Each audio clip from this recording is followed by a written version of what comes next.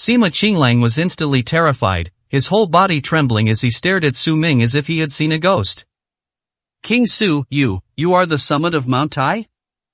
Now he finally understood what the title King Su meant. At the summit of Mount Tai, the king of Kyushu beheaded 8 bandit leaders. Among them was Sima Xiaohu, the tiger-headed Sima, who was his second uncle. Upon realizing all this, Sima Qinglong's face was completely drained of color, he was nearly scared to death. It's good that you understand. Su Ming grinned coldly, raised his leg and kicked Sima Qinglang in the head with a bang. Sima Qinglong's neck was dislocated, and he lay on the ground unconscious. Su Ming turned his head and looked at Zhao Yan standing next to him. Zhao Yan looked at Su Ming with a deathly pale face. She never expected that Su Ming would be this powerful. In the end, she still lost. If the Sima family is no match for Su Ming, then what can the Zhao family use to fight against Su Ming? Get out! Su Ming looked at Zhao Yan and said, "For Wan Shirin's sake, I won't touch you, but you'd better go back and warn your Zhao family not to cause trouble. Yanqing is a small place, but Zhengzhou is just a tiny piece of land to me. Small skirmishes are fine, but don't alarm me." Upon hearing this, Shen Luoyun showed a grateful and touched expression. Although Su Ming rejected her. But it's clear that these words were spoken on behalf of the Shen family. Otherwise, Su Ming would have had no reason to bring this up. It seems that Brother Su is cold on the outside but warm on the inside.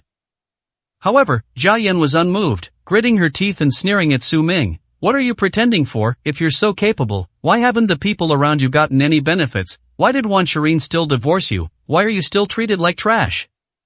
Who are you trying to scare? Do you really dare to do anything to me? Let me tell you, I'll tell Wan Shirin everything as soon as I get out of here. Let's see what she thinks of you then. I'll make sure you can never hold your head up high in front of Wan Shirin again." Zhao Yan said through gritted teeth. Snap! As soon as Zhao Yan finished speaking, Su Ming raised his hand and slapped Zhao Yan across the face, causing her to fall to the ground with blood coming from the corner of her mouth. Su Ming didn't even bother to look at Zhao Yan, and said to Shen Luoyun, "Let's go." Zhao Yan was left sitting there, filled with jealousy and resentment, tears streaming down her face. Su Ming returned to the hall and met Zhang Wuyu. Zhang Wuyu is still hesitating whether or not to call Zhang Yilin. But so far, the entire gathering has returned to a state of calm and tranquility. As I hesitated, I saw Su Ming walking over. Zhang Wuyu hurriedly went up to her and asked anxiously, "President Su, are you alright? I just saw the eldest son of the Sima family arrive with his men. Should I call the Tianming Chamber of Commerce to come and provide support?" "No." Su Ming shook his head, looked around, but couldn't see Chu Qingqing anywhere. He asked in confusion, "Where is Chu Qingqing? Did she go back first? Wasn't she with you?" Zhang Wuyu then remembered Chu Qingqing. However, he didn't have a good impression of Chu Qingqing anymore, and awkwardly grinned, saying, "When she saw Sima Qinglang just now, she acted like she'd seen a celebrity. She's already gone upstairs to Sima Qinglong's room. I don't want to deal with that kind of woman anymore." He no longer wanted to pay attention to women who lacked common sense. To avoid getting infected myself. "You went to Sima Qinglong's room?" Su Ming frowned immediately. "How long have you been gone?" Su Ming asked again. "It's been a long time, almost half an hour." Zhang Wuyu replied. "Damn it!" Su Ming cursed and immediately went upstairs. Although Chu Qingqing brought this upon herself, it would be difficult to explain to Lin Shouyun if something were to happen. After all, Chu Qingqing was invited to this kind of place by Zhang Wuyu. Zhang Wuyu was one of his men. He bears some responsibility. Once upstairs, they found room 888, and Su Ming kicked the door open with a bang.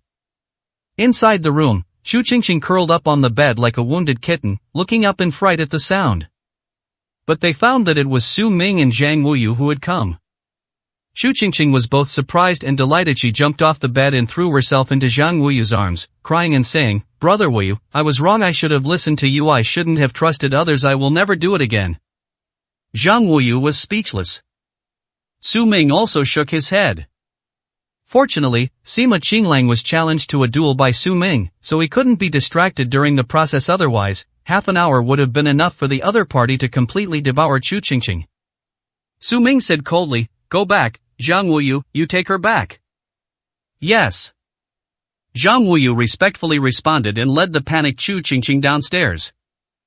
Shen Luoyun looked at Su Ming with a big smile. Brother Su, let's go too. You haven't finished eating yet, have you? I'll treat you to dinner. Good. Su Ming nodded and left with Shen Luoyun. After exercising, I'm actually a bit hungry.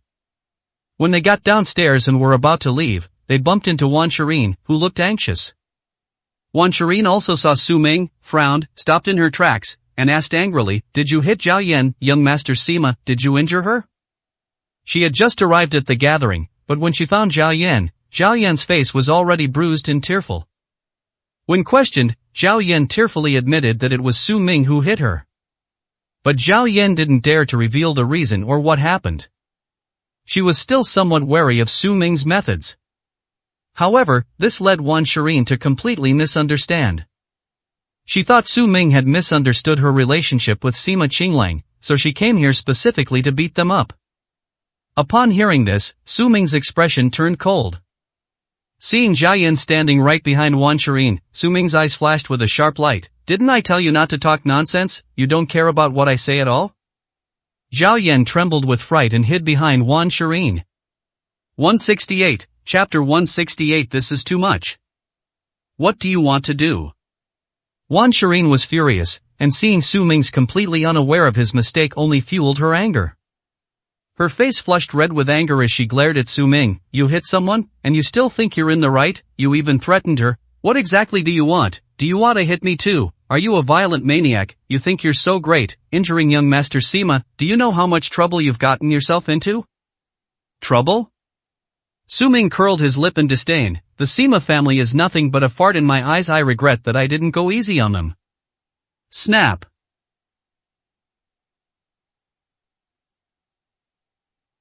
Wan Shirin slapped Su Ming across the face. The crisp applause echoed throughout the hotel lobby, drawing the attention of countless guests who all turned to look in their direction. Su Ming was exposed to the public eye. Get slapped in the face by a woman? This man is so spineless.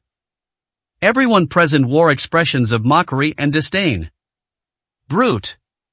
Wan Shirin pointed at Su Ming and cursed him angrily before turning and leaving with Zhao Yan. That's outrageous. Shen Luoyun gritted her teeth in anger, her face filled with shock and fury. Wan Shirin has gone too far. She doesn't even know how much you helped her, Brother Su, and she thinks you're trying to harm her. I've never seen such an ungrateful woman before. If I go and teach her a lesson, the Wan family is doomed. Shen Luoyun was furious. Slapping Su Ming in the face would make her angrier than slapping her face.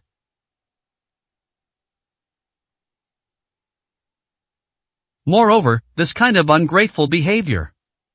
Shen Luoyun rushed out, ready to settle scores with Wan Shirin. But Su Ming stopped him. Su Ming calmly shook his head. Forget it, she's always been like this. You won't get anything out of her. If you go to her, it'll only deepen the misunderstanding. Let's go eat. Brother Su. Shen Luoyun turned around and looked at Su Ming with deep sympathy, feeling heartbroken. He'd been with this woman for 3 years.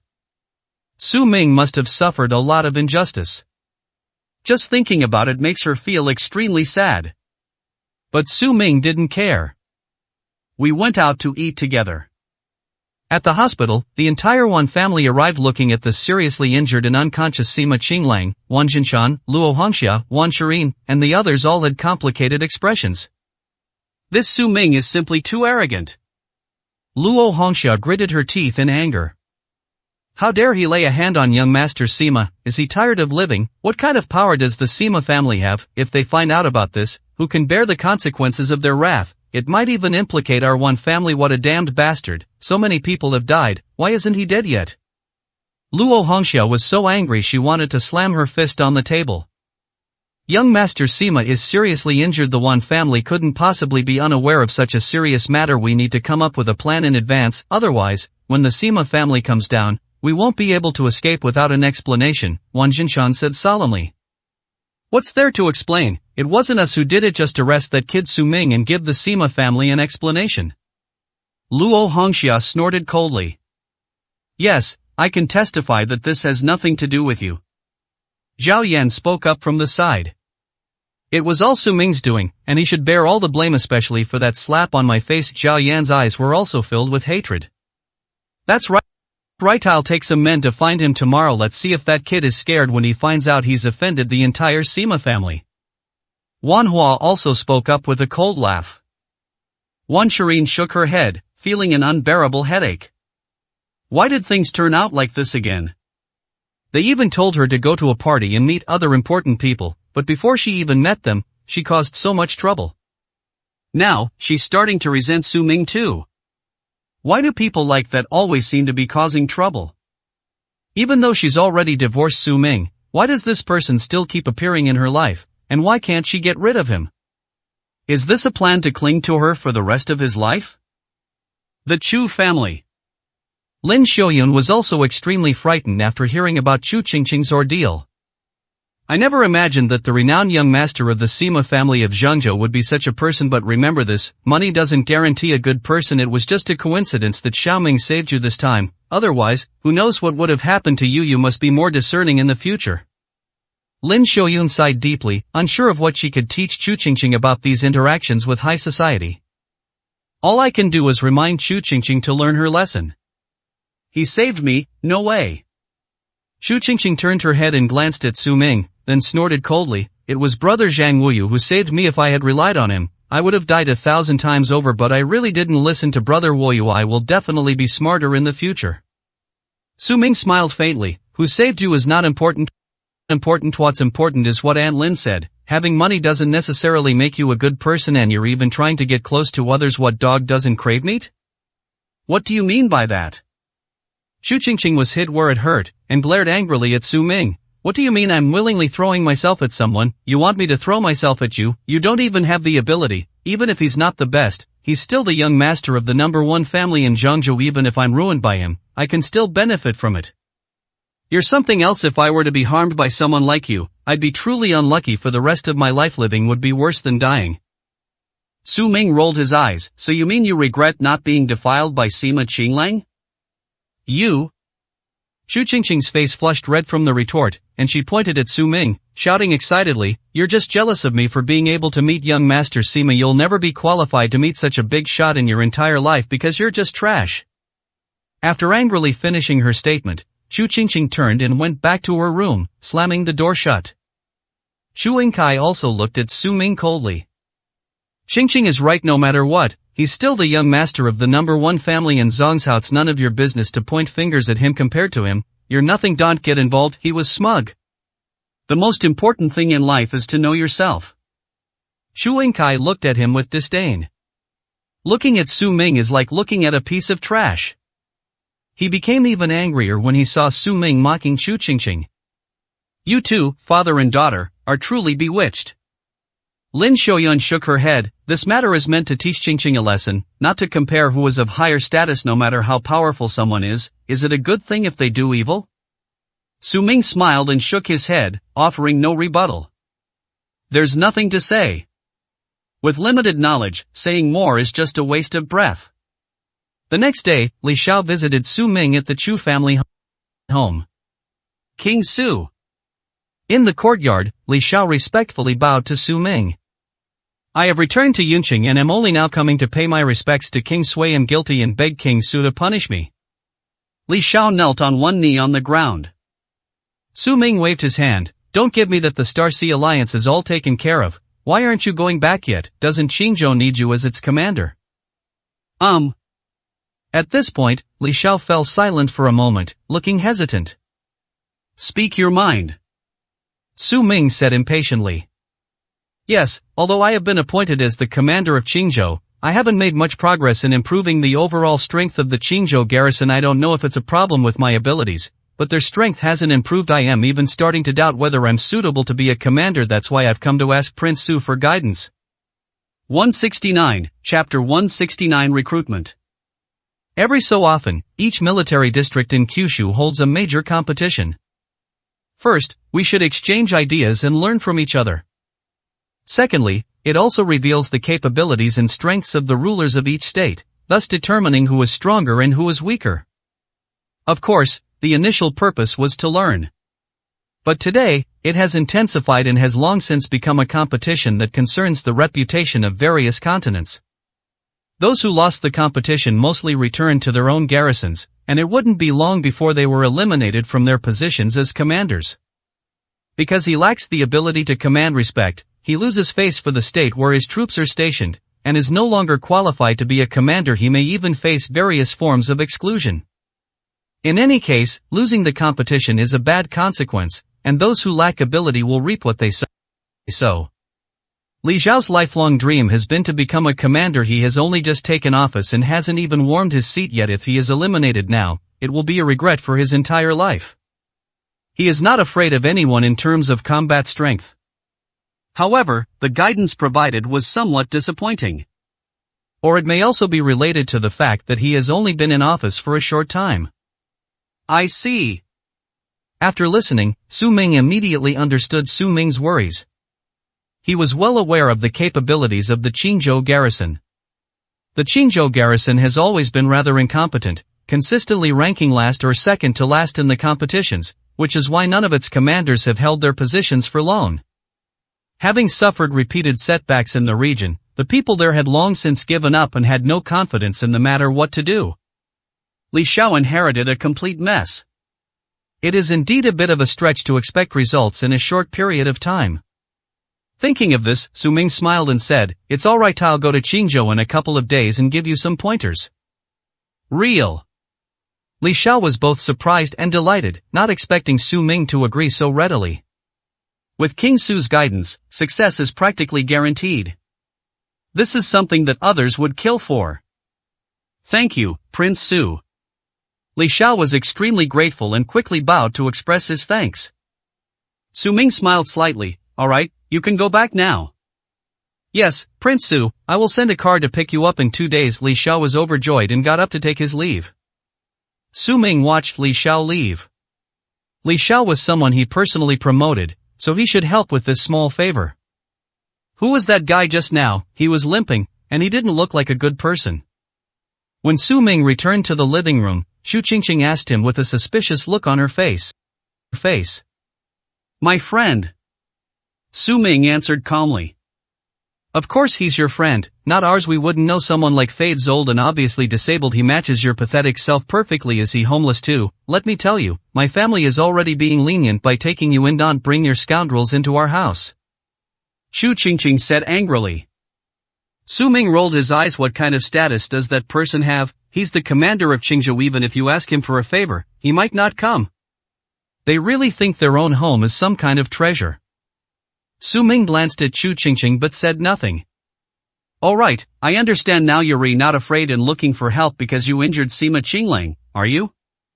Xu Qingqing widened her eyes and stared at Su Ming. Last night, she learned from Zhang Wuyu that Sima Qinglang had been seriously injured and hospitalized. Knowing Sima Qinglang's identity, there's probably not a single person in the entire Yun city who would dare to hurt him. Only those who are ignorant are like newborn calves, unafraid of tigers. This matter is clearly related to Su Ming. Only Su Ming is ignorant and prone to violence. Perhaps it was during the chaos last night when Zhang Wuyu saved her that Su Ming took advantage of the situation to injure Sima Qinglang. Now that I've come to my senses, I'm scared. What, you injured Sima Qinglang? Xu Yingkai and Lin Xiaoyun were both startled when they heard this. Xiao Ming, is this really true? Lin Xiaoyun's face turned pale with fright. This is no small matter. The Sima family is the most powerful family in Zhengzhou, unlike those in Yunqing. If the Sima family were to take their anger out on us, who could withstand it? Let alone Su Ming, anyone in Yunqing would probably be trembling with fear. If this is true, it will be a huge disaster. Su Ming breathed a sigh of relief. The news spread really fast, even Xu Qingqing knew about it. It seems that it won't be long before the Sima family finds out. When the time comes, Sima Quanglong will naturally come to meet his death. He nodded slightly. I'm the one who injured you, but I did it on purpose. Su Ming grinned. Even if Sima Quanglong knew there was something wrong with this trap, he would still fall into it, unless the Sima family was willing to lose all face. You did it on purpose, huh? You're so smug, aren't you? Xu Qingqing looked at Su Ming as if he were an idiot. You have no idea how much trouble you've caused. Yes, I was bullied by Sima Qinglang, but that doesn't give you the right to hit someone. There are many ways to resolve this. If you don't know what to do, just leave it to brother Wu. You insisted on hitting someone to show off. Do you think this will make me like you? How ridiculous. This only makes you look ignorant and stupid.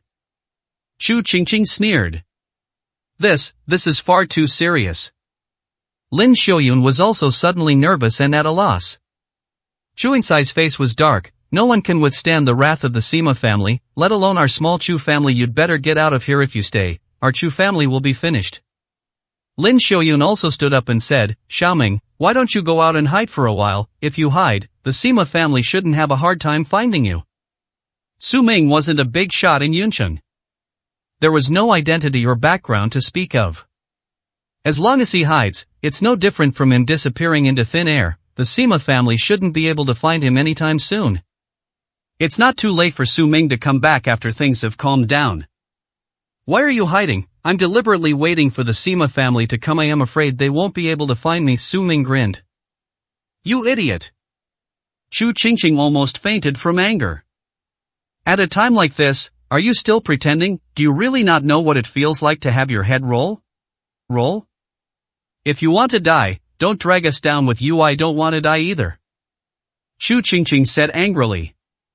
Don't worry, with me here, they won't be able to touch you. Su Ming smiled calmly, turned around and left. He's insane. This guy is definitely insane.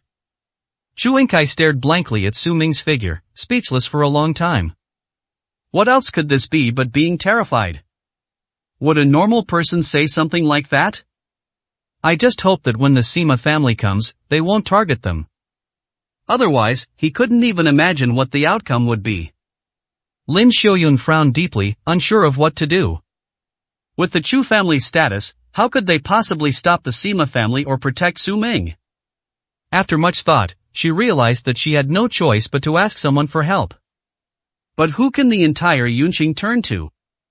Chen Fengyu. The only person in the Chu family who was both well-connected and capable was Master Chen Fengyu. Lin Xiaoyun stood up and said to Chu Qingqing, Qingqing, come out with me. Let's go ask Master Chen for help. What? I'm not going. Why should I beg my godfather for something like that? I don't want to, Chu Qingqing said angrily. Are you kidding me? Why would someone like Su Ming deserve her pleading, or even her godfather's intervention? This is so embarrassing to say. 170, Chapter 170. It's for real. 10,000 families. 4 people came down from Zhengzhou. The 3 burly men, with their imposing stature, broad shoulders, and bulging temples, exuded a menacing and intimidating aura. Just sitting there, they were so imposing that they inspired fear in all who beheld them. These 3 alone were enough to intimidate the entire Wan family, leaving Wan Jinshan and Luo Hongxia speechless. The leader was a man in a suit, around 40 years old, who looked mature and steady, but his eyes revealed a domineering and dignified air. Luo Hongxia carefully served the tea and respectfully asked, Lord Sima, what brings you here in person? It goes without saying that these guys came because of Sima Qinglang. However, at times like this, it's better for the entire Wan family to play dumb. If even the slightest sign of trouble is shown, the Sima family will likely take their anger out on us. My name is Sima Mang, and I am the secretary of Master Sima. I handle most of Master Sima's affairs, including those of the eldest young master, Sima Qinglang. At this point, Sima Mang's eyes suddenly sharpened. Luo Hongxia was so frightened that she trembled all over and almost fell to the ground. Then Sima Mang pointed to the 3 burly men beside him and said, They are the 3 war gods of my Sima family, Sanglong, Liu, and Zhanma. Each of them has 5,000 men under their command. These men will all enter Yunqing within 2 days. I don't know which family in Yunqing can find 15,000 men. Which family can withstand the trampling of the 3 war gods and their legions? So I only want to know one thing, who injured the young master, and how? The 3 war gods? 15,000 people? Upon hearing this, everyone in the Wan family was terrified and speechless. Let alone the Wan family, no family could possibly stop them. As expected, no one could withstand the wrath of the Sima family. Even though Master Sima didn't come in person, he only sent his secretary down. It was already such a terrifying lineup. If Sima Qinglong came down, what would happen? We'll raze Yunqing to the ground. Luo Hongxia swallowed hard in fright and hurriedly said, young Master Sima's injury has nothing to do with our one family. However, I know who did it, and I can tell Lord Sima without reservation. Explain. Sima Mang let out a cold shout. It was a kid named Su Ming. He was originally my one family's son-in-law, but we kicked him out because he was a useless good-for-nothing. My daughter happened to be at the party that day. I guess that kid was driven by love turned to hate, and when he saw my daughter getting close to the eldest young master, he injured her. That's what happened.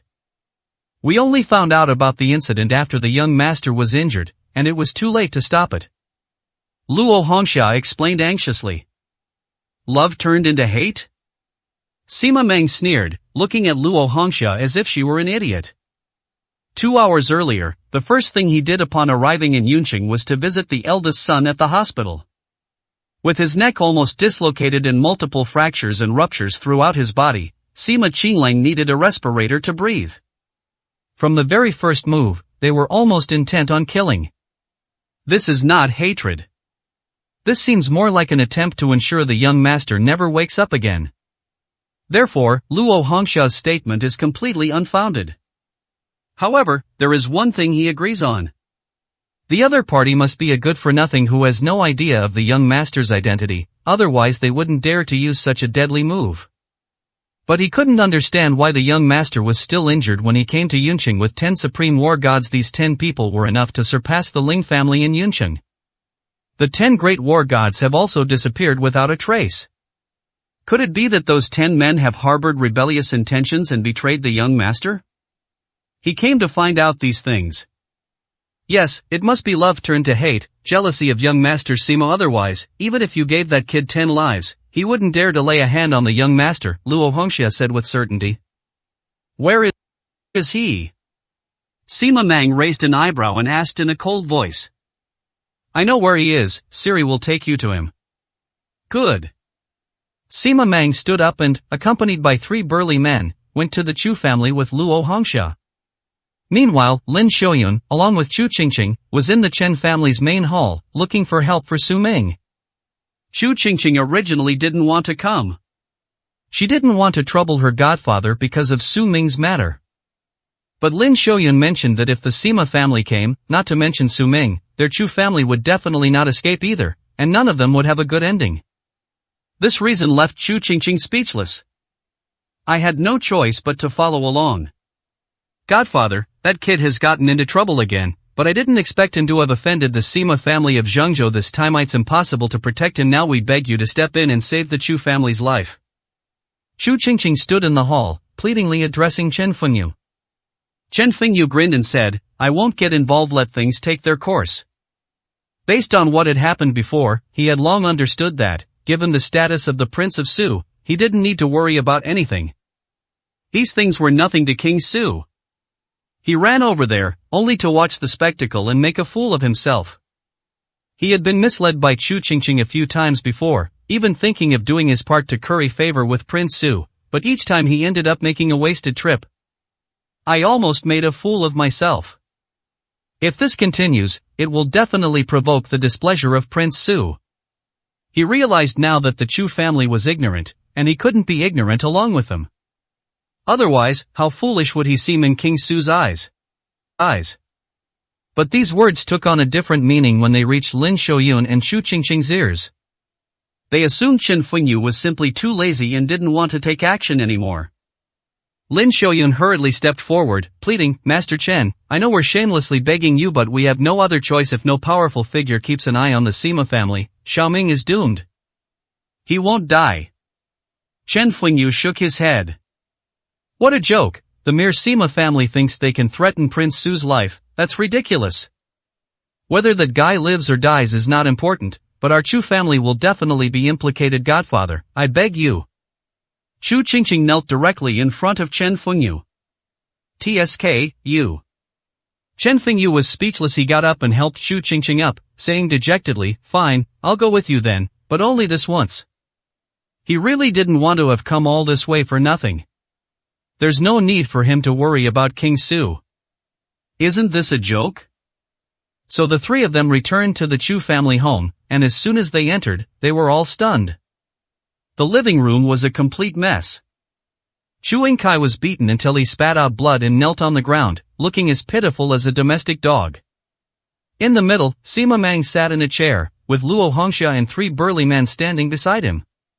The terrifying aura was like the arrival of the king of hell, making it almost impossible to breathe. Yingkai! Dad! Lin Xiaoyun and Chu Qingqing gasped and rushed over, tears streaming down their faces. Chen Fengyu was also shocked. Is this for real this time?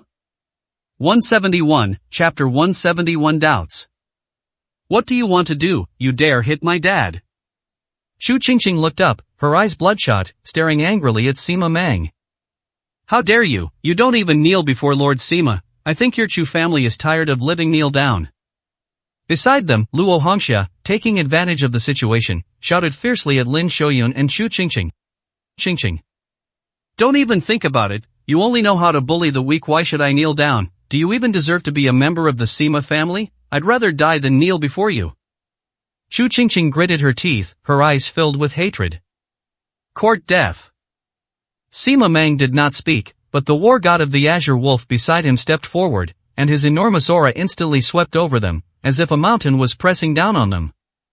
Although Sanlong didn't make a move, his aura was already suffocating Chu Qingqing.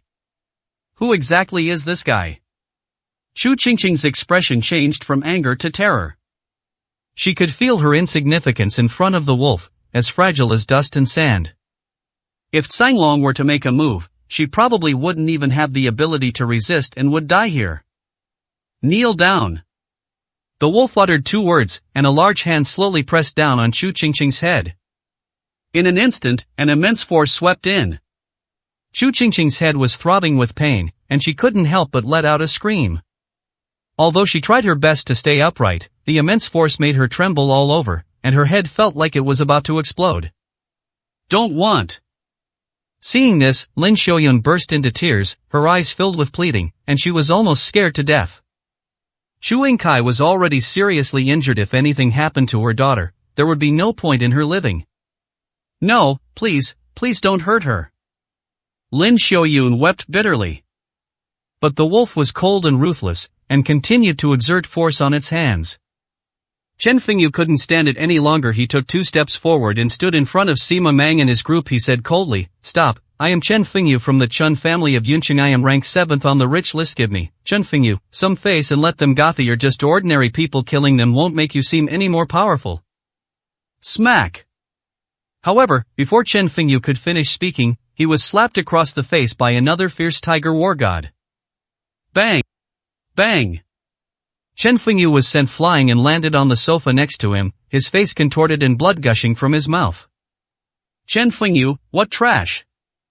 Sima Mang sneered disdainfully, then slowly swept his gaze over the crowd, coldly saying, "I'll give you 3 days to hand over that brat named Su Ming. Send him to the Wan family. If I don't see him in 3 days, your Chu family, and you, Chen Fengyu, will all be dead. I, Sima Mang, mean what I say."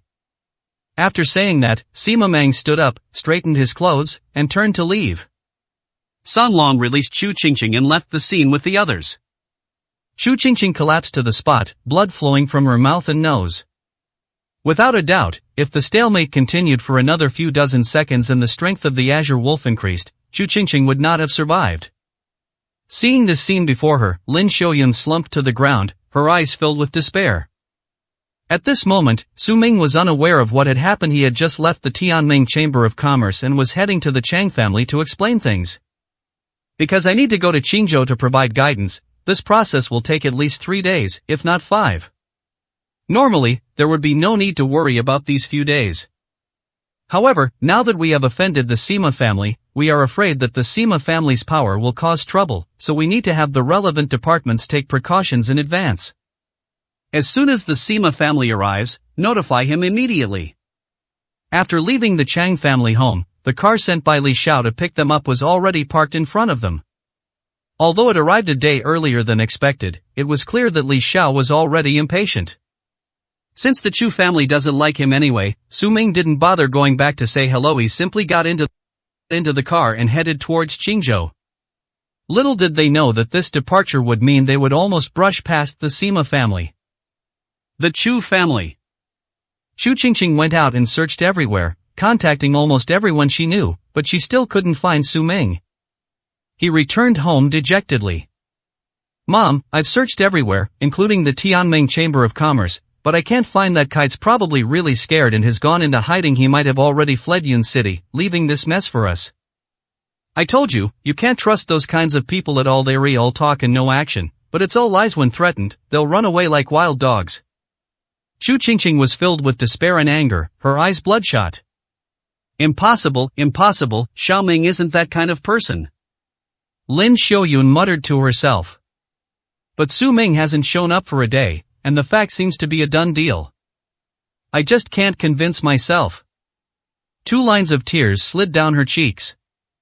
"Mom, don't count on that kind of person. Do you expect him to get into trouble and take the blame himself? If he really had that kind of responsibility and ability, why would Miss Wan have abandoned him? Clearly, he's a scumbag," Chu Qingqing said in despair. "What else can we do?" Lin Xiaoyun covered her face and wept.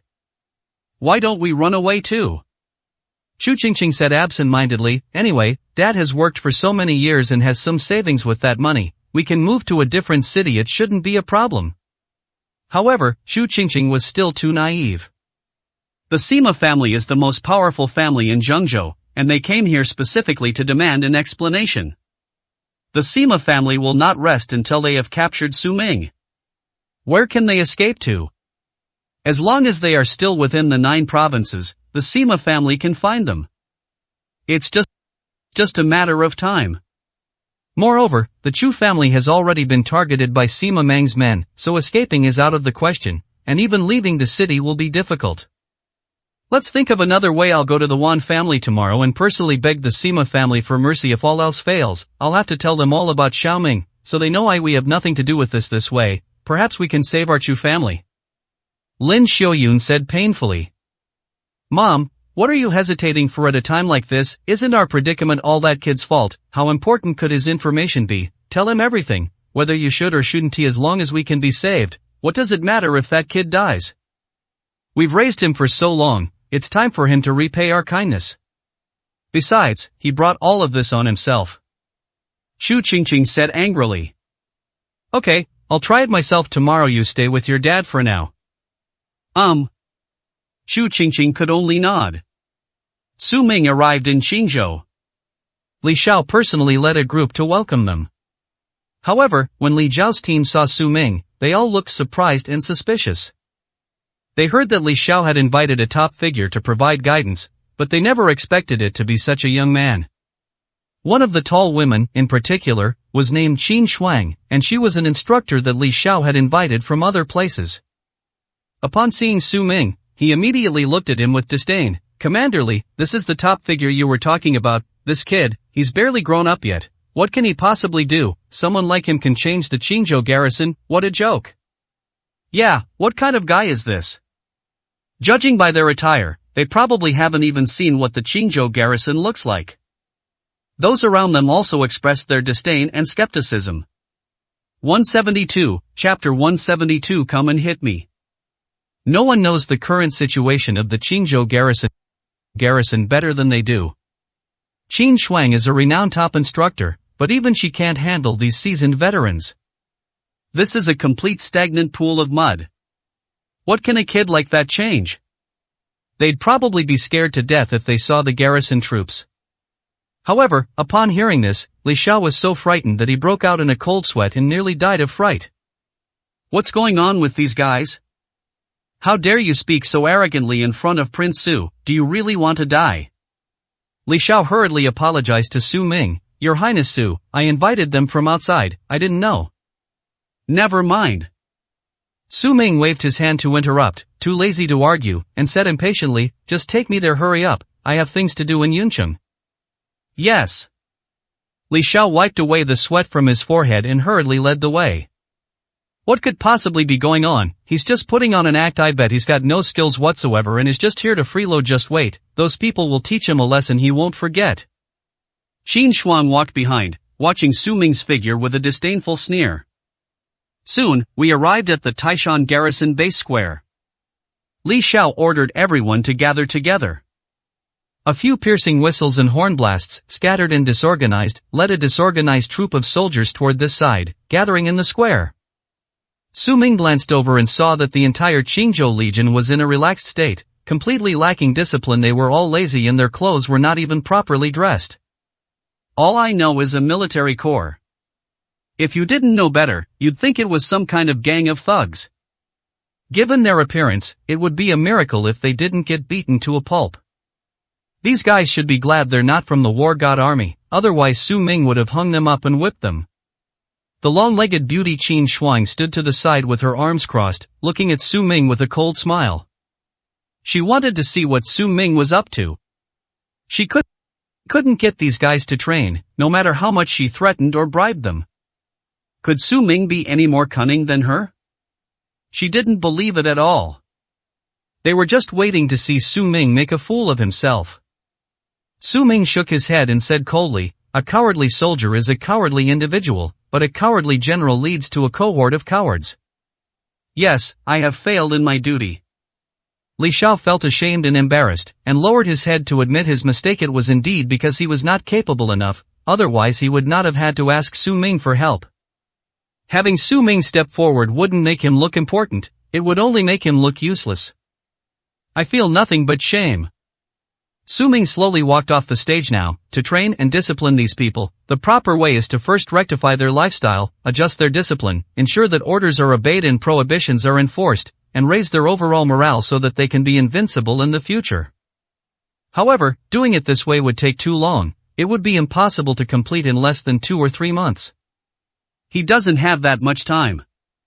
The simplest and most direct way is through force. Let these people witness true power, instill resentment and hatred in them, and thus ignite their fighting spirit. Walking up to the crowd, Su Ming's gaze fell on one of the burly men, and he pointed at him, saying, "You, come out here." The burly man walked out casually, a smile on his face, looking at Su Ming with disdain. "Do you think you're really that great?" Su Ming looked at the other party and asked with a cold smile. "I don't consider myself particularly great, but I'm at least better than you," the man said with a disdainful look at Su Ming. Immediately, thousands upon thousands of people behind him burst into laughter. "Fine, come and hit me." Su Ming pointed at the man and said with a cold gaze. "Real?" The man looked Su Ming up and down, and seeing that Su Ming was thin and frail, he asked with some sarcasm. "Stop talking nonsense and hurry up." The man helplessly shrugged. "You asked for this. I've never seen such a request before. If I punch you, you might die." The crowd erupted in uproar and laughter. Laughter erupted. The atmosphere was relaxed yet lively. No one thought Su Ming would be a match for them. What a joke, their physiques are not even in the same league. Wouldn't Su Ming be beaten to a pulp? Seeing this, Qin Shuang also sneered and understood what Su Ming was trying to do. Isn't this just a show of force? She tried as soon as she arrived, and she challenged not just one person, but 5 or 6 in a row, but it was no use. These guys didn't take her seriously at all. After the fight and the commotion, things went back to normal, without causing the slightest disturbance. So this is a stagnant pool. Clearly, Su Ming was even more foolish than her with that skinny little guy. He'd probably have a hard time even taking on one of them, and might just end up lying here. "Let's do it!" Su Ming shouted again. "Court death!" The burly man gave a sinister smile, then suddenly charged forward like a tank, crashing directly into Su Ming. He swung his massive fist in midair and smashed it down on Su Ming's head. Ring ring! Just then, Su Ming's phone rang. Su Ming took out his phone and saw that it was a call from Zhang Yilin. Zhang Yilin rarely calls him unless it's something important. So Su Ming answered the phone. But before him, the man's fist came hurtling towards him like a cannonball. What's going on with this kid?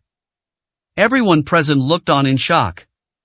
Faced with the attack, he actually answered the phone on the spot. What's going on? Is he afraid he won't die fast enough?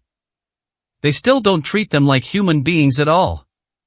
The man was also filled with shock and anger, and his strength surged even more as he unleashed a powerful blow, slamming it towards Su Ming's face. "Hello?" While answering the phone, Su Ming glanced at the phone, turned his head, and easily dodged the other party's attack. "President Su, something's happened."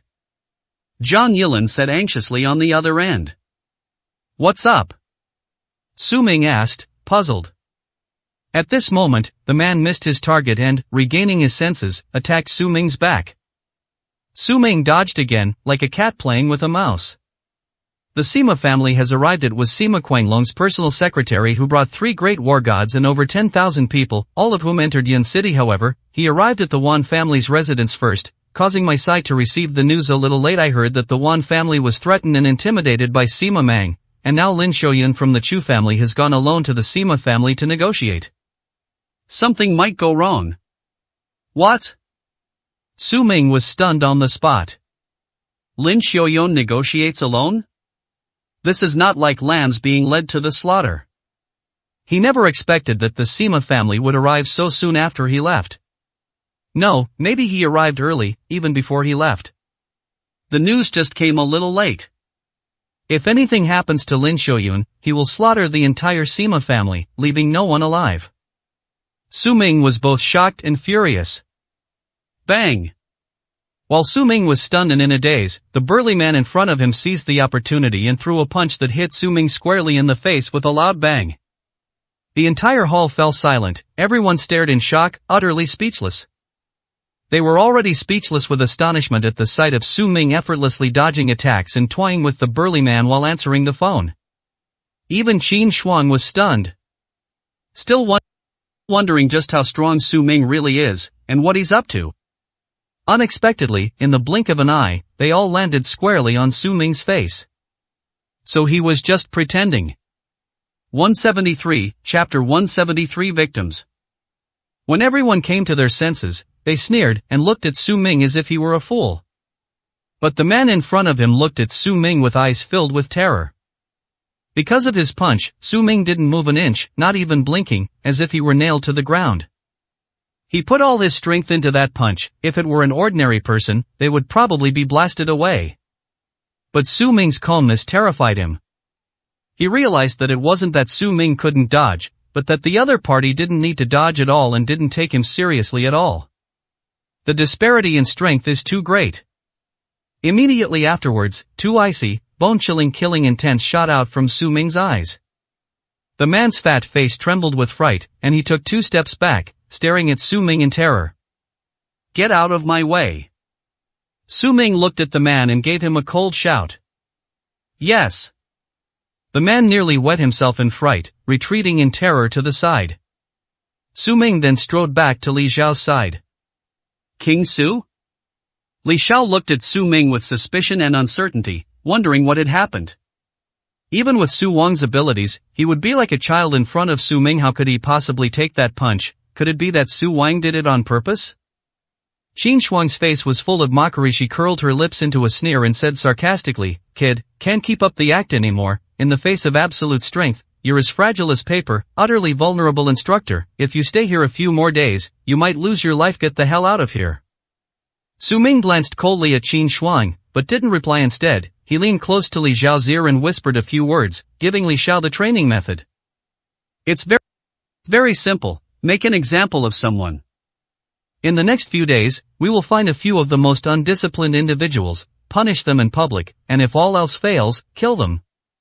Of course, it wasn't a real killing, it was just to create the illusion of killing someone and temporarily lock them up. Stimulate everyone's emotions so that they can achieve training results in a short period of time and thus participate in the competition. At the same time, Su Ming also left Li Xiao a prescription. Using this prescription for training would make the results twice as effective. Upon hearing this, Li Xiao was so grateful that he almost knelt down before Su Ming. But Su Ming had no time to spare. He immediately made a phone call, and shortly afterward, a helicopter roared into the base and landed directly on the square. Amidst everyone's stunned gazes, Su Ming boarded the helicopter and sped away. Just who is this guy? Qin Shuang stared in disbelief. He's incompetent, yet he can ride in a helicopter. Riding in a helicopter isn't that impressive, but for a helicopter to fly into a military base is something not everyone can do. Even the governor of Qingzhou doesn't have that kind of prestige. You could say he's formidable, but even he ran away with his tail between his legs. Could it be that Li Xiao arranged for this helicopter? Qin Shuang turned around and looked at Li Xiao with a puzzled expression. Commander Li, who exactly is this guy? Why are you so respectful to him? He's completely useless, isn't he? He ran away without doing anything, and he probably knows he can't afford to lose face after getting punched. Shut up. Li Xiao glanced coldly at Qin Shuang and said in a deep voice, Prince Su has already taught me the training methods. Tell them to start training immediately. Yes. Several subordinates responded and ran up to reorganize the training. 10,000 families. Wan family executives, including Wan Jinshan, Luo Hongxia, and Wan Hua, accompanied them.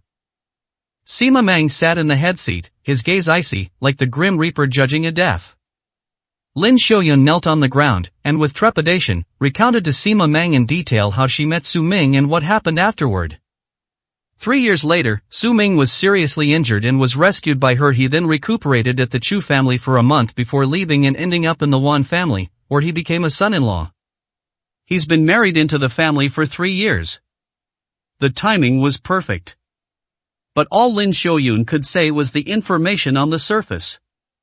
She didn't know Su Ming's specific identity. She didn't even know where Su Ming was from. However, she heard about Sima Qinglang being injured by Su Ming from Chu Qingqing and told Sima Mang the truth.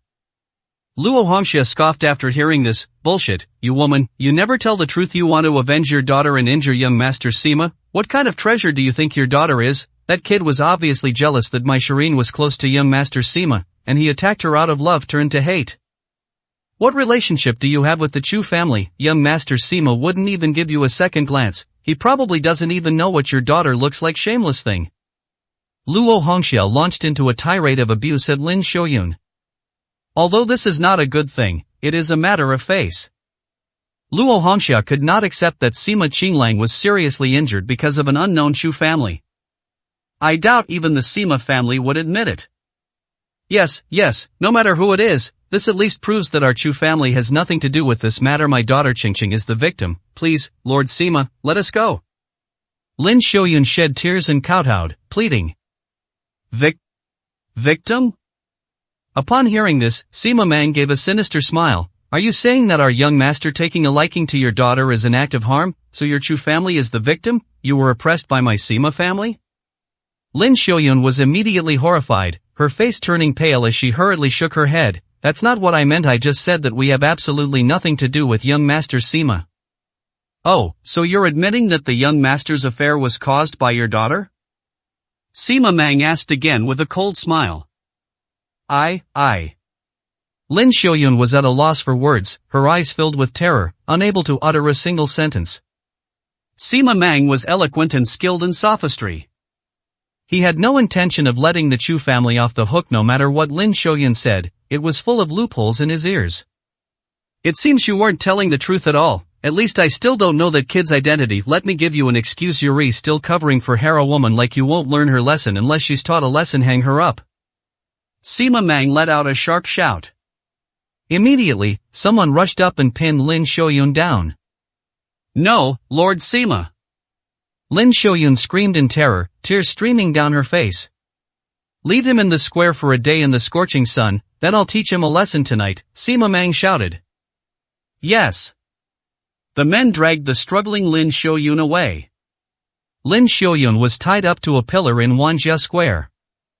I was exposed to the scorching sun all day. By evening, he was parched, his face was completely bloodless, and he hung his head, barely clinging to life. Luo Hongxia led her people to Lin Xiaoyun, smiling gloatingly. A woman like you deserves this, and you dared to take in a stray dog that our Wan family abandoned. Do you think you're better than our Wan family? You really won't know regret until you're about to die. That kind of trash harms himself and others. Don, I know that better than you, you idiot. Now you know how big a mistake you made.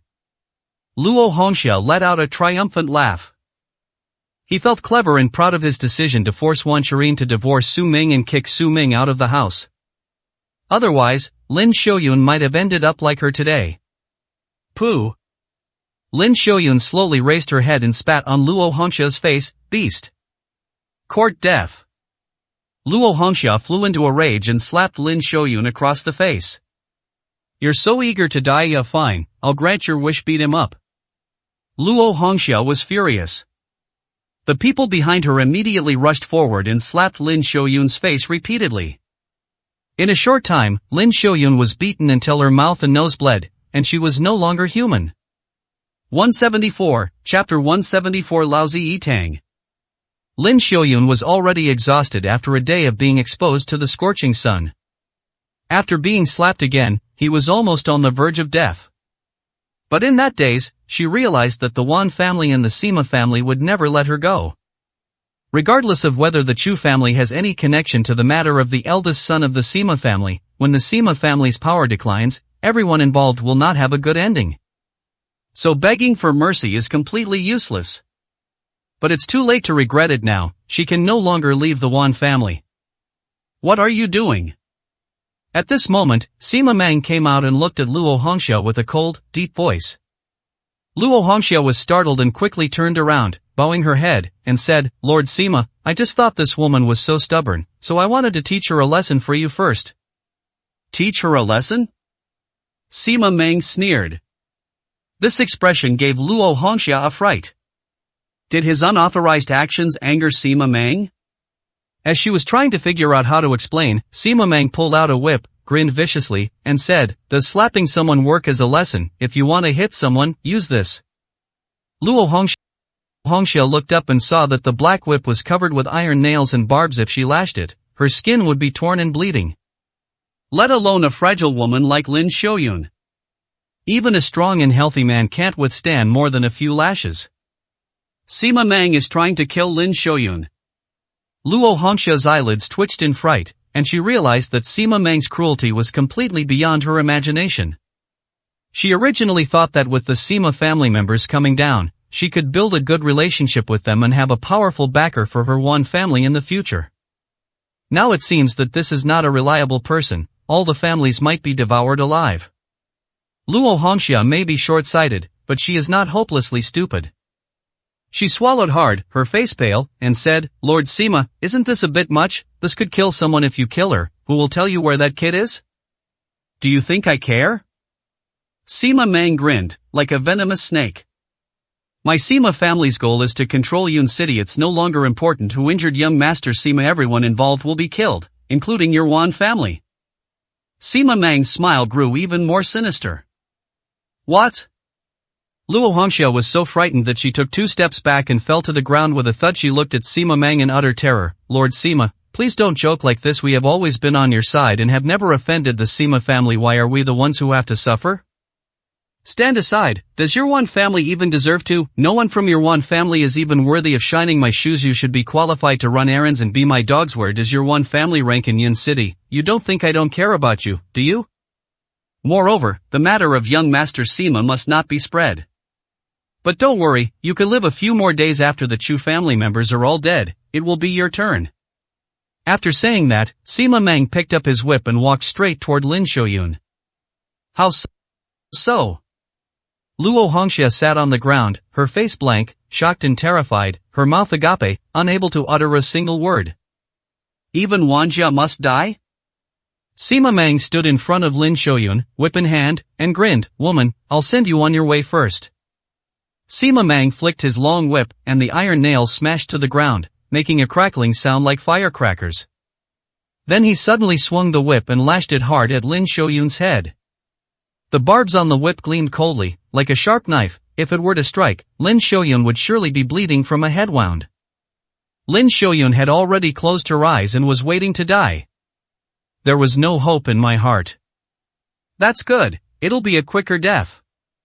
She just hoped that Qingqing and the others would find Su Ming quickly and run away, otherwise she would not be able to rest in peace if she fell into the hands of the Sima family. Boom! Just then, a dark shadow flashed at the doorway, and a huge figure rushed over, reaching out in midair to grab the whip. The nail pierced the other person's hand, but nothing happened to him. Sima Mang turned around in surprise, but before he could see what the other person looked like, he felt a tremendous force coming from his hand. Boom! Sima Mang was pulled into the air and flew towards the dark figure. A dark figure flew up and kicked Sima Mang in the chest. A heavy explosion. Sima Mang was kicked more than 10 meters away, breaking 5 or 6 of his ribs. After landing, he opened his mouth and spat out blood. The figure then stopped. Luo Hongxia and Sima Meng finally got a clear look at the person's appearance. He had thick eyebrows, a square face, a fierce expression, and exuded a violent killing intent. It was Yi Tang. Who are you? Sima Meng was shocked, biting his bloody teeth as he looked up at Yi Tang, utterly astonished. In this cloud city, someone actually dared to lay a hand on him? I am Yi Tang. Yi Tang's eyes flashed with cold light, her killing intent chilling. You dare to act recklessly in my inn city, do you really think I'm dead? Here, I'm the one who calls the shots, understand, you piece of trash. After saying that, Yi Tang strode towards Sima Meng. During this time, Yi Tang was at the Imperial Guard base outside Yun City because the grand competition was about to take place. He was also reorganizing and training the people at the base, so he didn't have time to deal with things in Yun City. I never imagined that the Sima family would have fallen into such a state in such a short time. If Su Ming hadn't called to inform him, he wouldn't have known what had happened. Since Su Ming is in Qingzhou and it will take him some time to get back, we'll leave this matter to him for now. But within his jurisdiction, the Sima family dared to act so recklessly, they simply didn't treat him like a human being. At this moment, Yi Tang was enraged like a wild beast. His entire body was radiating murderous intent. The Azure Dragon War God's aura erupted in full force, shaking the entire One family. You're asking for it. Sima Meng was filled with shock, anger, and panic. He hurriedly shouted behind him, Sun Long, Liehu, where the hell are you? With Sima Meng with a roar, the three war gods flew out and landed in front of Yi Tang. You bastard, how dare you attack the Sima family? Today, we'll show you our three war gods. The wolf roared angrily. The three war gods? Yi Tang grinned and, without pausing, rammed into the three of them like a tank. All three of them frowned instantly. Is this guy really not afraid of death? Hearing their names, they should be terrified and kneel on the ground, yet they still dare to rush forward. They're practically asking for it. If you want to die, I'll send you on your way. Enraged, Sun Long punched Yi Tang in the face. Yi Tang didn't even glance at him, neither dodging nor avoiding, and raised her hand to exchange a punch with Song Lang. Boom! With a deafening explosion, Sang Lang let out a scream as his arm bones were shattered, sending him flying backward more than 10 meters before crashing heavily into the wall. This? The other two's expressions changed drastically. Sima Meng was so shocked he couldn't close his mouth. What kind of combat power is this? These three war gods represent the pinnacle of the Sima family's strength, surpassing even the 10 supreme war gods and standing out among them. He's at the leader level. But now, he can't even withstand a single punch from Yi Tang. What's wrong with this guy? Amidst the stunned expressions of the others, Yi Tang retaliated with a backhand punch, slamming it into the shoulder of another fierce tiger. Fierce Tiger raised his hand to block. But when the fist landed on him, it felt like Mount Tai was pressing down on him. His face contorted instantly, and his entire body was smashed to the ground. Then Yi Tang stepped on his back, shattering his internal organs, and blood instantly gushed from his mouth and nose. Fierce Tiger died on the spot. 175, Chapter 175. 15,000 people. The last warhorse terrified everyone. Where have I ever seen such a terrifying creature? It's not even human anymore. Terrified, he retreated repeatedly, turning to run away, but Yi Tang caught up with him, grabbed his neck, and slammed him to the ground, knocking him unconscious on the spot. The three great war gods. Yi Tang beat these three people as easily as beating dogs. Yi Tang then slowly turned around, her eyes seemingly bloodshot and extremely brutal as she looked at Sima Meng.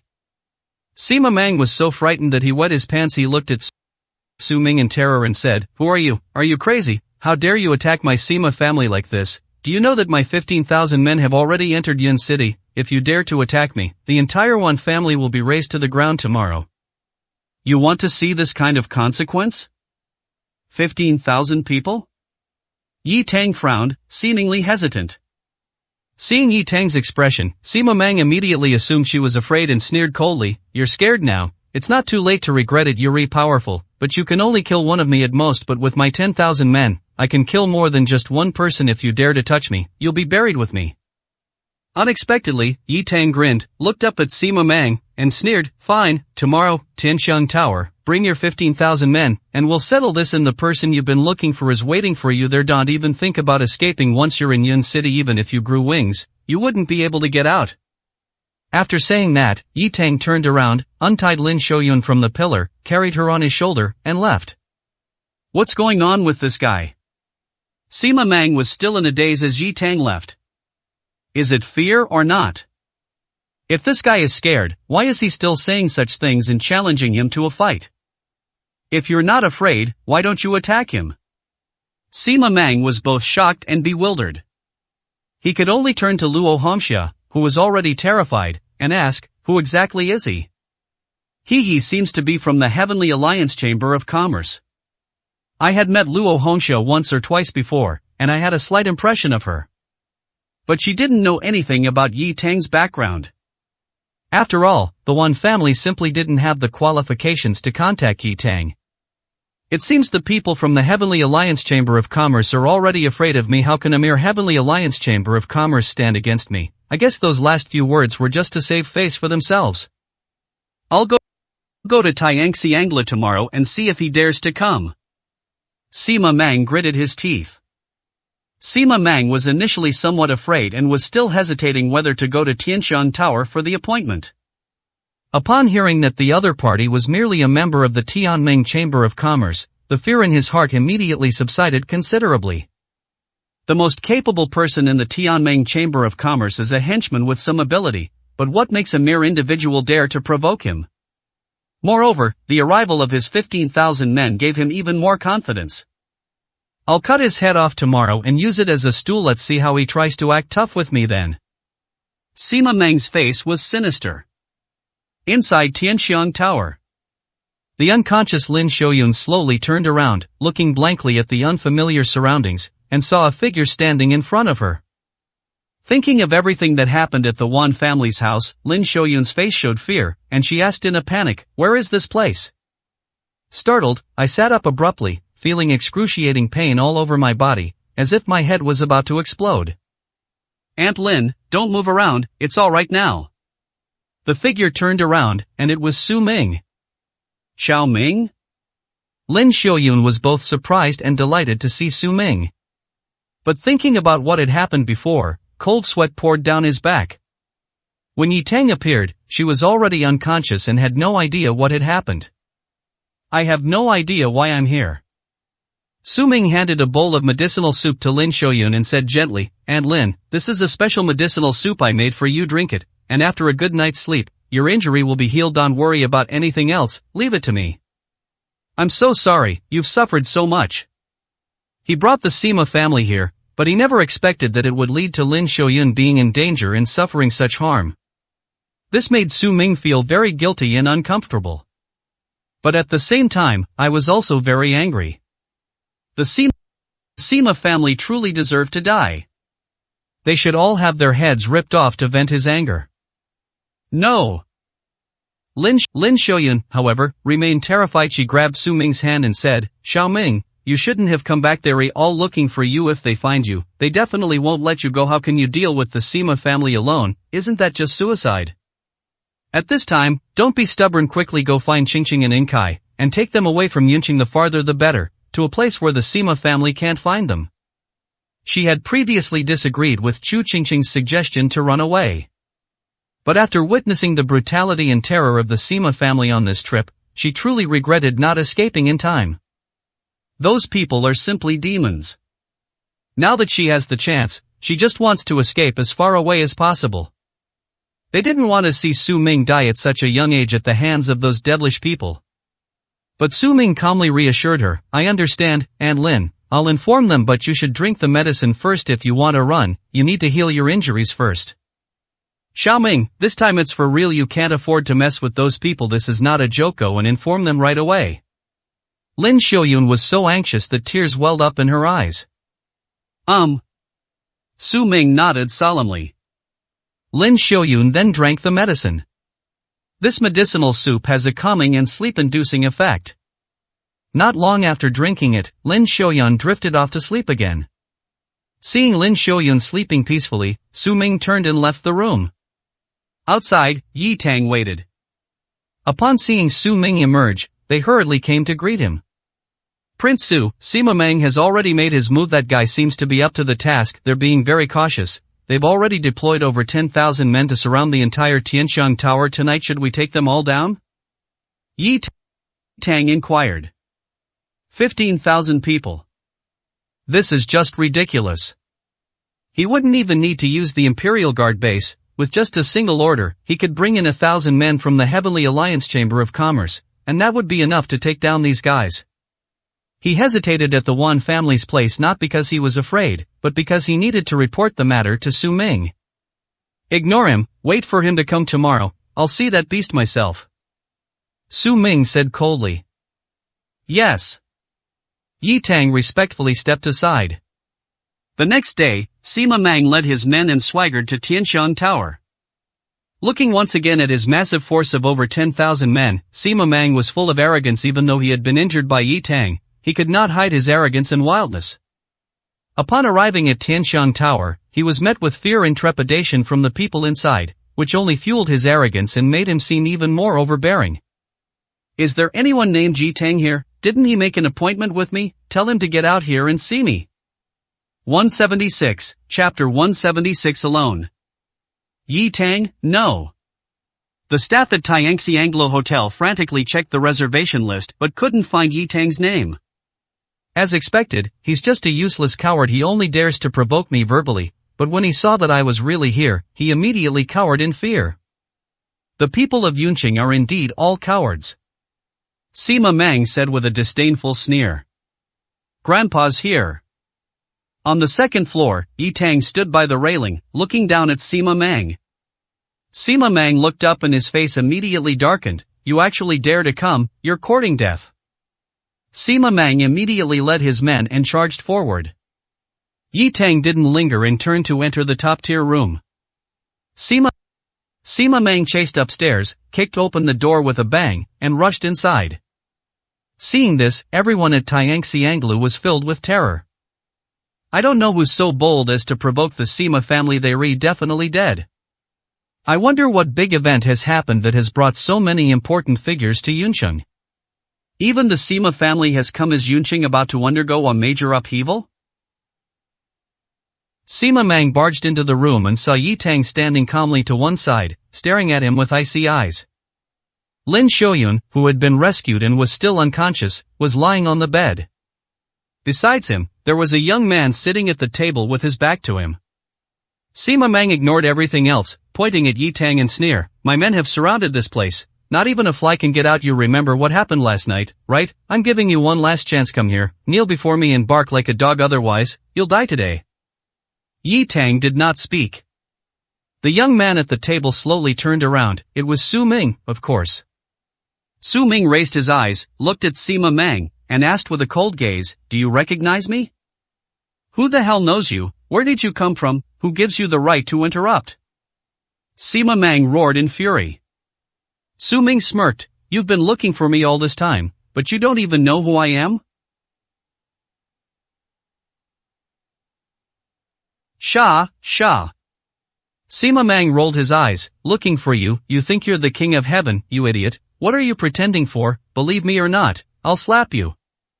Yi Tang is good at fighting, so he can look at him with some respect, but where did this idiot come from, daring to put on airs in front of him? Su Ming smiled and shook his head, then said to Yi Tang, Let's do it.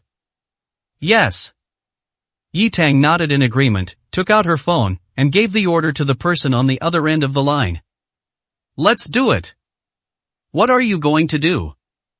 Sima Meng's expression changed, and he took a step back, having his men protect him. He thought Yi Tang was about to make a move.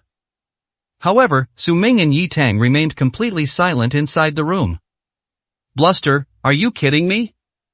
Sima Meng was furious and roared, If you don't dare to make a move, I will, all of you, get them, stop these two pieces of trash, I'm going to kill them with my own hands.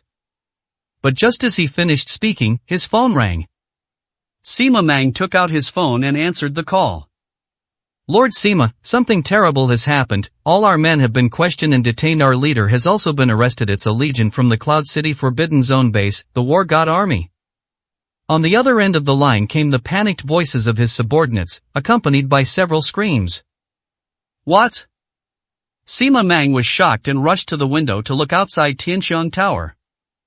Outside Tianxiang Tower, all of the more than 10,000 people he had arranged had vanished, leaving only an empty and silent space, without a single ghost in sight. How is that possible? War God Army? When did he provoke the War God Army? Besides, how could a small city like Yunqing have the War God Army? Although as more than 10,000 people were a large number, they all entered the city as ordinary people and were not part of a large-scale gathering, so why were they questioned? Could it be that? Sima Mang was startled and turned around abruptly, his shocked gaze falling on Yi Tang. Could it be that you are a member of the War God Army? No. Yi Tang smiled coldly, looking at Sima Mang with mockery. I'm just a subordinate of Prince Su. Prince Su is right in front of you, and you don't recognize him? Prince Su, who? Sima Mang turned his head in a daze. In the entire room, besides him and Yi Tang, only Su Ming remained. Sima Mang's gaze fell on Su Ming again, and instantly, he felt as if he had been struck by lightning. Could this kid be the real big shot? How could that be? Sima Mang shuddered, feeling his mouth go dry. Su Ming slowly stood up, sneering at Sima Mang. 15,000 men, and you dare to come looking for trouble, not to mention the War God Army. There are 500,000 troops stationed outside Yun City. Your 10,000 men aren't even enough to fill a tooth gap.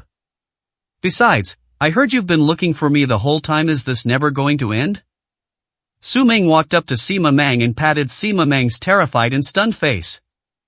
I guarantee that none of your 10,000 plus men will return alive. The only way they'll survive is if you die. Who exactly are you? Sima Mang turned pale with fright and asked, trembling all over. He is the leader of the War God Army, the Border King. Yi Tang said calmly. Thump.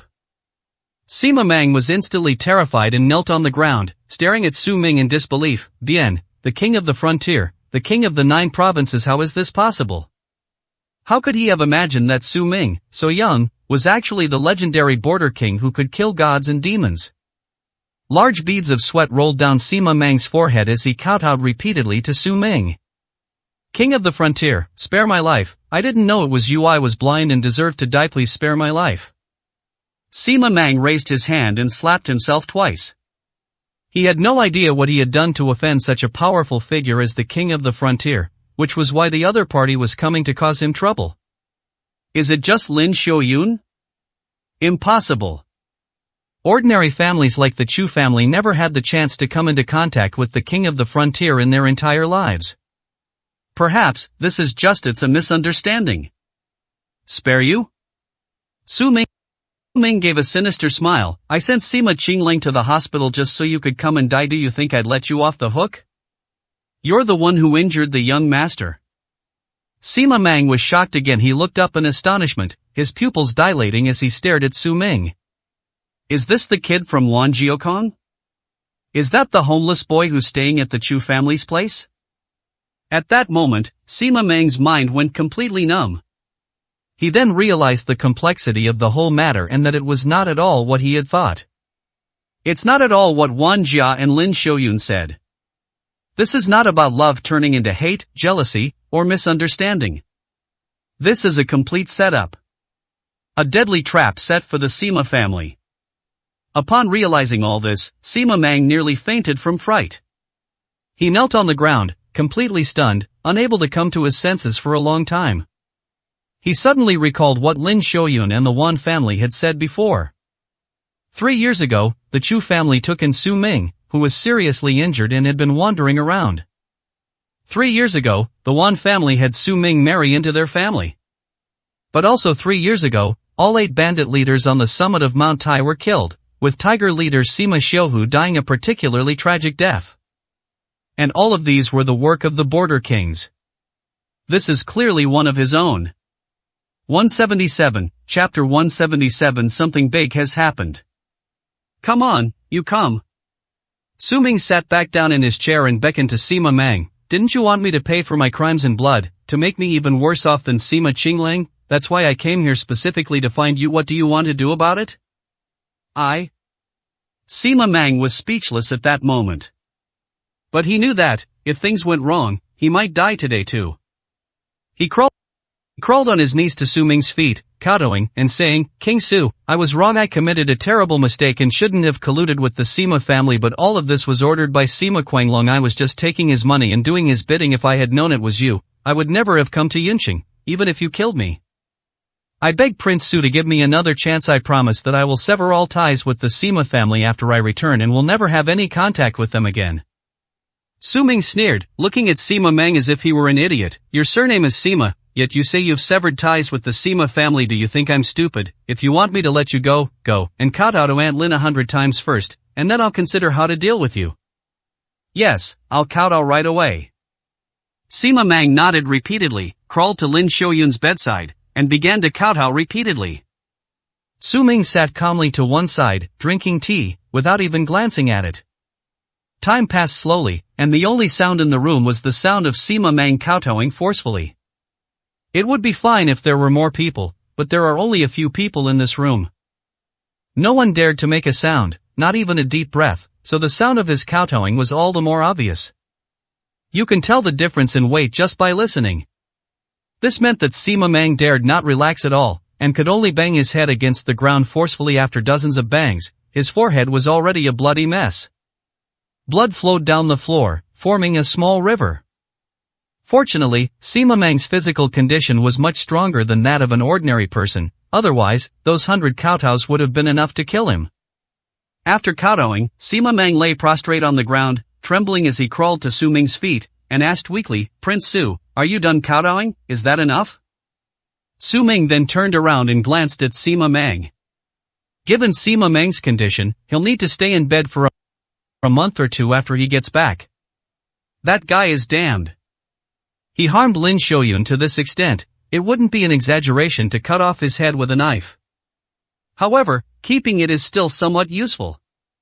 Now, two groups of forces from the Sima family have arrived in Yunqing, and they have all fallen into his hands. Not a single one of them has gone back to inform him. If Sima Quanglong finds out about this, he will definitely become suspicious. That might alert the enemy, and Sima Quanglong might just hide and never show his face again, which would be a real problem. Therefore, Sima Mang must go back. Su Ming looked down at Sima Mang and said, Go back and tell Sima Mang everything that happened here, but you must not reveal my identity. This is your only chance to live. If I find out you haven't done it, even if you return to Zhengzhou, I can still take your life. Yes, I will certainly do as you say. Upon hearing that he could live, Sima Mang was so happy that tears welled up in his eyes. He bowed to Su Ming again in gratitude, and then had someone help him carry him out. The people at Tianxiang Tower outside were still speculating about what would happen if they provoked the Sima family. But the next moment, they saw Sima Mang covered in blood, being carried out like a dead man. Everyone was terrified. They all looked up, utterly shocked, at the top-tier room upstairs. Who exactly is inside? Not only did they provoke the Sima family, but they also beat Sima Mang to such a state. What kind of power and ability does that require? The entire Tianxiang Tower was stunned. As soon as Sima Mang left Tianxiang Tower, he immediately took a carriage back to Zhengzhou without stopping. He didn't even have time to treat his injuries and could only do some simple hemostasis in the carriage. All he wanted to do now was to finish what King Su had asked him to do as soon as possible, and then never have anything to do with the Sima family again. Otherwise, he would still be hanging by a thread, his head hanging over the gates of hell, ready to die at any moment. Zhengzhou, the Sima family. At this moment, Sima Quanglong is hosting a banquet for the commander of the Central Plains garrison. They are having a meal at home, drinking, and chatting, and enjoying themselves immensely. Master Sima, you are too kind. We are old friends. There is no need for such a grand ceremony. You have prepared so much fine wine and food. You are giving us too much face. Yang Zai, the commander of Zhengzhou, and his deputy Chen Kai raised their wine glasses, laughing heartily, their faces flushed. Sai, this is all I should do. Sima Quanglong grinned and said, the Sima family owes its current status and its ability to stand firm in Zhengzhou to the care of the two of you. Otherwise, how could we mere businessmen have any chance to rise to prominence? Master Sima is too modest with the Sima family's strength. It's in no way inferior to our base. The only difference might be the number of people, but the Sima family's wealth is something we could never match in our entire lives. Yang Zai complimented with a smile.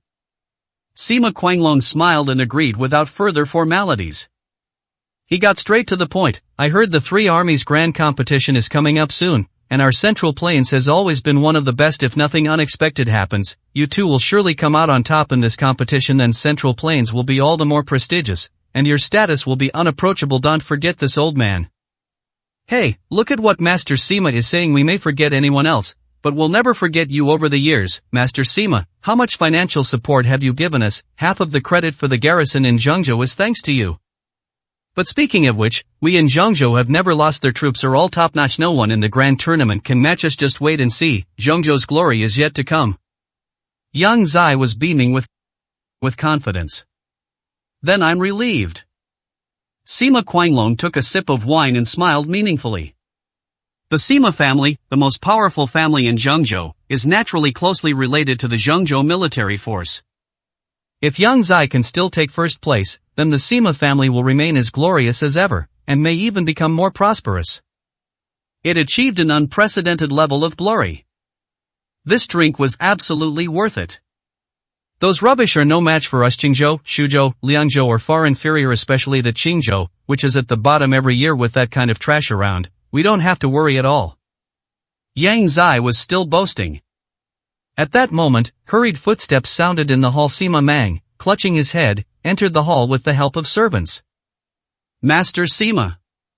Sima Mang shouted. Sima Mang? Sima Quanglong turned his head and exclaimed in surprise.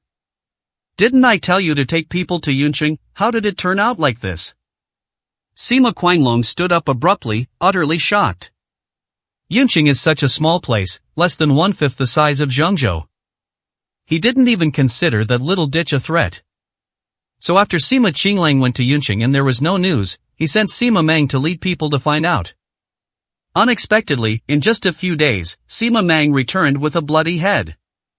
Something terrible has happened. Sima Mang, with a mournful face, recounted everything that had happened in Yunqing. This includes the incident of Sima Qinglang being injured, as well as the fact that all 10 supreme beings and the 3 war gods he brought were captured. Another 15 million people were all questioned. Unable to return. With each piece of news he heard, Sima Quanglong's expression changed. In the end, his face was so dark it looked like it could drip water. Yang Zai and Chen Kai were also so shocked that they couldn't close their mouths and listened in stunned silence. This tiny Yunqing actually has such capabilities? 178, Chapter 178. A good idea. Then who did it, have you found out? Sima Quanglong asked, both shocked and furious. Sima Mang said so much, but he didn't say who did it. Because of Su Ming's warning, he dared not utter a single word. But there has to be a reason. Otherwise, it would be fabricated out of thin air, and Sima Quanglong probably wouldn't believe it at all, and would even think he was very stupid. Sima Mang's eyes darted around, and he gritted his teeth, saying, It's the Wan family, it must be the Wan family. He pushed all the blame onto the Wan family. He said in a deep voice, The young master and I stayed at the Wan family's place. Only the Wan family knew our whereabouts. As a result, the young master and I were both injured, but the Wan family couldn't escape. Wan Jia? Sima Quanglong looked astonished. He'd never even heard of it. The Wan family, whom I've never even heard of, actually dared to injure my Sima family members like this. Is this really defying the heavens? Sima Quanglong gritted his teeth and roared, The mere Wan family can be wiped out with a flick of the finger. How dare you provoke the Sima family, you're courting death. However, the more than 10,000 people you brought already constitute a third of the Sima family's strength, and the 3 armies competition is just around the corner. It is inconvenient for me to personally take action. Sima Quanglong frowned. Yang Zai's deputy stood up, smiled, and said, If Master Sima doesn't mind, then leave this matter to me. I'll bring some soldiers, plus the Sima family members, which will be enough to solve these problems. What is Chen Kai's identity? The deputy commander of Zhengzhou was a renowned figure even within Zhengzhou itself. Once he goes to Yunqing, who would dare to mess with him? Even more intimidating than Sima Quanglong personally taking action, Sima Quanglong was immediately relieved, but still said politely, "It is truly difficult for this old man to trouble Vice Commander Chen. We're all on the same side, so it's only right that we help you, Master Sima, solve some minor troubles." They received many benefits from Sima Quanglong, and now they are repaying that favor. Sima Quanglong was immediately filled with gratitude. "Then I am truly grateful to Vice Commander Chen. I will definitely repay you handsomely when you return. Oh, and I also need to trouble Vice Commander Chen to make a trip and bring back my seriously injured son." "Don't worry, Master Sima, leave everything to me." Chen Kai smiled confidently and turned to leave with an air of authority. "They're sending themselves to their deaths. No matter who you are, going to Yunqing is suicide." Sima Meng saw this and bloated. He almost lost his life, and Sima Quanglong is still here feasting on meat and fish. These guys deserve to die. However, he remembered that Su Wang's target was Sima Quanglong. If Sima Quanglong didn't go, wouldn't his mission be considered incomplete? Thinking of this, Sima Meng couldn't wait to ask Sima Quanglong, "Master, aren't you going there yourself? Those unruly people in Yunqing are really bad. I ended up like this. I am afraid Vice President Chen won't be able to handle it alone. Why don't you go there yourself?" "Presumptuous!" Sima Quanglong shouted sharply, glaring at Sima Meng. "Are you injured or have you lost your mind? How dare you question Deputy Commander Chen? How dare you question the Central Plains Army? Who do you think you are? Hurry up and apologize to Commander Yang." Sima Meng clenched his teeth instantly. This old guy isn't fooled at all. He could only grit his teeth and walk up to Yang Zai, bowing his head and apologizing. "Commander Yang, I'm sorry, I spoke without thinking." It's alright, I don't care whether it works or not, we'll know by the results. This little Yunqing can't possibly turn the world upside down." Yang Zai laughed heartily, seemingly unconcerned. "See that's the spirit of the Central Plains Legion." Sima Quanglong also laughed. Then he turned to his servants and ordered, "Pass on my order to notify other relevant merchant guilds and families to immediately isolate the Wan family in Yun City. No one is allowed to associate with the Wan family." The Wan family, how laughable, a toad dares to piss on a tiger's head. I'll show them the power of the Sima family. Wanjia Group. Wan Shirin sat in her office, receiving one piece of bad news after another. Businesses of thousands of families have been cut off. The shares were withdrawn. The contract was returned. Even the related goods were seized. This made Wan Shirin feel as if the sky had collapsed, leaving her feeling utterly hopeless and helpless. This happened when the Tianming Chamber of Commerce withdrew 10 billion last time. But now the same thing is happening again. Who did she offend? Or rather, who did the Wan family offend? That day, Wan Shirin returned to the Wan family home in a panic, wanting to find out what had happened. From his parents, he learned that Lin Shouyun had come to beg for mercy, that Sima Meng had been seriously injured while keeping the appointment, and that Yi Tang had appeared. Connecting all the dots, 4 words came to Wan Shirin's mind: Tianming Chamber of Commerce. After all, in Yunqing right now, only the Tianming Chamber of Commerce could isolate the Wan family to this extent. Unfortunately, Yi Tang is also a member of the Tianming Chamber of Commerce. Just like the 10 billion shares that were withdrawn last time, it's estimated that this time it was Tianming Chamber of Commerce that did it again. Wan Shirin voiced her guess. Very likely. Wan Jinshan suddenly realized that Yi Tang is from the Tianming Chamber of Commerce. I bet she went back and informed them to retaliate against us. I never expected that instead of currying favor with the Sima family, she'd offend the Tianming Chamber of Commerce. She deserves to die. The Tianming Chamber of Commerce is no good either. They only bully vulnerable groups like us. Luo Hongxia was so angry that she gritted her teeth. But Luo Hongxia continued with a complicated expression. However, the Sima family is no good either. I think we shouldn't count on them. Why don't we go and beg the Tianming Chamber of Commerce to resolve this problem? That's the only way. Wan Shirin's face was grim. She had no other choice, otherwise, she wouldn't have had the nerve to plead with the Tianming Chamber of Commerce. Several times in a row, there was an attempt to withdraw investment and another to raise funds, but no agreement was reached this time. Go away, the Tianming Chamber of Commerce doesn't even know what they think of her, they've completely lost face. But there's no other way out but the Seeking Heaven Alliance Chamber of Commerce. What doesn't belong to a thing? Just then, Zhao Yan walked in from the doorway. Little swallow. Luo Hongxia couldn't wait to tell Zhao Yan what had happened at the Wan family's house. Oh, I see, so you're going to ask the Heavenly Alliance Chamber of Commerce for help, but what is the Heavenly Alliance Chamber of Commerce anyway? Well, they definitely help you if you ask them, you might even get humiliated. I have a better idea, though, Zhao Yan said mysteriously. What idea? The three members of the Wan family looked at Zhao Yan with surprise and suspicion. I received news that Yang Zai's deputy, commander of the Central Plains Legion, is leading his men down to Yun City. If you can get in touch with Deputy Commander Chen, what can't you handle? The Heavenly Alliance Chamber of Commerce. What is it? Even the boss of the Heavenly Alliance Chamber of Commerce has to kneel down and kowtow 3 times when he sees Deputy Commander Chen, doesn't he? Zhao Yan said with a big smile. Vice Commander Chen? Upon hearing this name, the expressions of everyone in the Wan family changed drastically. 179, Chapter 179 High End.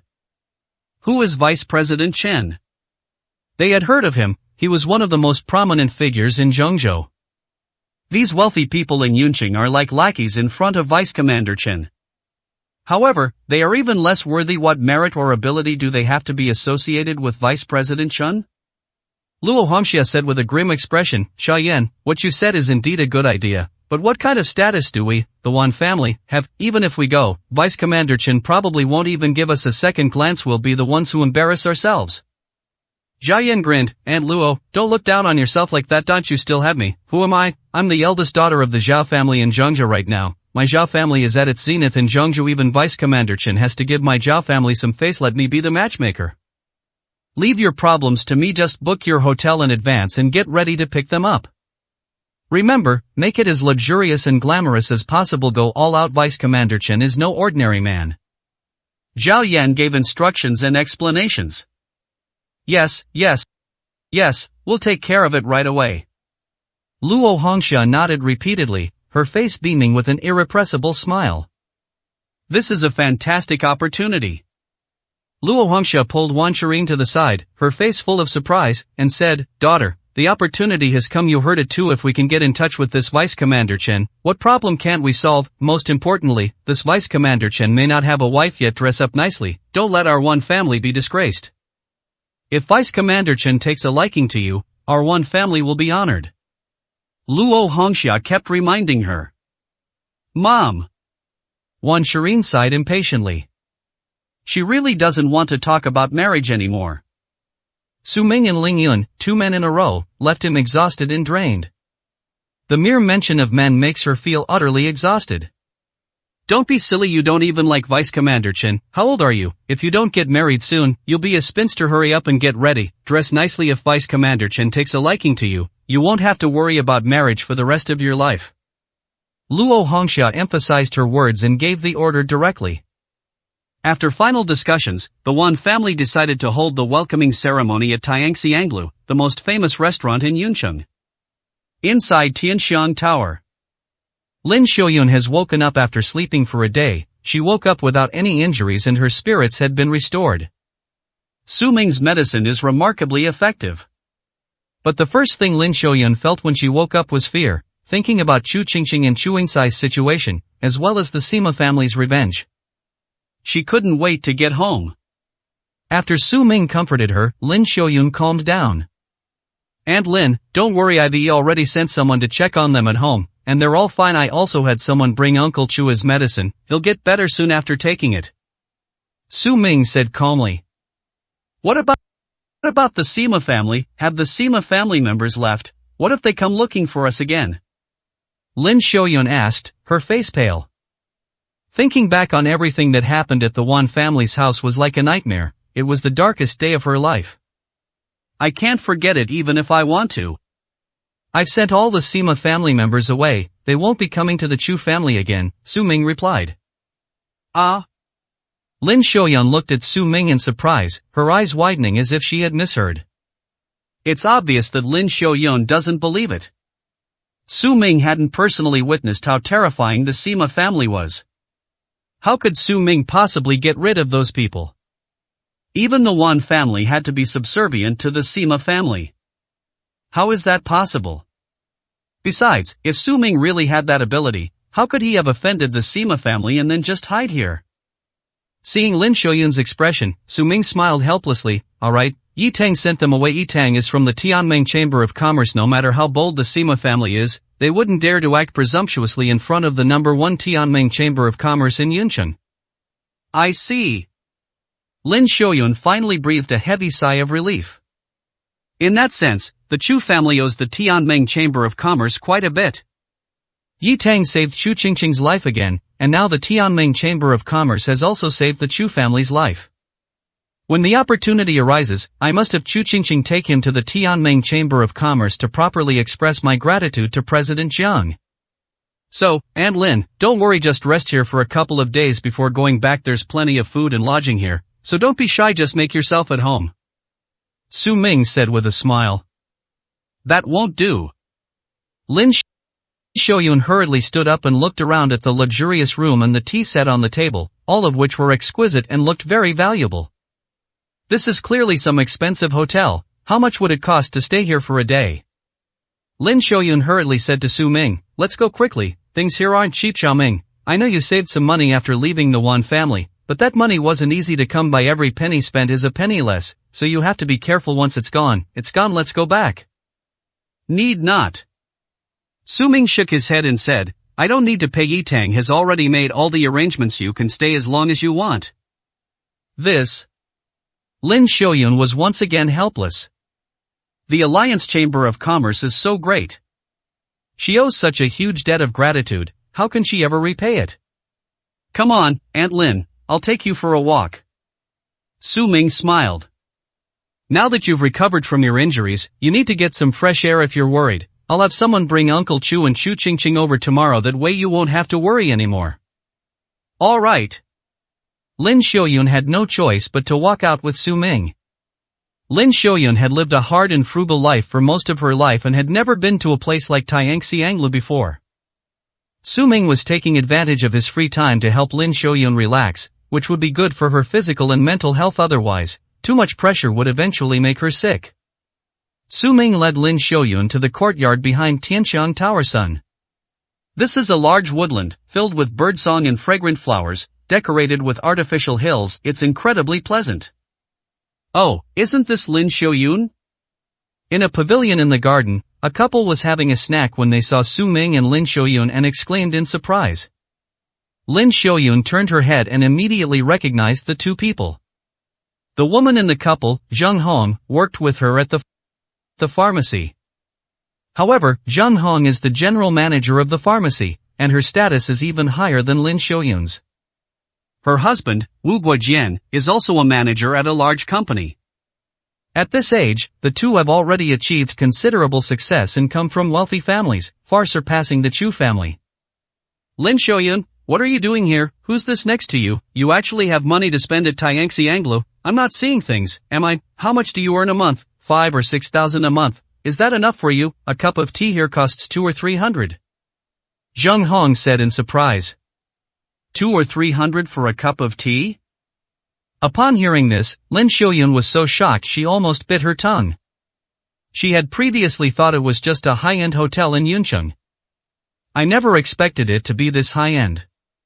Which hotel can afford to charge 200 or 300 yuan for a cup of tea?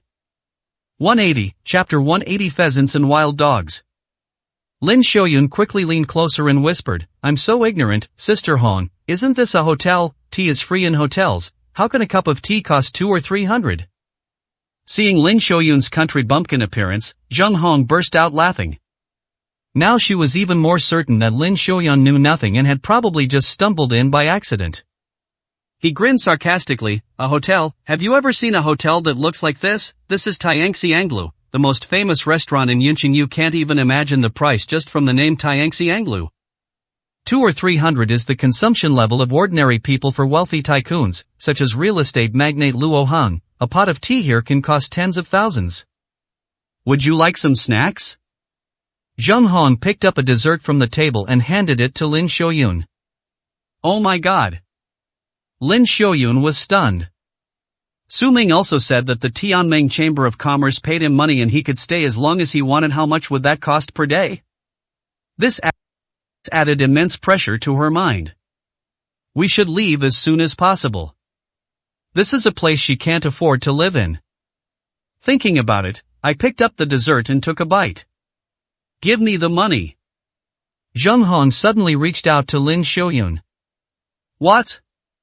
Lin Xiaoyun looked at Jung Hong blankly. Jung Hong's chubby face suddenly turned sinister as she stared at Lin Xiaoyun and sneered. Do you know how much that pastry you just ate cost? We bought it from the pastry chef at Tianxiang restaurant. This whole plate is worth over 5,000. That one piece alone cost over 1,000. You ate it, so you have to pay for it, right? Huh? Over 1,000 yuan? Lin Xiaoyun was startled when she saw the pastry in her hand. She never imagined that this little thing would cost over 1,000 yuan, otherwise, she would never have dared to eat it. Here you go, I'm not eating it anymore. Lin Xiaoyun put it back on the plate with a look of horror on her face. You've already eaten, so returning it is enough, right? If you're going to do this, do you want me to slap you twice and apologize to you and that's it? Jung Hong said angrily, her tone aggressive. She was only trying to toy with Lin Xiaoyun, so she wasn't going to give up so easily. She had already disliked Lin Xiaoyun while they were at the pharmacy. She just couldn't understand why Lin Xiaoyun, who knew nothing and couldn't even read many characters, was promoted to supervisor by Director Su. Being only one grade below her made her feel ashamed when others talked about it. The fact that someone like Lin Xiaoyun can become a supervisor shows that the positions in the pharmacy are not very convincing and anyone can hold them. Even she, as the manager, has no real authority.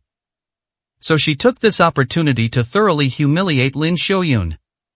Let Lin Xiaoyun know that she is not in the same social class as Lin Xiaoyun at all. Lin Xiaoyun's face turned deathly pale, as white as a sheet, and she stared blankly at Jung Hong. Then, what should we do? Fine, you ate it, so you have to pay and you even put it back. You've contaminated the whole plate that's worth at least 5,000 yuan. Pay up, and you can eat as much as you want. Jung Hong said with a sinister sneer. I'll give it to you. Knowing she couldn't escape, and that she had indeed been cheated and was in the wrong, Lin Xiaoyun hurriedly reached for her wallet, wanting to pay. But when he reached for his wallet, he realized he had no money on him at all. She had gone out to plead for Wan's family without bringing anything with her.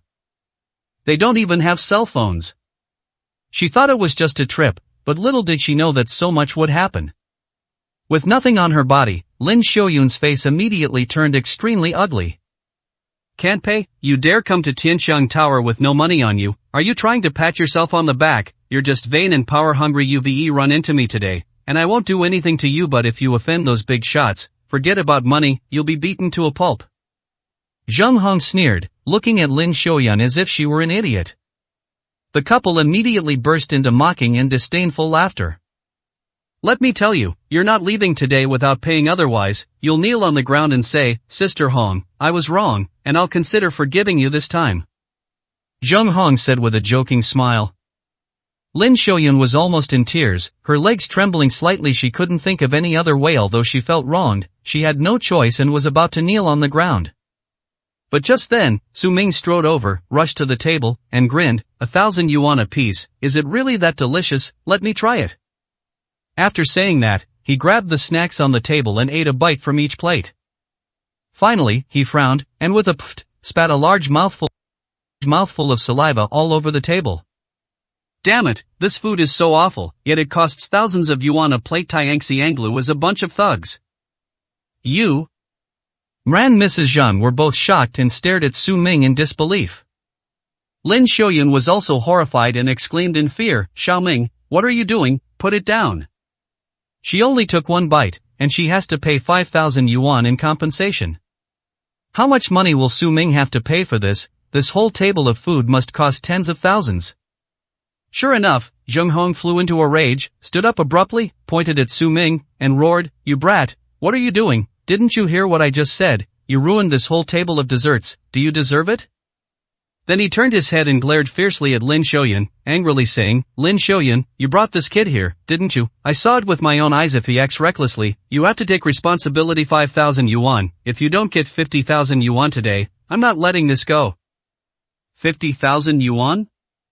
Lin Xiaoyun trembled and was about to kneel down. Sister Hong, I'm sorry, I'm kneeling down and kowtowing to you, please don't make things difficult for us. After saying that, Lin Xiaoyun bent down and was about to kneel. Su Ming grabbed Lin Xiaoyun and said in a deep voice, "And Lin, don't kneel. She's not qualified to kneel before someone like this. She's trying to swindle you out of 50,000 yuan for just a few plates of pastry. She might as well rob someone. She's clearly trying to make things difficult for you." Lin Xiaoyun knew perfectly well. But Zhang Hong, her status was something she couldn't afford to offend. If anyone's to blame, it's her for being so tactless and provoking Zhang Hong. Kid, what nonsense are you spouting? What do you mean? You're saying I ripped her off? Don't you know that every single pastry here was handmade by the master chef of Tianxi Anglu? They're works of art. The master chef of Tianxi Anglu is a master pastry craftsman, a level you can never reach in your entire life. Ripping her off, I didn't even charge her 50,000 yuan, you know that? You ignorant fool, no wonder you're with Lin Xiaoyun like a bunch of wild dogs. Zhang Hong said with a gloomy expression. Zhang Hong's insults were exceptionally harsh. Lin Xiaoyun's face turned bright red with shame. Moreover, the tourists nearby were all drawn to the scene, which made her feel even more ashamed. Which master chef at Tianxiang restaurant would dare to charge like this? I've never heard of such a thing before, Su Ming said with a mocking sneer. Of course you haven't heard of it. What have you, a country bumpkin like you, ever heard of? Zhang Hong's face was full of sarcasm. How about this? I'll call the pastry chef from Tianxi Anglu and we'll confront each other. What will you do if this pastry isn't worth tens of thousands of yuan? Su Ming asked with a cold smile. Ha! Upon hearing this, Zhang Hong burst into laughter, her lips almost reaching her ears, her eyes wide as if she were looking at a fool. Staring at Su Ming with a mocking expression, he said, "You think you can call the pastry chef from Tianxi Anglu and get him here? If you can, I won't even mention the price. I'll kneel down and apologize to both of you right now." Chapter 181 Shameless. You said it. After saying that, Su Ming immediately took out his phone and made a call. Idiot, what are you pretending for? Who do you think you are to be able to walk with a woman like Lin Xiaoyun? Don't I know that? Zhang Hong sneered. They had already seen through Su Ming's tricks. Who is Lin Xiaoyun? She's a pharmacy manager, but she doesn't even live up to the title. At most, I've only met Director Su a few times. The most important person I've ever met is probably this one. As for Su Ming, he has a close relationship with Lin Xiaoyun. How successful can he be? He was dressed head to toe in cheap, third-rate clothes. I reckon he was just pretending to make a phone call to scare her. Unfortunately, this kid had no idea what was going on. I've run into a tough nut to crack today. She wanted to see how Su Ming managed to get the pastry chef from Tianxi Anglu to come over today, and how long he could keep up the act. Su Ming didn't make this call to the pastry chef, nor did he have a phone number for a lackey. Instead, they called the owner of Tianxi Anglu directly. On the other end, the owner of Tianxi Anglu was sitting in his office when he saw the call from Su Ming and was immediately startled. He knew Su Ming's identity perfectly well. The head of the Tianming Chamber of Commerce represents the entire Tianming Chamber of Commerce. Luo Can, the owner of Tianxi Anglu, immediately tensed up, stood up straight, answered the phone, and respectfully asked, "President Su, is there anything I can help you with?" Su Ming said coldly, "I heard that your Tianxi Anglu pastries sell for tens of thousands of yuan a plate. Is that true? Who gave you the right to charge like that? Find your pastry chefs. I am next to the Lin Yuan Pavilion. I need to see them in 3 minutes." After saying that, Su Ming hung up the phone. On the other end, Luo Can turned pale with fright. He rushed out of the office without stopping, went straight to the pastry section in the lobby on the first floor, found the pastry chef, and slapped him across the face. The pastry chef was stunned by the slap, covering his face and looking at Luo Can in shock. "Boss, what are you doing? Did I do something wrong?" Luo Can launched into a tirade of abuse, roaring, "You fucking got some nerve, who gave you permission to sell your pastries for tens of thousands of yuan? Didn't I have a rule that all the pastries on the first floor are free? I didn't see how could I dare to charge such a fee. If you don't believe me, you can ask other people. The pastry chef was so aggrieved he was almost in tears. You didn't, how could that be? Luokan was furious, but then he suddenly paused, realizing that it was Trueno one in Tianxiang Tower disobeyed his orders unless they wanted to die. What about that phone call from President Su? Luokan instantly realized that this wasn't the problem with his Tianxiang restaurant, something had happened there. Having figured this out, Luokan immediately said to the pastry chef, "Put down what you're holding and go to Lin Yuan quickly, within 3 minutes." Yes. The pastry chef, his face filled with terror, dared not delay for even a moment and immediately followed Luokan out the door.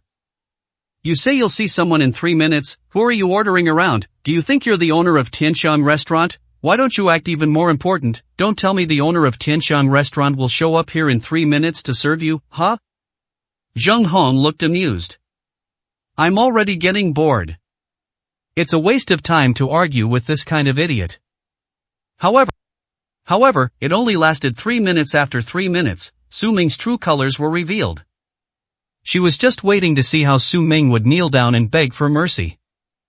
It's been 3 minutes already. I don't have time to waste with you if I can't see anyone. I'm calling the police right away, Zheng Hong said arrogantly. Xiao Ming, how about we just forget about it? Lin Xiaoyun's face turned pale and then flushed. She didn't believe that Su Ming could really summon the pastry chef from Tianxianglu. They believed that Su Ming was just trying to scare Zheng Hong. But Zheng Hong was no pushover and wouldn't be easily intimidated. She grabbed Su Ming's arm and whispered, "How much money do you have on you? Take it out and give it to Sister Hong first, then I'll apologize to her, and we'll call it even, consider it a loan from you." As more and more people gathered around, she didn't want to escalate the situation, otherwise things would be impossible to resolve today. Su Ming grinned and said, "I don't lack money, but people like this don't deserve my money." "Ha, you're pretty tough, just wait, in 3 minutes I'm going to slap you across the face." Zheng Hong smiled through gritted teeth. Soon, 3 minutes passed, just as Zheng Hong was about to have an outburst. The sound of an electric scooter could be heard not far away. A 4-wheeled electric sightseeing vehicle sped over. Sitting in the car were Luokan, the owner of Tianxianglu, and his pastry chef. Is it really here? Upon seeing this, the people around hurriedly made way, watching in shock. Zheng Hong's eyes widened instantly, and she rubbed them vigorously, wondering if she had seen wrong. The electric scooter pulled up and stopped in front of them. Luokan and the pastry chef jumped off and rushed to Su Ming. Luokan knelt down in fear and said in a trembling voice, "Mr. Su, I'm here, what happened?" Su Ming glanced at the time and frowned, saying, "Didn't I tell you you had 3 minutes? It's already been 3 minutes and 12 seconds. Do you think I was just talking nonsense?" "No." Luokan was instantly terrified and broke out in a cold sweat. He said in a panic, "I just checked the prices of the pastries and was a little late. Please forgive me, President Su." Everyone around was stunned. What's going on? The owner of Tianxianglu knelt down and begged for mercy? What this kid said was actually true. And the pastry chef they found wasn't just any pastry chef, it was the famous Luokan. Everyone was horrified. Just who was this guy? Zheng Hong was also shocked, her old face twitching violently as if she had seen a ghost. Is this a dream? I see. So, have you figured it out? Are the pastries at your Tianxianglu restaurant worth tens of thousands of yuan a plate? Su Ming asked with a sneer. Absolutely not. Luokan immediately objected. Our Tianxianglu has always had a clear rule that all pastries on the first floor are free, and it is not allowed. A fee will be charged. Anyone who violates this rule will be dismissed on the spot. Free? Upon hearing this, the surrounding crowd erupted in uproar. Now everyone understands. This woman named Zheng Hong is the biggest clown ever. She's putting on airs here with the free pastries from Tianxianglu, even bragging that a plate costs tens of thousands of yuan. What a shameless woman. What a bastard, acting like that and bullying people. This kind of woman is shameless. Harsh curses rang out one after another. Zheng Hong's husband's face changed color, he blushed with shame and couldn't lift his head.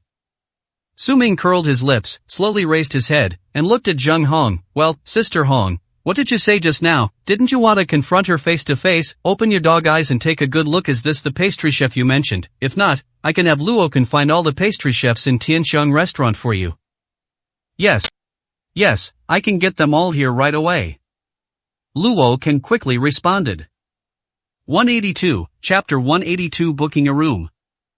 I.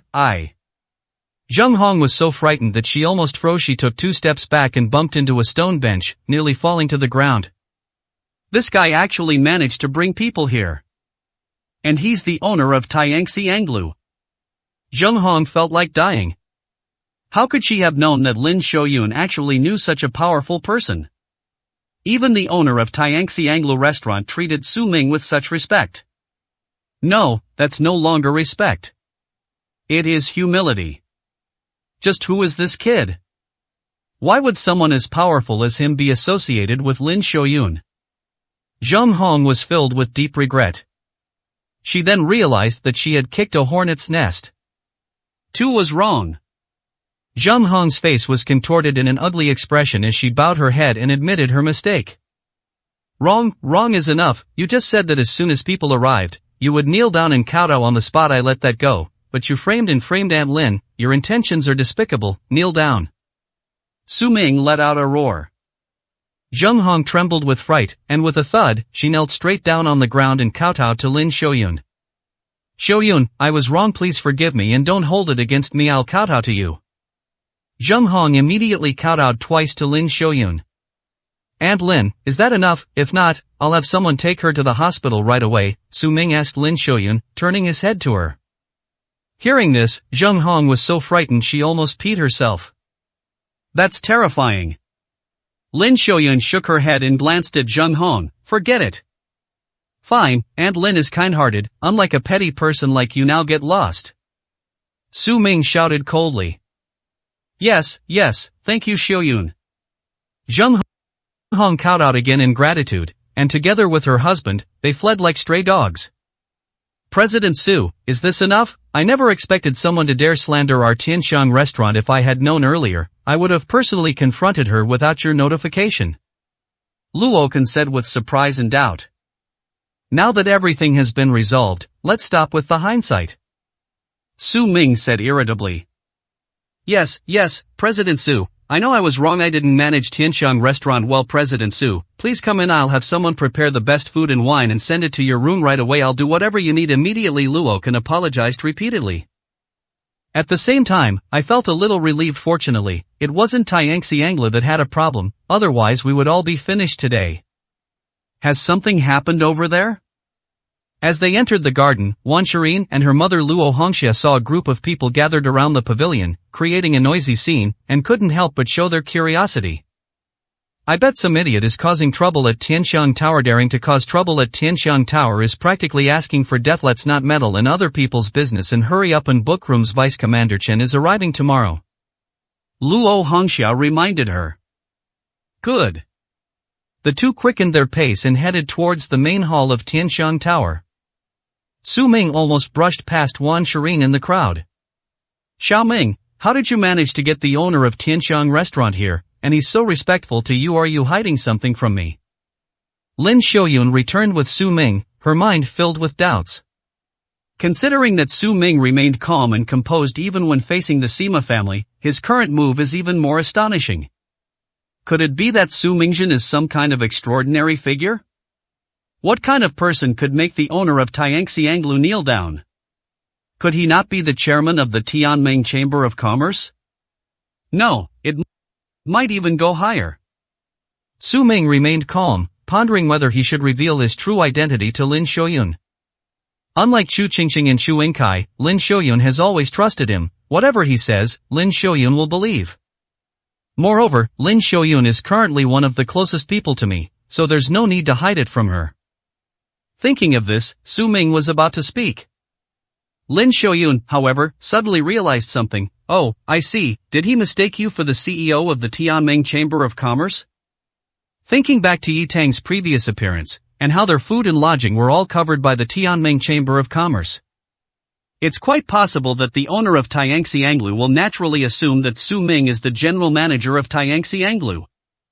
Otherwise, why would they be so humble? That must be it. Looking into Lin Xiaoyun's bright and determined eyes, Su Ming didn't know whether to laugh or cry. Aunt Lin, if I told you that I am the head of the Tianming Chamber of Commerce, and not only that, I am also the king of the 9 provinces, and this mere Tianxiang Tower is nothing to me, would you believe me? Ah. Lin Xiaoyun looked at Su Ming in surprise, and after a moment, she smiled and said, Xiao Ming, stop fooling around. I know you're trying to make me happy. If you really achieved that, I'd be laughing in my sleep. Lin Xiaoyun didn't believe it at all. Don't even mention the king of the 9 provinces, that's such nonsense. She couldn't believe that the king of the 9 provinces was such a high-ranking figure, or that the entire Dragon Kingdom had such a status. Take the head of the Tianming Chamber of Commerce, for example, that's already an unattainable position. It's a height that ordinary people like them can only dream of in their entire lives. Therefore, Su Ming's words were completely irrelevant. As expected, they don't believe it at all. Su Ming shook his head helplessly and could only smile and say, that's right, just as you guessed, Aunt Lin. I knew it. Just pretend for a while, this is to defuse a crisis, so don't keep pretending that would be lying, and if you get caught, you're finished. Lin Xiaoyun reminded her. I see. Su Ming smiled and nodded. As they were talking, the two returned to the main hall of Tianxiang Tower. Just as they were about to go upstairs to their room, they heard arguing coming from ahead. Luo Hongxia had a heated argument with the front desk staff. What nonsense are you spouting? We want to book the top-tier room. Why don't we have it? Don't you recognize us? She's Wan Shirin, the president of the Wan family group, and also my daughter. I am Luo Hongxia of the Wan family. Don't you know our name? And, you know me. Who are we supposed to be receiving? You dare say no? Get your boss down here. Luo Hongxia was furious and threw a tantrum in the hall, her shrill voice audible to everyone there. Su Ming stopped in his tracks and turned to look. Having a mother like that has truly made Wan Shirin's life miserable. However, Wan Shirin has always been obedient to her mother and has little opinion of her own, otherwise she would not have chosen to divorce him. The 4 most luxurious and upscale rooms in Tianxianglu. Heaven, earth, and humanity are in harmony. The Tianziho room is the most luxurious room in Tianxianglu, ranking first among all rooms. Su Ming is living here now. The other rooms are always reserved and occupied, never empty. To book these 4 rooms, you have to call and make a reservation at the beginning of the year, otherwise, you won't have the chance. Because it was Su Ming who wanted to stay, the owner of Tianxianglu cancelled all reservations, kicked out the previous guests, and reserved the room for Su Ming. The Wan family doesn't receive this treatment. Luo Hongxia was driven crazy by this incident. 183, Chapter 183. Showing off. Aunt Lin, you go upstairs first, I have something to take care of here. Su Ming looked in Wan Shirin's direction and said to Lin Xiaoyun. Good. Lin Xiaoyun responded and went upstairs. Who exactly is occupying this room? Tell him to come down. Let's see if he dares to disrespect the Wan family. You can't call your boss, but calling someone shouldn't be a problem, right? Luo Hongxia's aggressive manner put the front desk staff in a very difficult position. Su Ming slowly walked out and smiled. It's me. I am staying in the top-tier room. What? Upon hearing this voice, Luo Hongxia and Wan Shirin both turned their heads sharply, and all the other guests present instantly focused their attention on Su Ming. It's you?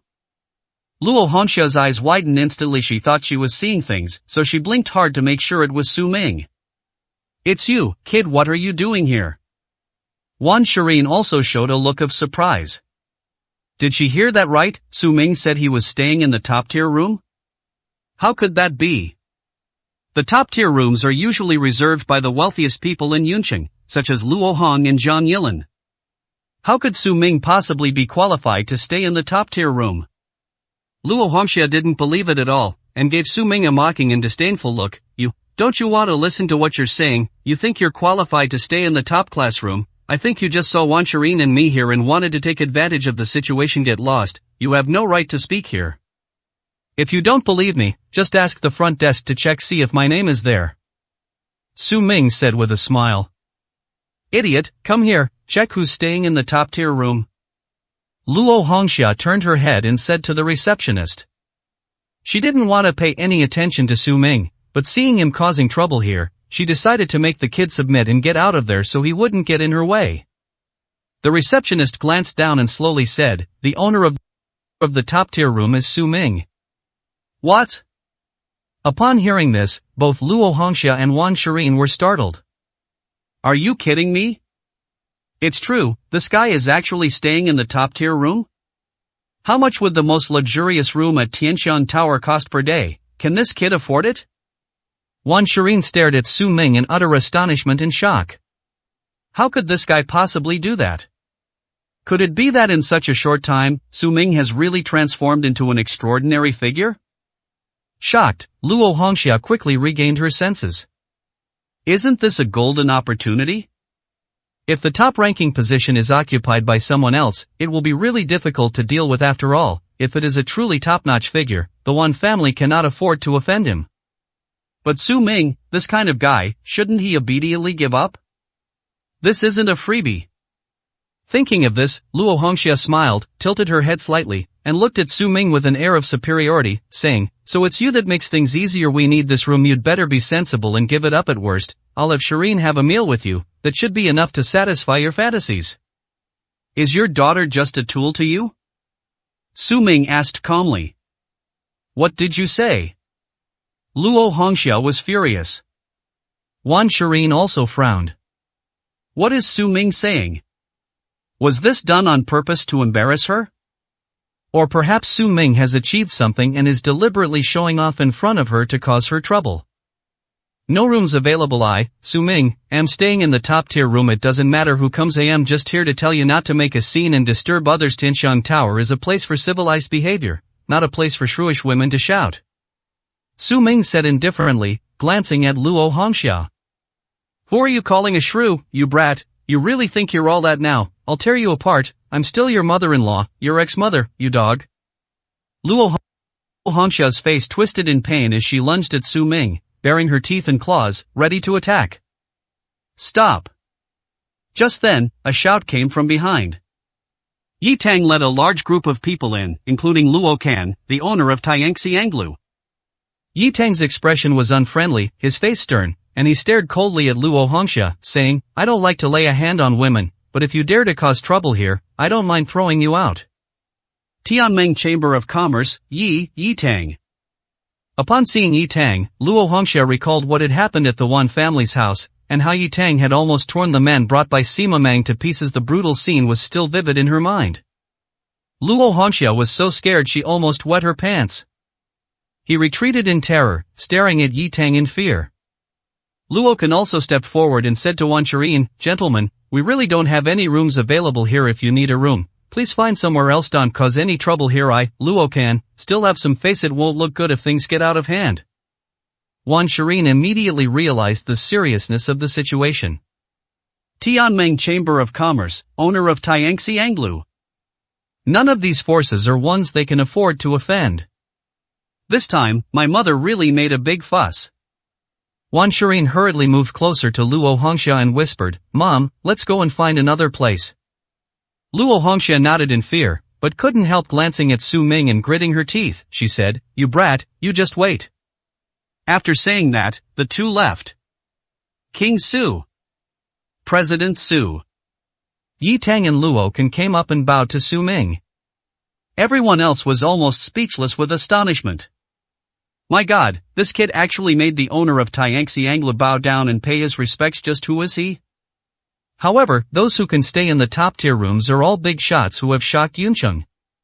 Those two women are so ungrateful, daring to cause trouble here.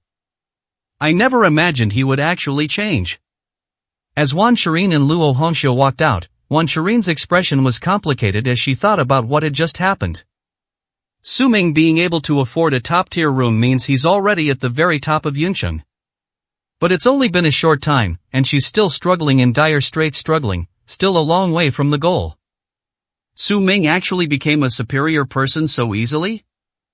Wan Shirin can't accept it. What are you trying to change? I bet that kid is just a lackey of the Tianmeng Chamber of Commerce, relying on their protection to show off in front of us. This is probably the highlight of his life. If he doesn't show off now, he'll never have another chance. Luo Hongxia gritted her teeth and sneered.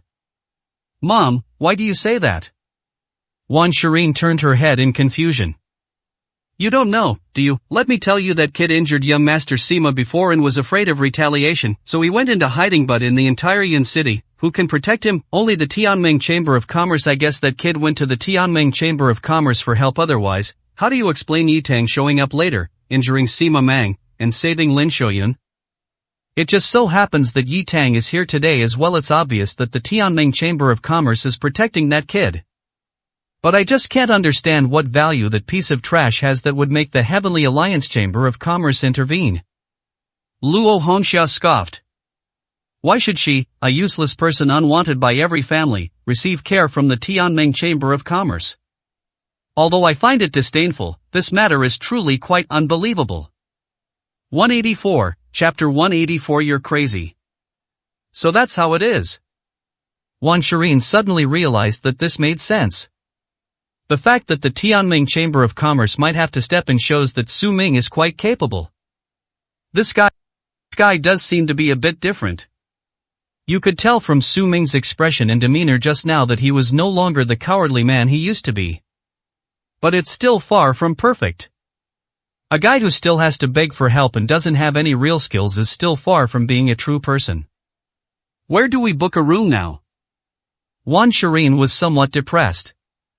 Let's just find any high-end hotel. There's no other way. If Vice President Chen asks, we'll tell him the truth. If Vice President Chen is really dissatisfied, we'll settle accounts with this kid. Then with Vice President Chen backing us up, what is the Tianming Chamber of Commerce? Luo Hongxia said with a sneer. Just as she was pondering this, Wan Shirin's phone rang. She took it out and answered it. Is this Miss Wan? Our top-tier room is now available. I am so sorry about earlier. Things weren't cleared up properly. You can come back and book now. Welcome. Luo Kan, the owner of Tiangxi Anglu, said apologetically. Real? Wan Shirin was both surprised and delighted.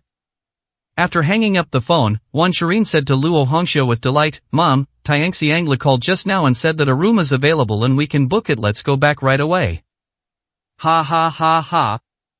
Luo Hongxia laughed triumphantly. I knew that good-for-nothing couldn't possibly be unafraid of us. We just left, and he was so scared that he quickly gave way. He was just putting on an act, only doing so because the Tianming Chamber of Commerce was backing him up. But how could the Tianming Chamber of Commerce possibly go against the Wan family because of that kind of good-for-nothing?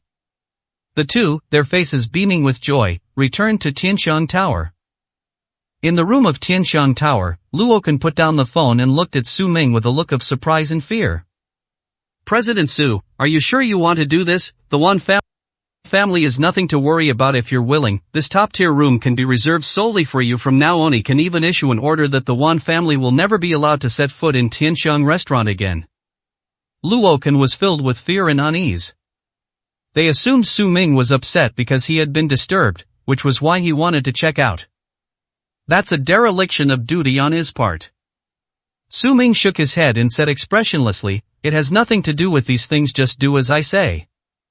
Yes. Luo Kan quickly lowered his head and responded. Su Ming checked out of the hotel for two reasons. First, he knew Hu Wanjia was booking the top-tier room to welcome. It's Chen Kai, the deputy commander of the Central Plains Garrison.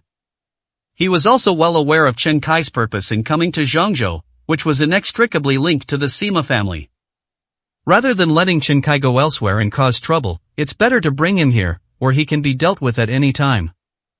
Secondly, since Lin Shoyun isn't comfortable living here either, we should send her back instead of lingering here.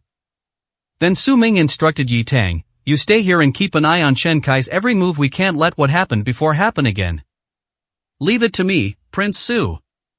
Yi Tang said confidently. Chen Kai, Vice Commander Chen, what kind of trash is he? While he was fighting bloody battles on the frontier, Chen Kai was probably still somewhere eating chicken droppings. Such a useless person, if he personally showed up, would scare Chen Kai so badly he'd shit himself. After giving the instructions, Su Ming helped Lin Shoyun downstairs and left. When they arrived at the door, they bumped into Luo Hongxia and Wan Shirin, who were turning back. The four of them bumped into each other. Luo Hongxia sneered with disdain. Trash, now you understand, right? You're only staying in the top-tier room because you're benefiting from the Tianming Chamber of Commerce, but the Tianming Chamber of Commerce Commerce knows better than you that compared to our Wan family, you're just trash. So, you were abandoned by the Heavenly Alliance Chamber of Commerce, huh? A piece of trash is still a piece of trash, stop pretending? Keep pretending, you need to know your place.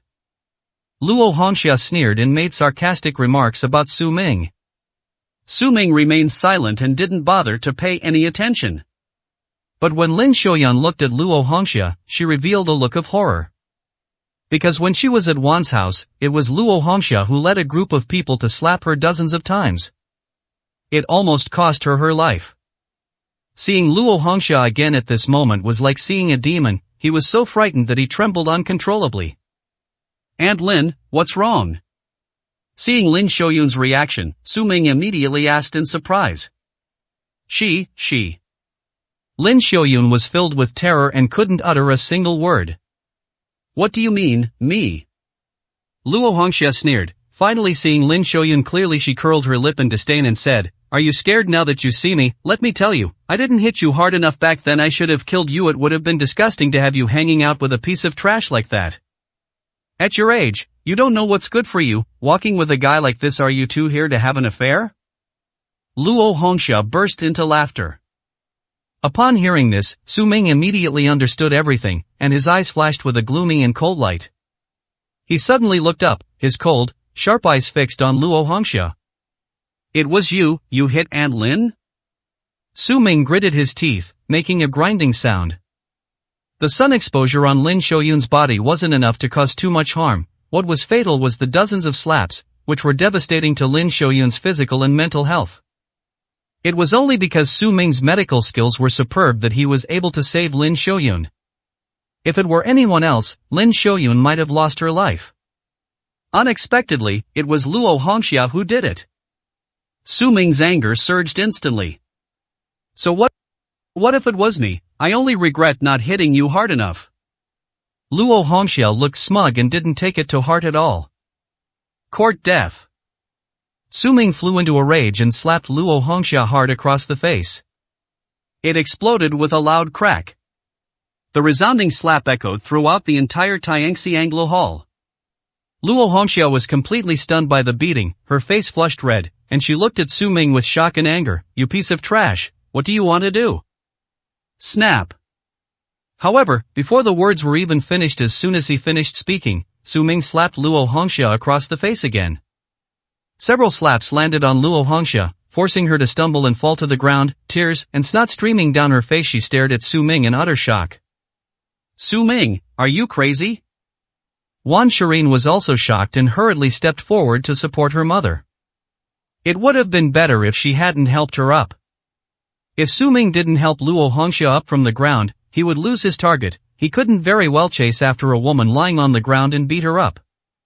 But as soon as Wan Shirin was helped up, another target appeared.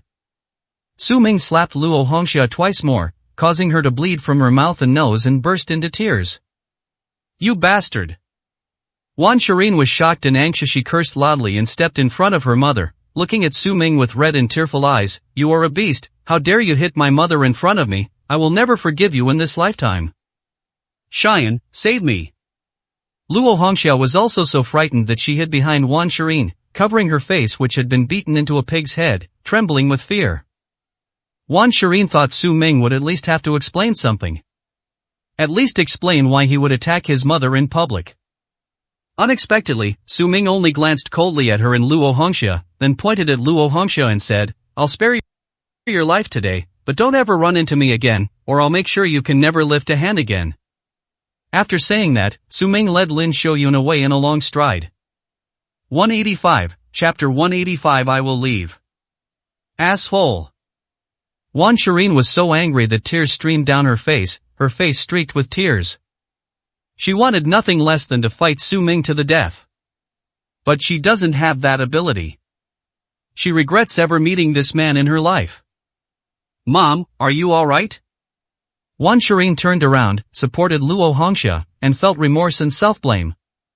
That beast actually dared to lay a hand on me. All I did was lead some men to slap Lin Xiaoyun a few times, and he dared to hit me because of a woman like that. My one family has wasted 3 years raising him a mad dog with a rebellious bone in his body. If I don't kill him, I'm not Luo Hongxia. When Vice Commander Chen arrives, I'll take his dog's life. Luo Hongxia wiped away her unstoppable tears, gritting her teeth as she spoke with hatred. Ah! Wan Shireen was stunned for a moment. Mom, you hit Lin Xiaoyun? Wan Shireen was somewhat shocked. Is this Su Ming's reason for taking action? So what if I hit her? She provoked the Sima family. Do you think they would have let her off the hook if I hadn't hit her? I was just trying to vent my anger. Besides, that kind of woman is ungrateful. I hit her. So what? Did I do anything wrong? Why did that kid dare to lay a hand on me? Shireen, look at the kind of people you associate with. If I hadn't forced you to divorce him, you'd be the one getting beaten up now. Luo Hongxia was furious. Wan Shireen fell silent immediately. I see. She wondered why Su Ming, who was usually so quiet, had suddenly become so furious, like he had gone mad. However, because of Lin Xiaoyun, he beat her mother right in front of her, completely disregarding her.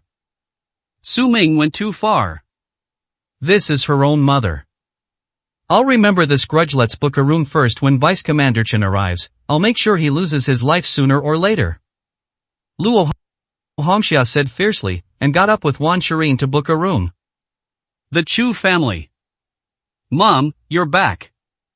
Chu Qingqing and Chu Yingkai were overjoyed to see Lin Xiaoyun return. Upon seeing Su Ming beside her, Chu Qingqing's face immediately darkened again. Why is this kid still following us? Haven't they already caused enough harm to the Chu family? When the Sima family came looking for them, they couldn't find anyone. Now that Lin Xiaoyun has pleaded for them and the matter has been resolved, they've reappeared, all eager to please. It's absolutely disgusting. Chu Qingqing didn't even bother to look at Su Ming. She helped Lin Xiaoyun to sit down on the sofa and asked worriedly, Mom, are you alright? Where have you been these past 2 days? We haven't heard from you at all, and we were so worried about you. You must have resolved everything, otherwise the Sima family wouldn't have let it go so easily. Mom, you truly deserve to be the head of our Chu family. You've managed to handle such a big matter, unlike some people, who can only hide like turtles when they get into trouble, leaving others to bear the consequences. It's really disgusting and repulsive. Chu Qingqing grew angrier as she spoke, and glared fiercely at Su Ming. It wasn't me, it was Xiaoming. Lin Xiaoyun looked at Su Ming, about to explain. It's not because of her at all. Only after visiting the Wan family did she realize how vast the gap was between herself and the Wan family, and between herself and the Sima family. Not to mention the unapproachable Sima family, the sheer power of the Wan family was already suffocating her.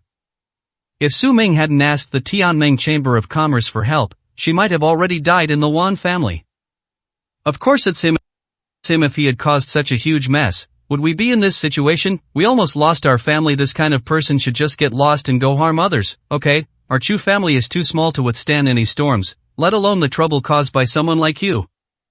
Chu Qingqing glared at Su Ming with bloodshot eyes and roared, giving Lin Xiaoyun no chance to explain.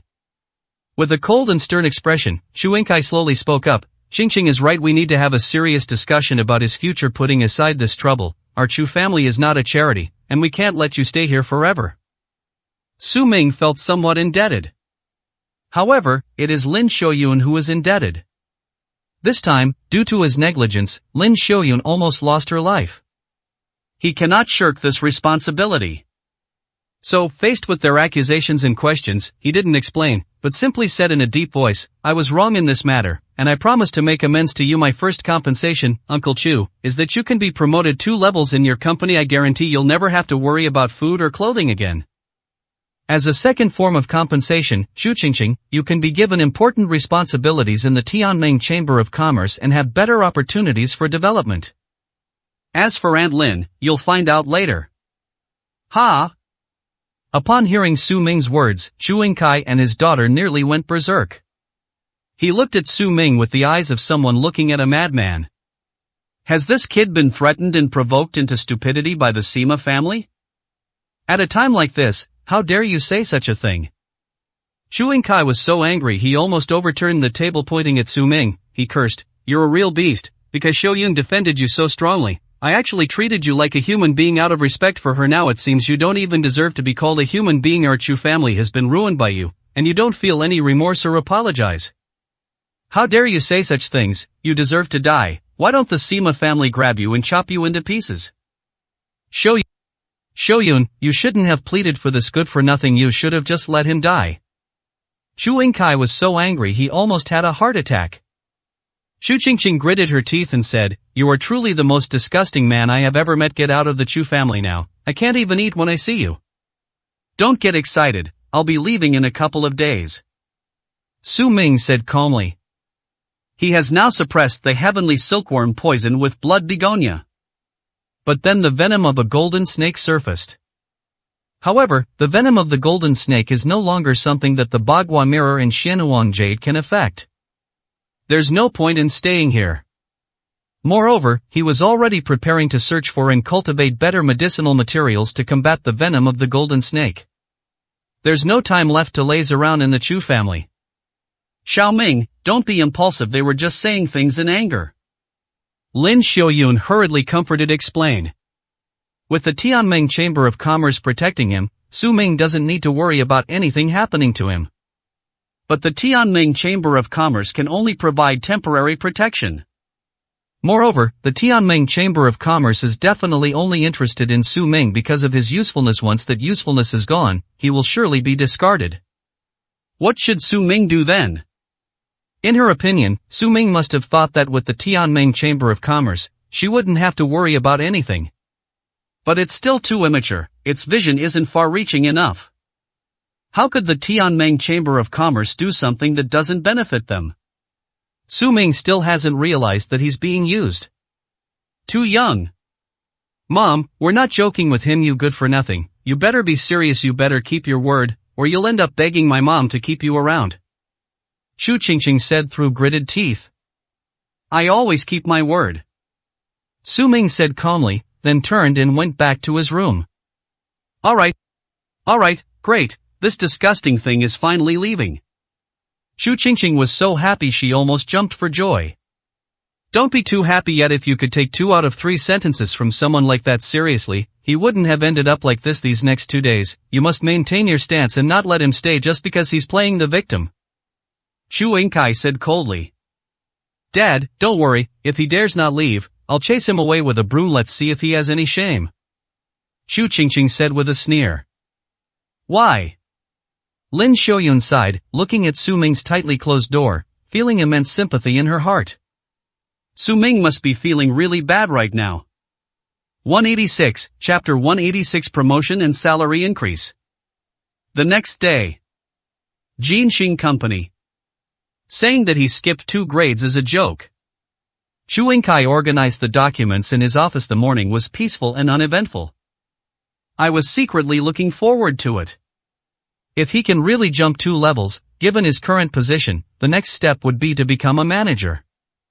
2 levels, that means he should at least be a deputy manager. But the tranquility of the morning dashed all his hopes. You really can't trust those kinds of people. If he really had that ability, would he still be able to freeload off the Chu family? To get him to skip 2 grades with just 1 sentence, what kind of status does he have? That kid, forget about it. Thinking about it, Chu Yingkai found it all laughable. He felt quite stupid for believing such a person. Chu Yingkai chuckled self-deprecatingly and prepared to leave.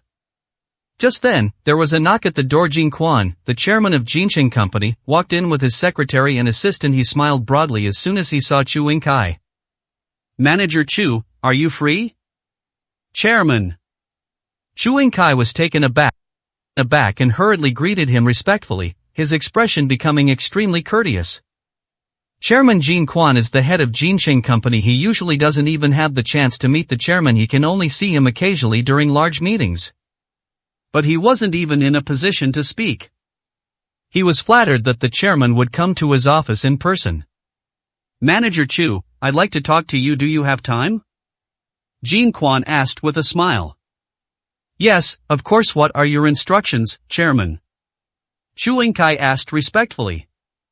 "It's about your promotion." Jin Quan smiled broadly and said kindly. "Promotion?"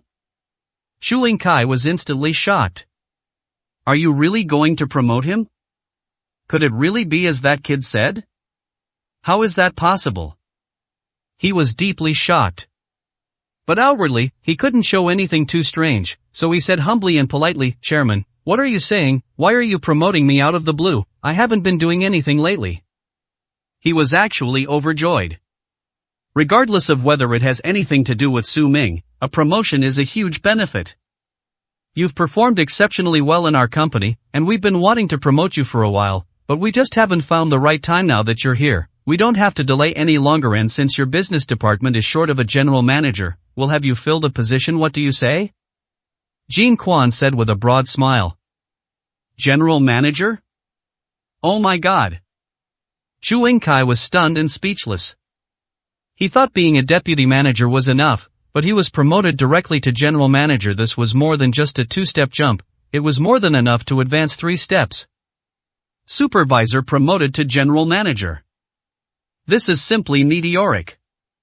Chu Yingkai swallowed hard, still somewhat incredulous, and asked, dumbfounded, "Chairman, are you serious? What merit do I, Chu Yingkai, possess to be qualified as general manager? This is far too much of an honor for me. If I say you can, then you can. Just remember to let me review any slightly more important contracts in the future. Just don't make the same mistake as last time." Jean Quan said confidently. "Thank you, Chairman." Chu Yingkai was so excited that he almost knelt down and quickly thanked them. "Hey, no need to get so excited. We're about the same age. I can't accept such a big gift, but I'd like to ask, is anyone still at your house?" Jean Quan asked cautiously. The news of Chu Yingkai's promotion came from the Tianming Chamber of Commerce. But he knew without even thinking that it must have been the order from that powerful figure, the Border King. Therefore, he dared not delay for even a moment. Otherwise, given Chu Yingkai's personal abilities, who barely knows any characters, how could he possibly become a general manager? He'd never be able to work here until he dies. However, with that big shot backing him up, nothing is impossible. Who is it? Chu Yingkai looked puzzled. Did their family have anything that a big shot like the chairman would care about? It sits the Heavenly Alliance Chamber of Commerce. Jean Quan reminded him somewhat anxiously. Oh. Chu Yingkai suddenly realized. The Tianming Chamber of Commerce must be referring to his own daughter. After all, Chu Qingqing was the only member of the Chu family in the Tianming Chamber of Commerce. Could it be that the chairman promoted him because of the Tianming Chamber of Commerce? Very likely. Now that Qingqing has become a member of the Tianming Chamber of Commerce, his status has naturally risen accordingly. He finally understood what it meant for one person to attain enlightenment and for the whole family to benefit. He immediately nodded and said, yes, she's always been here. She's family. How could she not be here? Family. Jean Quan's expression was complicated. I didn't expect the Chu family to have such a close relationship with King Su. It seems he shouldn't have any doubts he should cultivate a good relationship with Chu Yingkai. Thinking of this, Jean Quan smiled and said, "That's good, then sign the agreement, and I'll have someone transfer the general manager's seal and other business contracts to you from now on. You'll be the general manager." Thank you, Chairman. Chu Yingkai bowed again in gratitude, overjoyed. I've finally made it through. The Chu family will be different from now on. This is the Tianming Chamber of Commerce. Chu Qingqing was also approached by Jiang Yilin, who promoted her to a higher position. Although it wasn't as dramatic as Chu Yingkai's promotion, she was now considered a core member of the Tianming Chamber of Commerce. Several important orders were handed to her. This surprised and delighted Chu Qingqing. Surprisingly, everything that's happening now is exactly as Su Ming described. The most exciting thing is naturally the promotion. That evening, the father and daughter returned to the Chu family home and met. They told each other everything that had happened at the company, and both of them were overjoyed. I almost laughed myself to death. But Dad, why did we actually get promoted after that kid said it last night, and everything was exactly as he said? Could he really be some big shot? Chu Qingqing looked on in surprise and disbelief. If that's the case, if we were to drive Su Ming away, we would be at a huge loss. How could that be? Chu Yingkai turned his head and saw that Su Ming's door was closed and he hadn't seen Su Ming today. He immediately sneered. How could that kid possibly do that? Do you know how much power it takes to influence my promotion? That guy, unless he's the king of heaven himself, couldn't possibly do it. And you're a member of the Tianming Chamber of Commerce? Commerce, can he really interfere with the decisions of the Tianming Chamber of Commerce? Xu Yingkai scoffed.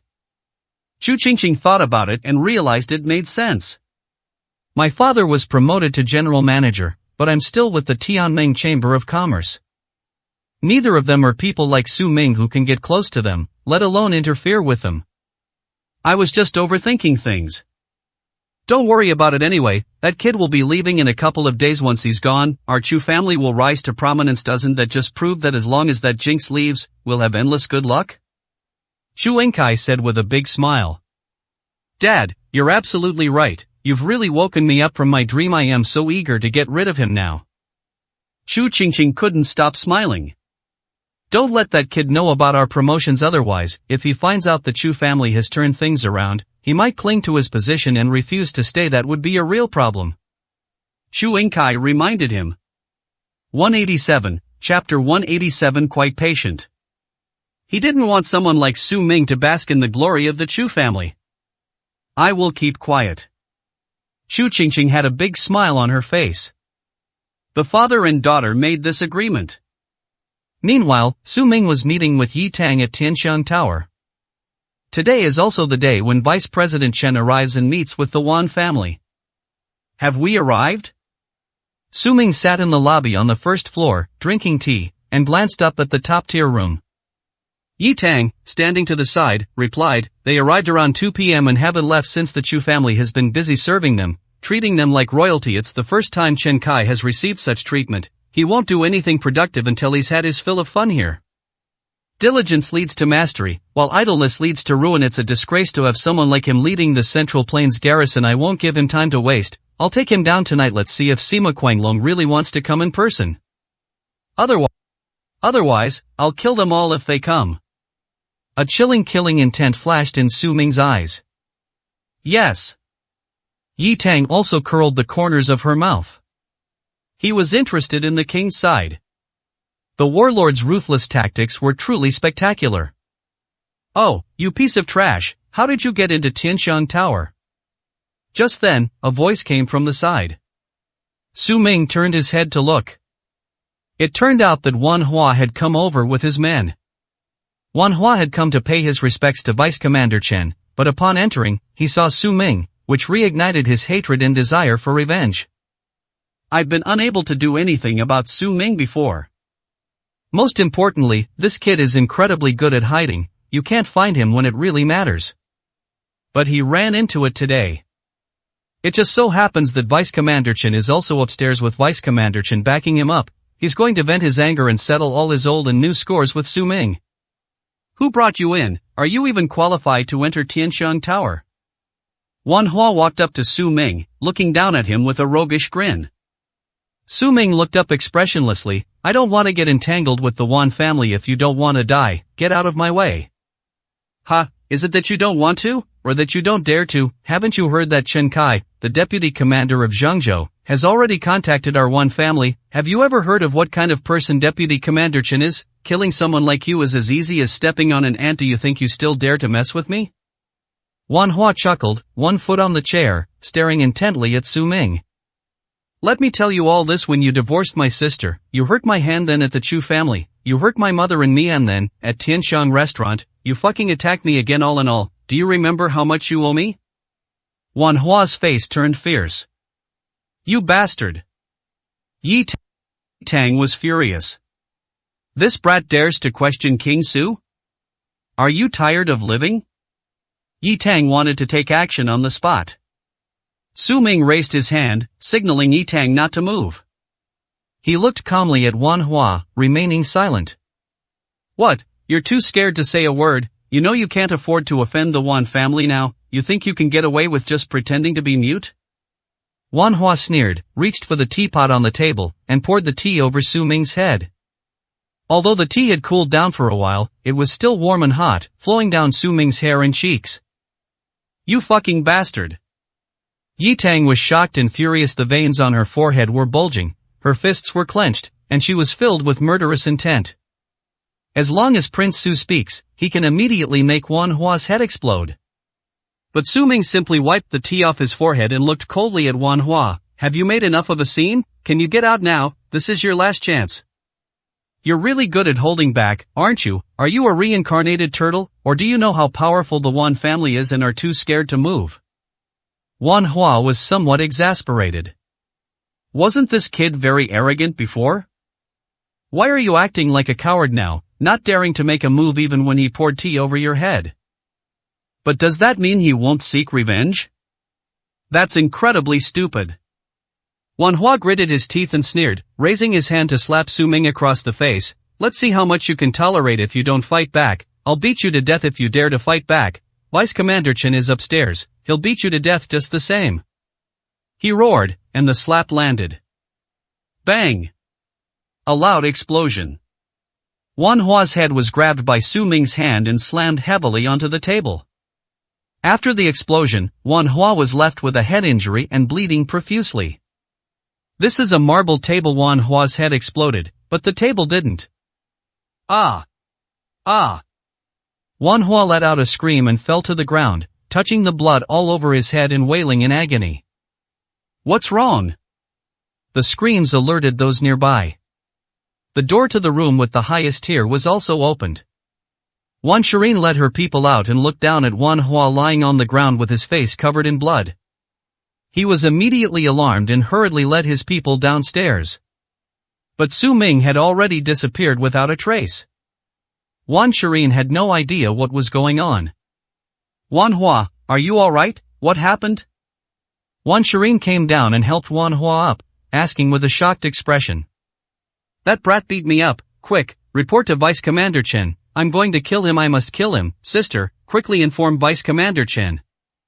Wan Hua roared in exasperation. Who? Wan Shirin asked in shock.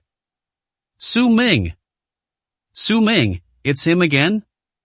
Wan Shirin was stunned and turned her head hurriedly, but Su Ming was nowhere to be seen. This guy is too arrogant. He also injured my mother yesterday. Today, Wan Hua suffered another crushing defeat. Why do you have to pick a fight with the Wan family? Is this truly outrageous? That's really unacceptable. If things continue like this, who knows what will happen next? It seems we have to teach that guy a lesson. Wan Shirin helped Wan Hua upstairs and into the top-tier room.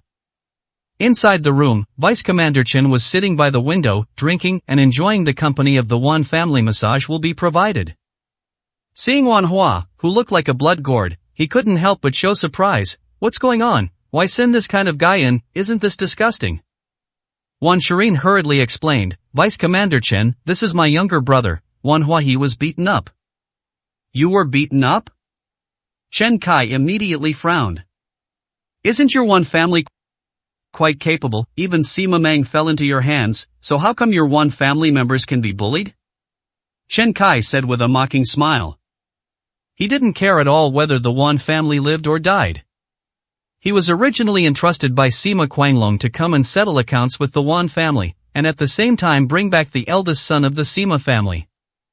Now that the Wan family is being harassed, he is secretly overjoyed. No, this guy is different. He used to be the son-in-law of the Wan family, and after our divorce, he's been making trouble for the Wan family ever since. He's repeatedly injured my brother and my mother. He even injured young Master Sima. Wan Shirin explained. Injured Sima Qinglang? Upon hearing this, Chen Kai, who had been indifferent, immediately raised his eyebrows. If that's the case, then he can't just sit idly by. But he still asked in a deep voice, wasn't Sima Qinglang injured by your Wan family? We don't have that ability. Wan Shirin immediately gave a wry smile. Young Master Sima has arrived, and we treat him as an honored guest, daring not to offend him in the slightest. Young Master Sima was injured because he organized a gathering, and at the banquet, he was beaten up by that kid. If you don't believe me, Vice Commander Chen, you can go to the hospital to ask him yourself. 188, Chapter 188. Make him kneel before me. That's Sima Meng? Chen Kai was filled with doubts. If the Wan family only had this much ability, then why would Sima Meng say that he was injured by the Wan family? It now appears that the Wan family is not capable of injuring Sima Meng. After all, Sima Meng brought 3 supreme war gods and 15,000 men with him. These people are enough to raise thousands of families to the ground. What exactly is going on here? Chen Kai immediately sensed that things were not so simple. Lord Sima was injured by the Tianming Chamber of Commerce. We would never dare to provoke Lord Sima, Wan Shirin said honestly. Tianming Chamber of Commerce? Chen Kai's brows were furrowed in worry. How come another Tianming Chamber of Commerce has suddenly appeared? How much of what this woman said is true? Fine, I'll go to the hospital tomorrow and ask young Master Sima myself. You take this kid with you. If it was done by your Wan family, don't blame me for not letting you off the hook, Chen Kai said with a gloomy face. We absolutely do not have the guts. Wan Shirin lowered her head in fear. She then realized that Vice Commander Chen was after her Wan family. Fortunately, this accidental misunderstanding was resolved. Otherwise, the Wan family would be finished. Upon realizing all this, Wan Shirin broke out in a cold sweat. He almost became a wronged ghost, not even knowing how he died. But this time, it's Su Ming who's going to be in trouble. Once Vice Commander Chen figures it out, he'll probably turn the entire Yin city upside down to capture and execute Su Ming. Isn't this too serious? Although she hated Su Ming for hurting her family, if this fell into the hands of Deputy Commander Chen, she would surely die. But it's no longer her concern. We have to make Su Ming understand that Yunqing is not a place he can cause trouble, and now in front of these important figures, he is like an ant. Otherwise, that kid wouldn't know his place and would still go against the Wan family. The next day, Chen Kai took the Wan family to the hospital to find Sima Qinglang and get an explanation. However, upon arriving at the hospital, they discovered that Sima Qinglang had been in a coma ever since he was severely injured by Su Ming and had not yet regained consciousness.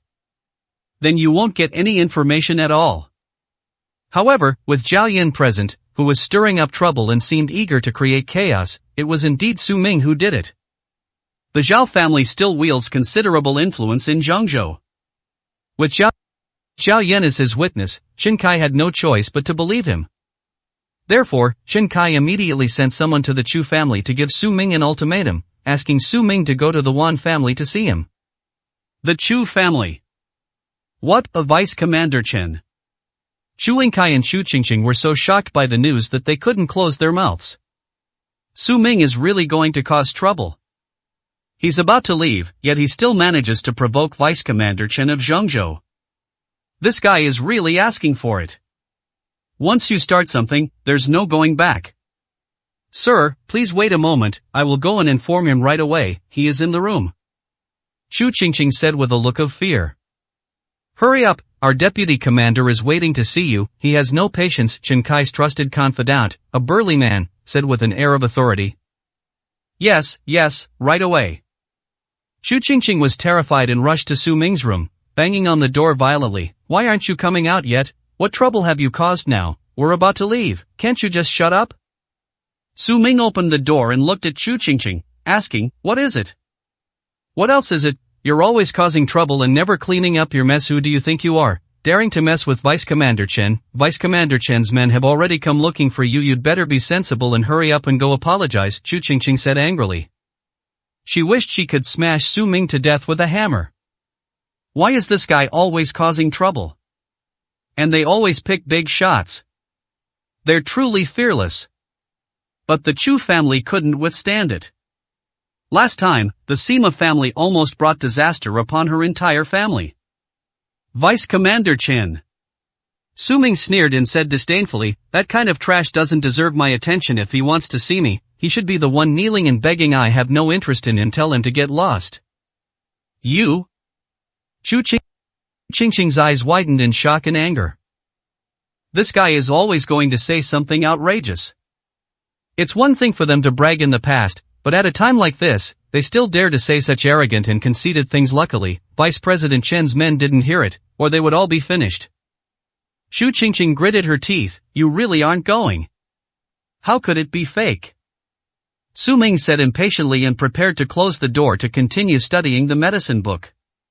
But Chu Qingqing grabbed Su Ming's arm, her eyes red, and said, Bastard, our Chu family has treated you well, hasn't it? We've provided you with everything you need, from food to lodging. If you don't go, it's just a matter of saying the word. But if you don't go, and that person down there throws a tantrum, won't we all be finished?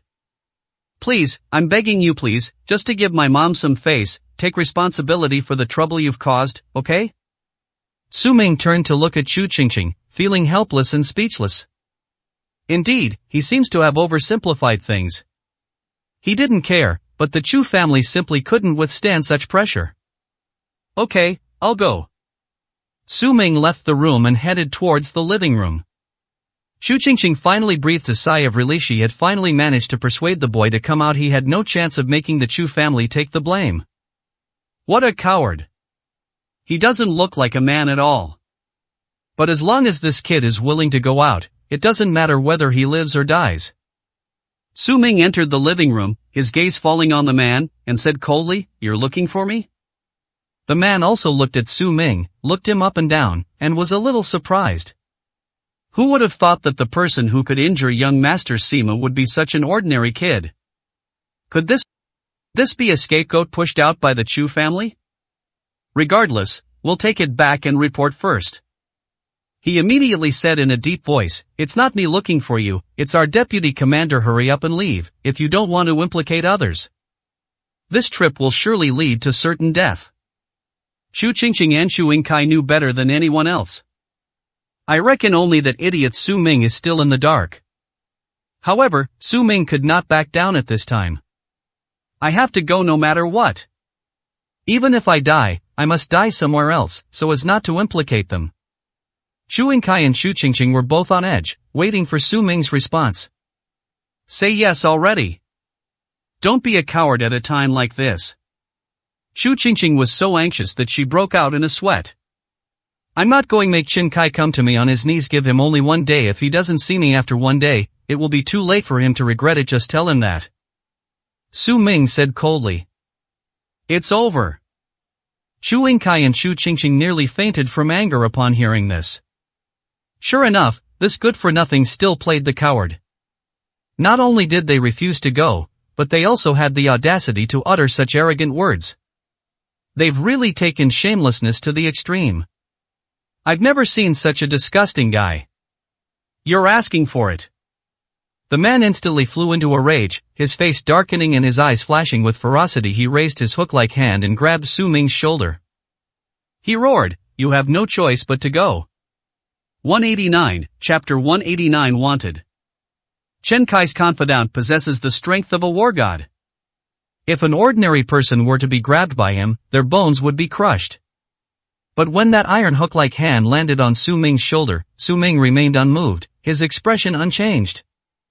This kid? The man was filled with surprise and doubt.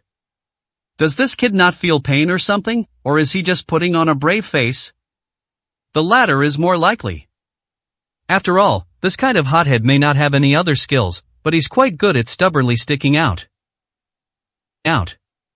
Looks like I've forced him to use some serious force. Walk. The man let out another low roar, his whole body trembled, and his power surged forth. His 5 fingers were like sharp thorns, about to pierce Su Ming's shoulder. Just then, Su Ming's shoulder twitched, and with a snap, Su Ming's shoulder shrugged. A tremendous backlash. The man felt as if his fingers were about to be broken, his entire arm was numb and almost lost all feeling, and he staggered backward, nearly falling to the ground. He looked down at his right hand, but his 5 fingers were completely immobile. How could you?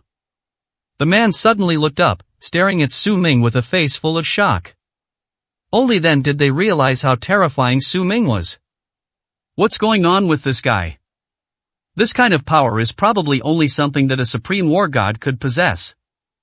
No wonder people say this guy injured young Master Sima. Now it seems there's a possibility. Roll. Su Ming looked coldly at the man. Remember my words, and tell Chen Kai truthfully I want to see him in 1 day. You wait. The man glared fiercely at Su Ming, gritted his teeth, turned around, and ran away. You don't actually think you're that handsome, do you? Behind him, Chu Qingqing stared at Su Ming in utter shock. Do you know who he represents? Vice Commander Chen. Haven't you ever heard of Vice Commander Chen? How dare you say such things and tell him to come see you in a day? Who do you think you are? When Vice Commander Chen arrives, you won't even know how you died. Chu Qingqing said angrily. I was so angry I almost died. They even said that Vice President Chen was not qualified to see him. We're afraid, and we're being completely open about it.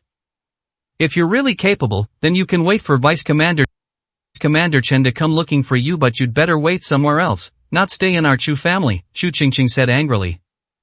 Chu Qingqing and Chu Yingkai both felt that Su Ming was beyond saving. They're definitely going to die. It's just a matter of one person dying versus the entire Chu family dying together. No, we can't die with him, our good days have just begun. Chu Yingkai pulled Chu Qingqing aside and whispered, that kid can't be driven away, look at his shameless attitude, he even wants Vice Commander Chen to come see him. If this gets involved, our Chu family will be crushed. I think we should go to the company tomorrow and not come back for a single day, let that kid stay here alone. We'll come back after Vice Commander Chen has dealt with him. Dad, that's a good idea. If he won't leave, we will, but Mom, what should we do? Chu Qingqing asked, frowning. They could hide, but Lin Shoyun's job at the pharmacy didn't include food or lodging, and she would come back for lunch and dinner every day at set times. Won't they suffer the same fate then? I will call her and tell her to take some money to eat out, Chu Yingkai said. Alright, it's decided then, let's see if that kid can make it through tomorrow, he's infuriating. Chu Qingqing gritted her teeth and glared at Su Ming with resentment. Tiang Xianglu. The subordinate who ran back truthfully reported the situation and what Su Ming had said to Chen Kai. Upon hearing this, Chen Kai flew into a rage, slamming his hand on the table with a loud bang. He jumped to his feet, his face contorted with fury. What audacity, this fool has no sense of right or wrong. Not only did he injure young Master Sima, but he also dares to provoke him. How can there be such an arrogant person in Yun City? I didn't want to kill him, but he was courting death, so he can't be blamed. Chen Kai's face was gloomy and filled with coldness. His original plan was to capture Su Ming and hand him over to the Sima family, which would have completed his mission. But now that Su Ming dared to say such things, it had already stirred up murderous intent in him. Report. Just then, a subordinate rushed in through the door, knelt down in front of Chen Kai with a thud, and said in a panic, reporting to the deputy commander, all our men have been arrested. All 2,000 people have been locked up at the Imperial Guard base outside Yuncheng. Report. Another subordinate rushed in, knelt on the ground, and shouted to Chen Kai, reporting to the deputy commander, we are wanted. There are arrest warrants for us at the city gate, prohibiting us from entering or leaving, and anyone found will be arrested. The charge is that we are fugitives. Report. Vice Commander Chen, we are restricted from spending money. We can't spend a single penny, and we've even lost our eligibility to stay at Tianxiang Tower. What? Upon hearing the successive reports, Chen Kai, who was filled with rage, almost fainted. His anger turned into shock and disbelief. He stared at his men in astonishment. Are you sure you're not mistaken? This news is all true. Who am I? I'm the deputy commander of the Central Plains Garrison, who would dare to issue a warrant for my arrest. Chen Kai felt as if he had been struck by lightning, and his head was spinning. I have absolutely no idea what's going on. The only way to issue an arrest warrant for him would be if Commander Yang from Zhengzhou betrayed him, issuing charges and an arrest warrant against him immediately after he left. But that's impossible. He and Yang Zai were like brothers. Yang Zai could never betray him. What he finds most unacceptable is that he is now completely locked down, unable to leave the city or spend money. He might starve to death in Cloud City in a few days. What exactly is going on? Chen Kai sat slumped in his chair, shocked and dejected, feeling as if he had fallen into a huge vortex, powerless and desperate. Slap, slap. Just then, there was a knock on the door. Yi Tang appeared at the door with his men, looking at Chen Kai with a mocking expression. Chen Kai, long time no see, do you recognize me? Who are you? Chen Kai looked up blankly, his face full of surprise. He looked at Yi Tang with suspicion. It seems I haven't been showing myself in the border regions enough. Even a lowly idiot like you doesn't know my name. You may not recognize me, but you should recognize this one. Yi Tang took out a Azure Dragon token from his pocket and threw it on the table. The Azure Dragon token is entirely crimson and blue, crafted from bronze, and features a lifelike Azure Dragon carved on it, seemingly about to take flight. This is the War God Azure Dragon token? Chen Kai's eyes widened instantly, filled with terror, and he was so frightened that he knelt down. He knelt down with a thud, utterly shocked. You are one of the 8 azure dragons of the War God Army. Could it be that the War God Army was behind all of this, including my being wanted? If it were the War God Army, issuing a warrant for his arrest would be a piece of cake. No.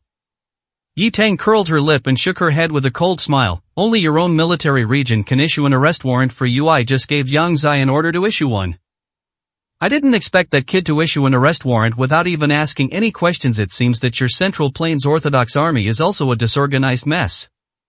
Hearing this, Chen Kai was utterly devastated. This means that he has been abandoned by the garrison in Zhengzhou. 190, Chapter 190 Alarming Yuncheng. He has no identity now. Even if they die or disappear, no one will care. How could he have imagined that he would end up like this after only 2 days of enjoying the limelight? What I never expected was that Yang Zai would be so disloyal. However, upon closer reflection, Yang Zai had no other choice. Faced with the pressure of orders from the War God Army on one hand, and with him on the other, he would naturally choose to abandon him. There are plenty of deputy commanders, but if you provoke the War God Army, you don't even want to think about the consequences. But why? When did I offend War God Yi? When did I offend any of the big shots in the War God Army? Why do you need to issue a warrant for my arrest? Chen Kai asked in fear and despair. You're really stupid.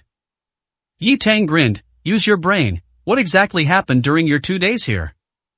After teaching Wanhua a lesson last night, Su Wang left with him. It wasn't that he was afraid of Chen Kai, nor was he afraid of the Wan family. He left to do this very thing. Cut off all of Chen Kai's escape routes, making him a complete pawn. This is even more painful than killing Chen Kai. At this moment, Chen Kai's brows were furrowed as he recalled everything that had happened in the past 2 days. Upon reflection, he realized that he had just been preparing to take action against Su Ming and resolve the matter of Sima Qinglang when he ended up in this predicament. Could it be that Sima Qing's wolf wound was inflicted by the War God Army? Could it be that the person I'm looking for? At this point, Chen Kai was completely shocked, his eyes lost their luster, and he dared not think any further. It could get Yi Tang to take action and the War God Army to block him. So, what exactly is Su Ming's identity? Instantly, Chen Kai felt ice cold all over his body and his whole body went numb. Good that you understand. This means you're not completely stupid after all. Enjoy your last few days. Yi Tang sneered and turned to leave with her men. Chen Kai was completely forbidden from eating unless he became a homeless beggar. He would starve to death. But given his physique and character, he probably wouldn't beg even if he starved to death. Vice Commander Chen, what should we do? Several of his men looked at Chen Kai pitifully. Does this mean I really have to become a beggar?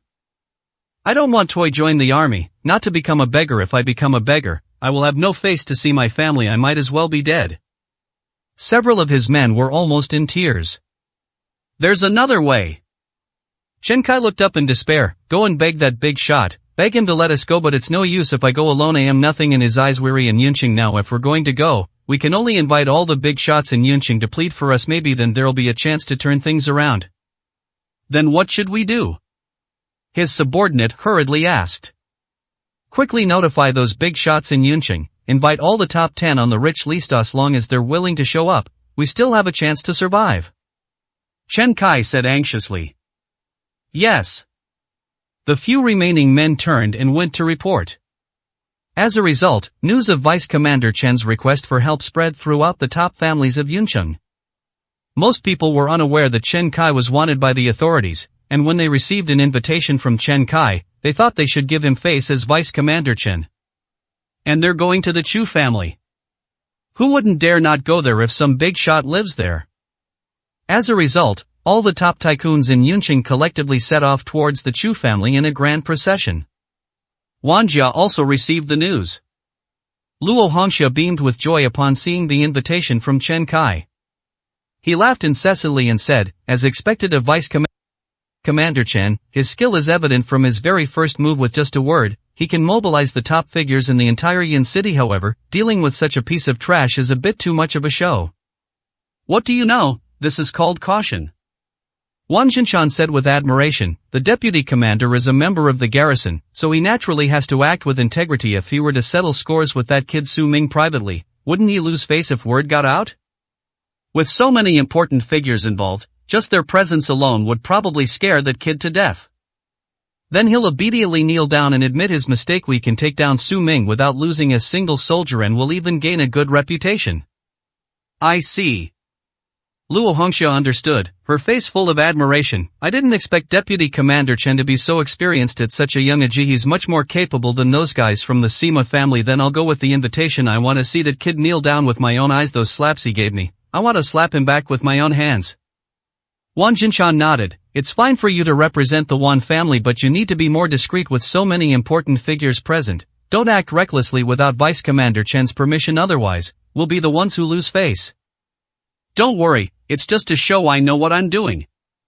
Luo Hongxia smiled happily, turned around, and went to change her clothes and put on makeup. Wan Shirin also learned of this news. However, she didn't ask any questions, and this time she didn't even call Su Ming to inform him.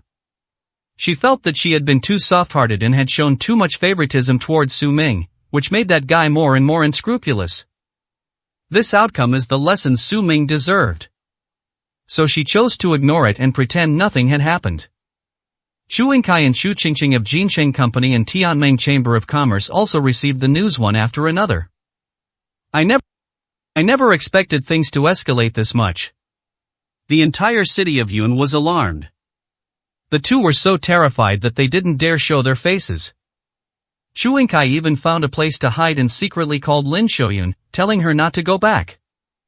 This has blown up so badly, anyone who goes back will be in trouble. Let that arrogant brat pay with his life, they are all innocent.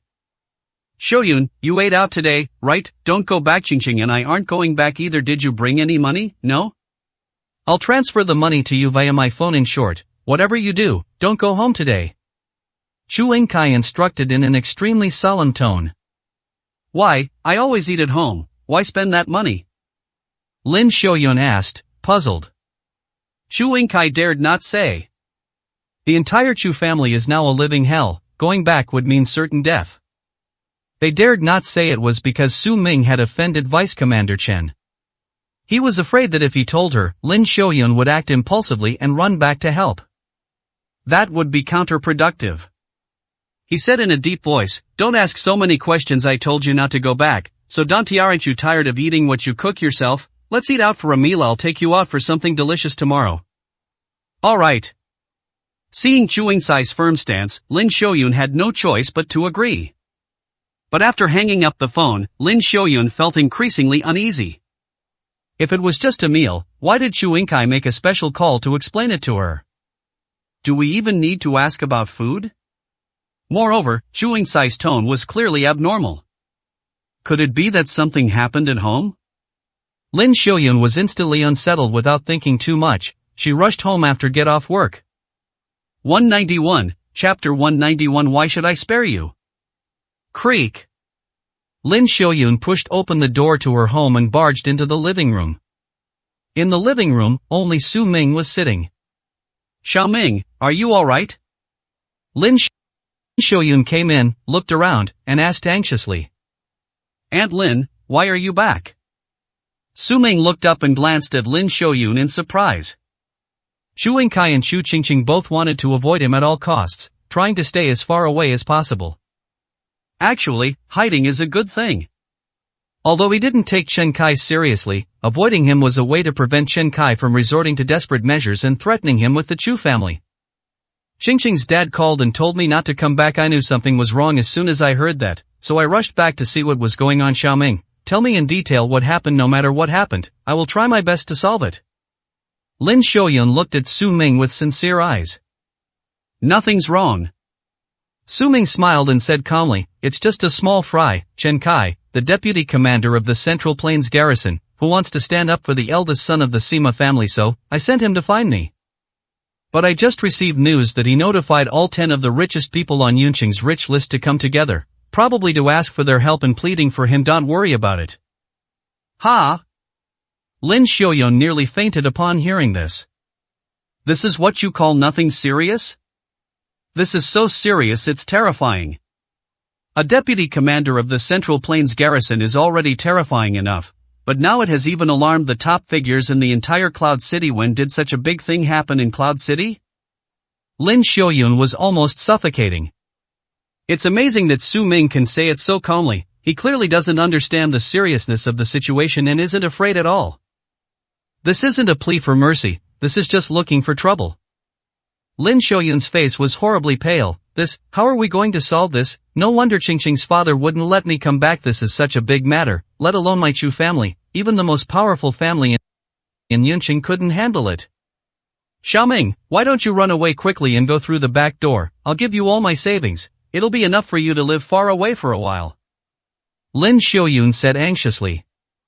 No need, Aunt Lin, now that you're back, just rest here, don't worry about it. Su Ming smiled and said. How could I not care? You came to my house, and although we're not related, from the first moment I saw you, I felt a sense of warmth from you. I've always treated you like a son. How could I live with myself if something happened to you? I can't watch you die in vain, you should leave now. As Lin Xiaoyun spoke, tears streamed down her face, and she rummaged through drawers and cabinets looking for her bankbook. Su Ming was deeply moved as he listened. It is only at such a critical juncture that one can see who truly cares for him.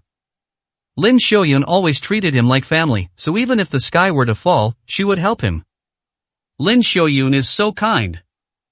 It's a pity she was forced to marry into the Chu family. As the king of the 9 provinces, he had been living a lonely and aloof life for too long, and this was the first time he had felt warmth from someone else. Lin Xiaoyun took out her bankbook and prepared to hand it to Su Ming. But at that moment, the roar of cars downstairs began, as deafening as thunder. Lin Xiaoyun ran to the window and peeked out. She saw dozens of luxury cars parked downstairs, blocking the way one after another. Important figures got out of the cars and looked up in the direction of the Chu family.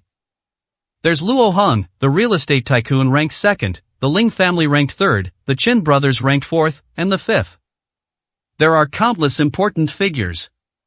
Lin Xiaoyun stared in disbelief, her face filled with terror. Oh no, they're all here. These people, if they just stomped their feet, the entire city of Yunqing would tremble.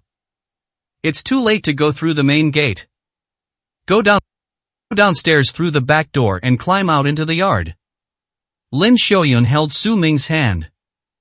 Bang!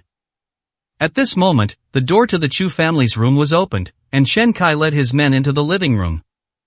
Lin Xiaoyun trembled with fright and quickly shielded Su Ming behind her, staring at the crowd as she said, What are you trying to do? This is my Chu family home. You guys are breaking into someone else's home without permission. This is illegal intrusion. I have already called the police. Lin Xiaoyun attempted to scare everyone away by calling the police. But who among those present was afraid of those words? Chen Kai stepped forward first, his gaze sweeping over Lin Xiaoyun and Su Ming, and asked with a fearful expression, Which one of you is Su Ming? Lin Xiaoyun's expression changed. Sure enough, they were after Xiaoming. We absolutely cannot admit it. Admitting it would be tantamount to handing over Su Ming, and then we would be finished. He hurriedly shook his head and denied it, saying, No, there is no such person in my Chu family apart from me. Everyone in the Chu family is surnamed Chu. I've never even heard of this Su Ming. Lin Xiaoyun protected Su Ming tightly. How could that be? Upon hearing this, Chen Kai was nearly scared to death. He went through all this trouble just to find Su Ming. If Su Ming weren't here, all his efforts would have been in vain. And most importantly, if he has no one to plead for mercy, then he's really doomed. Lin Xiaoyun was about to continue denying it. But Su Ming spoke up, saying expressionlessly, That's me. After saying that, Su Ming pulled Lin Xiaoyun behind him and said calmly, Aunt Lin, it's alright, he just came to see me. My God, you. Lin Xiaoyun was speechless. Why should Su Ming admit it? If they admit it, is there any way out for them? It seemed like they were about to get away with it as long as the other party didn't recognize Su Ming, everything would be fine, right? But Lin Xiaoyun's idea was too simplistic. Even if Chen Kai didn't know what Su Ming looked like, everyone present, Luo Han, Chen Fengyu, and the Ling family, knew Su Ming's identity. They will naturally point it out. Seeing that Su Ming had admitted it, Chen Kai understood and had no reason to doubt. Aside from the big boss Su Ming, no one else dared to admit it. Chen Kai hurriedly stepped forward and knelt down in front of Su Ming with a thud, kowtowing and crying out in fear, "Please, sir, spare my life, spare this lowly Chen Kai's dog life. If you let me go, I'll serve you like a slave from now on. My life is yours." Ah! Upon seeing this, Lin Xiaoyun was instantly stunned, her mouth agape, unable to utter a sound. What's going on? Isn't this Vice Commander Chen here to cause trouble? Not to mention Lin Xiaoyun, even the dozen or so of the top 10 richest people in Yunqing present showed expressions of surprise. They were invited by Chen Kai, partly to give Su Ming face, and partly to see what Chen Kai was up to. If Chen Kai really wanted to cause trouble, they would immediately stop him, which would also be a good thing for the Border King. Unexpectedly, Vice Commander Chen from Zhengzhou came to kneel down and admit his mistake. However, Su Ming's expression remained unchanged, as if he already knew. He glanced coldly at Chen Kai and sneered, "You're not even worthy to be my dog, why should I spare you?" 192, Chapter 192, Scaring Away the Top Figures of Yun City. Not even worthy to be a dog? Upon hearing this, Chen Kai's face instantly turned deathly pale, and cold sweat rolled down his cheeks. He then realized that pleading for leniency was not as simple as he had imagined. Even if he contacted all the big shots in Yunqing, all of them combined wouldn't amount to even 1% of Su Ming's influence. Besides, these people might not even stand up for him. Chen Kai was instantly filled with fear and unease. He raised his hand and slapped himself twice, then knelt down in front of Su Ming and kowtowed repeatedly.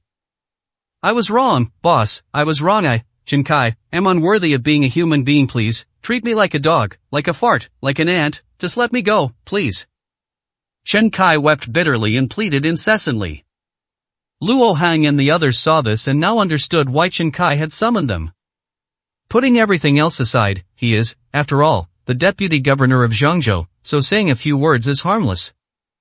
Luo Hang then stepped forward and respectfully said to Su Ming, "King Su, he is, after all, the deputy commander of Zhengzhou. Please give him a chance, otherwise, if word gets out, it won't be good for you as a dignified deputy commander of Zhengzhou, coming to Yunqing without any dignity." It doesn't matter much to Chen Kai alone. If this gets back to the Central Plains garrison, wouldn't the entire garrison be offended?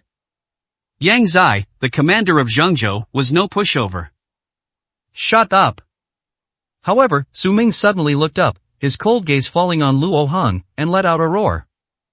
Luo Hang was so scared he almost peed his pants on the spot. He took several steps back, retreating into the crowd, his face flushed red, and dared not utter another word. Chen Fengyu and the others standing nearby were all somewhat gloating. No matter how outstanding Chen Kai is, he is still just a deputy commander. What is he compared to the king of Kyushu? Even the deputy commander of Zhengzhou had to kneel down and beg for mercy from King Su.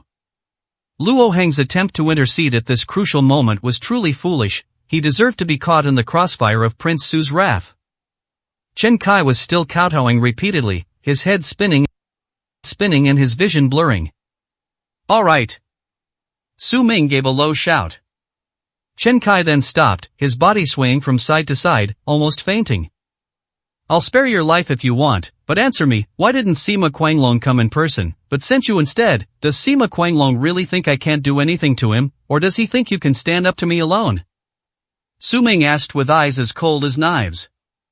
Chen Kai shook his head, gradually regaining his senses. He hurriedly lay down on the ground and replied, "Because Master Sima Quang, is going to participate in the Three Armies competition with Yang Zai. There isn't enough time, so he sent me alone to find out the situation and bring Sima Qinglang back. But from now on, I, Yang Zai, have no connection with the Sima family, nor with the garrison in Zhengzhou. If I can go back, and no one employs me, I will return to my hometown to farm and never set foot in Zhengzhou or Yunqing again. Please, someone give me a chance." Chen Kai kowtowed twice more, completely severing ties with the Sima family in Zhengzhou. The Sima family has always been a business of mutual benefit. Now that the Sima family has been targeted by a big shot like Su Ming, if he doesn't get rid of them soon, he won't even know how he died. As for the troops stationed in Zhengzhou, Yang Zai issued a warrant for his arrest without any leniency as soon as he left. He saw through this kind of person completely and had nothing left to miss. Grand Military Competition. Su Ming sneered. It seems that everything has converged on this grand competition. Perfect timing, we can take this opportunity to crush Yang Zai and his gang, and also deal with Sima Quanglong. Su Ming lowered his head, stared at Chen Kai and said, fine, I'll let you off this time, but I want you to go with the people from Yunqing to participate in the three armies grand competition. This? Chen Kai suddenly looked up, his face full of surprise and doubt. He had originally resigned himself to anything as long as he didn't die. Unexpectedly, Su Ming wanted him to participate in the three armed forces competition. For a wanted man like him, this was an enormous reward. He couldn't fathom what this big shot was thinking at all. For a moment, her brain couldn't process it all, and she stared blankly at Su Ming. What, you disagree? Su Ming asked in a deep voice.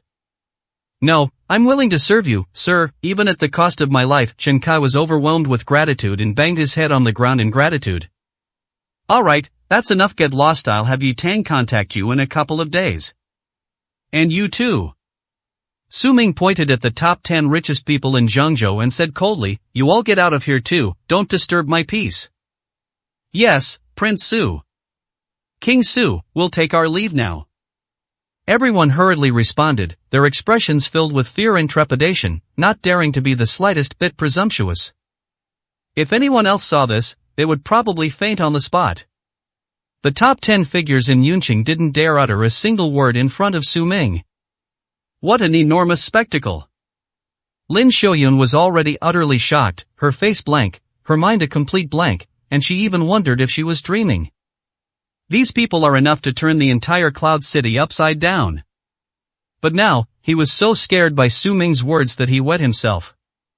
No wonder Su Ming wasn't flustered at all when he knew Chen Kai was coming. Lin Xiaoyun swallowed hard, feeling her mouth dry. But what exactly happened? How could Su Ming make Vice President Chen kneel down, and how could he make the top 10 richest people on the rich list tremble with fear? Could it be that Su Ming has some extraordinary, unimaginable identity?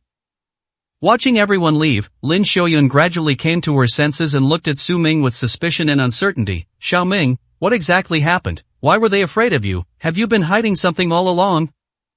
Lin Xiaoyun couldn't have imagined it. What kind of identity could make these people so afraid? The only person he could imagine was the head of the Tianming Chamber of Commerce, someone at the very top level. That's his identity. But that kind of status shouldn't be enough to make these people afraid. Su Ming smiled slightly, looked at Lin Xiaoyun, and said with a smile, have you heard of the War God Army, Aunt Lin? The War God Army? Lu Xiaoyun was stunned for a moment, her mind racing. After a while, she stared wide-eyed and said, I've heard it. I've heard others say that the War God Army is the most valiant, most powerful, and strongest army in the border region. They are invincible and unrivaled. But what does that have to do with anything? Yi Tang is a member of the War God Army.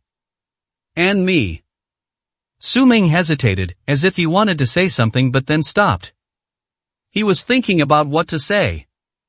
To directly claim to be the leader of the War God Army and the king of the 9 provinces is too abstract. Even Lin Xiaoyun probably wouldn't be able to understand such empty words. And nobody introduces themselves like that. Oh, I understand. However, before Su Ming could figure out what to say, Lin Xiaoyun's eyes suddenly lit up, as if she had just realized something. Aunt Lin, you figured it out again? Su Ming asked in surprise. I understand now. Yi Tang is an extraordinary figure in the War God Army, isn't he? Yes, you could say Thade's a commander-level figure. Su Ming nodded. 193, Chapter 193. Even being a dog is enough. As one of the 8 Azure Dragon war gods, Yi Tang commands an army of over 1 million war gods, making him a formidable figure. That makes sense. Vice Commander Chen must be afraid of Yi Tang. Yi Tang is from the Heavenly Alliance Chamber of Commerce and has a good relationship with Yuso. It was Yi Tang who stepped in to resolve this. No wonder they were also afraid. Who would dare to provoke the War God Army? Lin Xiaoyun understood everything, let out a breath, and looked relaxed. This. Su Ming's expression was complicated. It can't be said that Lin Xiaoyun is wrong, it can indeed be considered that way. But these people weren't afraid of Yi Tang. No matter how high Yi Tang's status or how strong his combat power, Yi Tang wouldn't dare to act recklessly without his orders. Moreover, Yi Tang is not authorized to mobilize the war god army without permission. However, Lin Xiaoyun's thinking saved him the trouble of explaining. Su Ming nodded in agreement and said, "Aunt Lin, you're right, Yi Tang put in a lot of effort this time." "Just as I thought." Lin Xiaoyun smiled and said with emotion, "Then we really have a benefactor to help us. Commander Yi Tang is truly a kind person. However, his help to us is out of kindness. You can't always owe others favors, you have to learn to repay kindness also. What you did just now was wrong. We can't act recklessly just because we're in charge of Commander Yi Tang's power. If we really offend them, they'll hold Commander Yi Tang responsible, and that would be harming him." Lin Xiaoyun spoke earnestly. Su Ming was both amused and exasperated. What a kind person. You ruined him. I wonder how Yi Tang would feel if she heard these words. Outside the Chu family's residence, Luo Hongxia, dressed up, arrived late with her entourage. Upon arriving at the door, they saw that everyone was about to leave. Upon seeing Chen Kai, he felt as if he were bathed in a spring breeze, completely relaxed. Could it be that Vice Commander Chen has already dealt with that kid, hence his relaxed expression as if he's completed his mission? Sure enough, only someone like Vice Commander Chen can keep that kid in check. Luo Hongxia immediately smiled and hurriedly went to greet him, asking with a fawning smile, "Vice Commander Chen, is everything settled? I'm sorry I'm late. What did you do with that kid? Did you beat him to death, or break his legs and arrest him?" "What?" Chen Kai frowned, his cold gaze falling on Luo Hongxia. That piece of trash not only injured young Master Sima, but also provoked the Sima family and even alarmed Vice Commander Chen to personally intervene. That kind of person deserves to be torn to pieces. Killing him like this is too good for him," Luo Hongxia said with a grin. Chen Kai had just been ordered by Su Ming to be recruited, and he felt grateful and respectful towards Su Ming. Otherwise, he might have been forced to wander around as a wanted man. As a result, Luo Hongxia's words struck a nerve with him. Chen Kai was instantly enraged. He gave Luo Hongxia a dark look and said coldly, "You'd better shut your dog mouth. If you say another word, don't blame me for not letting you off the hook." Luo Hongxia looked puzzled and confused. "Vice Commander Chen, what did I say wrong? If I have been disrespectful to you, please forgive me. I am not good with words, but that kind of good for nothing deserves to die. I did not say a single wrong word." "You son of a bitch." Chen Kai was furious. This woman really couldn't understand his warnings. Enraged, he slapped Luo Hongxia across the face, the sound of the slap echoing as half of her face bled. Chen Kai pointed a finger at Luo Hongxia's forehead, gritted his teeth, and said sternly, "I warned you, but you don't know what's good for you. If you don't shut up, I'll have someone kill you." Luo Hongxia was completely stunned, staring at Chen Kai in disbelief. His face was filled with terror, and he couldn't utter a single word. Under Luo Hongxia's horrified gaze, Chen Kai waved his hand, got into the car with his men, and waited for Yi Tang's notification before reporting for duty. Luo Hongxia was left standing alone in the wind, bewildered. Other wealthy individuals also left one after another. After that, the whole city knew that Chen Kai was wanted. However, Chen Kai no longer cared. He had already met with Yi Tang and was taken by Yi Tang to the military base outside Yun City. Upon arriving at the destination and seeing the situation before him, Chen Kai was greatly surprised. Looking at the sentry posts and the uniforms of the soldiers coming and going, Chen Kai became increasingly alarmed. This must be the war god army, right? Chen Kai was so shocked that his jaw almost dropped to the ground. "What, did I embarrass you by letting you join the war god army and participate in the three armies grand competition?" Yi Tang asked jokingly. No. Chen Kai looked terrified and shook his head repeatedly. He thought Su Ming had only asked him to join an ordinary corps in Yunqing to participate in the three armies competition, but he never expected that he would be directly admitted to the war god army. Just who exactly is this Su Ming? Could they directly assign him to the war god army? Chen Kai swallowed hard, his throat dry, and asked tremblingly, "God of War Yi, may I ask, what is the status of that big shot, the one I went to plead for before, in the God of War army? Is he your subordinate?" He guessed that Su Ming must have a relationship with Yi Tang, or be Yi Tang's close subordinate. That's why he was able to join the war god army. After all, This kind of thing definitely needs Yi Tang's consent. Unexpectedly, upon hearing this, Yi Tang's expression changed drastically. She abruptly turned her head, glaring angrily at Chen Kai, and roared, "You idiot, I'm not allowed to hear you say such things a second time. King Su is the king of the 9 provinces, the leader of the war god army, not my subordinate. Such words are treasonous. If you dare say them again, I'll chop off your head." The leader of the war god army? Chen Kai was so scared that he almost knelt on the ground. His face was filled with terror and shock, and he was speechless for a long time. It turns out that the big shot was actually the leader of the war god army and the king of the 9 provinces. No wonder he was able to get into the war god army with just a few words. Oh my god! Chen Kai almost fainted. Only then did I realize how stupid I had been doing all these days. What a huge mistake was made. Yangtze River, it's nothing. The Sima family is nothing. With the king of Kyushu residing in Yuncheng, no one who dares to come will escape death. No wonder Sima Mang didn't dare mention the title of king of the 9 provinces when he returned to the Sima family. The entire Sima family is definitely doomed. He felt his whole body was drenched in cold sweat and was filled with lingering fear. Fortunately, he realized his mistake in time and begged for mercy, otherwise, his head would probably be hanging on the city gate by now. I really don't know why King Su would let someone like you join the war god army. You can't really be assigned to the war god army. Go to the side camp and do odd jobs. Do whatever you're asked to do. Yi Tang said coldly and displeasedly. Yes, I will do as you say. I will do anything as long as it is within the war god army. War god Yi, please give me your orders. Chen Kai was overjoyed when he came to his senses. Let alone doing odd jobs, he'd be willing to be a dog even within the war god army.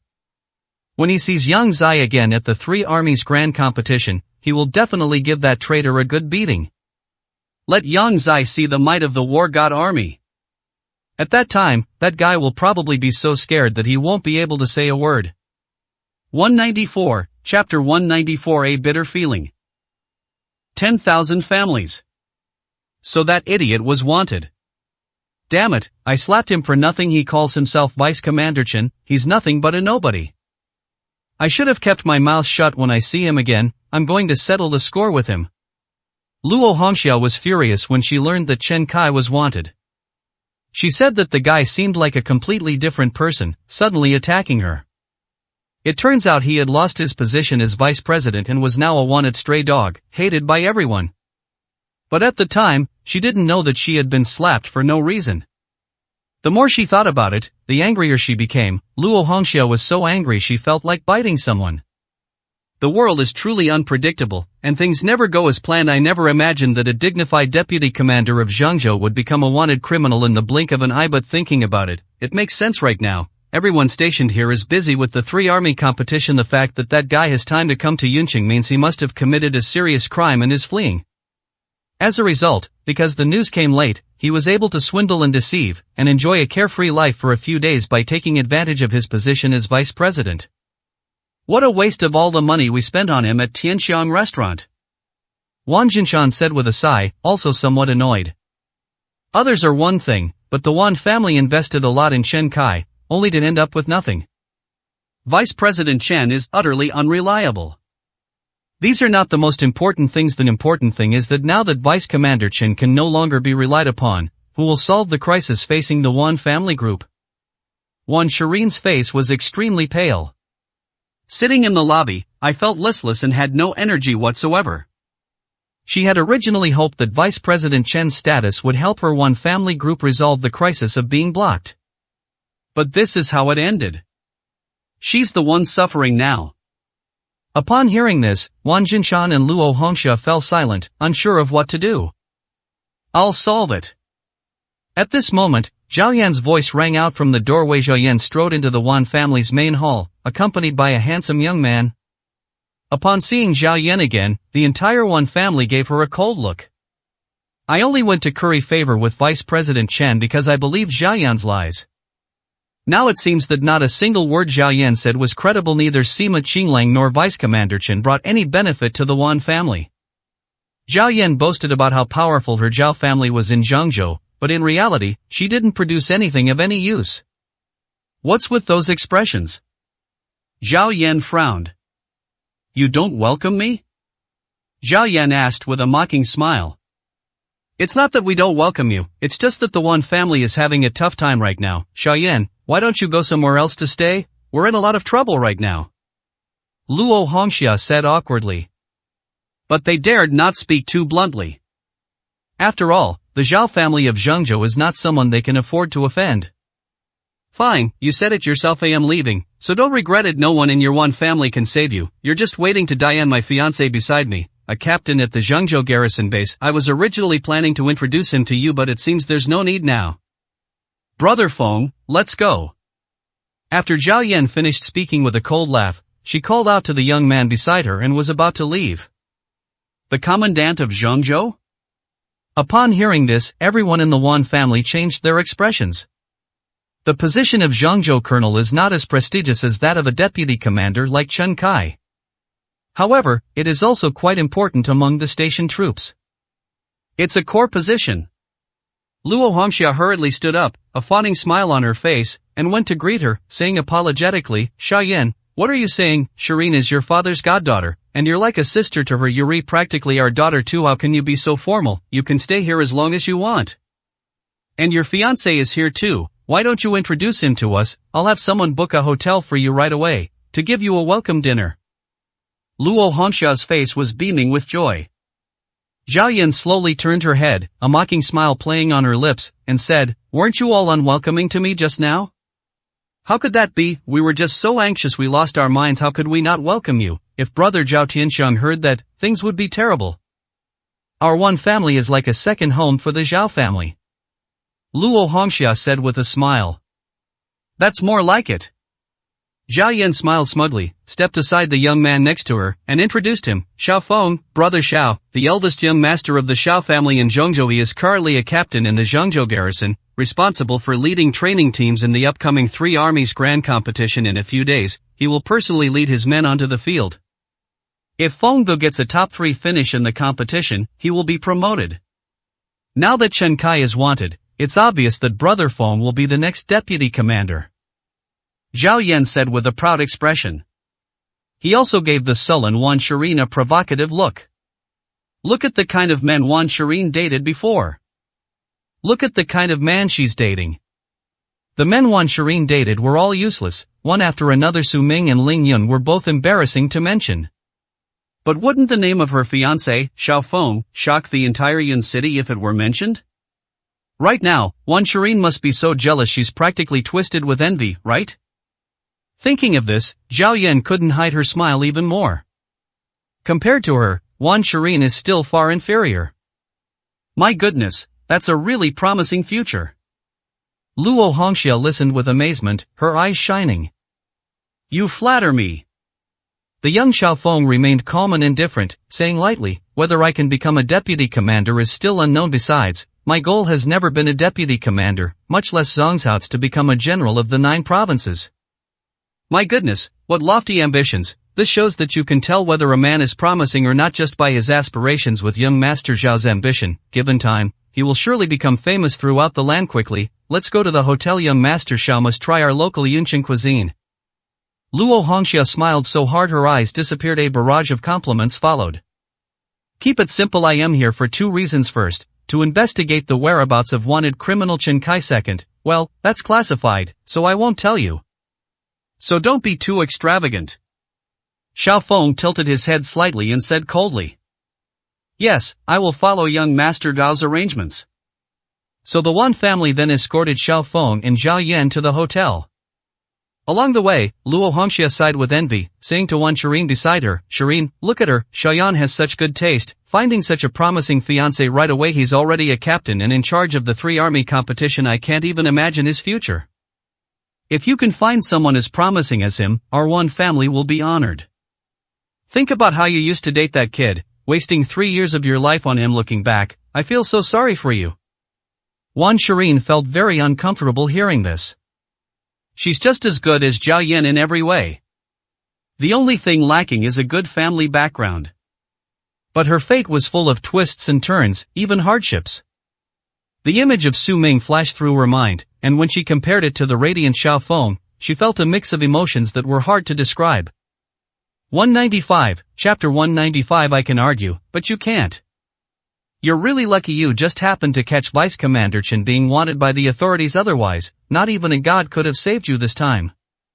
Xu Yingkai and Xu Qingqing returned home and were both surprised to find Su Ming safe and sound. However, they had a general understanding of what was going on. It's likely that Chen Kai became a wanted criminal and lost his authority as deputy commander, making it difficult for him to protect himself naturally. He had no intention of settling scores with Su Ming. You could say that fools are sometimes lucky. Even waste can have good luck. That's not how it is. Vice Commander Chen came, but only to beg Xiaoming for mercy. He also brought a big shot from Yunqing to witness and plead on his behalf. Lin Xiaoyun explained. Mom, he taught you to say those things, didn't he? You're not young anymore, how can you be so insensible? He taught you to say those things just to make us keep him here, isn't he? Let me tell you, no way. You said yourself that you'd leave in 2 days. If you're a man, you should keep your word. Xu Qingqing stared at Su Ming with an icy expression. Don't worry, I've never gone back on my word. Su Ming answered calmly. It would be good if you really did it. If you really wanted to leave, would you have instigated Xiaoyun to say these things? It's disgusting. Xu Yingkai snorted coldly. Well. Lin Xiaoyun sighed heavily, unsure how to speak up for Su Ming. It's also Su Ming's own fault. Why did he have to be so stubborn and say that he would leave in 2 days? This left her wondering how to stay, even if she wanted to. Words spoken are like water spilled on the ground. Xu Yingkai and Xu Qingqing would absolutely not allow him to go back on his word. Alright, I said I'd treat Xiaoyun to something delicious. Let's go tonight. Xu Yingkai remembered what he had said to Lin Xiaoyun and began to speak. It's also a good time to celebrate his promotion. However, I won't mention the good news of the promotion, I'll just find some random excuse to celebrate. Yes, let's go out to eat. If Xiaoming really has to leave, let's have a good meal together as a farewell dinner for you, Lin Xiaoyun said with a smile. Su Ming originally didn't want to go, but upon hearing this, he nodded and said, I'll follow Aunt Lin's arrangements. Xu Qingqing curled her lip and gave a disdainful smile. When there's something to gain, you suddenly become quite obedient, so, people like you. She shook her head in disdain. Afterwards, the 3 members of the Chu family tidied themselves up and went out together to the hotel that Xu Yingkai had booked. This hotel is called Galaxy 5-Star Hotel. Although it can't compare to Tianxi Anglu, it's still considered high class in Yuncheng. Coincidentally, the Wan family also booked this hotel to welcome Xiaofeng. One was in room 607, and the other was in room 608, separated by a wall. After arriving at the private room, Xu Yingkai ordered fine wine and asked the hotel to prepare a ceremonial guard, setting off colorful ribbons and creating a festive atmosphere. One reason is to celebrate his promotion. Secondly, it's naturally to celebrate that Su Ming, that Jinx, is finally leaving. From then on, the Chu family's fortunes improved dramatically, and everything became bright and promising. Lin Xiaoyun sat beside her, her expression not looking too good. Su Ming has lived in the Chu family for so long, he should have some feelings for her, even if he has no feelings for her. As a result, Xu Yingkai and Xu Qingqing were so happy before Xiaoming even left. What must Su Ming be thinking? However, Su Ming remained unmoved, calmly eating his food as if he hadn't seen anything at all. In truth, he knew that Xu Yingkai and Xu Qingqing were so happy because they had been promoted and given important responsibilities at the company. Because he arranged all of this. Even if it was because he was leaving, the 2 of them were so happy. That's nothing. The 2 people he left were happy, so it was worth it. Just don't regret it. In room 607, at the dining table, Luo Hongxia showered Xiaofeng with compliments. The article also indirectly mentioned the fact that Wanjia Group's business was blocked. I asked Xiaofeng for help. After listening, Xiaofeng smiled and said, so it's such a small matter. My words still have some effect. Don't worry, it's just a matter of 1 phone call from me, and your Wan family will be back to normal tomorrow. Real? Upon hearing this, Luo Hongxia was overjoyed and almost jumped for joy. She raised her glass and toasted Xiaofeng repeatedly, showering him with praise. Even the dejected Wan Shirin's eyes lit up, and with a slightly flushed face, she drank a few cups with Xiaofeng. But just then, a commotion nearby interrupted everyone's enjoyment. Xiaofeng frowned, turned his head to look at the wall behind him, and his face darkened. What's all this noise about? Is this the quality of a five-star hotel? They can't even drink properly. Upon hearing this, Luo Hongxia was immediately filled with embarrassment. Doesn't that mean she didn't plan things out carefully enough? If we offend Xiaofeng, what will become of the Wan family? Luo Hongxia hurriedly said, Young Master Xiao, don't worry, it's probably just some ignorant country bumpkins making a scene here. I'll go and take care of it right away. We can't let them spoil your fun. After saying that, Luo Hongxia stormed out of the door. Arriving at the door of room 608, Luo Hongxia, her face contorted with rage, kicked the door open and roared, What's all the noise about? Haven't you eaten yet? Can't a person have a meal? Does this whole hotel belong to you? The room fell silent. They all turned to look at Luo Hongxia at the door. Luo Hongxia regained her composure and clearly saw that the people sitting in the room were Chu Jia and Su Ming. What a small world! Luo Hongxia immediately raised her eyebrows and gave a sneer. I knew it was you country bumpkins who were so rude first time in a five-star hotel, so you want to celebrate, huh? A bunch of ignorant fools. Hurry up and take pictures and post them out. That'll be enough for you to brag about for the rest of your lives. However, you'd better shut your mouths and stop making a scene, otherwise, don't blame me for not letting you off the hook. Especially you. Luo Hongxia raised her hand and pointed fiercely at Su Ming. Chu Yingkai and Chu Qingqing were immediately terrified and their faces turned pale. They were naturally aware of the Wan family's current status. Although the Chu family has turned its fortunes around, it is still far behind a large conglomerate like the Wan family. Chu Yingkai smiled awkwardly and said, I'm sorry, Mrs. Luo, we'll be quieter, we didn't know you were next door, we're so sorry. Luo Hongxia sneered, you blind fool. Just when things seemed to be coming to an end, Su Ming couldn't stand Luo Hongxia's attitude and suddenly spoke up. That hotel isn't yours, we're here to spend money, why can't we celebrate, but you're here cursing at us, do you think you're special? These words terrified Chu Yingkai and Chu Qingqing.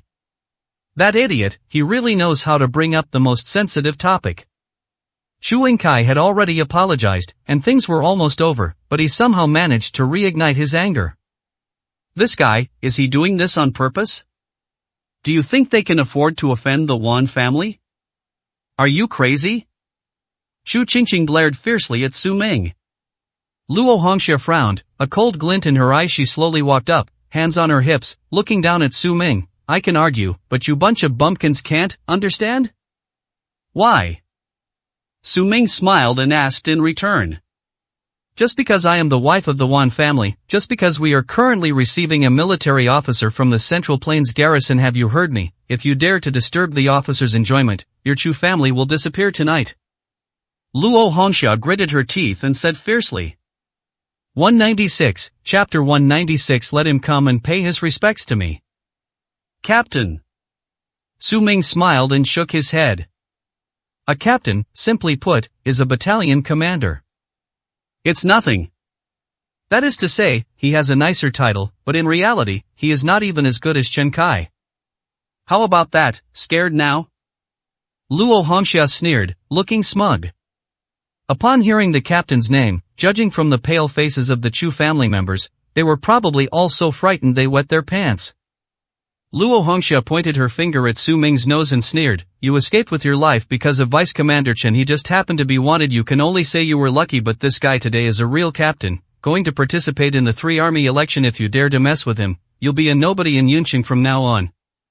Chu Yingkai was so frightened he could hardly breathe. He had just been promoted, and a great life was just around the corner. He didn't want it to be ruined here. He glared at Su Ming and said in a deep voice, what are you standing there for? Hurry up and apologize to Madame Luo. Yes, kneel down and apologize. That's the only way to show sincerity. I hope Mrs. Luo won't bother with an idiot like you. Chu Qingqing also shouted sharply. However, Su Ming curled his lips and looked at Luo Hongxia with a smile, saying, make that damned captain kneel down and pay his respects to me. You. Luo Hongxia was terrified. Chu Yingkai and Chu Qingqing almost fainted. This guy really knows how to say something outrageous. What time is it? Don't you understand the situation yet? Now is not the time to show off. That man is a true commandant of Zhengzhou, not a wanted criminal like Shin Kai. Even Lin Xiuyun's expression changed. Su Ming's words were really an overstatement. Previously, he relied on Yi Tang for support. But Yi Tang isn't here now, so something bad might really happen. You really want to die? Luo Hongxia stared at Su Ming in shock. Is this kid really a madman? How dare you say such a thing? I told him to come and pay his respects to me. I am waiting for him here, Su Ming said with a smirk. Fine, you wait here. Run away, and don't kneel on the ground begging for mercy later. Luo Hongxia glared at Su Ming in shock and anger, then turned and left. Go quickly. Chu Yingkai panicked, grabbed his handbag, and urged Chu Qingqing and Lin Xiuyun to speak. He wants to die, but we don't need to die with him. Let him stay here alone and see how the Wan family and the captain deal with him. It has nothing to do with us. After saying that, Chu Yingkai and Chu Qingqing got up to leave. Lin Xiuyun hesitated for a moment, but Chu Yingkai forcibly pulled her away. But the three of them were blocked back as soon as they reached the door. Luo Hongxia has already arrived with Xiao Feng, Zhao Yan, and the Wan family. Where are you going? Weren't you so arrogant just now? You even made young Master Xiao come over to pay his respects, and now you want to run away? Luo Hongxia said angrily. Chu Yingkai was so frightened that he backed away repeatedly, waving his hands in terror and saying, "It has nothing to do with us, Madam Luo, you can testify, it was that brat who spoke such nonsense. We don't have the guts to do that. We're all being implicated because of him." Weren't you together? Luo Hongxia let out a cold laugh. Xiao Feng waved his hand. It's none of your business, just stand aside. Whoever sends me to pay their respects, I'll settle the score with them. I want to see if they really have the ability. Young Master Xiao is wise. Chu Yingkai, covered in cold sweat, stood fearfully to one side, protecting Chu Qingqing and Lin Xiuyun. Then, the Wan family members slowly walked into the private room, and all eyes were focused on Su Ming. Wan Shirin looked at Su Ming and shook her head. This guy is such a troublemaker. There's no peace and quiet no matter where you go. It's a pity that Vice Commander Chen didn't teach him a lesson before, which allowed him to become so arrogant, but today, it's finally over. Of all people to mess with, he had to mess with Xiao Feng. No one can save him now. Wan Shirin felt no sympathy for Su Ming, because up to this day, Su Ming had only himself to blame. He was just lucky before, no one bothered him. Luo Hongxia, on the other hand, wore a smug, cold smile. Today is the day I can finally get my revenge. Previously, he hadn't found a chance to take revenge on Su Ming, and Vice Commander Chen was unreliable, but with Xiao Feng in charge today, Su Ming wouldn't be able to leave even if he didn't have both legs. It's a pity I didn't bring Wan Hua along. If Wan Hua saw this, I don't know how happy he would be. Zhao Yan looked at Su Ming with a complicated expression. Should I tell my fiancé, Xiao Feng, about Su Ming's identity? Although she was very dissatisfied and harbored deep hatred for Su Ming. But this guy is truly the king of Kyushu. If Xiao Feng offends this kid, who knows what the consequences will be. But if he were to reveal it, it would be very embarrassing, especially with the Wan family present. If Su Ming's identity were exposed, neither he nor Xiao Feng would be able to hold their heads up. I won't be able to stay in Yunqing anymore. Zhao Yan's palms were sweaty, and she had no idea what to do. Kid. Just as Xiao Feng was about to speak and lash out, his phone suddenly rang. He took it out and saw that it was from one of his men. The subordinate anxiously said to Xiao Feng, "Captain, we've spotted Chen Kai. Come over here right away." Good. Xiao Feng hung up the phone, his expression grave. He turned to look at the Wan family members and said in a deep voice, "I have other matters to attend to, so I'm leaving now. I'll leave this to you to handle. We can talk about other things another day." After saying that, Xiao Feng turned and left quickly. Young Master Xiao? You're leaving already? Luo Hongxia was shocked. Xiao Feng didn't even take Zhao Yan with him. Zhao Yan breathed a heavy sigh of relief and said to the Wan family, "He left in such a hurry, it must be related to Zhengzhou. We can't interfere." I see. Luo Hongxia suddenly realized, that's normal. Young Master Xiao holds a high position and has a lot of important matters to attend to. It's just that some guys have escaped unscathed again. They're really lucky. Luo Hongxia turned around and glared fiercely at Su Ming.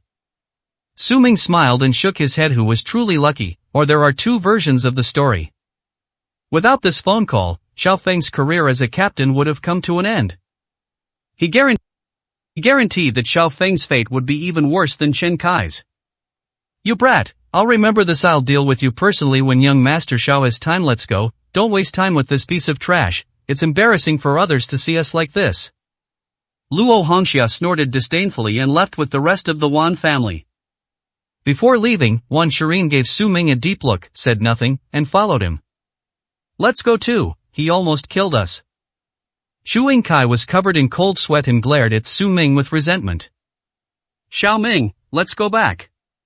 Lin Xiaoyun said to Su Ming. "I'm not going back tonight. I am leaving tomorrow anyway, so I'll stay here tonight," Su Ming said calmly. Okay, do you have any money on you? If not, I'll get you a room." Xu Qingqing immediately smiled and said with great joy. She wished Su Ming would never return to the Chu family. "Let us part ways here, and never see each other again until we die. You don't need to worry about it." Su Ming smiled calmly. "It's alright, don't be shy, just tell me what you need, but you absolutely have to leave tomorrow. If you leave tomorrow, I'll cover all your expenses for tonight." Xu Qingqing was as happy as if she had driven away a plague god.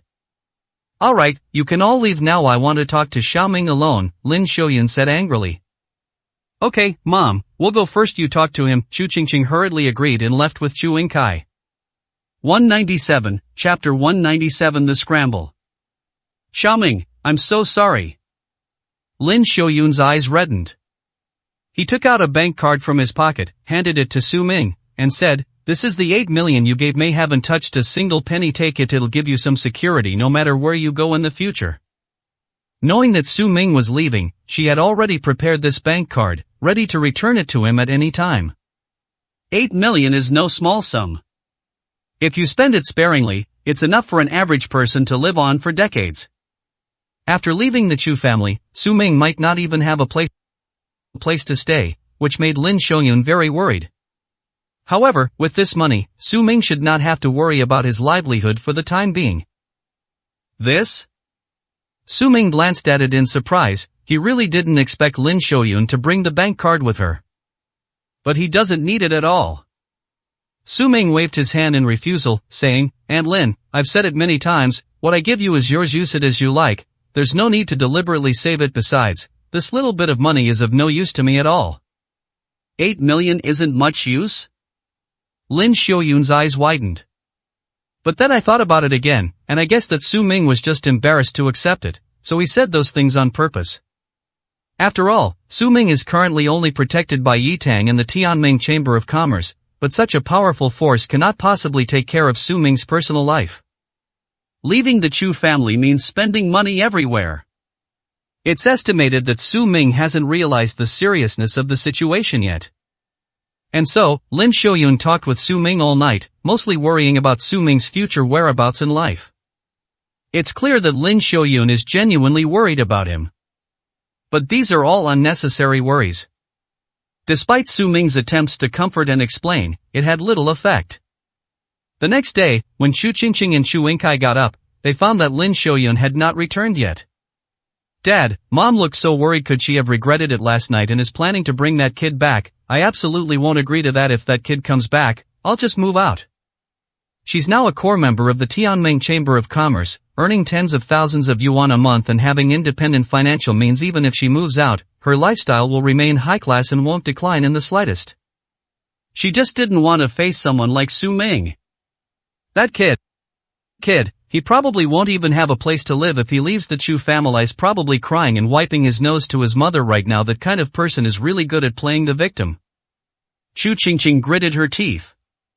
"No, your mom knows what she's doing. This time, neither of us agrees. She can't possibly insist on bringing that kid back." Xu Yingkai said in a deep voice. "Go to work first, I'll call her later." Xu Yingkai said this, and then the two went to their respective companies. Upon arriving at the Tianming Chamber of Commerce, Xu Qingqing sat at her desk, her brow furrowed in deep thought, imagining the scene of Su Ming and her mother in her mind. "I guess that kid will do anything, crying and begging to stay. He's the kind of guy who can't survive without someone to rely on or parasitize. It used to be the Wan family, now it's the Chu family. It's just that the Chu family is unlucky enough to have taken in such a jinx. Fortunately, she wasn't as blind as Wan Shireen to marry that kind of person. If she had married him, she would have been disgusted with herself for the rest of her life. Hey, have you heard? Those big shots from Yunqing have made their move again. All those top tycoons are heading in the same direction. They're all converging on the Xingha Hotel. I wonder what big event has happened this time. Who knows, maybe some important person has arrived again. People around them were talking about it.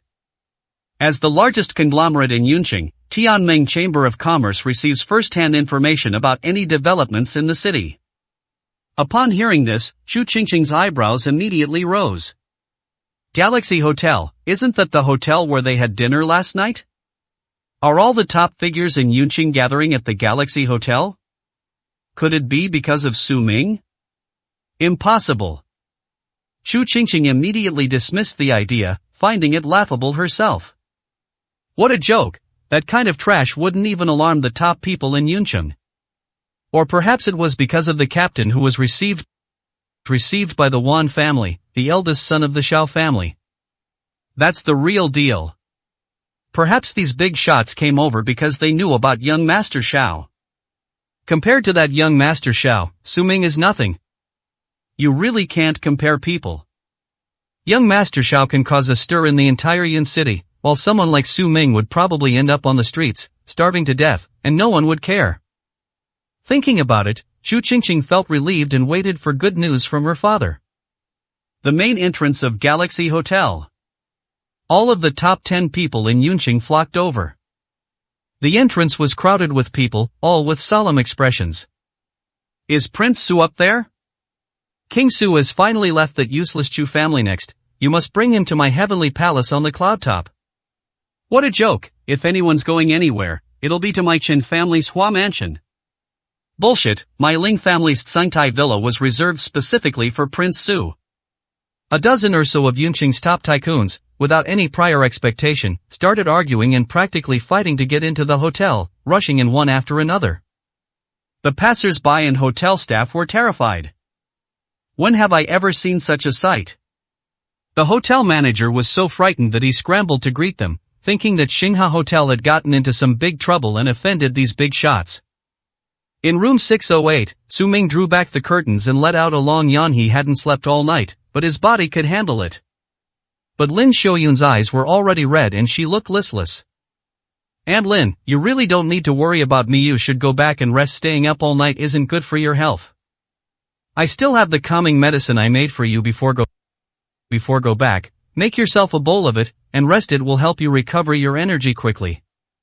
Xiaoming, I'm leaving. What will you do? How about I call someone from the Lin family to pick you up, and you can stay at their place for a while? Lin Xiaoyun said with concern. Su Ming smiled and shook his head, then walked to the door and opened it. Aunt Lin, if you're not leaving, I won't keep you company. I have other things to do, so you really don't need to worry about me. As soon as the door was opened, a large group of people rushed in. King Su, I heard you left the Chu family. I, Luo Heng, have come here specifically to welcome you. Please stay at my heavenly palace on the clouds. You can stay wherever you like. You can choose any room in the heavenly palace on the clouds. Luo Heng immediately fell to the ground. Prince Su, you should naturally go to my Qin family's Hua mansion, the most luxurious residence in Yun City. I can provide you with 100 servants and the entire Qin family at your beck and call. No, go to my Tsangtai villa.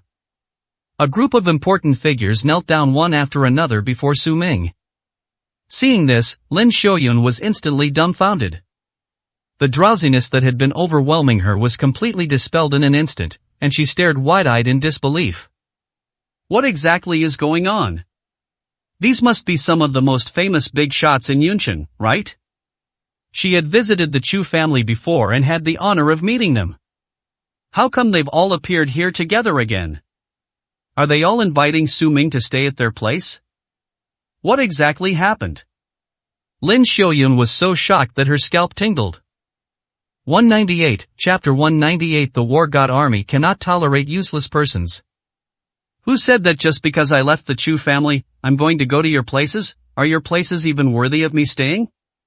Su Ming swept his gaze across the room with a cold, authoritative expression. One sentence left everyone speechless. Although Su Ming's words weren't wrong, it would be an immense honor for the king of Kyushu to stay, no matter whose house he entered. But these are already the most luxurious residences in Yuncheng. If Su Ming doesn't like any of these, where else can he go? Just as everyone was filled with doubt and uncertainty, a voice rang out from behind. Brother Su, I've come to pick you up. The eldest daughter of the Shin family, the daughter of the king of medicine, Shin Luoyun, ran over with a big smile on her face, overjoyed, like an elf.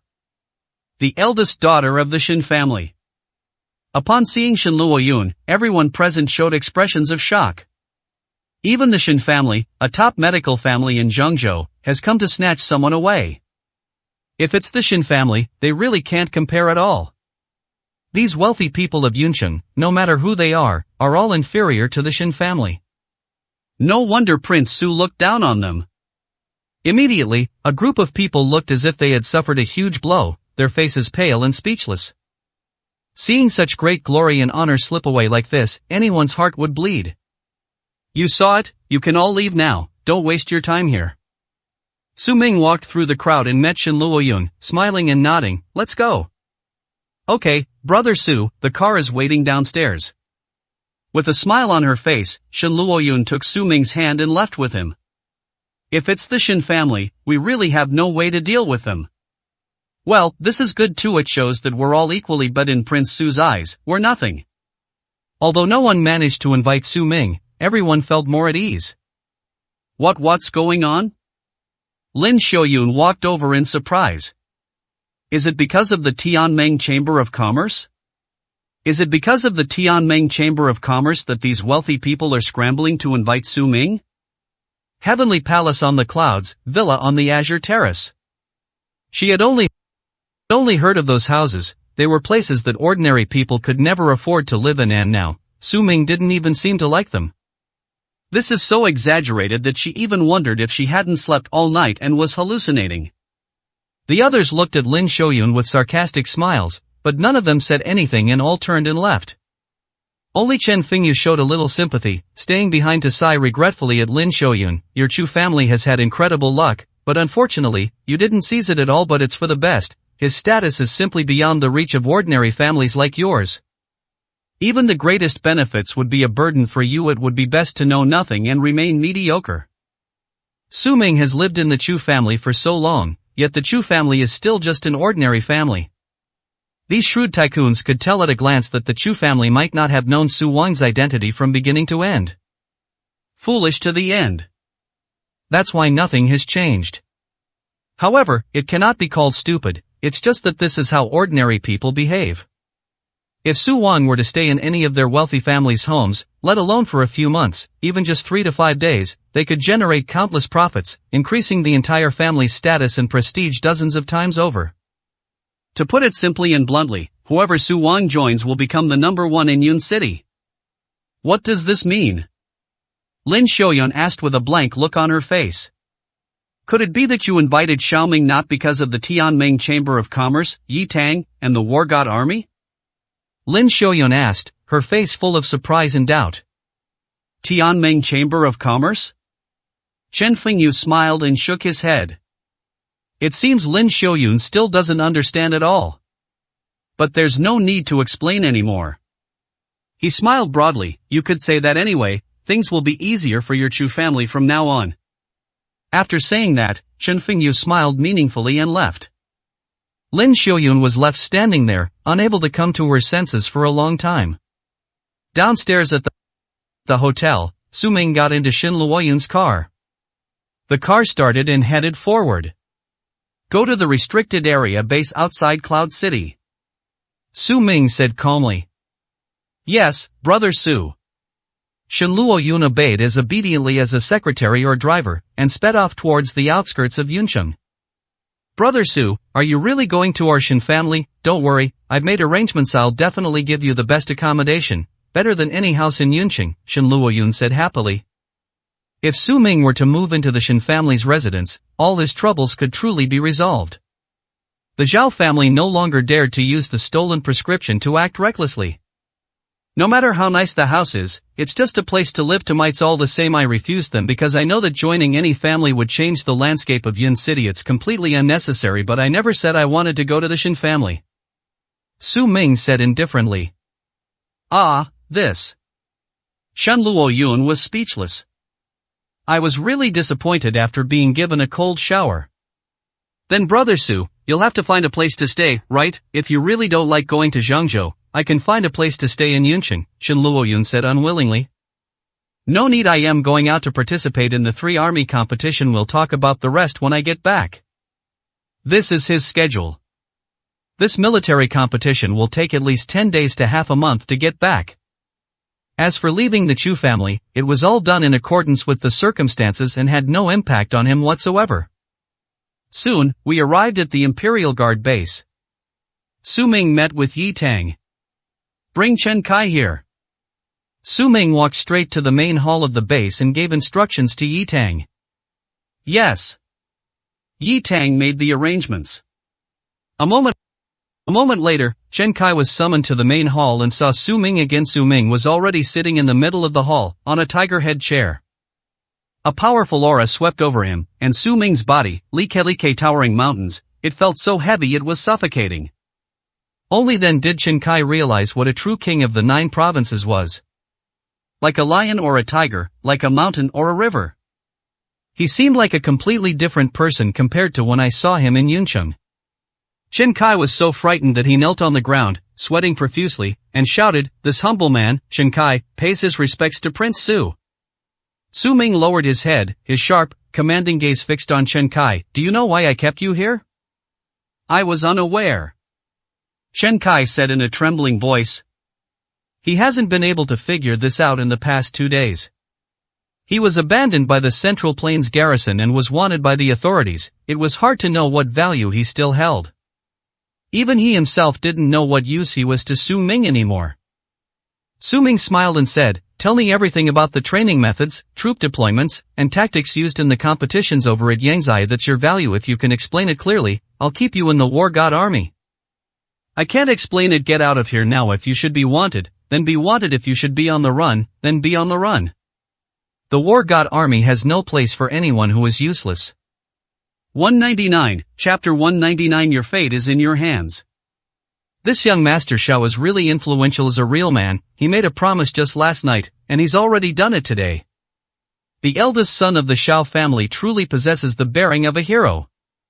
In the office of Wanjia Group, Wang Jinshan watched the situation recover, with phone calls coming in one after another and contracts being reinstated one after another. It's rare to see someone beaming with joy. Of course, I could tell who young Master Shao was last night. His manners, his demeanor, his poise, how many men can compare?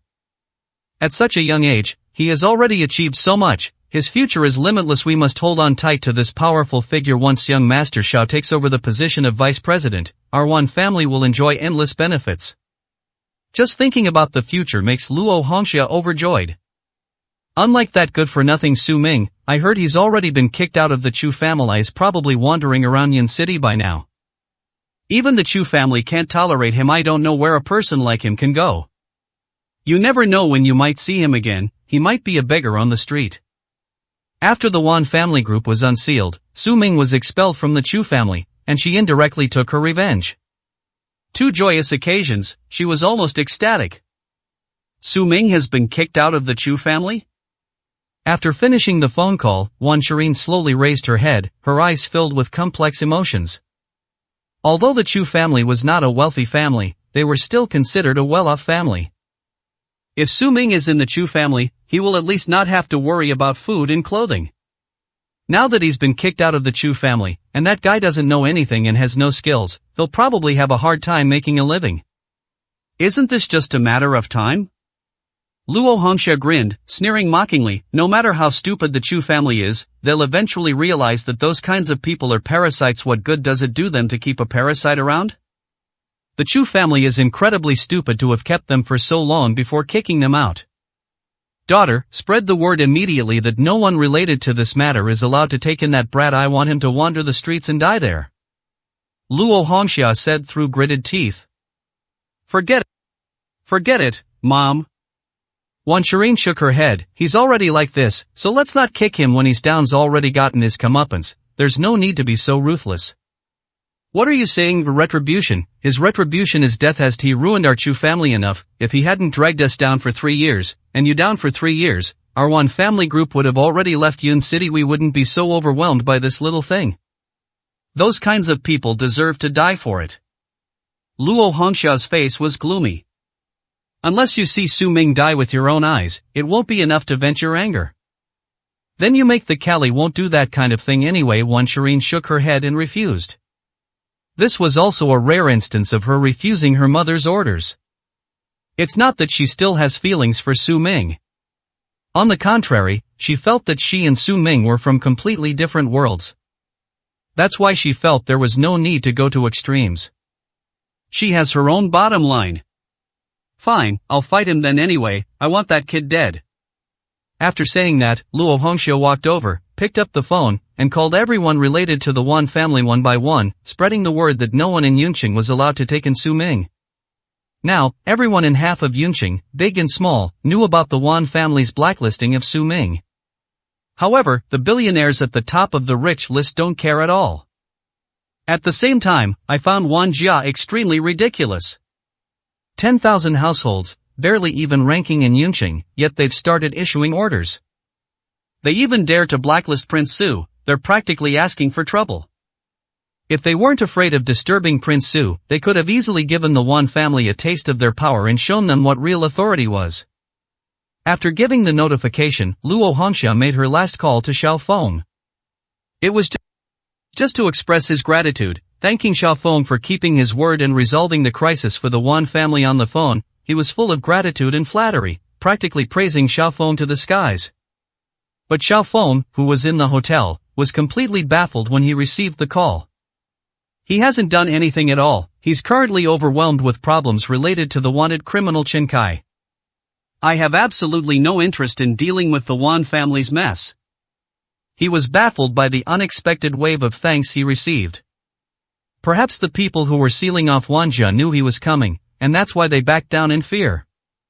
He gave a few impatient, perfunctory replies and hung up the phone. Turning around, Xiaofeng's gaze fell on his two subordinates in front of him, his face grim. Didn't you say you had news of Chen Kai? Where is he? It's been a whole day, and we still haven't seen him. Captain, we did find out that Chen Kai is at the military base outside Yunqing, but the men we sent couldn't even get through the gates, let alone capture Chen Kai. His subordinate looked troubled.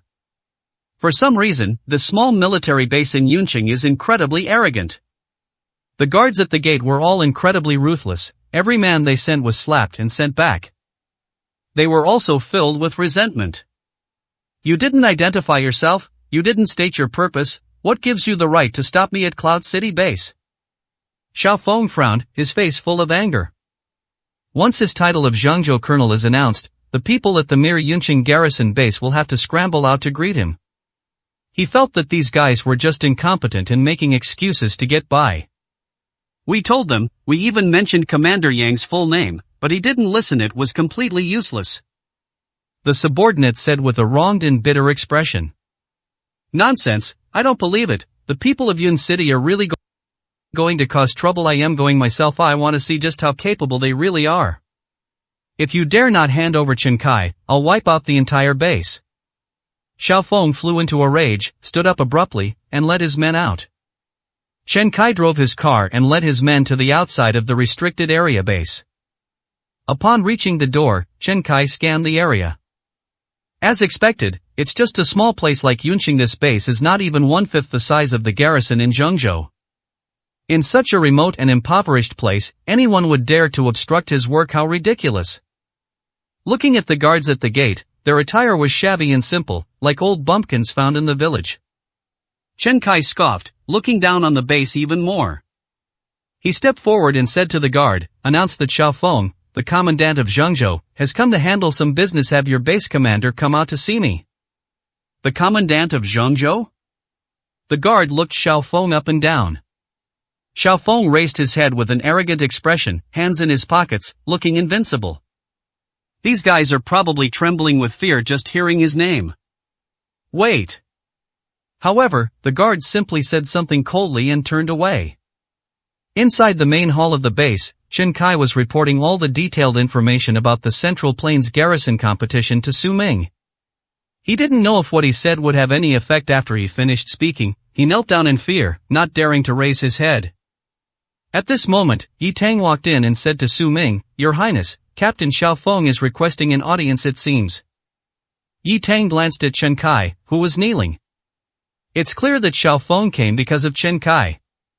Hearing this, Su Ming smiled and looked at Chen Kai, grinning, "The people who are here to arrest you are here. I am giving you a chance. You can choose whether to stay or leave. It's up to you. Don't accuse me of using my power to oppress you. Your destiny is in your own hands. Go." This. Chen Kai suddenly looked up, his expression one of surprise and uncertainty. "Yi Tang, take him there," Su Ming said with a smile. "Yes." Yi Tang immediately led Chen Kai to the base entrance to meet Xiao Feng. 200, Chapter 200. Can you bear it?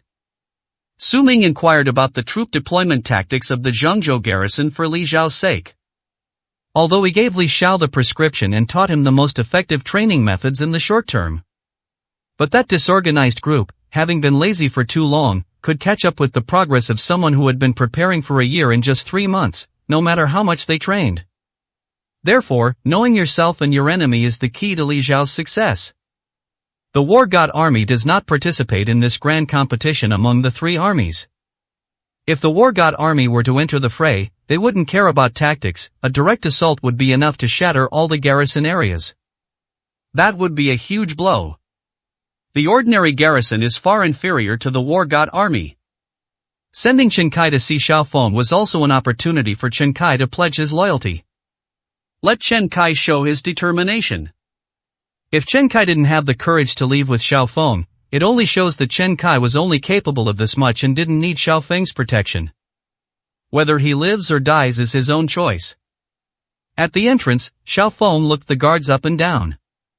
"Who is your base commander? You're quite arrogant, daring to injure even my men. Who among you injured my men? Do you dare admit it?" Xiao Feng stared coldly at the 4 guards at the door. The 4 remained silent, as if they hadn't heard Xiao Feng's words at all. "Now you're too scared to speak. You only dare to bully people with no status, but my men follow me, and they represent my status. When you slap them, you're slapping my face. I'm telling you, it's no use denying it. Once your leader comes out, none of you 4 will escape." Xiao Feng sneered.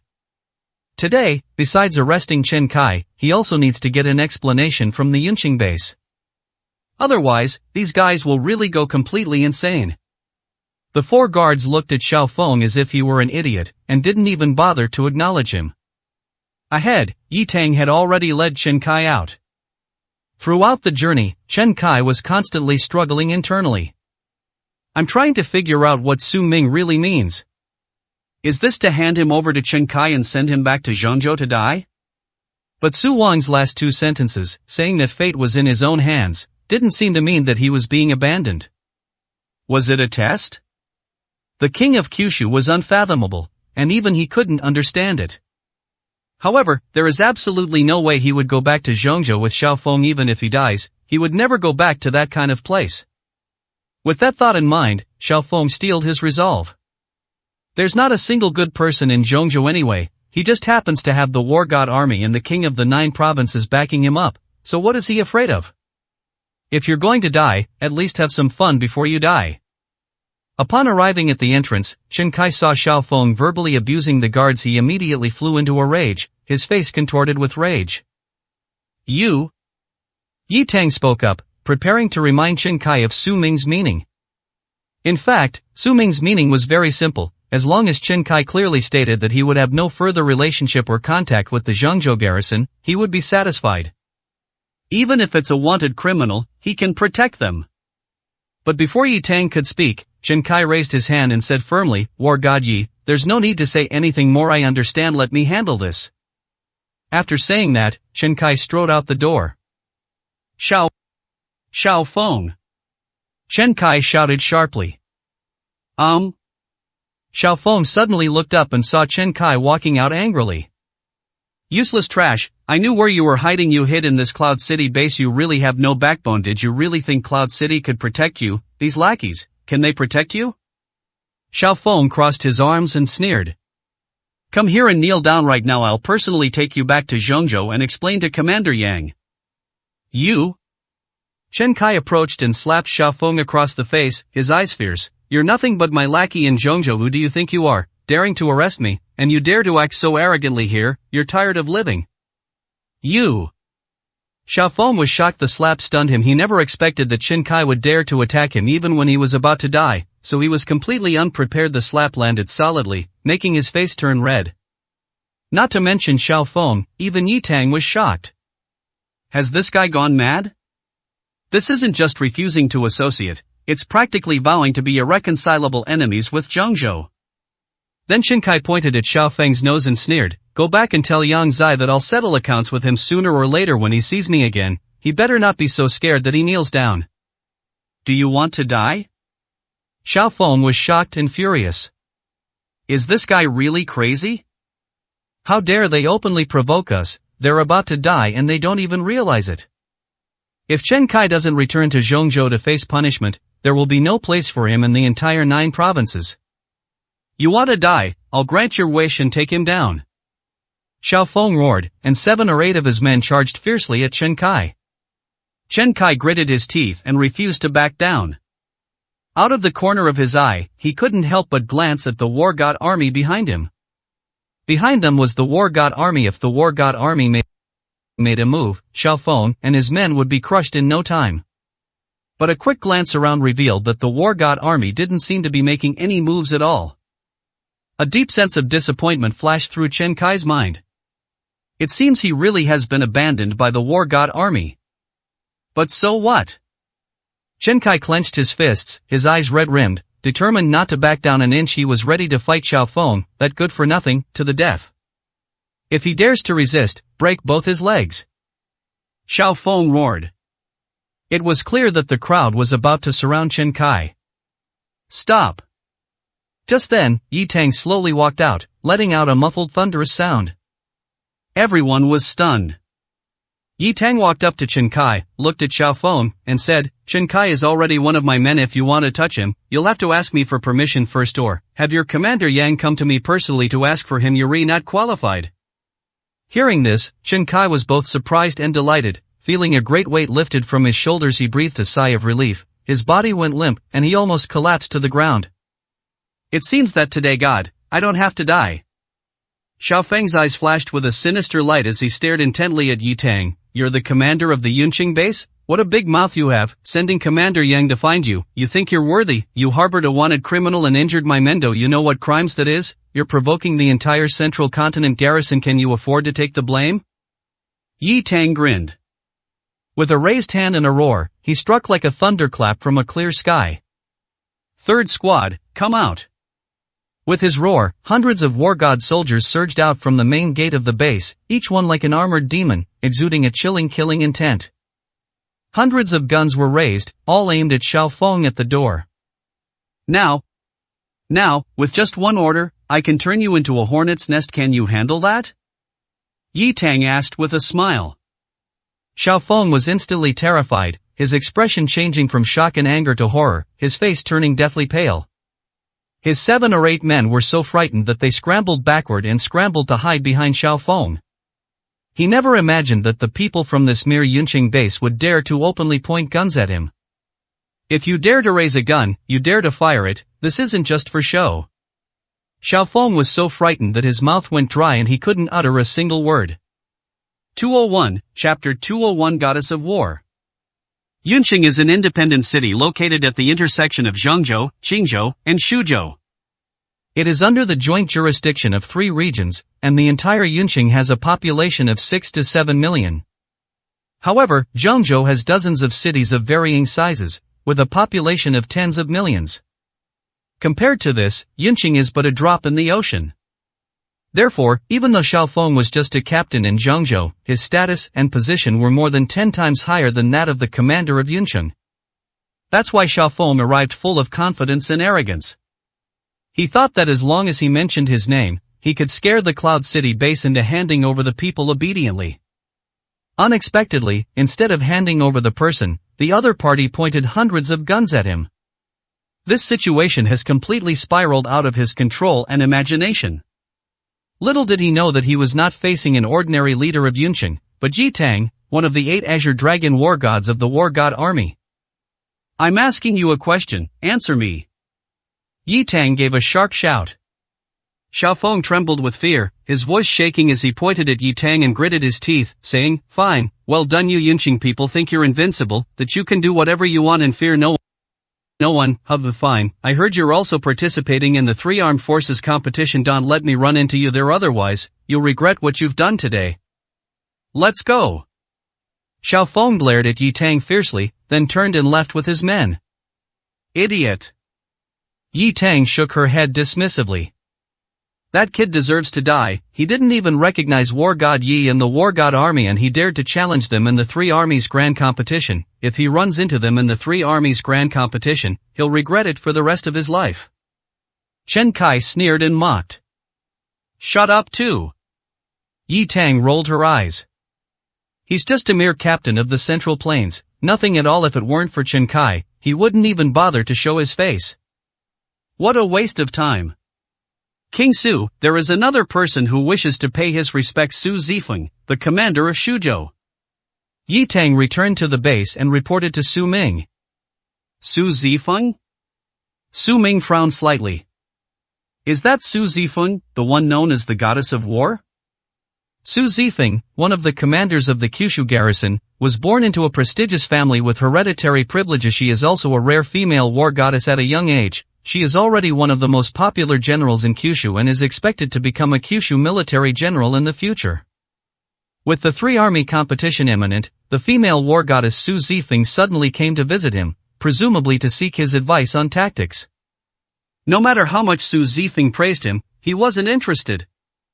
These officers, who were part of the military establishment, had absolutely no connection with the war god army. Su Ming waved his hand and said, "Let her go back, I don't have time to deal with her, I still need to go to Qingzhou to check on Li Zhao's training results." But she has already arrived in Yunqing and booked a banquet there, waiting to pay her respects to Prince Su. Yi Tang rarely showed an embarrassed expression. You didn't already agree on my behalf, did you?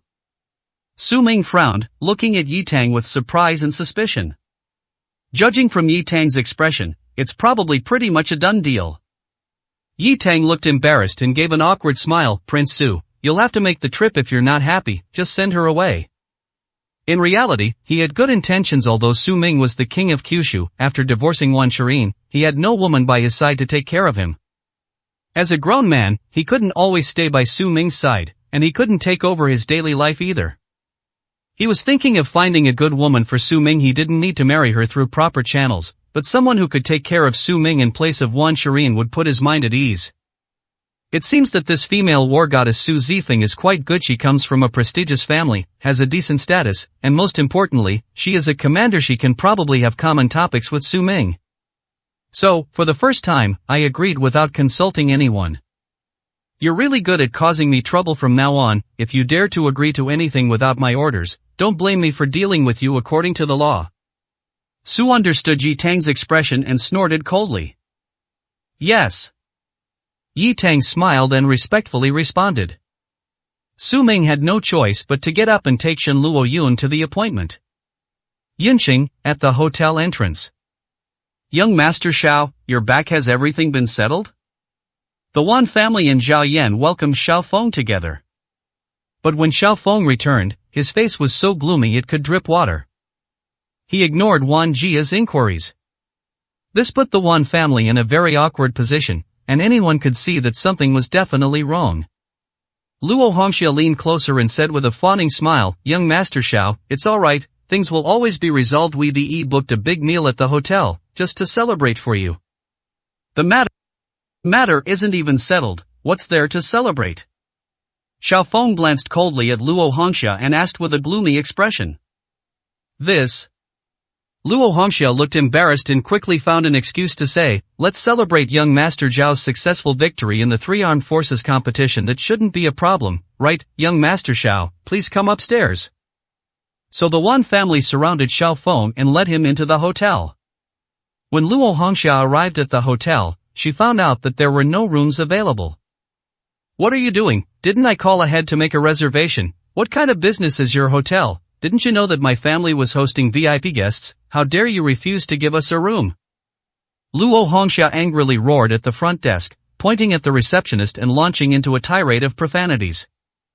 We did have a reservation, but this evening, the entire hotel was suddenly booked by a guest named Su Zifeng. We're really sorry. You'll have to go somewhere else. We can't accommodate you here. The customer service representative said apologetically.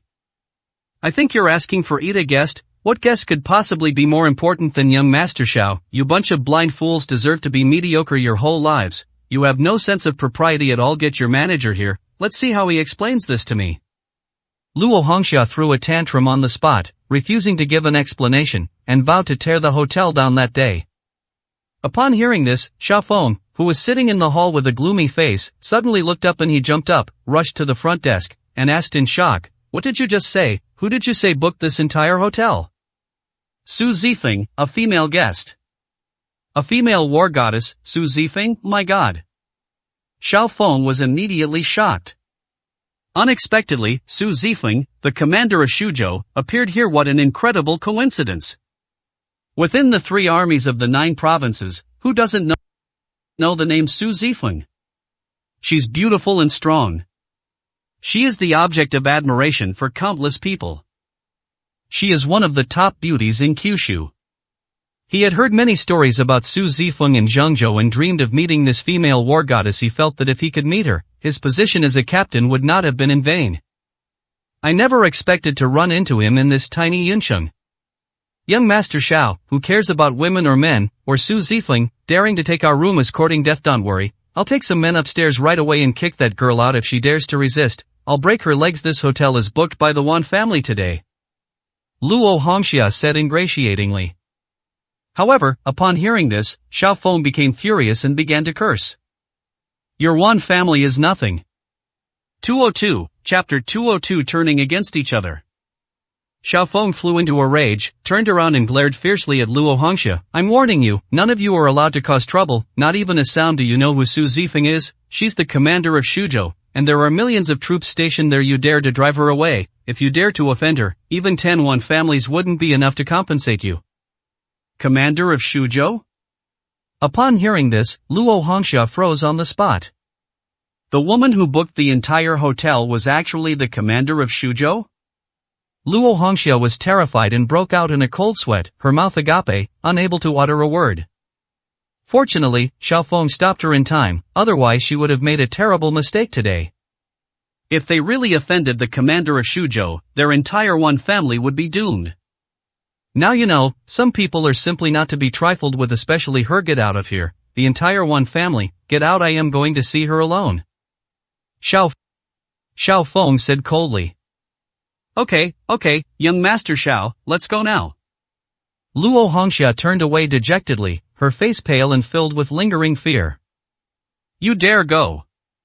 However, Zhao Yan walked up and angrily pointed at Xiaofeng. I know she's your idol, but don't forget, you're my fiancé. What do you take me for if you go up there? Zhao Yan's mouth was full of sourness. Who could stand it when their fiancé told her in front of her that he was going to see another woman, with an expression of adoration and excitement?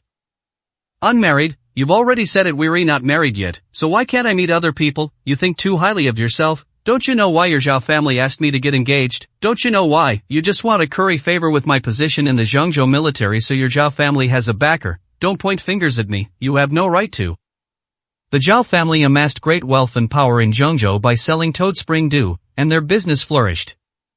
In reality, the Zhao family was just an empty shell. No matter how wealthy they were, they had no reliable backing behind them. It's simply incomparable to a deeply rooted family like the Sima family, with its vast and interconnected network of relationships. As the Zhao family expanded their business, it naturally attracted the attention of others who were envious. That's why the Zhao family went to great lengths to contact him and arrange a marriage between him and Zhao Yan. They even went so far as to offer him lavish gifts. Xiaofeng originally didn't take the Zhao family seriously, but he couldn't refuse the money and women offered to him for free. But compared to Su Zifeng, the female war goddess and general of Kyushu, the Zhao family is nothing but a fart. You dare, if you dare go up there, I'll sever all ties with you. Zhao Yan blushed deeply, pointing at Xiao Feng with immense shame and indignation. I couldn't ask for that, get lost.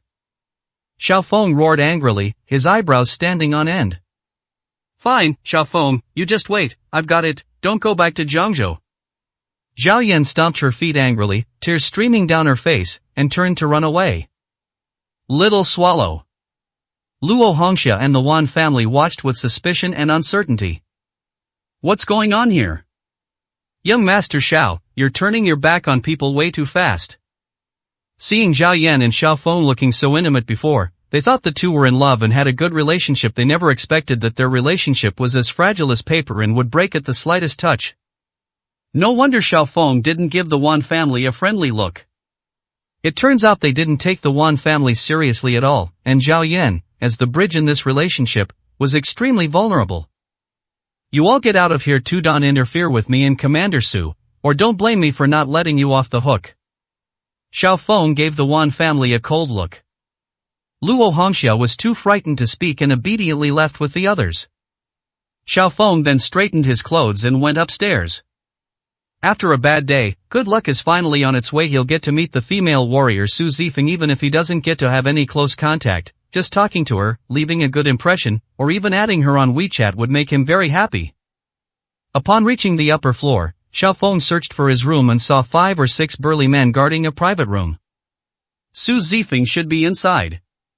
Xiao Feng smiled, walked over, and at the door, he politely said to the 2 burly men, I am Xiao Feng, a captain from Zhangzhou. I heard that the female war goddess Commander Su is here, so I have come to pay my respects. Roll. However, the man at the door glanced at Xiao Feng, giving him no friendly look, and coldly uttered a single word. Xiao Feng was taken aback, gritted his teeth slightly, and said unwillingly, please inform him that I only want to meet with Commander Su. I have long admired Commander Su, please make an exception. I told you to get lost, didn't you understand? Commander Su is welcoming an important guest today. Are you the important guest? If you know what's good for you, get lost now, or I'll beat the shit out of you. The burly man, resembling an arhat, stared fiercely at Xiao Feng. Xiao Feng frowned. Anger flashed in his eyes. He is, after all, a military officer of Zhangzhou. That's a respectable position. These guys actually dared to show him no respect at all? When have I ever suffered such humiliation?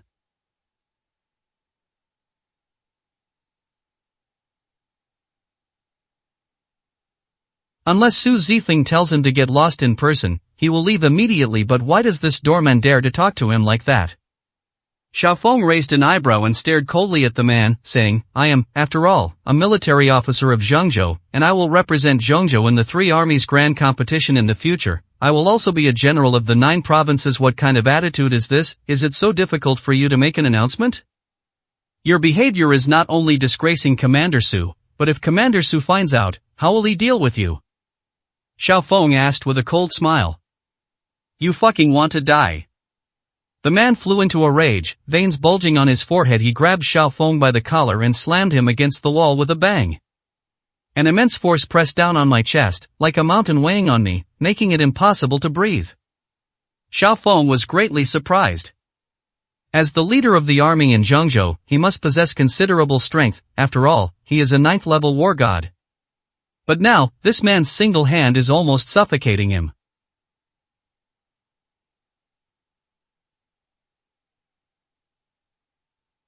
Just how strong is this guy? He suddenly regretted what he had just said. If things really came to a head, he wouldn't be on the right track at all. Hands. Let him in. Just then, a cold voice rang out in the room. Yes, Commander Su.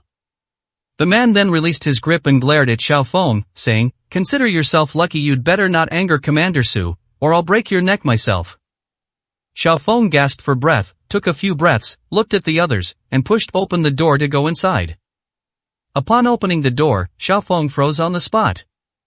Before me stood a beautiful woman in white, with a cool and ethereal appearance, seemingly untouched by worldly concerns, truly breathtaking. Su Zifeng sat upright in the chair, her cold phoenix eyes staring at him, a sight that was startling. Is this the female warrior Su Zifeng? Xiao Feng swallowed hard, becoming incredibly tense. So beautiful, she truly deserves to be called a famous beauty in Kyushu. He hurriedly stepped forward and respectfully knelt on one knee. This humble one is Xiao Feng, a military officer from Zhengzhou, who pays his respects to Commander Su. 203, Chapter 203. You want to get rid of me?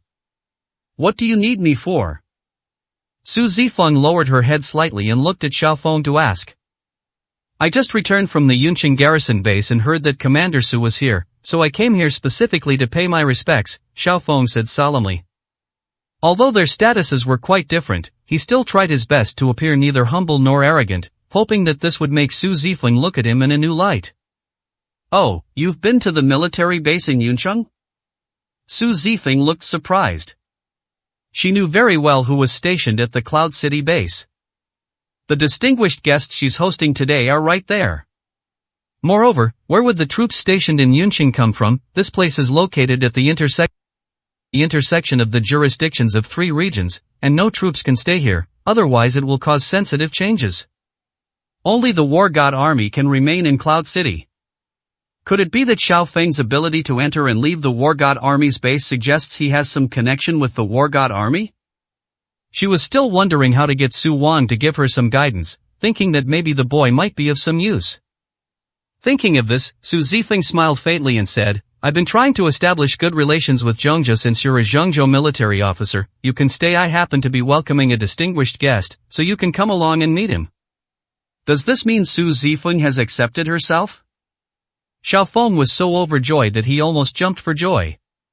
To meet a beauty like the female warrior Su Zifeng, and for her to keep him there, isn't that a tacit approval of him? Who else has such an opportunity? What a lucky day! Xiao Feng hurriedly bowed and thanked him, saying, Thank you very much, Commander Su. Then he stood up. But Commander Su, given your status, who in Yun City is worthy of your personal greeting, who wouldn't kneel and pay homage to you upon seeing you? Xiao Feng asked. Su Zifeng represents an entire state. Just like the Yangtze River. The governors of these states held extraordinary positions, almost on par with continental leaders. Yunqing is just a small city, and even the most powerful figures in Yunqing would probably tremble in fear in front of Su Zifeng. You'll see when you get there. Su Zifeng responded indifferently, without saying anything more.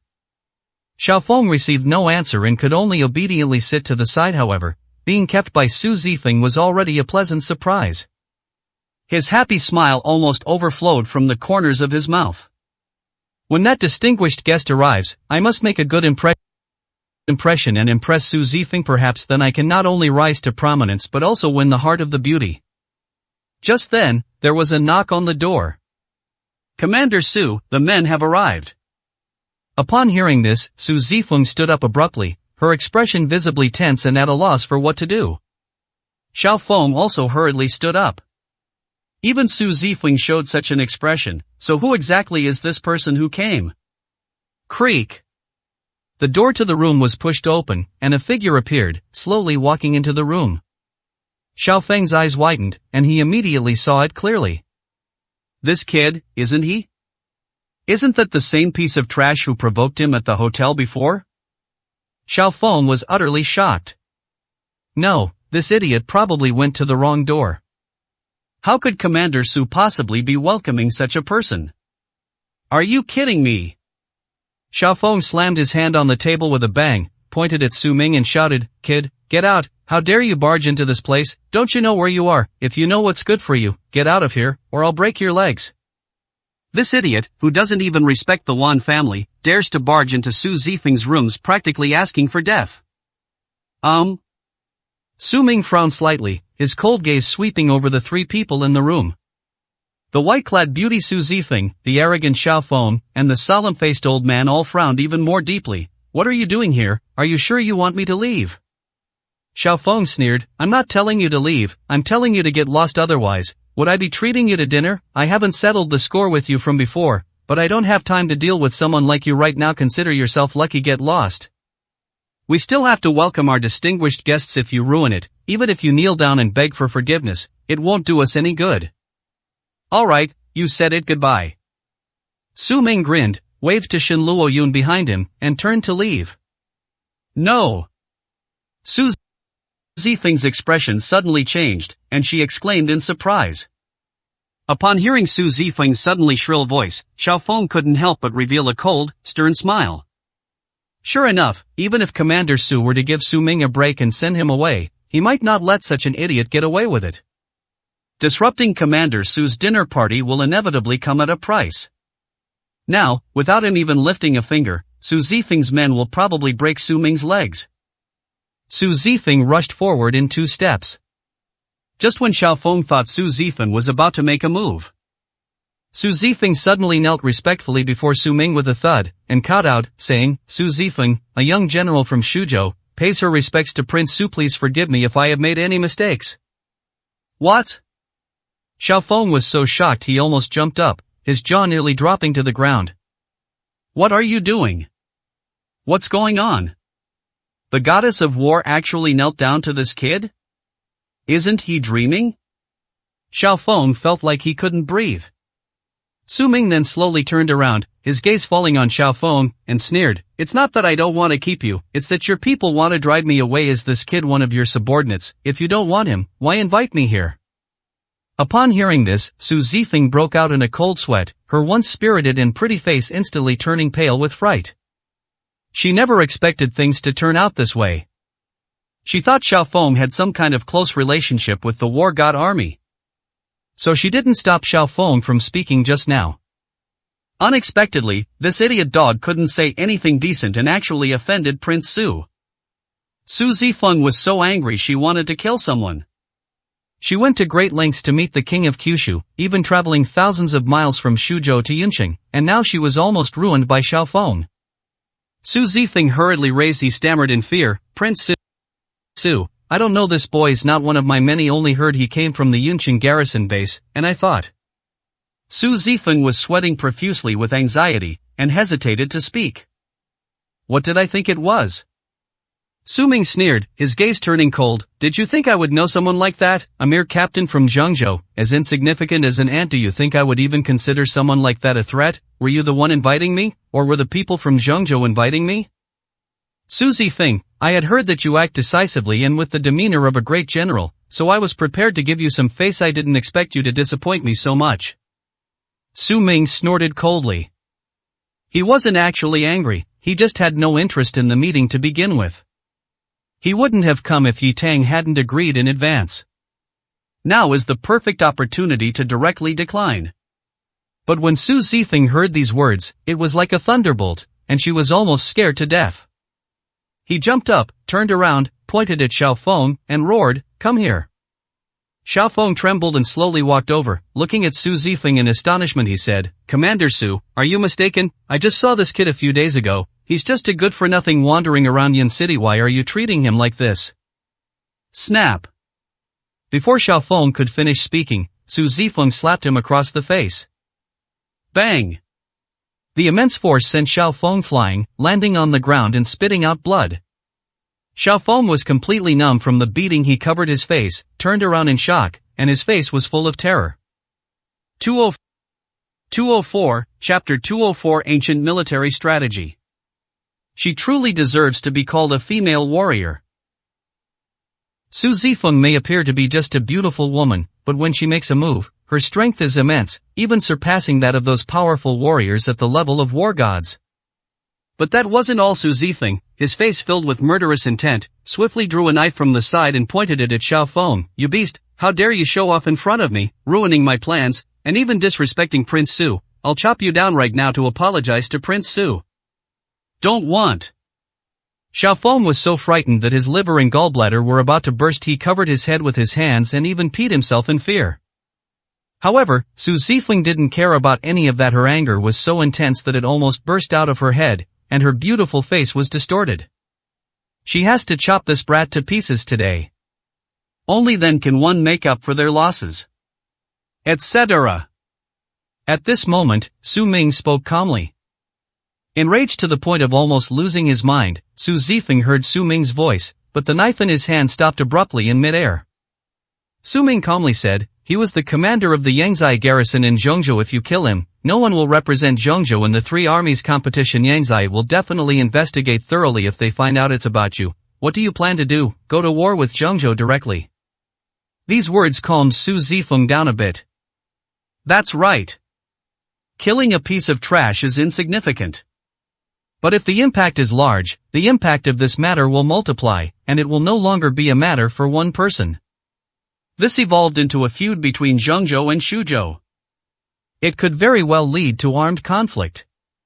But Su Zifeng still gritted his teeth and said, but this good-for-nothing dared to treat you, Prince Su, like this. If I don't kill him, I won't be able to vent my hatred. Just beat him up and throw him out. Su Ming smiled meaningfully and said. Seeing Su Ming smile, Su Zifeng immediately realized what was going on. His eyes lit up instantly, and he quickly nodded, saying, yes. Then he called out towards the door, someone come here. Several burly men walked in, exuding an imposing aura. Su Ming glanced at them and instantly realized that these people were at least at the 6th level of the Supreme War God. Take this piece of trash out of here and do with it as you please. Su Zifeng said to his subordinates. Yes, Commander Su. Several men revealed ferocious and cruel smiles and dragged Xiaofeng out. Immediately following was a blood-curdling scream. Su Zifeng bowed gratefully to Su Ming and said, thank you for your guidance, Prince Su. Fortunately, Su Ming stopped her from killing him. She just realized that severely injuring Xiaofeng was far better than killing him. Xiaofeng was supposed to lead the Central Plains garrison into the competition, but he was seriously injured, leaving the Central Plains garrison without a leader. This meant she would undoubtedly have one less opponent in the competition. Most importantly, even if Yang Zai investigates, he won't dare to do anything. As expected of the king of the 9 provinces and the leader of the war god army, he solved the hidden danger for her with just 2 short sentences. This time, she has finally found the right person. Your Highness, I sincerely apologize for what happened earlier. I was unaware of the situation. By the way, I have prepared a gift here, and I hope your Highness will accept it. After saying that, Su Zifeng hurriedly took out a box from the side and placed it on the table. The box was opened, revealing a snow-white, almost transparent pearl. Su Ming glanced at it and smiled. The white jade exquisite pearl, you really went all out. This pearl, ground into powder, is a top-grade medicinal material. You prepared this gift not just as an apology, but surely it's not? Nature. Su Zifeng gave an awkward smile. Seeing that Su Ming's expression had softened considerably, she relaxed a bit as well, rubbing her hands together and smiling. Regarding the 3 armies competition, I would like to ask your Highness for some guidance. Although we have undergone more than a year of tactical drills, this time we will be facing the entire army of the 9 provinces, none of whom are weak. Therefore, I am still unsure of myself and hope your Highness can enlighten me. Alright, since we're already here, let's say a few words. Su Ming glanced at the exquisite bead, picked it up, and handed it to Shen Luoyun behind him. Shen Luoyun was taken aback for a moment, then quickly took it and put it away.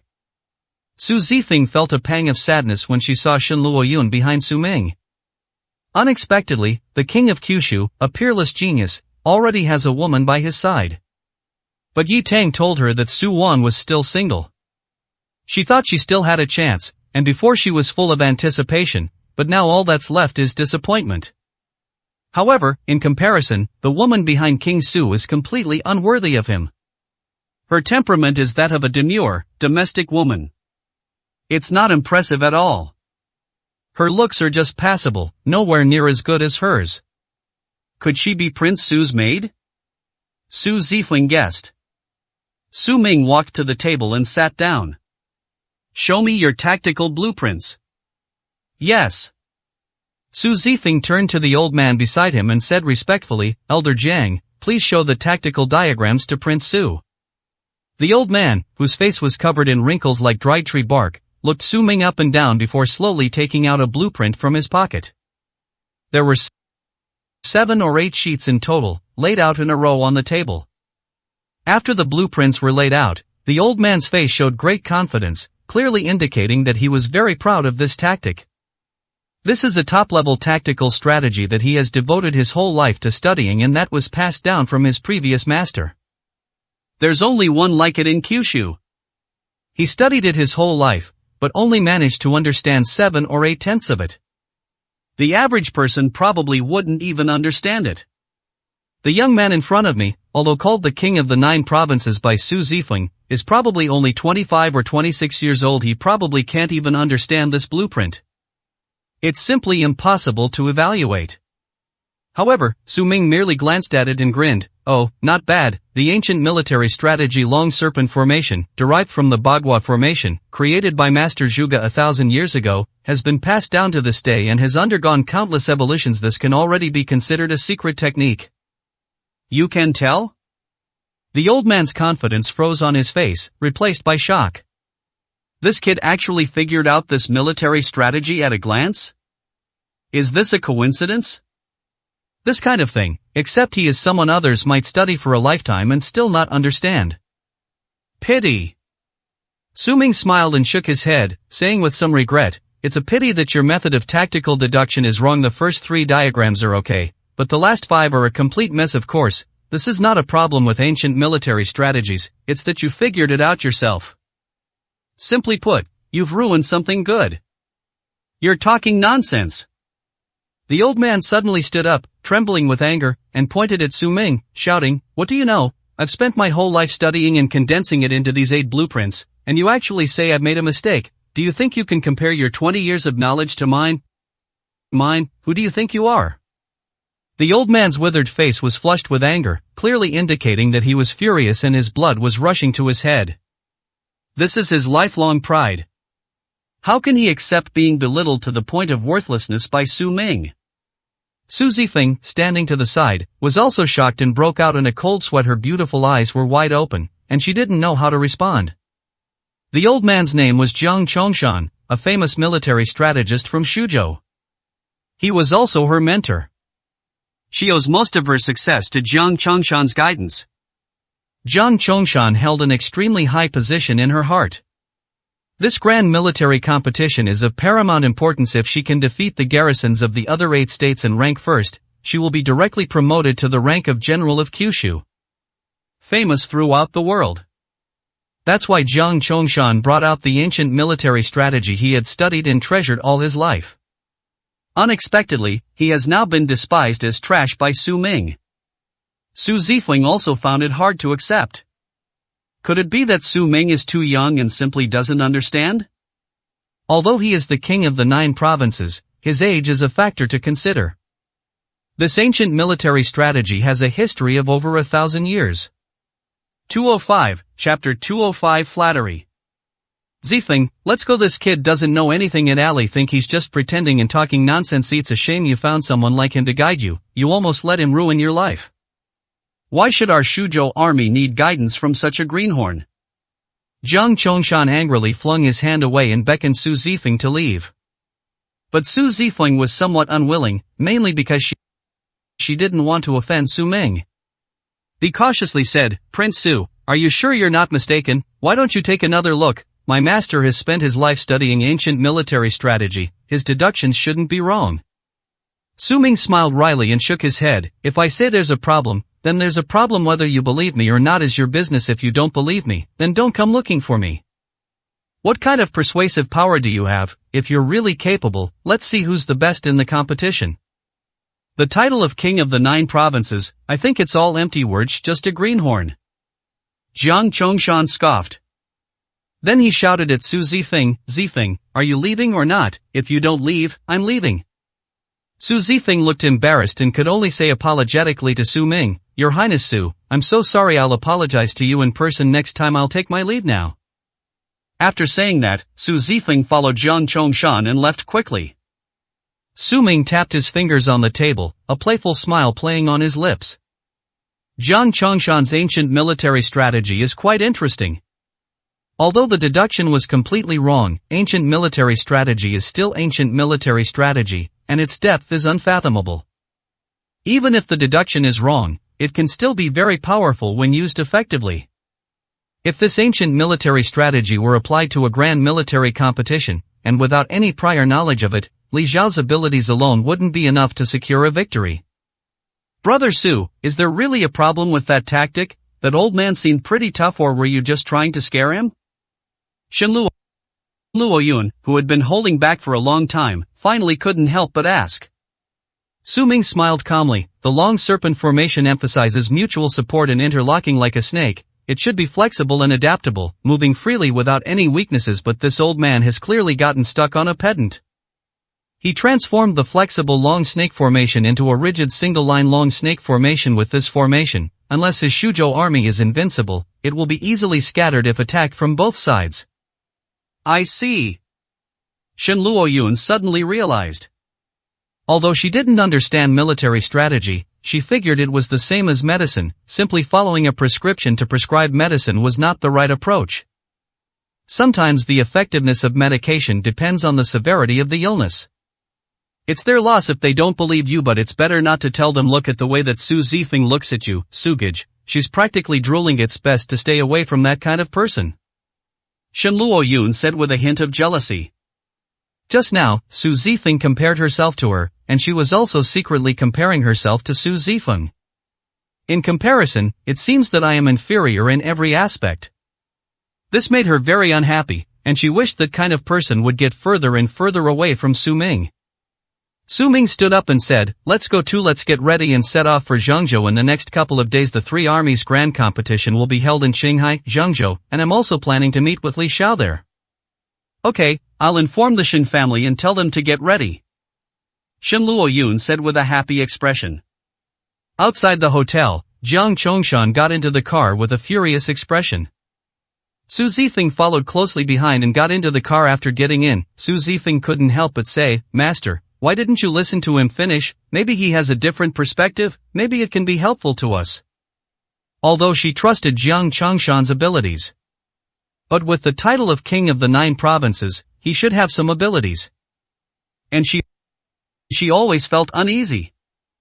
I had a feeling this trip wouldn't go smoothly. Listen to what?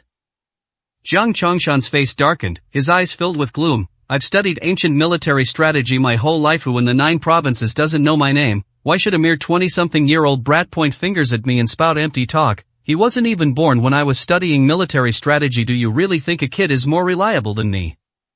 Jiang Chongshan was very angry. I did not mean that. Su Zifeng sighed helplessly. Then shut up. I've guided you to your current achievements, so naturally I can ensure victory in the competition. That kind of person is just waiting to be utterly crushed by my military tactics and the 3 armies grand competition. Strength is what truly matters. Once my long serpent formation can shock the entire land, he'll realize just how vast the gap is between us. Jiang Chongshan dismissed it with disdain. Su Zifeng stopped talking. Come to think of it, this time, it's probably King Su who misjudged the situation. After all, in terms of seniority and experience, no matter what, the master is far superior to Su Ming. Although Su Ming has a high status, there are many reclusive masters in the world, and reputation cannot represent everything. When she won the grand competition, her name resounded throughout the land. At that time, Su Ming's status was no longer so unattainable. Xiao Feng had 3 ribs broken and 1 leg fractured. When the Wan family saw Xiao Feng again, he was lying in the hospital like a cripple. Seeing Xiao Feng's appearance, the Wan family members were all speechless with shock. Young Master Xiao, didn't you go to see Commander Su? How did you end up like this? Luo Hongxia asked, dumbfounded. Xiao Feng drove them all away last night. She thought Xiao Feng had already established a relationship with Commander Su. How did it all happen so quickly? I'm already in the hospital.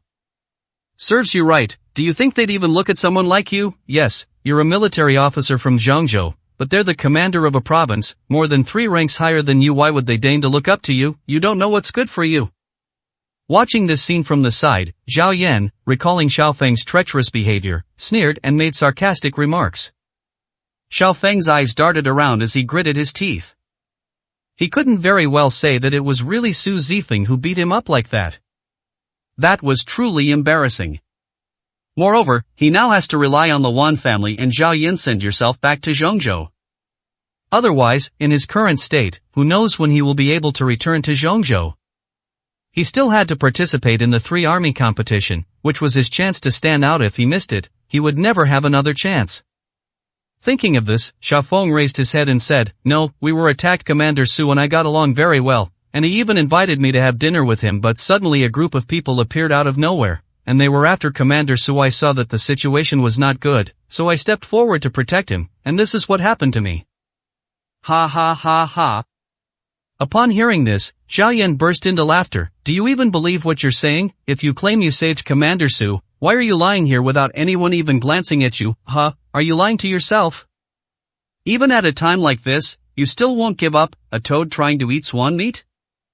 I don't think so.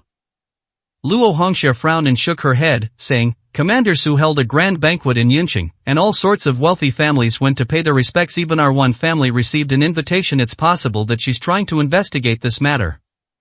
Besides, if young Master Xiao really offended her, why would our one family receive an invitation? Maybe it's because young Master Xiao helped her that we are qualified to be invited. Young Master Xiao, you have done us a great favor. Luo Hongxia changed the subject abruptly, her face full of flattery. How shameless. Zhao Yan rolled her eyes so hard they almost reached the sky. Regardless of whether Xiao Feng's words were true or false, Luo Hongxia's attitude clearly showed that she still wanted to curry favor with Xiao Feng. But it makes sense, no matter how down on his luck Xiao Feng was, he was still a military officer of Zhangzhou. A small family like the Wan family would never be able to leave Yunqing in their entire lives without finding a powerful backer. Xiao Feng is now clearly their only hope. 206, Chapter 206. I don't lack money. Yes, you're right. Hearing that Luo Hongxia had already come up with an excuse for him, Xiao Feng was so excited that he almost sat up in bed. But as soon as he moved, he felt a tearing, agonizing pain all over his body, and he lay back down heavily. Gritting his teeth, he said, That's right, that's exactly it. Commander Su convened this meeting to find out who killed me. Unfortunately, I'm in an inconvenient condition to attend. You can go in my place. Also, I need to ask you to arrange for someone to send me back to Zhongzhou. As long as I return to Zhongzhou, I guarantee you will receive unimaginable benefits. Real? Luo Hongxia was overjoyed and hurriedly said, Don't worry, I'll arrange for Shireen to send you back to Zhongzhou tomorrow. Thank you so much. Don't worry, once I recover from my injuries and finish the 3 armies competition, I will sponsor your company and help you open up the Central Plains market. With my backing, your Wan family business will be invincible in Zhongzhou. Xiao Feng said with a smile on his face. He knew what the Wan family wanted, so he made a promise to them. Sure enough, Luo Hongxia knelt down gratefully. Thank you, young Master Xiao. My Wan family guarantees that everything will be arranged properly for you. Zhao Yan frowned, her gaze turning gloomy. Now that Xiao Feng has ended up in this state, it's uncertain whether he can even participate in the 3 armies tournament even if he returns to Zhangzhou. If not, that would be dereliction of duty, and the garrison commander would likely punish them. In this situation, even Xiao Feng might not be able to protect himself. Only a fool like Wan Jiao would believe such a deceptive lie. Considering that he had some kinship with the Wan family. Zhao Yan led Luo Hongxia outside and whispered, Aunt Luo, you really believe that kind of person? If he were that capable, would he have been beaten up like this? He's obviously lying. You've seen how quickly he can turn on you. You really believe him? If the Wan family truly believed Xiao Feng, they would probably die without knowing why. Why? Luo Hongxia glared at her, displeased. Xiao Yan, how could you say such a thing? You can't just badmouth young Master Xiao behind his back just because he dumped you. Young Master Xiao is a military officer in Zhangzhou, so naturally he keeps his word. Are you just jealous? Luo Hongxia smiled somewhat sarcastically. She believed that Zhao Yan was deliberately sowing discord because she had broken off her relationship with Xiao Feng and was now envious of the Wan family receiving Xiao Feng's promise. They want to block the Wan family's path to wealth. You? Zhao Yan's face flushed red with anger, and she gritted her teeth. Fine, then I'll pretend I never said anything. Regret it later. Envy. Why would I, Zhao Yan, be envious of your little Wan family? Zhao Yan snorted coldly and turned away angrily. She's so ungrateful, she really treats the Wan family like dirt. These stupid idiots should all die. He deserved to be made a fool of by Xiao Feng. Zhao Yan returned to Zhongzhou that very day. Zhongzhou was her territory, and she had no reason to suffer such humiliation in Yuncheng. In the most famous antique shop in Yuncheng, Su Ming was handing over a pile of his furniture to the antique shop owner, asking him to pack it up and send it to Zhangzhou. These things are always inconvenient to carry around. Especially now that they've left the Chu family and are constantly on the move, they can't just be left aside. So he planned to send these things to Zhongzhou first, and then have the war god army send them to the 9 provinces war god temple for safekeeping. I won't be moving out anymore. I'm warning you, if any of these things are damaged, you'll be held responsible as an antique dealer. You should know best how to preserve these items. If anything goes wrong, you're fired. Su Ming pointed to a short, stout middle-aged man and said in a low voice. This short, stout man is Zhou Chang, a well-known tycoon in Yunqing's antique industry, and also a prominent figure on the rich list. But at this moment, Su Mingxuan was so overwhelmed that he couldn't lift his head was covered in cold sweat, and he nodded repeatedly in agreement. Escorting the king of Su's belongings was a huge pressure, making him feel like a mountain was pressing down on his shoulders. If there's even the slightest problem with these things, even cutting off his head wouldn't be enough to pay for it. Isn't this the stray dog that was kicked out of the Chu family's house? A voice suddenly sounded behind me. Su Ming turned his head and saw that it was Luo Hongxia who had brought Wan Shirin to select antiques. Because the female war goddess Commander Su was going to hold a gathering, the Wan family was also invited, and they valued this opportunity very much. Therefore, Luo Hongxia planned to come to the best antique shop in Yunqing to select a precious antique as a gift, which would also make her look good at the party. Unexpectedly, as soon as they entered the store, they saw Su Ming. What, now that you have no one to rely on, you realize how useless you are, and you're willing to pawn your trash? Not having food to eat is more painful than anything else, isn't it? Luo Hongxia looked at Su Ming with amusement. She wanted these things back then, and no matter how much she begged, Su Ming wouldn't give them to her. He protected them like his own life. Now, he's obediently handing them over. Sure enough, once this person is starving, he has no bottom line whatsoever. Wan Shirin also looked down at the furniture that Su Ming had packed up, feeling quite emotional. These things were originally Su Ming's wedding gifts to her. Moreover, even before the divorce, Su Ming only allowed her to use it. No one else was allowed to touch it. Now they want to pawn it. This shows just how difficult things are for Su Ming right now, and how destitute he is. Although her Wan family group has also encountered a lot of trouble, the Wan family group is powerful enough that a few million is nothing. But several million is probably an unattainable number for Su Ming now. Seeing Su Ming like this, Wan Shirin felt a little sorry for him. Wasn't she too ruthless? Or perhaps, the mother went too far, even calling people in Yunqing to tell them not to take in Su Ming. This is practically driving Su Ming to the brink of despair. Wan Shirin stepped forward, looked at Su Ming, and asked, "Are you really in a difficult situation? If you are, can you tell me? I don't have much, but I can still come up with a few 100,000. That's enough to support you. You don't need to sell these things." These things still hold her memories. 3 years of my life were spent on these things. Seeing Su Ming take it out to sell, she couldn't bear to part with it. Su Ming frowned and glanced at Wan Shirin. It's obvious that Wan Shirin is just pitying and sympathizing with him. This made him very uncomfortable, and he shook his head, saying, "No need, I don't need the money." Ha ha ha ha. Hearing this, Luo Hongxia burst into laughter. You're not short of money, so why are you selling these things? Aren't these your family heirlooms? Don't you treasure them so much? Daughter, did you hear that? This kid says he's not short of money. Ha, a stray dog saying he doesn't need money. That's the funniest joke I've heard today. Shirin, I'm warning you, not a single penny of the Wan family's money can be given to him. He doesn't deserve it. If you give it to him, don't blame me for turning against you. 207, Chapter 207. Money to spend. You're not short of money. Let's see how long you can keep up this act. Don't come begging on your knees at my doorstep again. Luo Hongxia was gloating, just waiting to see Su Ming's true colors revealed. Su Ming gave Luo Hongxia a cold look, then turned to Zhou Chang, the antique shop owner, and said, "Remember what I told you to do, and get it done for me." After saying that, Su Ming turned and left. Wan Shirin watched Su Ming's retreating figure inside. Why does this guy never lower his head? What's the value of dignity? If Su Ming were willing to humble himself and say a few kind words to her today, she would still take out the money to help Su Ming, even if her mother objected. She didn't want to actually see Su Ming starve to death on the streets. But this person always values face too much, even more than their own life. This is what happens when you're so obsessed with saving face that you suffer for it. This was also one of the reasons for her divorce from Su Ming. Su Ming never admits his incompetence, forever living in his own fantasy world, unable to recognize reality. She climbed higher and higher, while Su Ming remained forever in the same place. This resulted in her and Su Ming becoming people from two different worlds.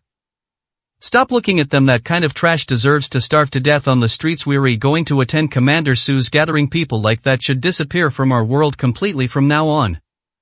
Luo Hongxia smiled smugly. After being kicked out of the Chu family and isolated by the others in Yun City, that kid will probably starve to death and disappear without a trace in less than 10 days or half a month. Then she looked at Zhou Chang, the antique shop owner, and said with a big smile, Mr. Zhou, what did that kid say to you just now, and what did he tell you? It was hilarious. Don't listen to that kind of person's nonsense. He has no real ability, he's just a braggart. Luo Hongxia was in a great mood and was very pleased with herself. However, Zhou Chang felt a cold sweat break out on his back as he listened to these words. Who is this woman? How dare you say such things to Prince Su? Is it really possible for a mere 10,000 households to cause such a huge upheaval? Even he had to remain silent in front of Prince Su. The Wan family was far too ungrateful. It's best to avoid contact with this kind of person. To avoid offending King Su.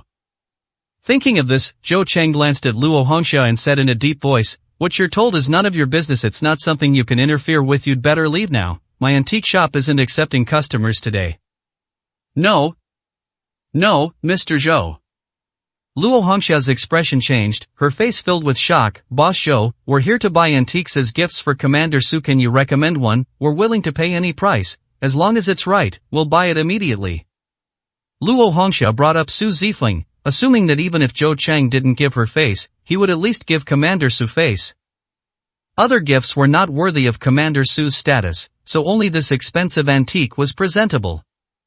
If Zhou Chang doesn't sell, she won't be able to prepare a gift today.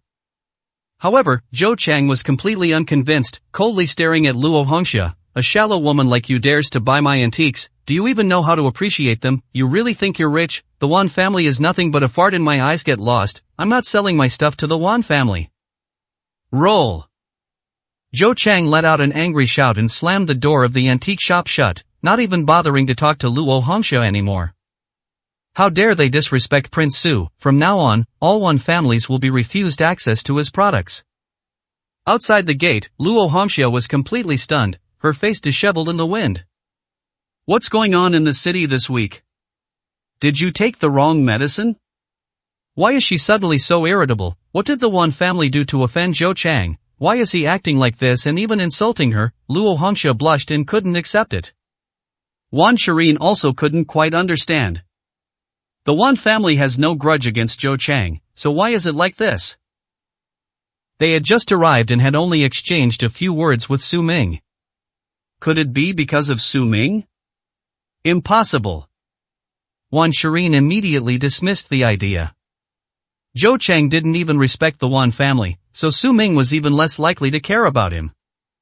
Unable to understand, Wan Shireen could only say to Luo Hongxia, forget it, Mom, let's go look somewhere else. It's getting late, we need to hurry and prepare gifts. We can't go to see Commander Su empty-handed. Yeah, Zhou Chang, I don't know if he's crazy or not, he won't even make money, he's really stupid. Let's go check out the Chang family. The two turned and went to the Chang family's house. Coincidentally, Su Ming's next destination was also the Chang family. Su Ming toured the Chang family medicinal herb garden. Chang Chun followed Su Ming closely, respectfully accompanying him. Good. After looking around, Su Ming nodded slightly. Without external interference and nourished by the medicinal seeds, these herbs have all been cultivated into top-grade herbs. However, Yunqing is a small place after all, and the medicinal potency of these herbs is limited. They can only be cultivated into top-grade herbs, not top-grade ones. The herbs I need now can only be used to cultivate ingredients for other medicines here, not for the main medicine. What he needs to deal with now is the venom of the golden snake. The key ingredients in the prescription for treating the venom of the golden snake are extremely rare, and it would be very difficult for the Chang family's medicinal garden to cultivate them. Only medicinal herbs of grade 3 or so can be grown here. Those of the 3rd rank or above cannot be kept alive. Blood begonia is already at its limit. Ah, this. Chang Chun was immediately alarmed and asked in a panic, Prince Su, is it because I did something wrong? It's none of your business. There's a limit to human capacity. No matter how well you do, you can't turn wasteland into treasure or an ordinary medicinal garden into a land of rare herbs. Helping me cultivate and prepare medicine is enough. I'll give you all the rewards you deserve. I'll come back in half a month to inspect the results, Su Ming said calmly. Yes, I will do my best. Although he was disappointed that he couldn't gain the full attention of the Prince of Su, he was still content to have done his part. Master, the Wan family has come outside asking for medicine, specifically a rejuvenation pill. Should we sell it to them? At this moment, a servant rushed in and reported to Chang Chun. Wan Jia? Chang Chun immediately frowned. Thinking, should we sell it? But Su Ming raised an eyebrow and instantly realized that Luo Hongxia had come to ask for medicine. Su Ming snorted coldly, clearly annoyed by what had just happened at the antique shop. I won't sell it. I won't sell it to anyone from the Wan family who comes asking for medicine in the future. Yes. Chang Chun hurriedly responded and shouted to his subordinates in a low voice, didn't you hear me? We won't sell it. We won't sell any medicine from the Wan family again. Yes. The servant turned and left. Unsurprisingly, Luo Hongxia and Wan Shirin were turned away again. This is truly a ghost story. The two stood at the entrance of the Wan family's house, and Luo Hongxia stomped her feet in anger. What on earth happened today? Am I having the worst luck? How come I can't buy anything even though I have money? I've never encountered anything like this in my life. She was also very proud of herself for contacting other people in Yunqing to isolate Su Ming. But in the blink of an eye, it seems like she's the one who's been isolated. Su Ming, yes, that kid. Luo Hongxia seemed to have suddenly realized something. What, Mom? Upon hearing Luo Hongxia suddenly mention Su Ming, Wan Shirin also showed a look of surprise and doubt. It's that kid, we ran into him as soon as we went out today. This is the beginning of our terrible luck. He told you, that kind of person is a jinx. Whoever runs into him will have a lot of bad luck. Luo Hongxia gritted her teeth in anger. Wan Shirin was both amused and exasperated. Mom, what are you saying? Never mind. Let's go look somewhere else. We'll surely be able to find it. But the misfortune had only just begun. After that, no matter where they went, gold shops, ceramic shops, jewelry stores, or any luxury stores, they couldn't buy anything. It's as if the entire Yunqing has refused to associate with the Wan family. Su Zifeng's reunion is imminent. They had the money but couldn't spend a single penny. Luo Hongxia and Wan Shirin were completely desperate. 208, Chapter 208 Medicine for Colds. Aunt Lin, I'll be away for a few days. Please take good care of yourself during this time. If you need anything, just give me a call or you can contact the Tianming Chamber of Commerce. Zhang Yilin will arrange everything for you there. Finally, Su Ming came to the Chu family to say goodbye to Lin Shouyun. Although Chu Yingkai and Chu Qingqing disliked him, Lin Shouyun had indeed saved his life. And he did indeed stay at the Chu family's residence for so long. Thanks to the Chu family's Shenhuang mirror, he was spared the premature onset in torment of the heavenly silkworm poison. Puff. Upon hearing this, Chu Qingqing spat out a mouthful of water. This kid actually dared to suggest that President Zhang Yilin make the arrangements. They really dare to say anything. No one held him accountable, so anyone in Yunqing dared to claim responsibility for anything. In a larger context, one might say that even the emperors of the 9 provinces are connected to him. However, considering that Su Ming was about to leave, she couldn't be bothered to expose and attack him. She couldn't help but smile and ask, have you bought your train ticket yet? Do you want me to buy it for you? After all, train tickets aren't cheap these days. Even going to Zhongzhou costs 400 or 500 yuan for a high-speed rail ticket. If you need it, I can book it for you right away. We're leaving this afternoon. Su Ming looked up at Chu Qingqing and said in a deep voice, I'm not leaving today, and I'm not taking the high-speed rail. I have someone to pick me up. Who? Chu Qingqing asked curiously. Could this guy have met some shady friends and taken a black cab there? So why are you still being stubborn?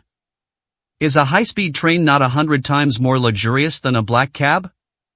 Su Ming said calmly, the Shin family is responsible for picking us up and dropping us off after all. They need my help, and this is something they should do. Puff. Chu Qingqing was shocked again, and almost dropped the water glass in her hand. You're saying the Shin family needs something from you? Are you out of your mind? Mom, I think this kid has gone crazy. He couldn't handle being kicked out of the house, so he's imagining all this. Don't talk to him, or he might hurt you when he goes crazy.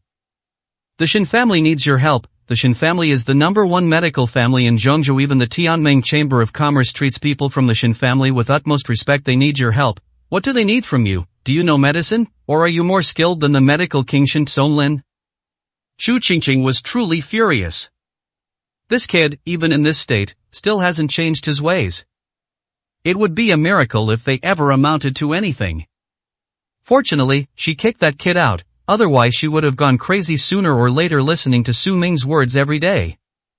Su Ming ignored Chu Qingqing, turned around, took out a prescription and handed it to Lin Xiaoyun. And Lin, keep this prescription for cold medicine when you have the chance. Take it to the Su family pharmacy. I guarantee that your status in the pharmaceutical industry will rise sharply, and you might even become a partner of the Su family pharmacy. You won't have to worry about your life in the future. This cold medicine is for external injuries. No matter what injury you have, as long as your bones aren't shattered, you can recover in the shortest amount of time after using this medicine. This ancient formula for external wound medicine, once produced and published, is bound to cause a sensation throughout Yuncheng. The wealth it brings is immeasurable. This prescription was the most unremarkable to Su Ming, but often it is the most commonplace that is most popular with the public. So in the past, he only offered products that nourished the skin, replenished nutrients, or boosted energy. Ordinary people don't need it at all.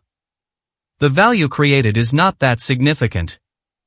But the value of this cold medicine is far from simple.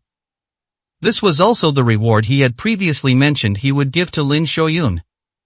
This prescription will ensure Lin Xiaoyun has a lifetime of food and drink and endless wealth.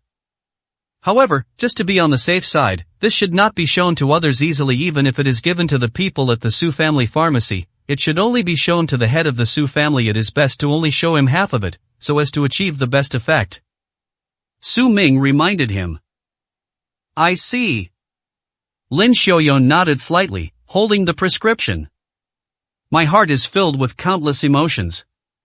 She knew that Su Ming probably couldn't come up with anything better right now, but he didn't want to just give up like that, so he took out this prescription to cheer her up. However, she was very touched by Xiaoming's thoughtfulness. Even if the prescription had no value whatsoever, she would treasure it for a lifetime. Okay, I'll be going now. Take care. I'll come see you again when I return to Zhengzhou.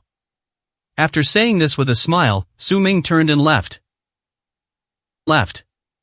What a terrible prescription. This brat is really good at conning people. He thinks we're all idiots. No sooner had Su Ming left than Chu Qingqing rushed up, snatched the prescription from Lin Xiaoyun's hand, opened it, and scoffed at it. A cold medicine, and the handwriting is all crooked and messy. Did he write it himself? This idiot. It's ridiculous. If he really wanted to repay Mom, he should have given her something valuable, like a gold or silver bracelet, a luxury car or a mansion at the very least. He could have given her cash instead. He just gave her this prescription that he probably copied from somewhere. It's infuriating. Chu Qingqing was furious, and her contempt and disdain for Su Ming had reached its peak. This kind of person is a stain on her life. She truly regretted ever meeting such a person in her life. This disgusting memory could never be erased. Qingqing, don't say that this prescription is Xiaoming's kind gesture. Whether it works or not, I will keep it carefully, Lin Xiaoyun said gently. Leave me a fart. Chu Qingqing threw the prescription out the window and onto the street outside. She said irritably, Mom, you're not really planning to take this kind of thing to the Su family's pharmacy and show it to Director Su, are you? How will you ever face anyone after that? You'll be laughed to death. Qingqing is right. Fake prescriptions can kill people. It's one thing to be laughed at, but if someone actually gets harmed, we can't afford the consequences. It's best to just throw them away. That kid's words are not credible at all. Chu Yingkai said with a sullen face. How could you do this? I don't think it's Xiaoming who's changed. You've all changed, become selfish and mercenary. I never said I had to give it away. Couldn't I just keep it for myself, honestly? Lin Xiaoyun stomped her feet in anger, turned around and ran out, wanting to find the prescription. But the prescription was just a piece of paper. If you threw it outside, the wind would blow it away and you'd never know where it went. Lin Xiaoyun searched outside for a long time but couldn't find it. What is this thing? The Jin brothers, who ranked 49th on the Yunqing rich list, were passing by downstairs when a note floated down onto their heads. What the hell is this piece of junk? The eldest brother, Jin Feiyuan, ripped the note off his head and prepared to throw it away. Older Jin Guangxing's eyes lit up. Brother, look, maybe it's the lottery. Didn't the fortune teller just say we'd strike it rich today? There's no such thing as a lottery. If there were, it would just be trash that people throw away. The eldest brother ignored it and casually tossed the note to the second brother.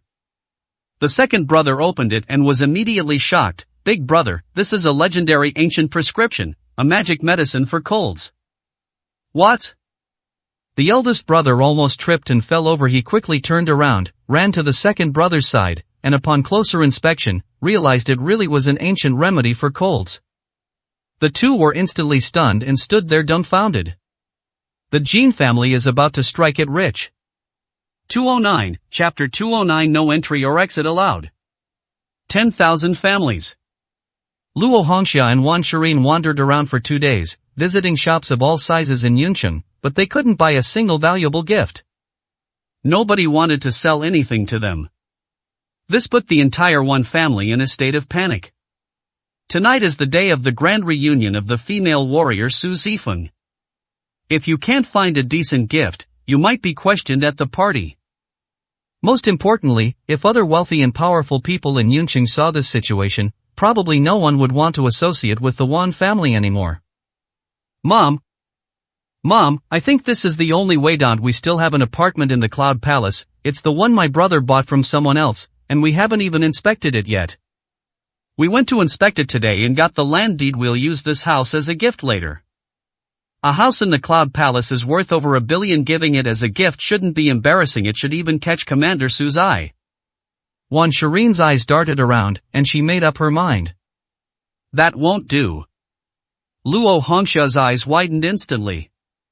That's meant for your brother's wedding. What will your brother do if you give it away as a gift? Luo Hongxia found it hard to accept. Yes, I object. Sister, how could you side with outsiders and give my things away to others? I still need this house to live on in the future. Wan Hua also rushed out, both angry and anxious. The thing he's most proud of right now is this house in the Cloud Palace. If this is given as a gift, he'll have nothing left to brag about. Shut up. Wan Shirin glared at Wan Hua, then looked at Luo Hongxia and said, Mom, don't be short-sighted. If we give this house away, it will definitely be a big hit at the party. Countless people will be begging to cooperate with us. We could make back billions, not just billions. How can we begrudge it at a time like this? Besides, I paid for this house myself. I can just buy another one for Wan Hua later. That's true. Luo Hongxia then realized that Wan Shirin's words made sense. Then let's just take the house as a gift. There's no other way. Yuncheng won't sell us anything these days. I wonder who we've offended. Ugh, this is infuriating. You've gone too far. Wan Hua was so anxious he was jumping up and down, but he couldn't do anything about it.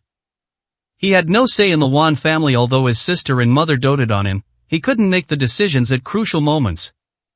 So, Luo Hongxia and Wan Shirin went to the Cloud Top Palace to inspect the house. When Wan Shirin arrived at the entrance of the Cloud Palace, she discovered that the entire entrance was heavily guarded and heavily fortified. The defenses are more than 10 times stricter than before. Wan Shirin was a little shocked and hurriedly stepped forward to ask. Seeing that Wan Shirin was a beautiful woman, the guard replied, Don't you know that the goddess of war, Commander Su, is holding a gathering at the Cloud Palace tonight? Before tonight, no one is allowed to enter. Even tonight, you need an invitation to enter. We have an invitation, and we have a house in the Cloud Palace. We're here today to inspect it. Don't believe me? Look. Wan Shirin quickly asked her mother, Luo Hongxia, to take out the invitation and hand it to the guard. The guard glanced at him indifferently, then grinned and said, Didn't you hear me? No one is allowed to enter before tonight. Even if you have an invitation, you'll have to wait until the party starts tonight. But we need to go inside and inspect the house. Wan Shirin was extremely anxious. By the time the party starts, it will be too late. We can't just give Commander Su a house as a gift when the paperwork isn't done and the property hasn't been acquired. Just as Wan Shireen was extremely anxious, a black sedan slowly entered the Cloud Palace. The people next to the car not only let it pass, but also saluted it respectfully. Wan Shireen's eyes widened as she looked through the car window and saw the profile of the person sitting inside. That looks like Su Ming. Wan Shireen was instantly shocked, as if struck by lightning. Her eyes were glazed over and she couldn't recover for a long time. Until Luo Hongxia called her. Cheyenne, what's wrong? What did you see? That car, the person sitting inside looks like Su Ming. Wan Shireen said blankly. How is that possible? Luo Hongxia's eyes widened instantly, and she said irritably, that good for nothing? How could that be? This Cloud Palace is off limits to all. That kind of person doesn't even have the right to get close here. That's right. Luo Hongxia suddenly turned her head and glared angrily at the guard. Didn't you say that no one was allowed to enter or leave before the party? How could that unlicensed car get in? Who is he? What is his status? Do you think you can compare to him? He is the most distinguished guest of the Cloud Peak Heavenly Palace. Commander Su also gave him permission to move freely within the Cloud Peak Heavenly Palace. Even Commander Su has to give him face. Do you think Commander Su would even give you a second glance? The guard smiled sarcastically. You! Luo Hongxia was so angry she was speechless. However, this also confirms that the person sitting in that car was indeed not Su Ming. Shireen, did you hear that? That's the most distinguished guest of the Cloud Peak Heavenly Palace. What kind of important person is that? Even Commander Su has to greet him. Su Ming? That kid Su Ming isn't even worthy of shining shoes for such an important person. Forget it. Let's go, we'll come back tonight. Luo Hongxia reminded her. Wan Shireen finally came to her senses and shook her head vigorously. Was she really mistaken? But that makes sense, considering that Su Ming is probably still wandering somewhere in Yun City. They were worlds apart from the upper echelons, let alone attending such a top-tier gathering. The two turned around, preparing to leave, when they saw Shin Luo Yun, the eldest daughter of the Shin family, peeking out from outside the Cloud Palace, looking anxious. Seeing that even Shin Luo Yun, the eldest daughter of the Shin family in Zhengzhou, couldn't get in, the two of them immediately felt a sense of balance. Alright. Luo Hongxia couldn't help but walk over and make a few sarcastic remarks. After all, in front of Commander Su, no matter how big the family was, they were all the same, which gave her a strange sense of satisfaction. Miss Shin, you can't get in either. Don't bother looking around. We just inquired, and only those with invitations can enter once the party starts tonight. Do you have an invitation?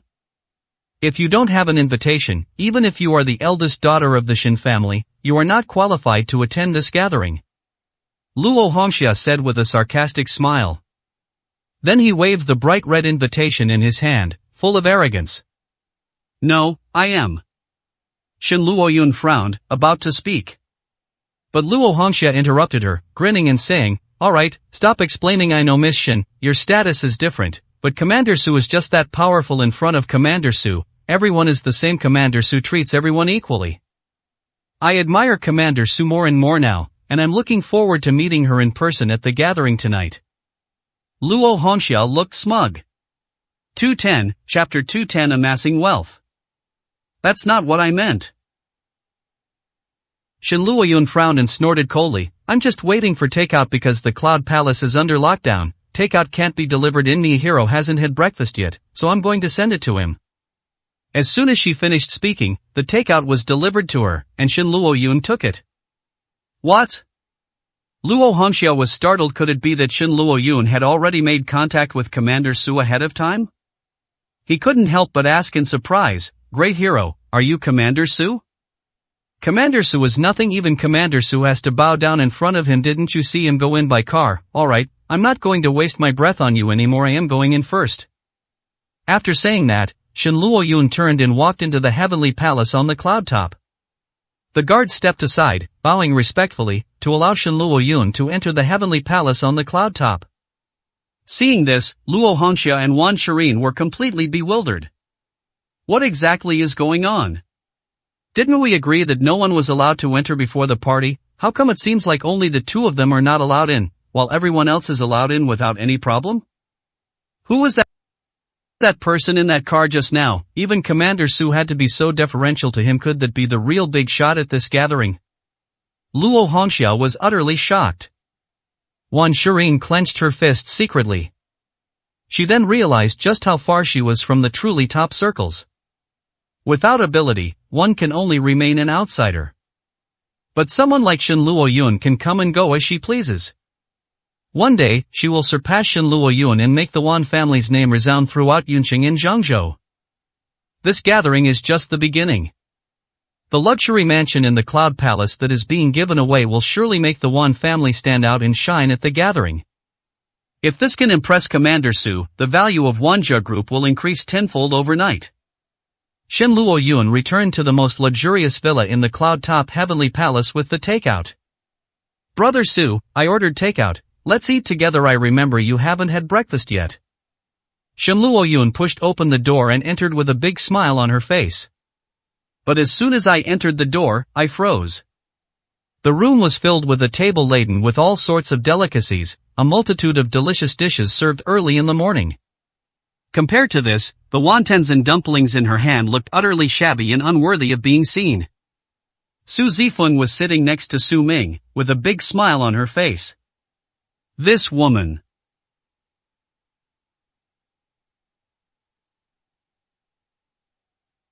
Shen Luoyun was so angry that her teeth itched. This woman was simply too cunning. He actually broke into her home while she was picking up her takeout. This guy is no ordinary ruler, he's a complete sly fox. Look at that look in his eyes, he's practically showing off. What's there to be so proud of? Shen Luoyun rolled her eyes in frustration and walked over angrily. Su Ming glanced at Shen Luoyun and, seeing her expression, knew she was sulking. He couldn't help but smile and ask, "You bought breakfast? What did you buy?" "It's nothing, just wontons and dumplings." Shen Luoyun said it casually. "Wontons and dumplings, that's wonderful. I haven't had dumplings in ages. They're my favorite food. Bring them over so I can have a taste." Su Ming said happily. "Real?" Shen Luoyun's worries turned to joy, and she hurriedly opened the takeout and delivered it to Su Ming. The steaming dumplings were bubbling hot. Su Ming picked one up, dipped it in vinegar, and ate it in one bite, his face full of enjoyment. Indeed, nothing tastes better than dumplings, they are the best delicacy. I knew it. Shen Luoyun was overjoyed. Breakfast should be light and refreshing. This table is so greasy, it's nauseating. Shen Luoyun said with a smug smile. It would be even better if you made it yourself.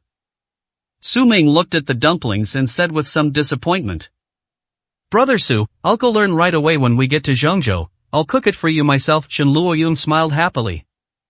Su Ming smiled and nodded. Su Zifeng watched, smiling without saying a word. But the smile wasn't genuine. It seems this person is not Prince Su's maid. This made her feel a sense of crisis. All right, tell me, why did you call me here?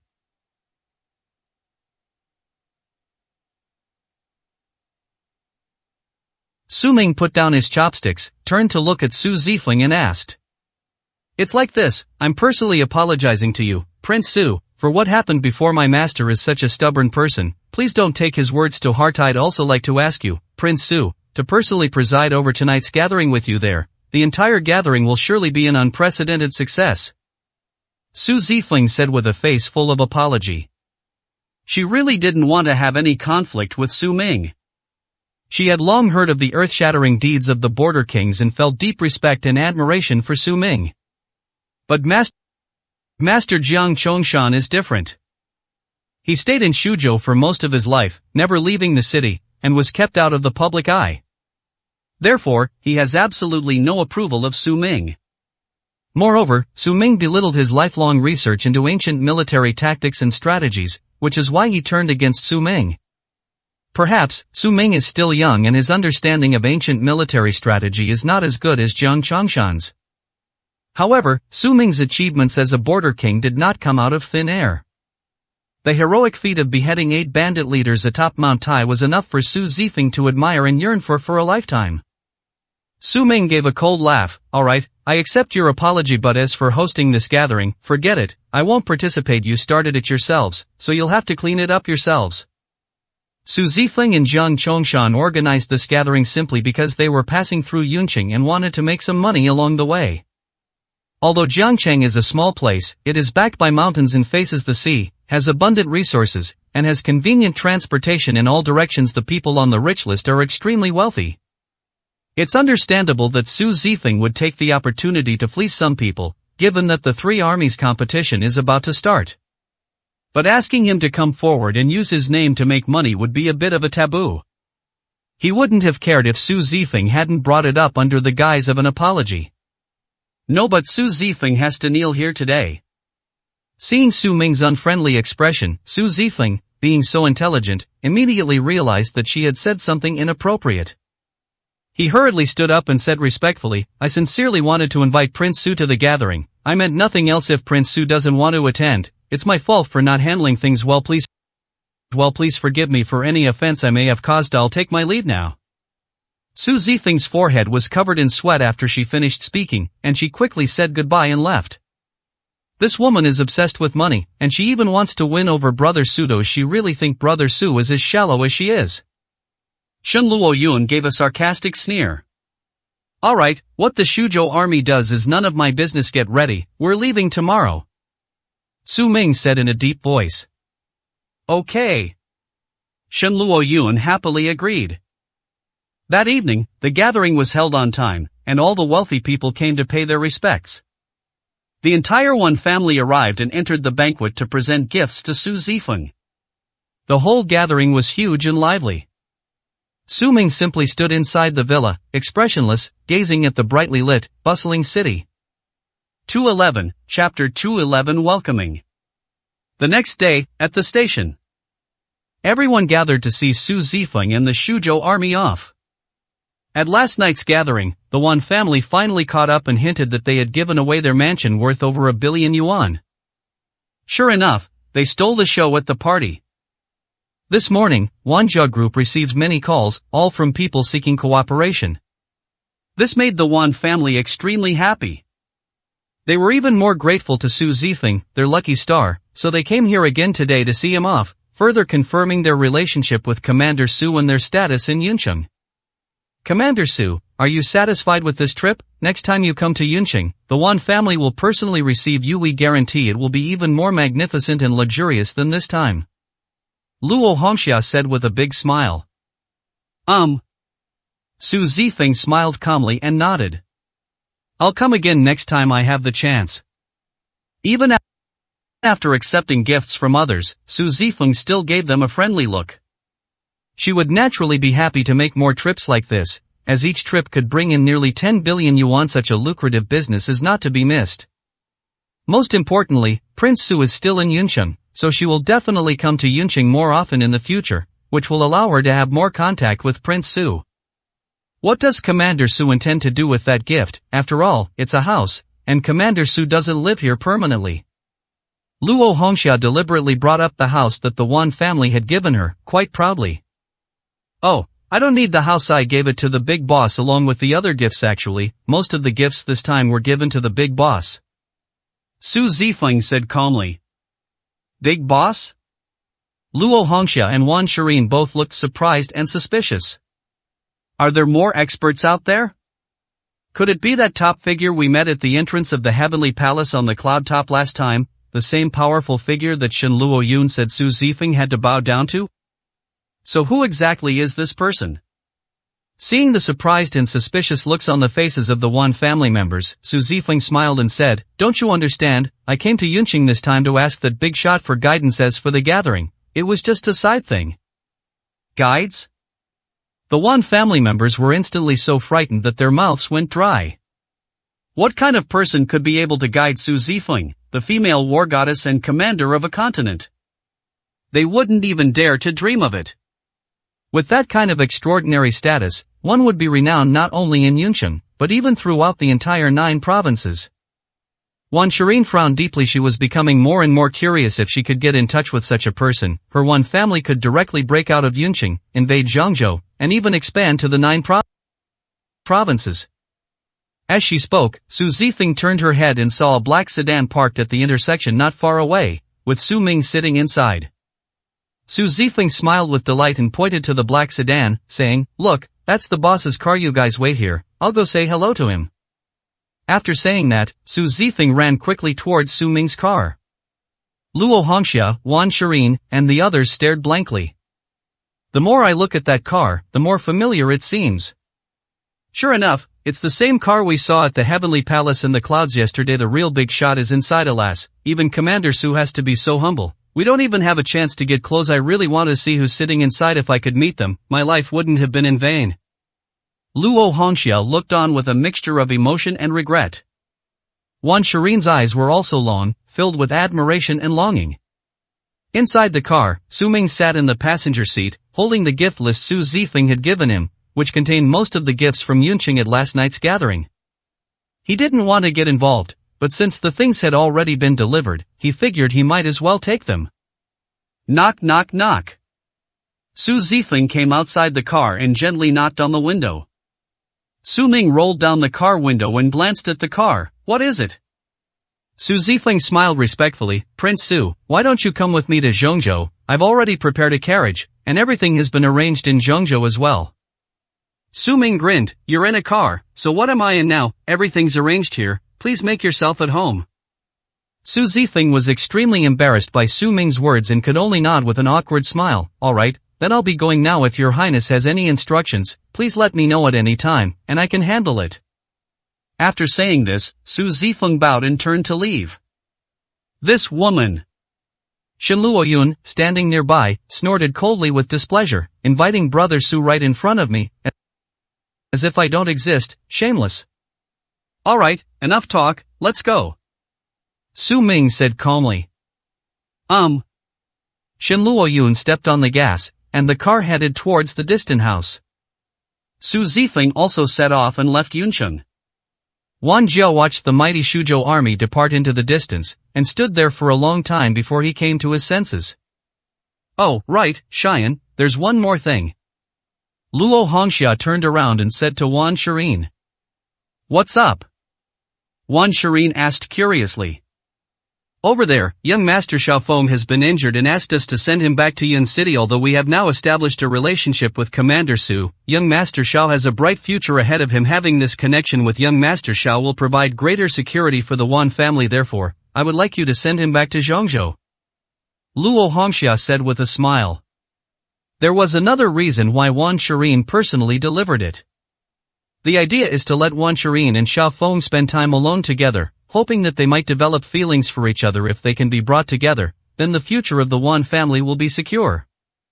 Although it's not right to steal Zhao Yan's fiancé, haven't Zhao Yan and Xiaofeng already broken up and their relationship fallen apart? Why let the good stuff go to outsiders? It's a steal to take advantage of this opportunity. Although Su Zifeng is stronger than 10 Xiaofengs, she is ultimately a woman, and it is impossible for them to develop a deeper relationship. Ultimately, the relationship between Su Zifeng and the Shuzhou army was merely one of mutual benefit. If a cultivation system can be established, having someone like Xiaofeng, one of our own, truly paves the way for the Wan family. Wan Shirin hadn't expected this, and hesitated before saying, "But the Wan family group is very busy right now. It's not a good thing to leave here and go to Zhongzhou." "Don't worry, your dad will handle it. If he really can't, he can keep an eye on things. Important matters can wait for you to come back and deal with them. Besides, it's time to let your younger brother Wanhua gain some experience at the company. We can't let him just laze around and do nothing all the time," Luo Hongxia said, making her decision. "Alright, I'll go then." Having heard Luo Hongxia say this, Wan Shirin had no choice but to agree to send Xiaofeng to Zhongzhou. That afternoon, Wan Shirin went to the hospital to pick up the seriously injured Xiaofeng, and together they set off for Zhongzhou. The entrance to Zhongzhou city. The Shin family, the foremost medical family in Zhongzhou, mobilized almost their entire force, from the medical king Shin Songlin to the head of the family, along with many wealthy individuals from Yunqing, forming a massive formation at the city entrance. Banners were unfurled on both sides to welcome them, creating a grand spectacle. The entire entrance to the city was packed with people. When Wan Shirin and Xiaofeng arrived in the city, they were speechless with astonishment at the magnificent welcoming scene. 212, Chapter 212. Who do you think you are? Wan Shirin was dumbfounded. Who are they welcoming? Even the king of medicine has personally come out, and those people, if I'm not mistaken, are all well-known wealthy people and top figures in Zhengzhou, right? Wan Shirin was utterly astonished. Who could possibly deserve such a grand display of power? Maybe it's a welcome to me. Xiao Feng lay in the car and said with a smile. However, no one glanced at him and Wan Shirin along the way, which made Xiao Feng's face turn red. This welcome clearly had nothing to do with him. Wan Shirin's gaze swept across the area and saw the words written on the huge red banner. Welcome the king of the three armies, the whole city respectfully welcomes him. Could it be called it be to welcome Commander Su? I never imagined that Commander Su would have such prestige even in Zhengzhou. Wan Shirin was filled with amazement. While the title Queen of the Three Armies might be a bit of an exaggeration, currently only the female war goddess Su Zifeng truly deserves it.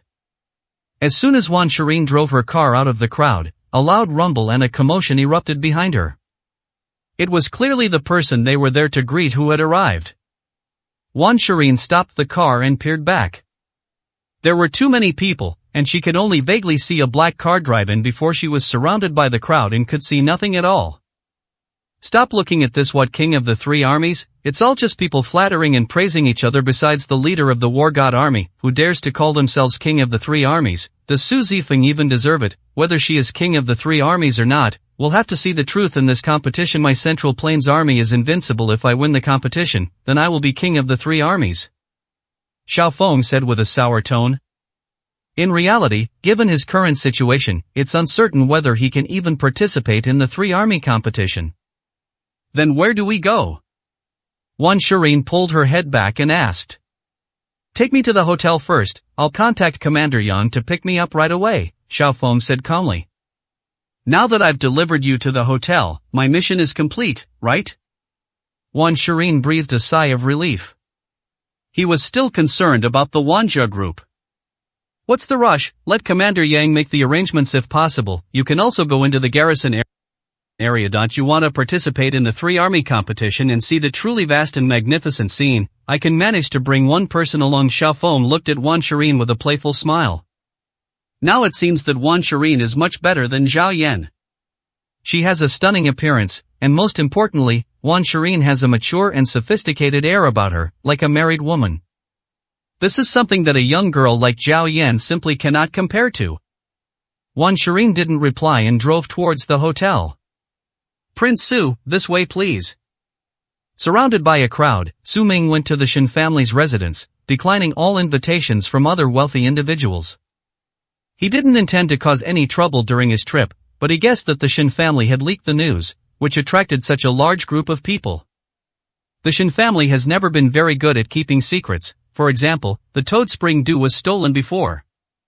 Upon entering the Shen family residence, a servant immediately approached Shen Sonlin and said in a flustered manner, Master, the Zhao family has arrived. Even Gu Yan has come, saying they want to buy all of the Shen family's medicinal formulas, including the chi-tonifying pills. What? These guys are really lawless. Shen Songlin was immediately enraged, his face turning red as he gritted his teeth. Gu Yan, isn't that the chief pharmaceutical supervisor of your Shen family? Su Ming asked, puzzled. Although it had been a long time since his last visit to the Shen family in Zhengzhou, he still remembered Gu Yan. After all, he was someone he had personally mentored. That guy betrayed the Shen family. After I returned to Zhengzhou, I found out that he was the one who sold the Toad Spring Dew to the Zhao family on his own initiative. When he was exposed, he immediately defected and joined the Zhao family. Later, he repeatedly made a series of sales plans targeting our Shen family. Shen Songlin hesitated, as if he wanted to say something but then stopped. His face was filled with anger and bitterness. In the field of medicine, he is no less skilled than Gu Yan, and with the Shen family's deep wealth, he is not necessarily afraid. However, when it comes to business, he is far inferior to the Zhao family and scoundrels like Gu Yan. Gu Yan's defection was undoubtedly adding insult to injury. The entire Shen family was attacked one after another, and now the Shen family was in a very difficult situation. Gu Yan's arrival at this critical juncture is clearly an attempt to kick someone when they're down, a fatal blow to the Shen family. Let's go in and take a look. Su Ming said calmly. Yes. Shin Songlin walked ahead and was the first to enter the Shin family hall. Mr. Shin, you're back. Come and sign the contract on behalf of the Zhao family. I'm acquiring your Shin family for 20 billion from now on. The Shin family will be an affiliate of the Zhao family, responsible for drug research and development. Is that alright? I believe that you and the Shin family have no other choice now. Gu Yan sat on one side of the hall, dressed in gorgeous clothes. Compared to before, he was radiant and full of energy. Bullshit, you're not qualified to acquire my Shin family, and neither is the Zhao family, Shin Songlin said through gritted teeth. Oh? Gu Yan chuckled mockingly, his face full of sarcasm. Shin Songlin, what are you still stubbornly insisting on? The Shin family's reputation is ruined now, and the pharmacy can't sell a single medicine if this continues. Your Shin family is just waiting to die. Don't you understand the situation? The Zhao family has already cut off all the medicine in Zhengzhou. A wise man doesn't stand under a crumbling wall. If you should submit, then submit. Don't you even have that much common sense? No wonder the Shin family, which you've been in charge of, hasn't shown any signs of improvement over the years. It's because you're too stupid and too rigid. Gu Yan said with a cold laugh. Get out, you'd better get out now, or don't blame me for not letting you go, traitor. Shin Songlin gritted his teeth, trembling with rage. I'm not leaving, so what can you do about it? Do you dare touch me? I'm the chief pharmaceutical representative for the Zhao family now. Countless people in Yunqing have to bow and scrape before me. Who do you think you are? What, you dare to fight me? Dare to fight the Zhao family? What traitor? This is called being pragmatic. So people like you are truly hopelessly stupid. Gu Yan looked smug and sneered. What is the Zhao family, and what are you? Su Ming's voice slowly echoed in the main hall, and his figure entered slowly, bringing with him a tremendous sense of oppression. Who dares to utter such arrogant words? Upon hearing this, Gu Yan was furious, but when he saw Su Ming's figure clearly, he was so frightened that he almost knelt down on the spot. Su, King Su? Instantly, the wrinkles on Gu Yan's face trembled. He stood up abruptly, his whole body tense and trembling like a leaf. Su Ming walked to the center of the hall, his gaze falling on Gu Yan. He sneered, Do you know who owns Toad-Spring-Do? You took my medicine and sold it to others, and now you're threatening the Shin family. What are you if not a traitor? I really regret ever giving you pointers. Does someone like you deserve the title of Master of Medicine? 213, Chapter 213 Ancient Prescriptions. Su Ming's words struck Gu Yan's head like heavy hammer blows. Gu Yan was so frightened that he knelt on the ground with a thud, almost urinating from fright. Cold sweat poured down his face. He never dreamed that Su Ming would come to Zhengzhou again, and so quickly at that. He could rebel against his master and disregard the Shin family, but Su Ming would always be a mountain weighing on his head, making it hard for him to breathe. It wasn't just about Su Ming's status as the king of Kyushu, but also about the guidance he received in medicine. He was like a master to him. The elderly Gu Yan was so frightened that his bones almost broke. He crawled in front of Su Ming and kowtowed repeatedly, saying, Your Majesty Su, I was wrong. I was bewitched for a moment. I was wrong. Please forgive me. Su Ming coldly stared at Gu Yan and sneered, I can guide you to become a master of medicine, and I can also cripple you. Your actions are not as simple as being bewitched. I am telling you, go back and tell the Zhao family to stop selling and using Toad-Spring-Do from today onwards, and then immediately send me back the Toad-Spring-Do prescription. Furthermore, from this day forward, you are forbidden from practicing medicine. I don't want to hear your ancient words again in the medical field. Su Ming gave Gu Yan a stern warning. Yes, I remember. I will definitely tell the Zhao family the truth. The ancient saying goes that they crawled on the ground, not daring to move an inch. But the other two men sent by the Zhao family slammed their fists on the table and stood up, saying arrogantly, Master Gu, what are you doing? Why are you kneeling before this kind of person? Our Zhao family is at the height of its power right now, and this piece of trash dares to warn the Zhao family. He's practically courting death. Both of them are top fighters in the Zhao family, possessing the strength of supreme war gods. The original plan was to threaten Shin Songlin with force if he didn't immediately sign the contract. Then suddenly a young man appeared and made Gu Yan kneel down. How could the two of them possibly restrain themselves? Oh, you two aren't satisfied? Su Ming's gaze fell on the two thugs from the Zhao family, and he asked with a cold smile. You piece of trash, I'll kill you. Enraged, the two charged at Su Ming, one on the left and one on the right, raising their fists to strike him. The two men were fierce, and their punches created sonic booms, with a tremendous impact coming straight at them. The Shin family members were so frightened that they retreated one after another. The supreme god of war's strength is truly terrifying. The Shin family couldn't find a supreme war god, which was also related to Shin Sanglin's lack of deliberate cultivation and recruitment. Otherwise, with the Shin family's resources, cultivating a few supreme war gods wouldn't be difficult. Seeing the supreme god of war's move, Shin Songlin realized his mistake. If only I had raised some supreme war gods earlier. Sometimes, force is indeed more persuasive than any reason. The Shin family members were filled with terror. This is terrible. How can we possibly stop two supreme war gods from attacking at the same time? However, just as the two rushed in front of Su Ming's eyes sharpened, and he suddenly raised his hand, grabbed one of them by the neck, and slammed him heavily to the ground. With a loud bang, the floor was smashed into pieces, and the supreme war god coughed up blood on the spot. Another person was kicked in the chest by Su Ming. With a loud bang, a shockwave exploded outwards. The opponent had no chance to defend himself or fight back. He was kicked more than 10 meters away, and when he landed, blood gushed from his mouth like a fountain. He could no longer get up. Supreme War God, is he very powerful? Su Ming sneered. Don't even mention 2, even 200, I wouldn't take them seriously. If you're not satisfied, let the Zhao family send more people. No matter how many come, I'll make them carry them all back. Su Ming's tone was sharp and fierce, like that of a demon. This scene terrified Gu Yan and the Shin family. Gu Yan, in particular, rolled his eyes and almost fainted from fright. As expected, the king of the 9 provinces is so powerful that not only the Zhao family, but even the strongest force in the entire central province would be no match for him. That's terrifying. What was he thinking, to think of going against the king of Kyushu? The ancient saying goes, he regretted it so much his intestines turned green. Prince Su, I was wrong. Ancient words, tears streamed down his face as he knelt on the ground, trembling and begging for mercy. Roll. Su Ming's loud shout was like a thunderclap from a clear sky, shaking the entire hall. Gu Yan and his 2 henchmen practically crawled out of the Shin family home. Brother Su. Shin Luoyun stared blankly at Su Ming, her eyes reddening with emotion, a mixture of gratitude, admiration, and affection. Su Ming saved the Shin family once again. Let alone repay him with her body, she would be willing to be Su Ming's maid, serving him tea and water, and taking care of him for the rest of her life. Thank you so much, Prince Su, for your great kindness.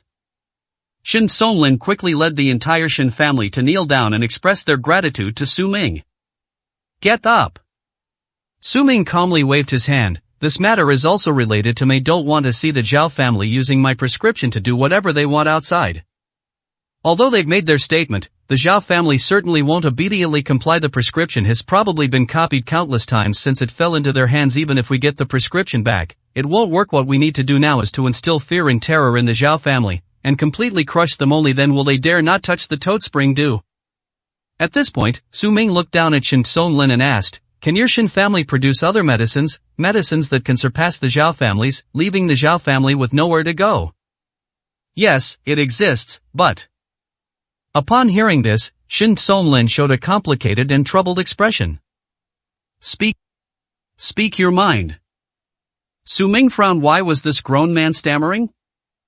I have several ancient medicinal formulas, but they are all incomplete. If they could be produced, they might cause a huge sensation. However, I have been studying these formulas for more than 10 years and have no clue whatsoever. I am afraid it will be difficult to turn them into medicine. Shin Songlin was covered in sweat.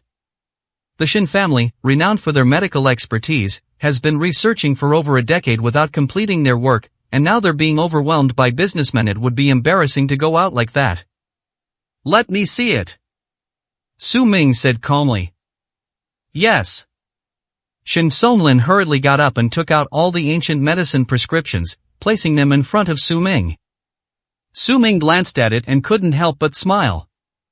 No wonder you can't complete them. These prescriptions are nearly 1,000 years old, and they're incomplete. They're top quality prescriptions. Even the best medical masters in Zhongzhou wouldn't be able to figure them out in 3 to 5 years, let alone you, Su Ming said with a calm smile. I see. Shin Songlin was utterly shocked. So these prescriptions have such a significant origin, no wonder he'd been completely baffled by them. But doesn't this also mean that the Shin family has no hope at all? Bring me a pen. Su Ming raised his hand. Seeing Su Ming's action, Shin Songlin was startled. Could it be that Prince Su was going to complete the prescription on the spot? How is this possible? Didn't you just say these prescriptions have a history of over 1,000 years? Do you think Su Ming can complete them all with just one glance? Shin Songlin was so shocked that he couldn't close his mouth. Shin Luoyun was also completely shocked. Born into a family of doctors, he was exposed to medicine from a young age and knew very well how difficult it was to complete these ancient medical prescriptions with a history of thousands of years. Just like repairing an antique that's thousands of years old, it requires not only knowledge and intellect, but also an unimaginable level of understanding of medicine. What are you standing there for? Get me a pen. Su Ming said impatiently. Yes. Shin Songlin nodded nervously and hurriedly handed the pen to Su Ming. 214, Chapter 214. Pretending to be aloof. The most difficult part of completing a prescription is not understanding the history of medicine. The key lies in replacing the medicinal herbs. Many medicinal herbs existed nearly 1,000 years ago but have long since disappeared. Even if it's still available, its effectiveness may be significantly reduced. To achieve this, one must have an extremely demanding understanding and comprehension of medical skills. The more exquisite the ancient prescription, the higher the substitution rate of medicinal materials. Moreover, with such an incomplete prescription, one not only has to figure out the replacement herbs, but also deduce the herbs that are not listed in the prescription. For modern medical masters, this is as difficult as observing the starry sky with the naked eye and then trying to guess what's distributed around it. There's a reason why Shin Songlin's research over the past 10 years has yielded no results. However, Su Ming had already thoroughly studied various ancient medical classics, which made things much simpler for him. He could easily deduce the incomplete prescription and then replace it with the current ingredients. For him, it was just a process. He was extremely familiar with these things. With a flourish of his pen, Su Ming swiftly wrote down the medicinal ingredients needed for the incomplete prescription, much to the astonishment of the Shin family. Just looking at them, Shin Songlin and Shin Luoyun were already utterly shocked. Oh my god! To be able to do this, there's probably no one else in the entire Kyushu who can do it. Of the 5 prescriptions, only one is the most crucial, and it is also the one that will lead to the fastest preparation of the medicine and the greatest benefit. Su Ming only made detailed substitutions and notes for the medicinal materials in this prescription called 7 fragrance pill. As for the other prescriptions, they were only supplemented. Finally, Su Ming put down his pen, picked up the 7 fragrance pill formula, and handed it to Shin Songlin, saying, "Take this formula and start production. Be ready to release it at any time. The 7 fragrance pill can be used on food, people, the body, and even to expel parasites and treat diseases. It has many effects after it is released. It will far surpass Toad Spring Dew. Moreover, I've also seen the Toad Spring Dew on the market. The Zhao family only managed to achieve 4/10 of its effects after taking it. I suspect they didn't even figure out the replacement herbs, but this 7 fragrance pill, after my supplementation, can achieve at least 7/10 of its effects, completely overwhelming the Toad Spring Dew." Su Ming said calmly. My god, 70%. Shin Songlin was so shocked that he swallowed hard. The top medical masters in Kyushu restored the ancient prescriptions, achieving 70% accuracy, which is probably the limit. Su Ming only glanced at it, and in a short time, he completed 70% of the work. The king of the 9 provinces, unparalleled in history. Shin Songlin's admiration for Su Ming extended to both his reputation and his abilities, leaving him utterly impressed. Su Ming's medical skills far surpass the entire Shin family. This prescription alone would be enough to shock the entire Central Plains and set off a new wave in the medical field. The renowned king of medicine could only stand beside Su Ming like a subordinate, and asked blankly, "King Su, how much do you plan to sell each 7 fragrance pill for?" Su Ming grinned. If someone really wanted to sell this, they could sell it for $1 million apiece. However, in order to suppress the Zhao family, the price cannot be so high. Moreover, after his repairs and replacements, the cost became very low. 100,000 yuan could basically produce 20 or 30 pills. So Su Ming thought for a moment and said, let's sell them for 20,000 each. Given the purchasing power of Zhengzhou, 20,000 each shouldn't be too much. 20,000 per pill? Shen Sonlin was shocked once again. Toad Spring Dew sells for 100,000 yuan apiece, and we're selling it for 20,000 yuan apiece. I assent that too cheap. How can we suppress Toad Spring Dew? Shen Sonlin asked, his eyes wide. Su Ming smiled calmly. The reason why Toad Spring Dew is priced at 100,000 per piece is because its reputation and value have been inflated now, let alone 100,000 per piece. Even if they sell it for 200,000, 300,000, or even 500,000 per piece, people will still be scrambling to buy it. Sometimes, reputation is far greater than value. But once the 7 fragrance pill is released, it will help your Shen family restore their reputation at that time. His Toad Spring Dew will be worthless. No one will want it even if you give it away. I see. Shen Sonlin suddenly realized, which is why he said he didn't know how to do business. This is a marketing plan. The first step is to build a reputation and open up the market. Once the reputation is established and Xiangdan has monopolized the market, then it won't be a matter of price anymore. Yes, Prince Su, I'll take care of it right away. Okay, bring the finished medicine to me for inspection after it's ready. Su Ming stretched, feeling a bit sleepy, and let out a long yawn. Seeing this, Shen Luoyun hurriedly said to Su Ming, Brother Su, let me take you to rest. Shen Sonlin quickly put the prescription into the factory and started production. On the other side, Wan Shirin escorted Xiaofeng to the hotel and waited for Commander Yang Zai to arrive. After settling Xiaofeng in, Wan Shirin prepared to leave. But at this moment, Xiaofeng grabbed Wan Shirin's hand, grinned, and said, Miss Wan, you are truly a great beauty in Yunqing, the most beautiful woman I have ever seen in my life. You are several times more beautiful than Zhao Yan. If you are willing to get engaged to me, I can immediately cancel my marriage with Zhao Yan of the Zhao family, and we can get married anytime. What? Wan Shirin was startled by Xiaofeng's abrupt words. She stood up abruptly, her face grim as she stared at Xiaofeng and said, Young Master Xiao, don't joke around. My purpose in coming to Zhengzhou was simply to bring you here. Besides, Young Master Xiao, you are a military officer of Zhengzhou, your status and position are beyond my reach. It's not something I, Wan Shirin, can presume to associate with. Wan Shirin's words were just polite. I don't want to offend Xiaofeng either. Therefore, the wording is tactful. She had no feelings for Xiaofeng at all, and besides, Xiaofeng was already engaged to Zhao Yan. If she got engaged to Xiaofeng, wouldn't that be turning against Zhao Yan? Isn't that also offending the Zhao family? Xiaofeng was somewhat surprised and looked at Wan Shirin with some disbelief after being rejected. What does this mean? Pretending to be holy?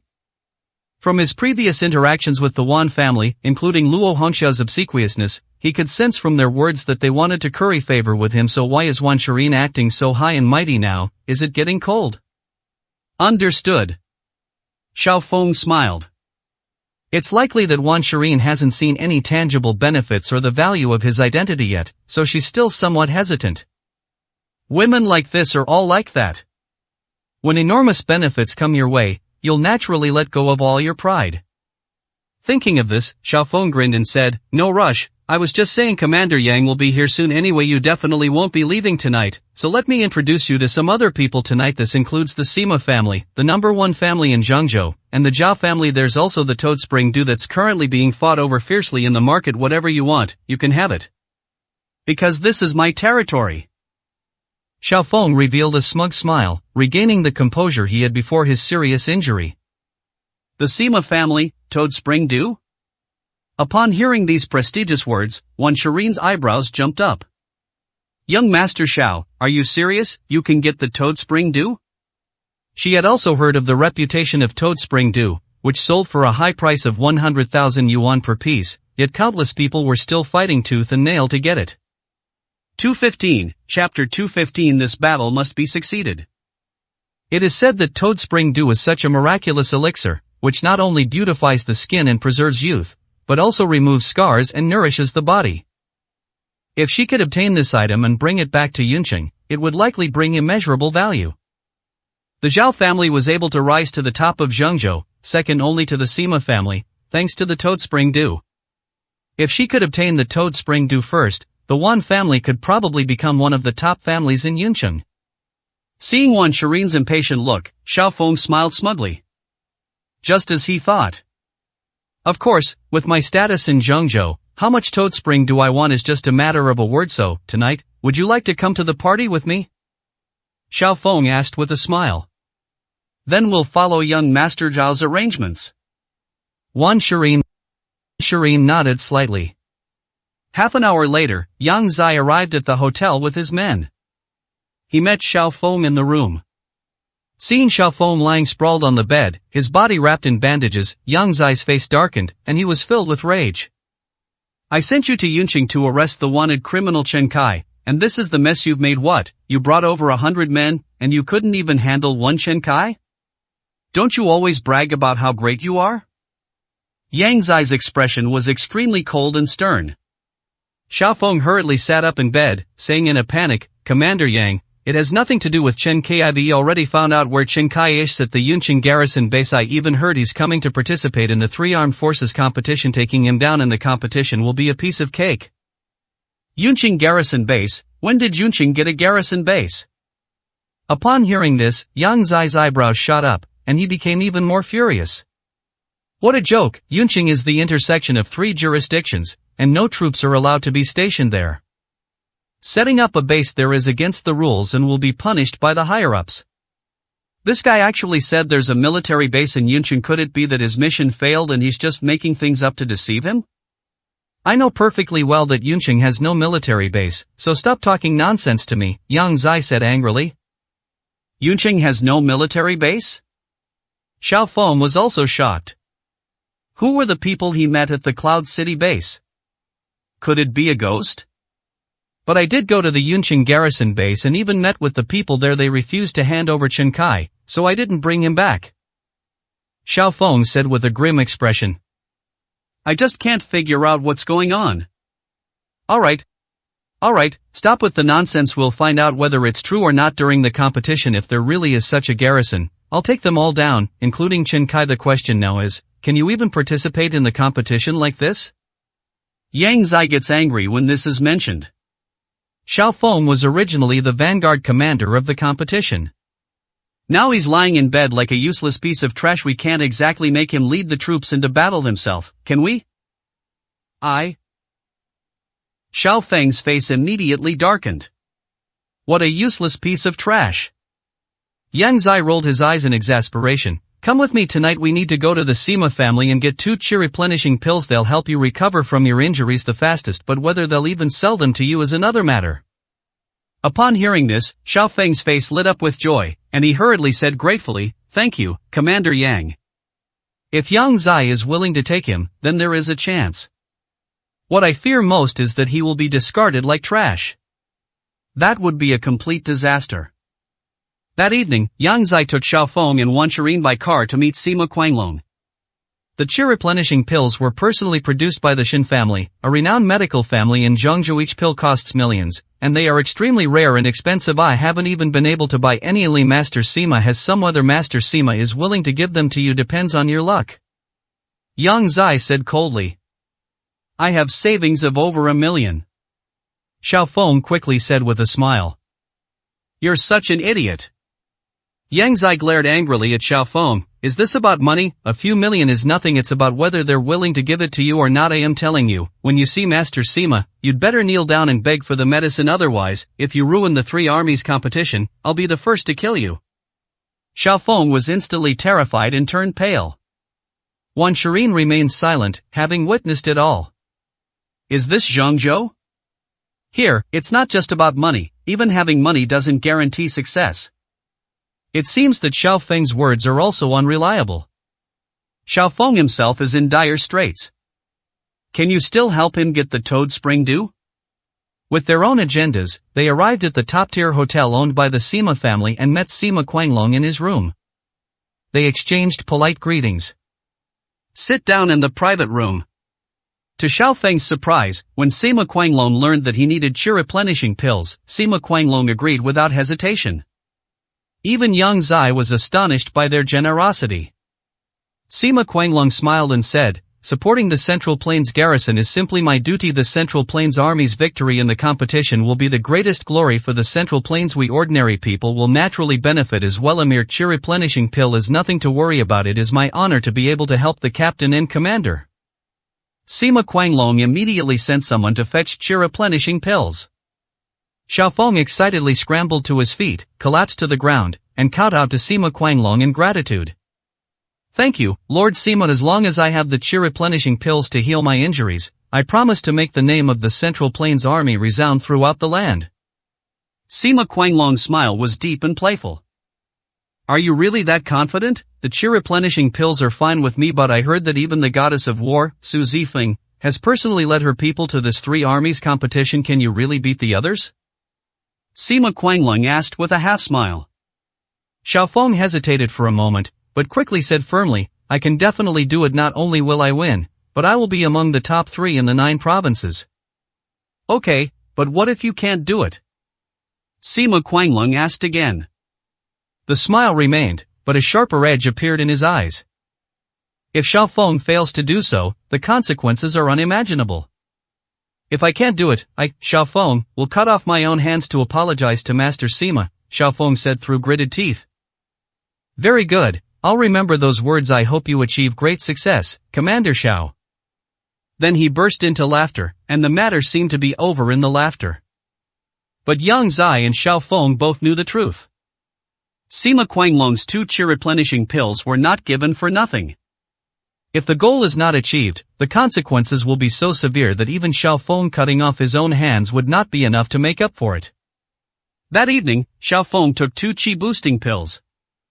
This chi boosting pill truly lives up to its reputation as a divine medicine.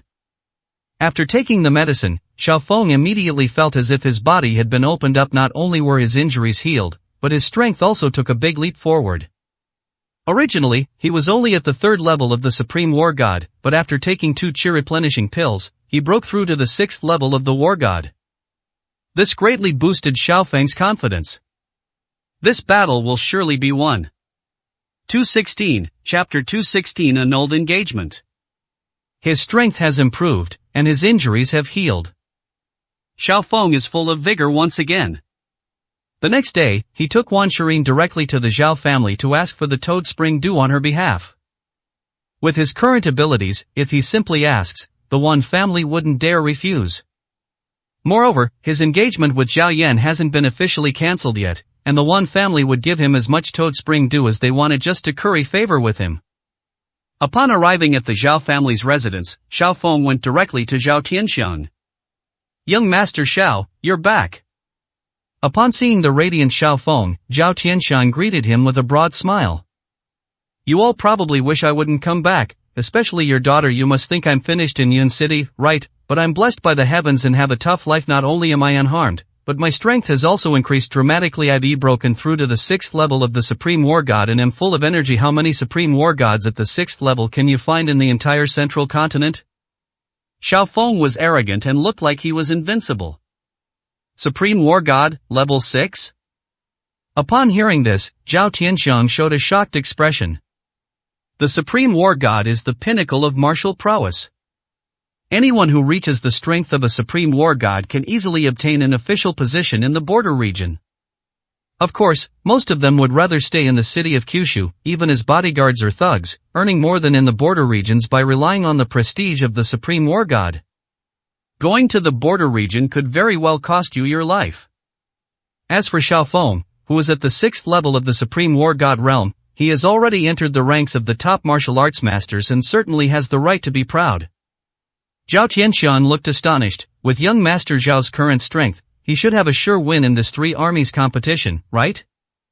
What else is there to say? The 3-army competition is essentially a contest of tactics and strategies. However, the stronger the commander, the greater the chance of winning this time. I don't know who can defeat me. Xiaofeng crossed his arms, tilted his head back, and said arrogantly. I see.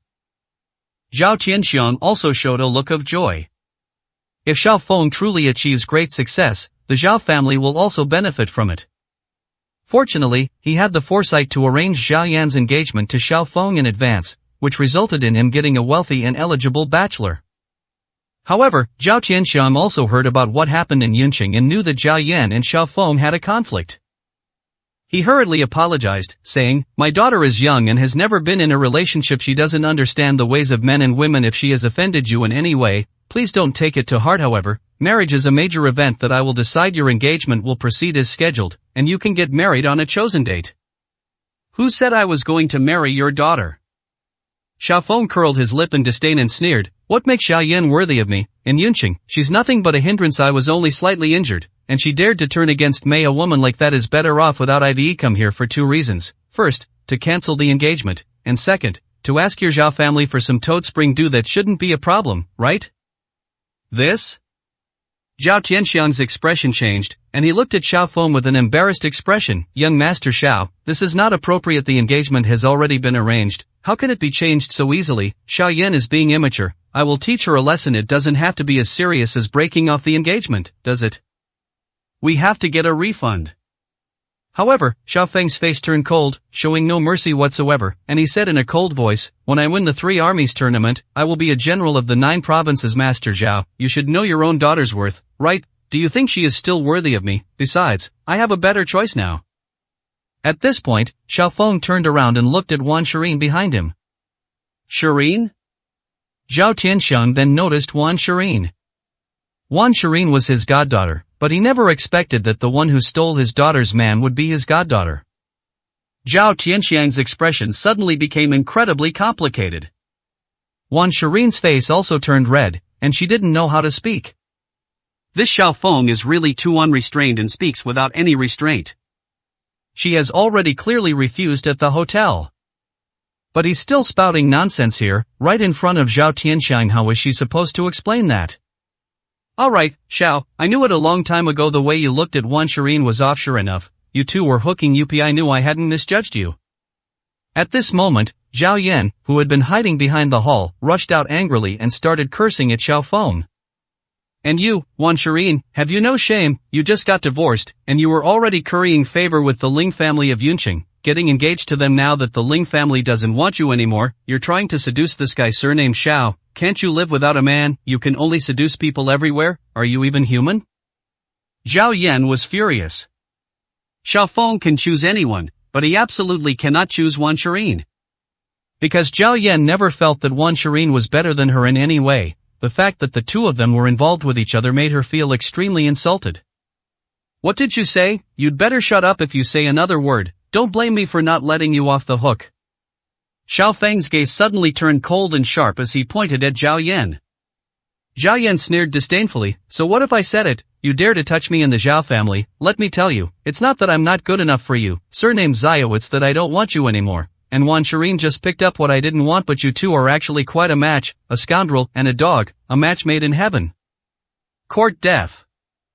Xiao Feng was furious and filled with murderous intent. He rushed forward to attack. "Young Master Xiao, please calm down." Zhao Tianxiang's expression changed, and he hurriedly stepped between Xiao Feng and Zhao Yan. If this continues, things will get really serious. Xiao Feng was, after all, a military officer of Zhengzhou. If he were to break off relations, it would bring no benefit whatsoever to the Zhao family. Zhao Tianxiang gently persuaded, "Young Master Xiao, my daughter is not well behaved and speaks without thinking. Please don't take it to heart." Then he turned to Zhao Yan and shouted, "Go back inside and don't embarrass yourself." "Dad, he insulted me first. Why should we be polite to someone like him?" Zhao Yan was so angry that she stomped her feet. "Zhao Tianxiang, you Zhao family, don't push your luck. This engagement must be called off today." Xiao Feng said angrily through gritted teeth. "If young Master Xiao says to retreat, then we will retreat." Zhao Tianxiang wore a fawning smile.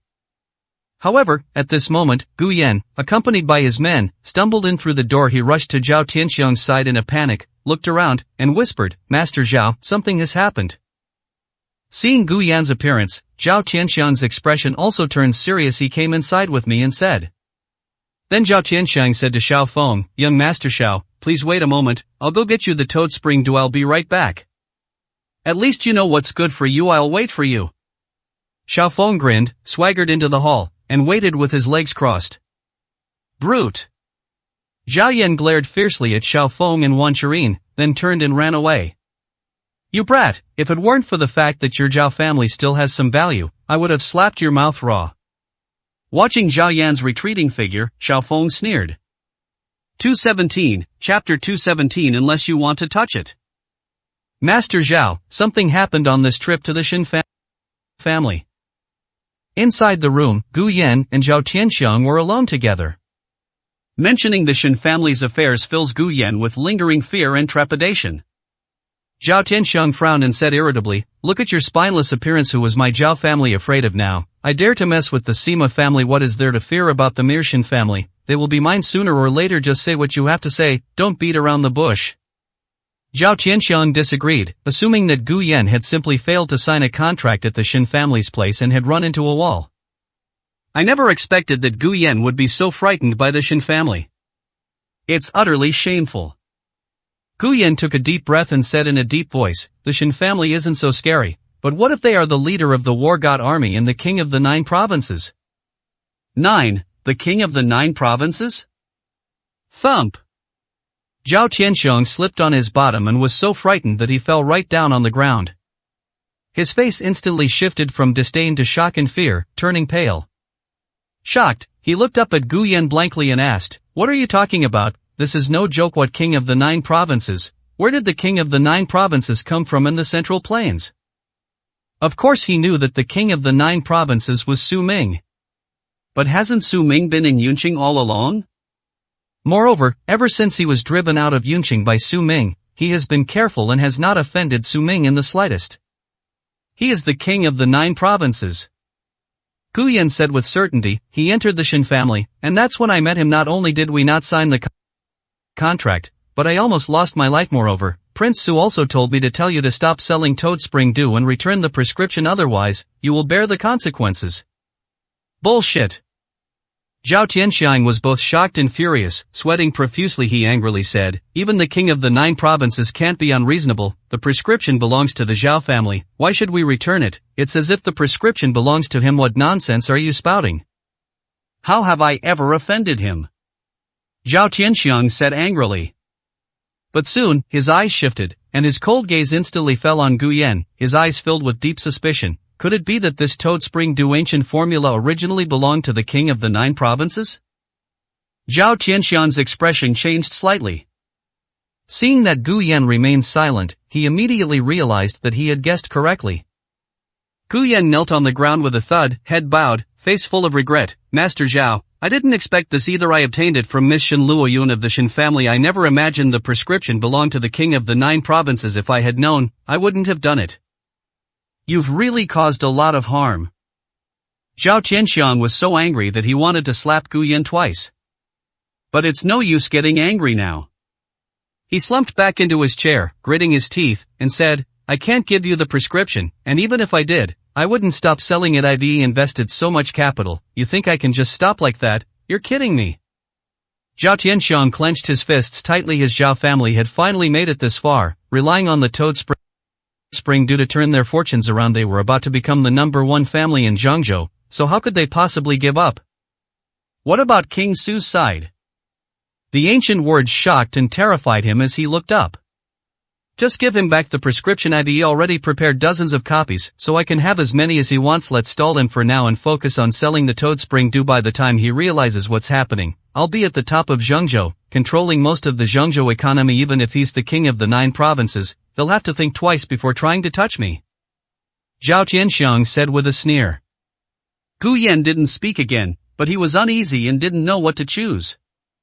Zhao Tianxiang's ambition is unquestionable. But the opponent is the leader of the million-strong war god army. Others might not dare to touch him, but King Su was not so easily dealt with. "That's settled then. I'll give you the prescription, take it back to him. But here, I'll speed up the sale of Toad Spring Dew. Once all the Toad Spring Dew is sold, I'll be rolling in money, and he won't have any grounds to accuse me today. I'll sell it to that kid outside, the one surnamed Xiao. Doesn't he want some? I'll sell him as much as he wants." Zhao Tianxiang's lips curled into a wicked smile. People all over Zhengzhou have bought his Toad Spring Dew. So what if he is the king of the 9 provinces? If you want to find out who's guilty, then go ask everyone in Zhengzhou. As for that kid surnamed Xiao outside, he deserves his bad luck. After finalizing the plan, Zhao Tianxiang gave the prescription to Gu Yan, and then prepared several large boxes of toad spring dew, containing hundreds of pills, which were carried to the main hall. In the hall, Wan Shirin was restless. My heart was filled with mixed emotions of unease and anxiety. If she had known Xiao Feng was such a scoundrel, she wouldn't have come, and she wouldn't have wanted any of the toad spring dew. As a result, she ended up pleasing neither side. Zhao Tianxiang is her godfather. If she offends the Zhao family, how will she explain it in the future? If this news gets back to Yunqing, how will she face her parents? Wan Shirin felt increasingly distressed the more she thought about it. Her godfather certainly wouldn't give her this toad spring dew. After all, Zhao Yan almost hated her to death. Just then, Zhao Tianxiang, beaming, led his men out and placed 3 or 4 boxes in front of Xiao Feng, saying with a smile, "Young Master Xiao, all the medicine you wanted is here. We're all on the same side, so we won't charge you the market pricey. It's all at cost price, 50,000 yuan per pill. There are 300 here, totaling 15 million. I didn't make a single penny off you." Zhao Tianxiang's smile was sincere. In fact, the prescriptions given by Su Ming were extremely concise. After Su Ming's improvements, the cost of one toad spring dew pill is less than 10,000. At 50,000 yuan apiece, Zhao Tianxiang is making a fortune. However, compared to the market price, this is indeed a significant discount. It's half price now. When Wan Shirin heard the price, she was so shocked that she couldn't close her mouth, and her eyes were filled with undisguised drool. 50,000 yuan apiece. Oh my god.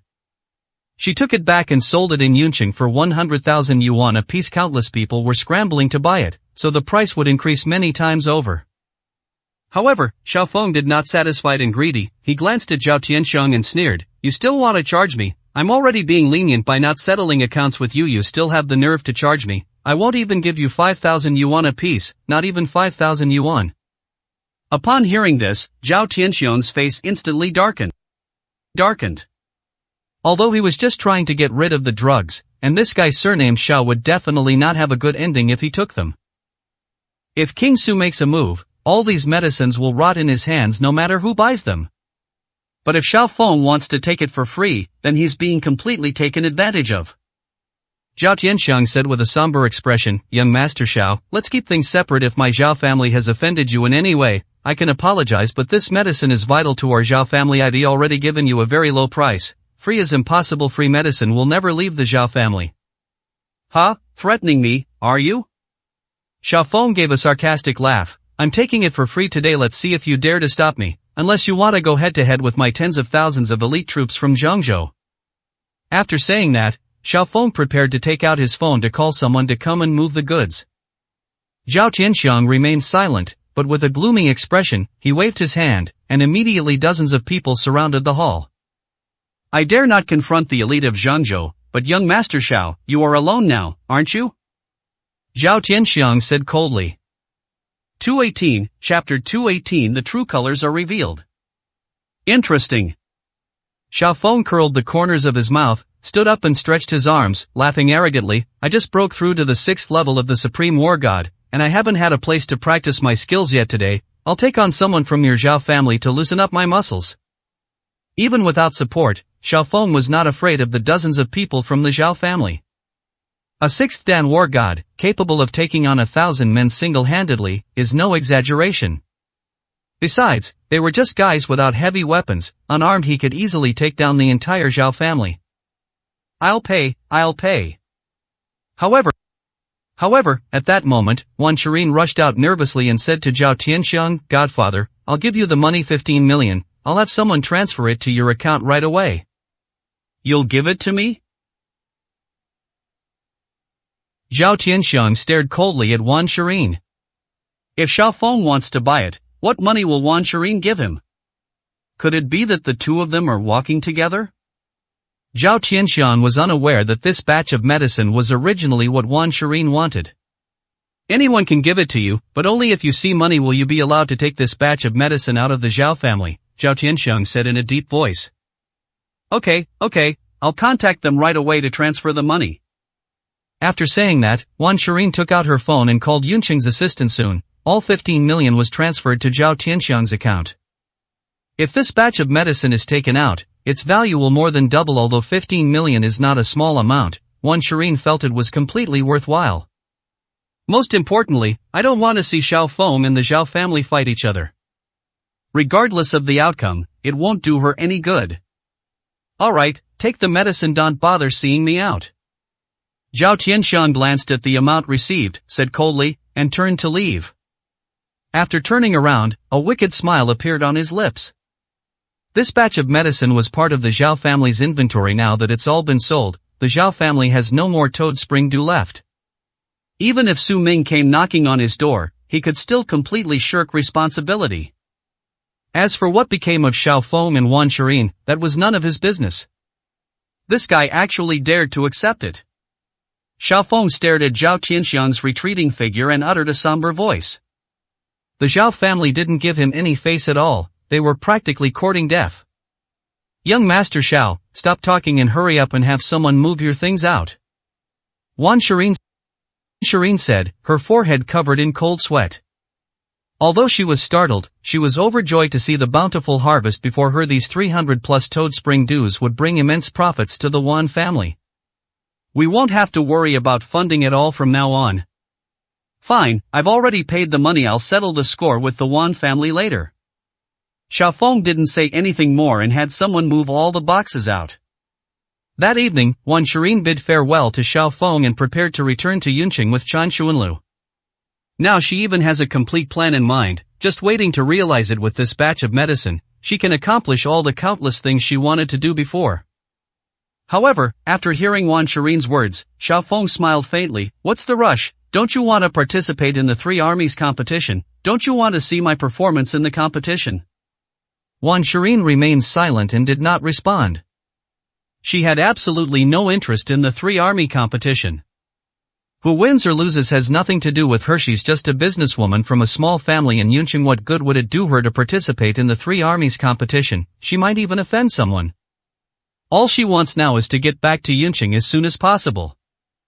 Wan Shirin smiled and said, thank you so much for your care these past 2 days, young Master Xiao. I am also very grateful to you for helping me obtain the toad spring dew in this way. I, Wan Shirin, guarantee that I will give you 10% of the profits from the sale of the toad spring dew as my token of gratitude.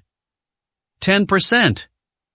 Hearing this, Xiao Feng chuckled and shook his head with a smile. Even if you sell each one for 500,000, and sell them all, it's only a little over 100 million. A little over 100 million, 10% of that is over 10 million. Over 10 million, do you think I'm a beggar?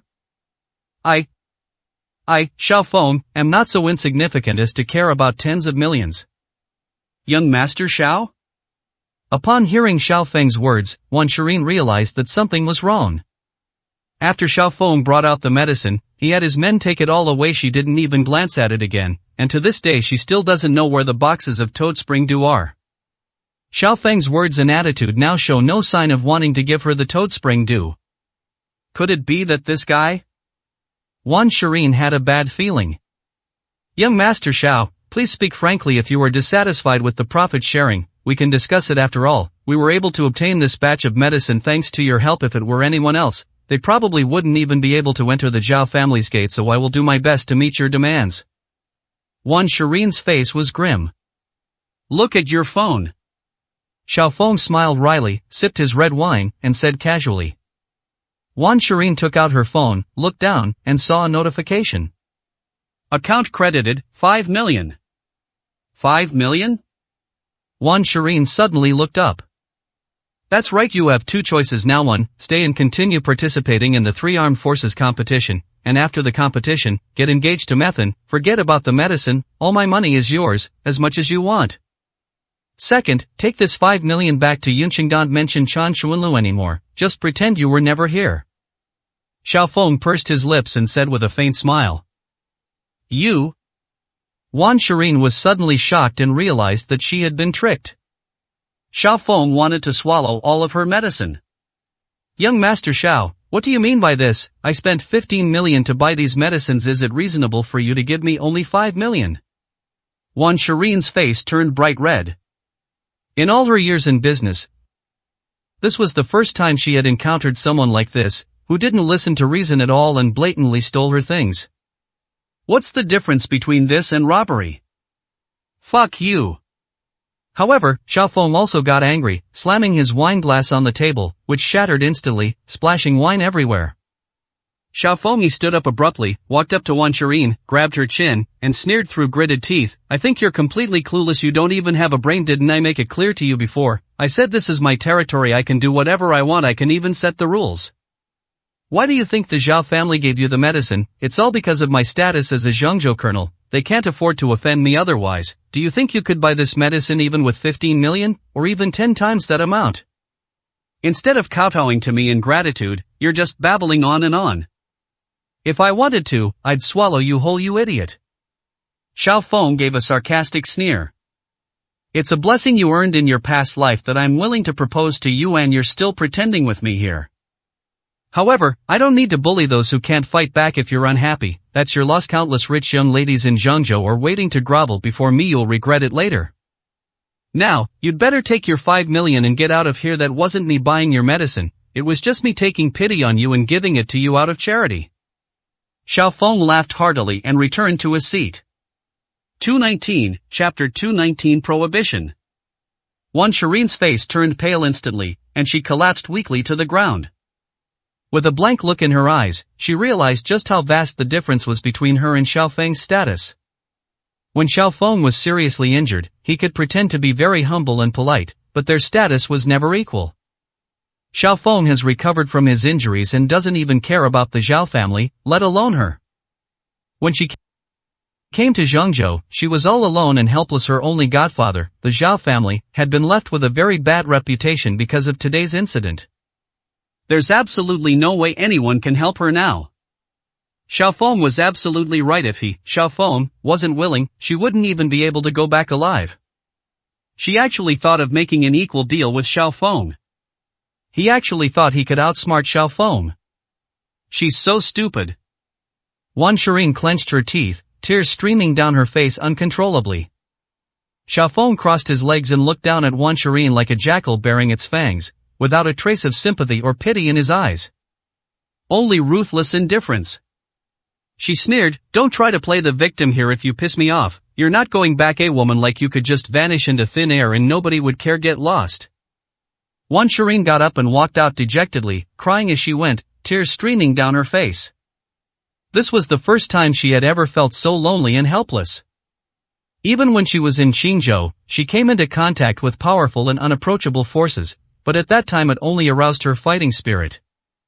But this time, there's absolutely no chance. Every method she could think of was utterly useless against Xiaofeng.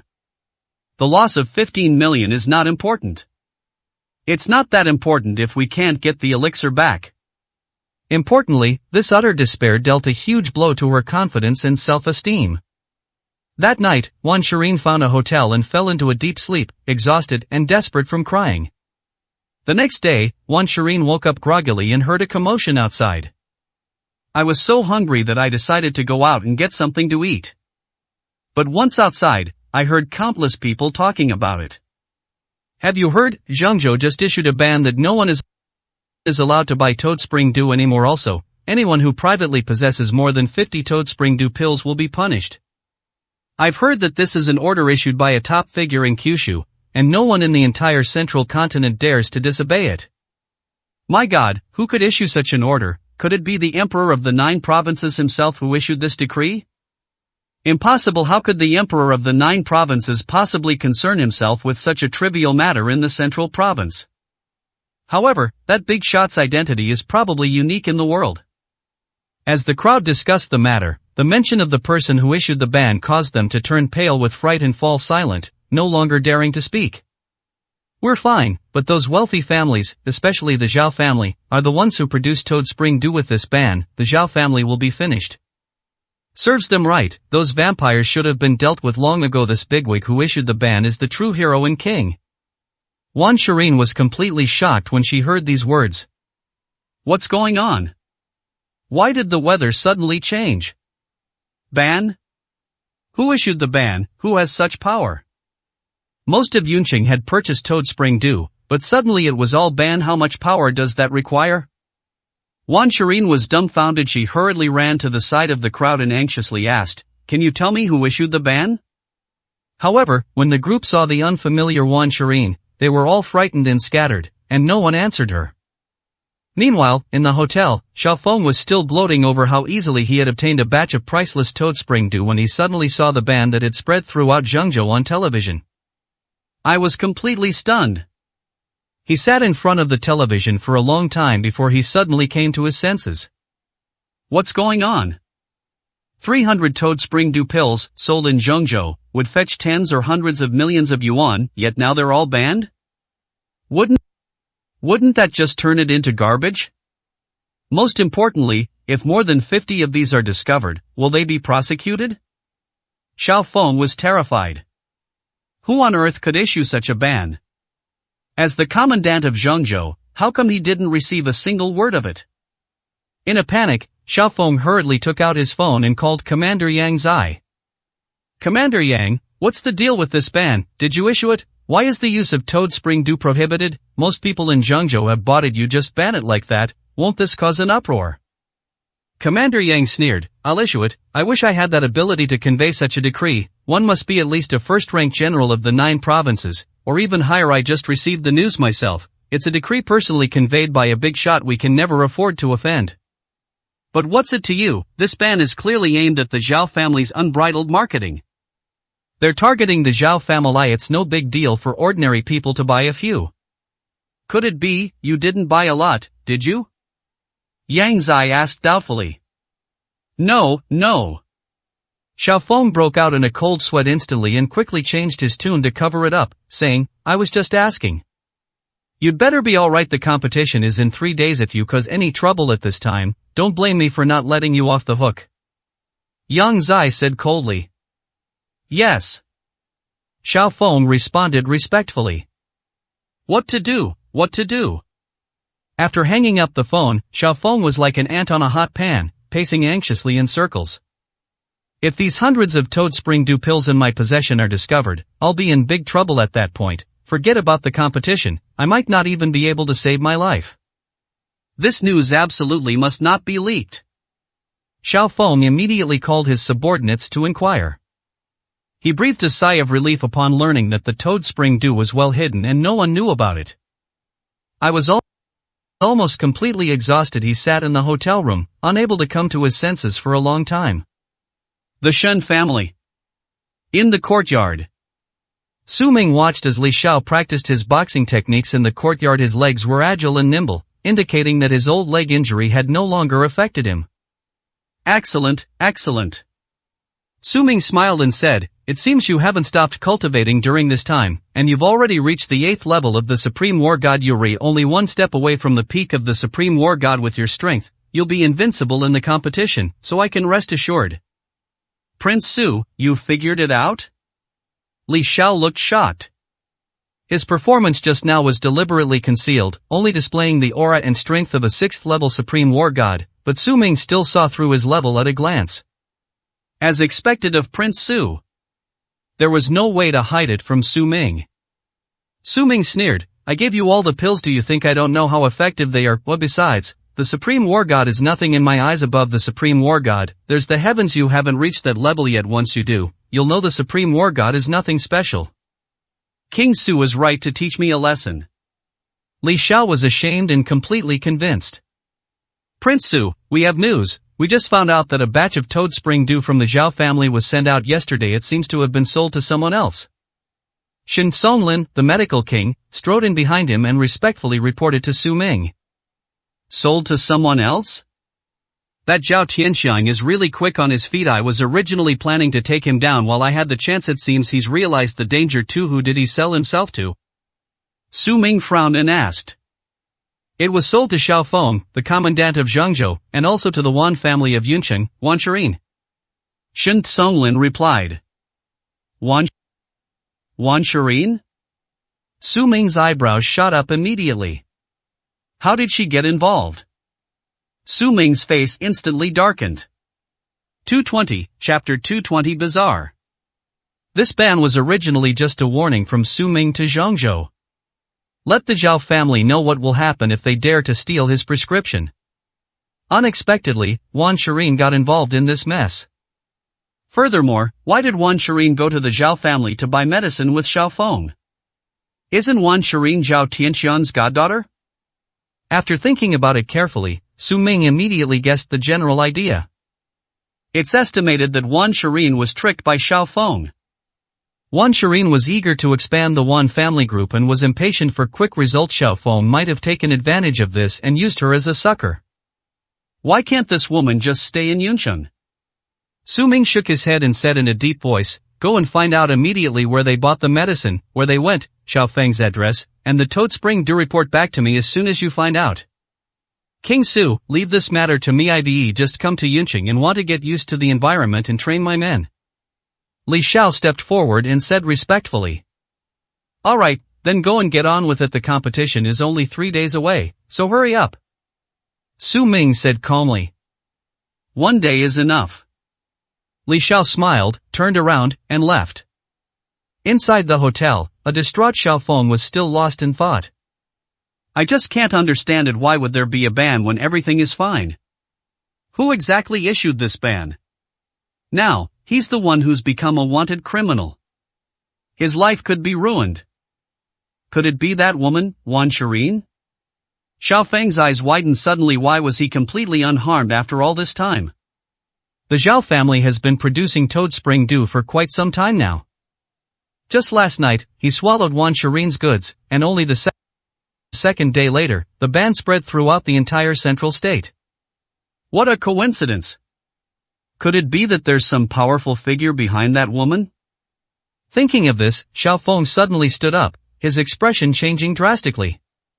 He suddenly remembered that Commander Yang had mentioned to him that the Wan family of Yuncheng was no ordinary family, and even dared to oppose the Sima family, the #1 family in Zhongzhou. Even the serious injury of the eldest son of the Sima family was related to the Wan family. If the Wan family didn't have any powerful backers or terrifying big shots standing behind them, why would they dare to provoke the Sima family? It's over. This time, we've really gotten ourselves into big trouble. Xiao Feng then realized the seriousness of the situation, was so frightened that he was scared out of his wits, and hurriedly got up and left the hotel. Hopefully, that woman hasn't gone far and hasn't returned to Yuncheng yet. As long as we find Wan Shirin, there's still a chance to salvage the situation. Therefore, Xiao Feng mobilized his subordinates and all his connections to urgently search for Wan Shirin's whereabouts. They finally found out that Wan Shirin hadn't gone far and was staying at a hotel not far away. Xiao Feng rushed over without stopping and found Wan Shirin at the hotel. Thump! As soon as he entered, Xiao Feng knelt before Wan Shirin in a panic, slapping himself twice across the face. "Miss Wan, I was wrong. Xiao Feng, was blind and deserved to die. Please, have mercy on me. This time I will return all the Toad Spring Dew to you. I will also return all your money. Please, don't stoop to my level." This startled Wan Shirin. He jumped to his feet, staring at Xiao Feng in utter shock. What's going on? Her mind went completely blank. Wasn't Xiao Feng so arrogant last night? He even made her doubt her life and feel desperate enough to want to die. How come after just one night, he came running over and knelt down begging for mercy? Could it be because of the ban? Or rather, Wan Shirin's eyes darted around, or perhaps Xiao Feng was afraid of being investigated, so he deliberately came to beg for mercy, aiming to pin all the blame for the Toad Spring Dew on her. Are you kidding me? A ban has already been issued. She dared not take those medicines. If she gets it back, she'll probably want to die even more.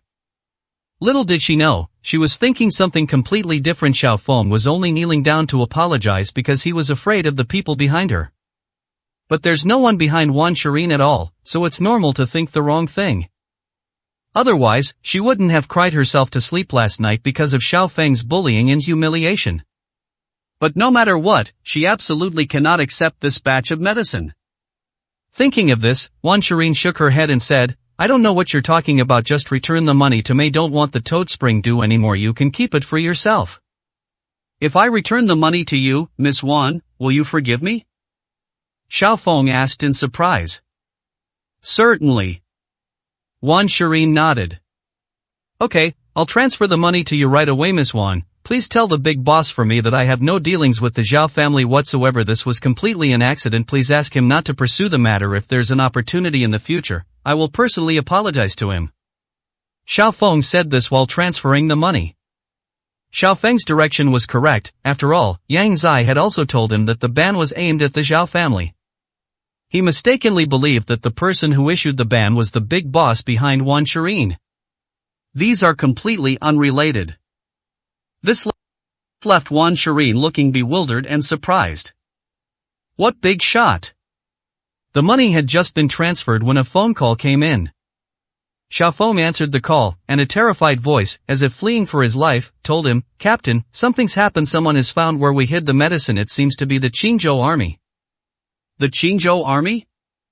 Are they from Qingzhou? Xiao Feng's jaw nearly dropped in horror. How come people from Qingzhou have gotten involved too? The situation became even more complicated and unpredictable, and he couldn't understand it at all. "Yes, Captain, the medicine is lost. We'll run first. You'd better think of something quickly." After saying that, his subordinate hung up the phone. Qingzhou army? Ban. Could that powerful figure be so capable of mobilizing the entire army? What kind of being must he be? Xiao Feng felt a dryness in his throat and a chill down his back. But at the same time, he looked up angrily, his gaze landing on Wan Shirin, and he said angrily, "You broke your promise. Didn't you say you'd give me the money? Give it back to you, and you'll let me go. You just wait. If I don't get out of here, you won't have it easy either." Xiao Feng angrily turned around and rushed out. What? Wan Shirin was stunned. What exactly happened? Xiao Feng's reaction showed he was completely terrified, like a headless fly. Who could possibly scare Xiao Feng like this? Could it be that Commander Su, the goddess of war, found out about what happened on her side, and therefore taught Xiao Feng a lesson? Otherwise, who else in this central plains would help her? Could the big shot Xiao Feng just mentioned be Commander Su? Thinking it over, Wan Shirin, filled with doubt and uncertainty, found the phone number Su Zifeng had left in Yunqing and dialed it. Over there, Su Zifeng was discussing tactics for the upcoming competition with her master, Zhang Chongshan. Upon seeing an unfamiliar phone number, I got up and went outside to answer it. Who? Su Zifeng asked. Commander Su, did you help me? Thank you so much. I never expected you to help me solve such a problem, even going so far as to take action against General Xiao Feng of Zhengzhou. Could we arrange a time for me to thank you in person? Wan Shirin said gratefully. What Xiao Feng? Su Zifeng looked completely bewildered, then said in a deep voice, I don't have time, and I don't need your thanks. Don't waste my time. After saying that, Su Zifeng hung up the phone immediately. This woman is so strange.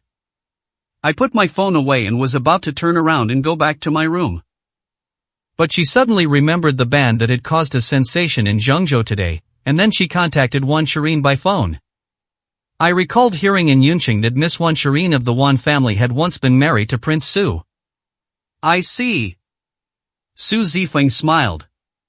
What a foolish woman, she even thanked the wrong person. No wonder she missed out on the greatest treasure, and no wonder the Wan family has fallen to this state. Su Zifeng shook her head sarcastically and went back to her room. 221, Chapter 221. Who dares not kneel before me? Commander Yang, help! Xiao Feng rushed into the garrison hall in 3 strides and knelt down in front of Yang Zai. Save what? Yang Zai slowly turned his head, holding the large map in his hand, and looked down at Xiao Feng. 2 of 300 toad spring dew pills, which I bought from the Zhao family. It's already been discovered the Qingzhou army has found my location, so they've clearly locked onto me. Commander Yang, you must save me. Xiao Feng, covered in sweat, looked at Yang Zai pleadingly. You fucking bastard. Yang Zai flew into a rage, slammed the map heavily on the table with a loud bang. Yang Zai was seething with rage, his face flushed red. He pointed a finger at Xiao Feng's forehead and said, Didn't I warn you? Didn't I tell you that there were still 3 days until the competition, and you shouldn't cause me any trouble? Did you take my words as a fart? You want me to save you? Don't you know who issued the ban? How can I save you? I'd be lucky if I didn't tie you up and send you there. Why should I save you? I didn't expect the ban to be issued suddenly, since nothing had happened for so many days before. I feel like I've been set up, but isn't our Zhengzhou army the most powerful in the entire Zhengzhou? As long as Commander Yang is willing to protect me, they shouldn't be able to do anything to me. Xiao Feng said with a pleading look on his face. Idiot! Yang Zai flew into a rage, kicking Xiao Feng to the ground and roaring, offending such a powerful figure, not even a god could save you, go and confess your crimes yourself, don't drag me down with you, and especially don't implicate my Central Plains garrison, otherwise, I'll be the first to make you pay. Commander Yang, are you turning your back on us like this?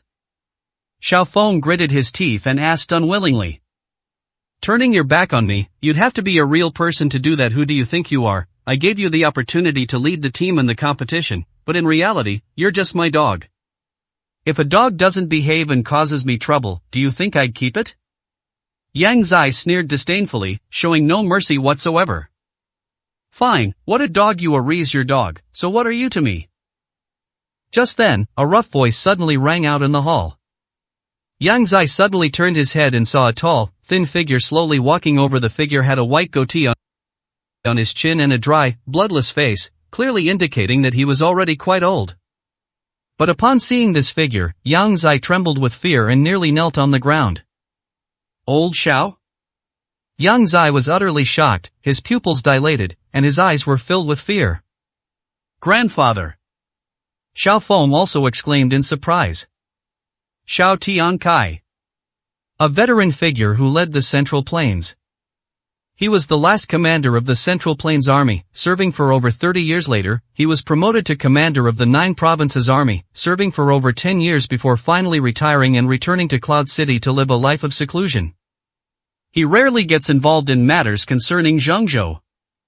However, Xiao Tiansai's status and reputation were as high as Mount Tai among the generals of Zhengzhou. Yang Zai's current position was entirely due to Xiao Tiansai's promotion. Upon hearing Xiao Feng call him Grandpa Xiao again, Yang Zai broke out in a cold sweat.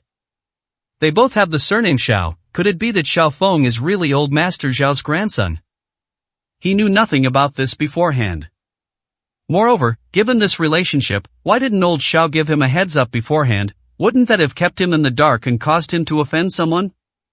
Xiao Feng is my own grandson. I sent him to the Central Plains Army to hone his skills and enable him to achieve great things without any help. In fact, he has performed exceptionally well, qualifying to lead a team to participate in the grand competition in just a few years, and I did not offer him any assistance. This is the kind of person my Xiao family is. No matter where they are generals, top-tier individuals. You actually called him your dog, Yang Zai. Have you forgotten who gave you your current status? Xiao Tiankai stared intently at Yang Zai with his cold eyes, revealing a chilling, killing intent. Yang Zai trembled with fear, his lips turning pale as he said, Elder Xiao, that's not what I meant, but he's hoarding Toad Spring Dew, offending the bigwig who issued the ban. This is something I can't interfere with at all. I had no other choice. If I insisted on protecting him, the entire Central Plains Army would suffer. Yang Zai was sweating profusely and crawled on his stomach in fear. Ban! Xiao Tiankai gave a gloomy smile and scoffed. Who issued the ban? Was there any official notification? In Kyushu, how many people dare to issue a ban on an entire state? Why haven't I received any news? Do you think this source is reliable? Xiao Tiankai sneered. A ban issued by a state requires official documentation, which must be reviewed at each level, from state generals to higher officials, before an order is issued for implementation and then communicated to millions of people. And a ban like this, which takes effect silently overnight. I've never heard of Xiao Tiankai before. Yang Zai was also startled and looked up at Xiao Tiankai in shock. Old Xiao, what do you mean? Even Elder Xiao had never heard of it. Is this ban fake? Elder Xiao is a top figure in Zhengzhou. Who wouldn't inform Elder Xiao immediately upon receiving the news? If Elder Xiao hasn't heard of it, then it doesn't exist. Xiao Tiankai snorted coldly. In Zhengzhou, there have never been any big shots. If there were, I, Xiao Tiankai, would be the first to know. The biggest big shot is me. Who dares to mess with me? As for the ban, I've already sent people to investigate thoroughly. Once I find out who's been lying, I'll make them kneel down and beg for forgiveness. Daring to act so recklessly on my turf is simply courting death. I see. Yang Zai suddenly realized what was happening and broke out in a cold sweat. Since Mr. Xiao has said so, it is very likely that there are indeed many false elements in this matter. Indeed, this ban, which arose out of nowhere, came too abruptly. It's possible that some family launched a business attack against the Zhao family. It was a sniping attempt, hence this whole charade. He was caught in the middle, torn between two options. Old Master Zhao's words dispelled his doubts. Now he had to decide which side to stand on. You really are an idiot. After being a commander for so many years, you can't even distinguish between truth and falsehood, fool. You're bringing shame to the Central Plains army. Xiao Tiankai gave Yang Zai a cold glance and snorted. Old Xiao is right. Yang Zai was covered in sweat and knelt on the ground, not daring to refute. I heard you, you piece of trash. You dare to curse me, in front of the Xiao family. You're nothing but a dog, you idiot. Xiao Feng patted his pants, stood up, and scoffed. Then he looked at Xiao Tiankai and asked, but Grandpa, the Qingzhou army has intervened in this matter, investigated me, and even brought people to arrest me. What's going on? Who cares what happened? The Qingzhou army is a bunch of useless trash, always at the bottom of the competition. They want to arrest you. You wait here with me. Let's see who dares to come, and who dares not kneel before me. With me here, no one can take you away. Xiao Tiankai snorted coldly, walked straight to Yang Zai's commanding position, plopped down, and took up guard duty in the main hall. 222, Chapter 222. Where's your arrogance? Grandpa, you are still as strong and spirited as ever. Xiao Feng was extremely impressed. Now he could finally relax completely. Fearless. The Qingzhou army is nothing. With the old man backing him up, even the war god army would have to kneel down. He wanted to see who dared to arrest him, and also take the opportunity to humiliate the other party and get his toad spring due back. What a bunch of clueless bastards. Yang Zai stood respectfully to the side, not daring to speak. Elder Xiao is a towering figure in central China. Unless a general from Kyushu arrives, no one would dare to be presumptuous in front of Elder Xiao. About 10 minutes later, Li Xiao arrived at the entrance of the garrison hall with his men and barged in. Where is Commander Yang? Li Xiao strode into the main hall with a thunderous roar. Yang Zai dared not reply, but stared at Li Xiao's voice with his eyes. As Li Xiao entered the main hall, his gaze swept across the room and he saw Yang Zai, Xiao Feng, and Xiao Tiansaiwan was sitting, and the other two were standing, looking as strange and unusual as statues. Li Xiao, unaware of Xiao Tiansai's identity, focused his gaze on Yang Zai and frowned, asking, Commander Yang, are you mute? Why aren't you answering? Yang Zai stared at Li Xiao with a frustrated expression. This idiot, can't he see that he's no longer in charge here? They didn't even know Elder Zhao's identity, yet they dared to make a scene. No wonder Elder Xiao said the Qingzhou army was all trash. If the leaders are all so lacking in discernment, how good can their subordinates be? Yang Zai asked in a deep voice, Commander of Qingzhou, is there anything I can do for you? I'm here to arrest someone. Li Xiao, always straightforward and not one for idle chatter, pointed at Xiao Feng and said, this kid has committed a serious crime by hoarding toad spring dew. We heard he's one of your men. Give me an answer. How do you plan to deal with him? If you have no objections, I'll take him away directly. If you want to protect him, then I'll have to have a serious discussion with your Central Plains army. Li Xiao exudes an imposing aura. Yang Zai's face turned green. Before Elder Xiao appeared, if Li Xiao came to ask for Xiao Feng, he would have handed him over without saying a word. After all, he couldn't possibly risk a conflict with the Qingzhou army for the sake of a mere Xiao Feng. But now that Elder Xiao is in charge, we can't give him this person no matter what. He immediately said in a deep voice, Commander of Qingzhou, I'm afraid I can't comply. Xiao Feng is a captain under my command. No matter what he has done, I will handle it myself. I will not give him to you. Upon hearing this, Li Xiao immediately frowned. I never expected Yang Zai to be so protective of his own. It was quite unexpected that he would go to such lengths to protect even a lowly captain. However, this was a task given to him by King Su, and he had to bring Xiao Feng back no matter what. He immediately said coldly, Are you sure you won't give it to me? Give what?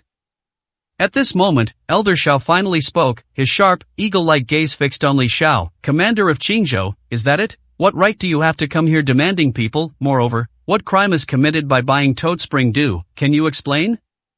Having committed a grave offense against the prohibition, isn't that enough? Li Xiao frowned. Old man, who are you? How dare you question me? Li Xiao couldn't quite understand. Are all the soldiers in the Central Plains Army this arrogant? Even an old man dared to question him. No wonder King Su took action against these guys. If these idiots fell into King Su's hands, they wouldn't even know how they died.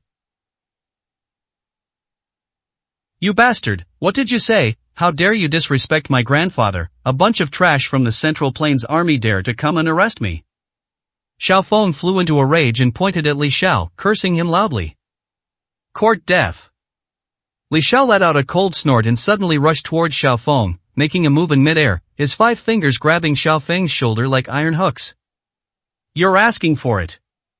Xiao Feng roared and threw a punch at Li Xiao.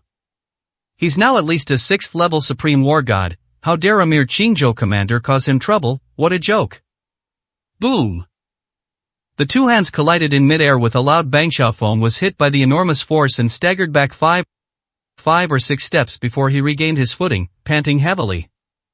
He stared at Li Xiao in shock. You have the 7th level of the Supreme War God? How could that be? You're just a lowly commander of Qingzhou. Xiao Feng was filled with doubt and surprise. He came from the prestigious Xiao family of Zhengzhou and received 2 expensive qi replenishing pills, which greatly boosted his strength, yet he still barely managed to break through to the 6th level. This guy is a commander of Qingzhou, the worst kind of commander, yet he's stronger than me. You've also reached the 6th rank of War God. It seems I underestimated you. No wonder you dared to defy the ban. Looks like I'll have to take you more seriously. A cruel, cold smile curled at the corners of Li Xiao's lips, his entire body surging with killing intent. Li Xiao is a murderer. He developed a warlike personality by fighting alongside the War God army on the frontier. Even with a leg injury and years of recuperation in Yunqing, he still managed to kill 2 Supreme War Gods in one go at the Wan family for Su Ming's sake. At this moment, Xiao Feng's resistance completely ignited his killing intent. With his fists clenched and veins bulging, Li Xiao's eyes turned bloodshot. Xiao Feng instantly retreated in terror. Is this guy crazy? This is the main hall of the Central Plains garrison. Are they going to fight him to the death? Even if he did break the ban, what does it have to do with this idiot from Qingzhou? Is it really necessary to go to such lengths? Alright, stop. Yang Zai couldn't stand it any longer and quickly stopped him, glaring angrily at Li Xiao. You brainless idiot, don't you recognize who's sitting here? This is Elder Xiao of Mount Tai in Zhengzhou, one of the 4th-ranked generals of the 9 provinces. With Elder Zhao's status and connections, one word from him can make it impossible for you to be the commander of Qingzhou in the future. You dare to start a fight here, you idiot? A 4th-ranked general of the 9 provinces? Upon hearing this, Li Xiao, who was filled with murderous intent, instantly calmed down and focused his gaze on Xiao Tiankai. A 4th-ranked general is more than 3 ranks higher than him. It really is true that a single sentence can completely remove him from his position. Easy to say, I am Xiao Tiankai, a former 4th-ranked general in the 9 provinces. Even the generals of the 9 provinces give me some respect, and Xiao Feng is my grandson. What crime has he committed that requires you, the commander of Qingzhou, to come to my Zhengzhou territory to arrest him? Commander Li, you're quite the impressive commander. Xiao Tiankai remained expressionless, his smile forced and his words dripping with venom. Li Xiao's eyes darted around, and he slowly loosened his clenched fist, cupping his hands in a respectful bow, saying, It was my ignorance, Li Xiao, who was unaware that Elder Xiao was here. I apologize for the disturbance. You're innocent. I am just a retired old man. How could I possibly accept your apology, Your Excellency? I just want to hear what crime my grandson committed. Xiao Tiankai asked with a cold laugh. Li Xiao was momentarily speechless at the question. Seeing Li Xiao's humiliated expression, Xiao Feng immediately revealed a gloating smile, looking at Li Xiao as if he were trash. My grandfather is asking you a question. Are you mute? Speak, answer. Don't act like a grandson now. Where did your arrogance go? 223, Chapter 223. Zhengzhou, who's in charge? Li Xiao gritted his teeth and cupped his hands again, saying, I misspoke. Please forgive me, Elder Xiao. I will definitely send you a generous gift another day to apologize. Want to leave? Sure. Xiao Feng, emboldened by his advantage, walked up to Li Xiao, slapped Li Xiao's face, and sneered, If you want to leave, kneel down and kowtow 3 times to my grandfather. Beg him to let you go. and then you can leave. Upon hearing this, Li Xiao's face instantly darkened, and he stared at Xiaofeng with icy eyes. Xiao Tiankai saw this and knew that Li Xiao was only temporarily backing down. But if pushed too far, they might resort to desperate measures. He didn't care about a Qingzhou commander, but if this guy went on a killing spree here without any regard for consequences, the few of them really couldn't stop him. He immediately raised his hand and shouted, "Xiaofeng, that's enough, Commander Li, you can leave now, but you must not interfere in my grandson's affairs from now on, or your position as commander of Qingzhou will be over." "Yes." Li Xiao lowered his head again, responded with a sound of agreement, and turned to leave. "Grandpa, what are you doing? Let him go. That idiot dares to act so arrogantly in front of us. We should break his legs and make him crawl back." Xiaofeng gritted his teeth and said fiercely. "Can you beat him?" Xiao Tiankai glanced at Xiaofeng. "I?" Xiaofeng immediately shut up. Although he was very confident as a 6th-level war god, the fight just now made him realize that his strength was not on the same level as Li Xiao's. In a one-on-one fight, he'd probably be on the ground in less than 20 rounds. "But we have so many troops stationed in Zhengzhou, and this is the main hall of the garrison. Why should we be afraid of him?" Xiaofeng said defiantly. Xiao Tiankai shook his head, his cold, deep eyes fixed on Xiaofeng. "You're still young and don't understand. It's always good to leave some room for maneuver. If you push him too far, he'll bite like a mad dog, and will only suffer. Don't worry, after this incident, he won't dare to step into the garrison hall again, and he'll avoid us from now on. Achieving that goal is enough. There's no need to exterminate them all." Xiao Tiankai spoke slowly, trying to reason with Xiaofeng. Sometimes, cornering someone is far more effective than taking their life. Fighting with weapons and risking one's life is actually the lowest form of violence. Because that would be tantamount to abandoning one's identity, status, and power, and fighting on the same level, which is meaningless. At this moment, one of Xiao Tiansai's confidants ran over, stood in front of Xiao Tiankai, and bowed his head respectfully. "Elder Xiao, we've found out the ban originated from the Shen family." "The Shen family?" Upon hearing this news, Xiao Tiankai revealed a profound smile.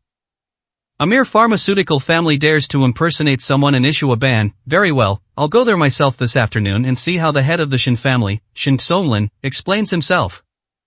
After leaving the military base, Li Xiao drove back. Inside the carriage, Li Xiao's subordinate looked at him with surprise and doubt, asking in bewilderment, "Commander, why didn't you fight those guys? That old man and that kid are arrogant and conceited. They don't take our Qingzhou army seriously at all. What's wrong with killing them?" The scene in the main hall was witnessed by several of his men. Just watching it made their blood boil, and they wished they could draw their swords and fight Xiaofeng. I have no idea how Li Xiao managed to put up with it. Li Xiao snorted coldly, "How can we fight? There are only a few of us. That's the Zhengzhou base, someone else's territory. There's 1,000,000 troops stationed outside. Can we kill 1, 100, or even 10,000? Besides, we can't act impulsively and cause trouble for Prince Su. Let's go back and report to Prince Su first." "Don't worry, I won't let those 3 get away with it. We can't fight here, but during the competition, I'll make sure they can't get up again." Li Xiao gritted his teeth and said with a fierce look in his eyes. He can't make a move now, but he can do so during the competition. When he runs into Xiaofeng, he'll show him that the Qingzhou army is someone they can't afford to mess with for the rest of their lives. Back at the Shen family home, Li Xiao reported the matter truthfully to Su Ming. Xiao Tiankai. After hearing this, Su Ming's lips curled into a smile. "So there's someone like this behind Xiaofeng. No wonder he dares to be so arrogant. It's alright, since it's Xiao Tiankai, he'll come knocking on our door soon. Leave it to me." "Yes." Li Xiao immediately understood. As expected, Prince Su had already made arrangements and plans, and fortunately he did not act impulsively. Otherwise, it would ruin King Su's plans. That afternoon, Xiao Tiankai led his men to the Shen family.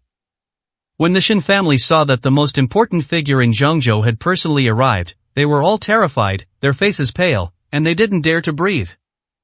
What kind of person is Xiao Tiankai? In Zhengzhou, he was an absolute authority. With just a word, Xiao Tiankai could cause any family in Zhengzhou to collapse and be wiped out overnight. Xiao Tiankai has not appeared in public for at least 3 years. The fact that Xiao Tiankai has personally arrived at this moment shows the seriousness of the matter. In the hall, Shin Songlin, accompanied by Shin Luoyun, hurriedly received Xiao Tiankai. Shin Songlin, how dare you spread a false edict? Does your Shin family want to turn the world upside down, or do you think no one in Zhengzhou can control you anymore? Xiao Tiankai sat in the main seat, looking at Shin Songlin with a dignified expression. Shin Songlin was instantly terrified and broke out in a cold sweat. Old Xiao, what are you saying? How could I, Shin Songlin, have the guts to issue any ban? I didn't issue the ban, and besides, the ban isn't fake. Presumptuous. Xiao Tiankai slammed his hand on the table, letting out a deafening shout, and sneered, if it's not fake, then what is it? Do you think I, Xiao Tiankai, am a fool, or do you think I'm senile and can't even tell the difference? If even I am not qualified to issue a ban, then who in Zhengzhou is? Issue a ban? Even at a time like this, you still dare to be stubborn. I am here to give you a chance. If you don't repent, I'll report this to the authorities, and your Shin family will be raided tomorrow. This. Shin Songlin turned pale with fear. He looks terrible. Shin Luoyun raised her head and retorted defiantly, who said no one in Zhengzhou can issue a decree. I think you're just senile and can't recognize a great man. My brother Su has that qualification. If he were to come out, he would probably scare you so much you'd wet yourself. This old fellow is still acting like he's old and arrogant.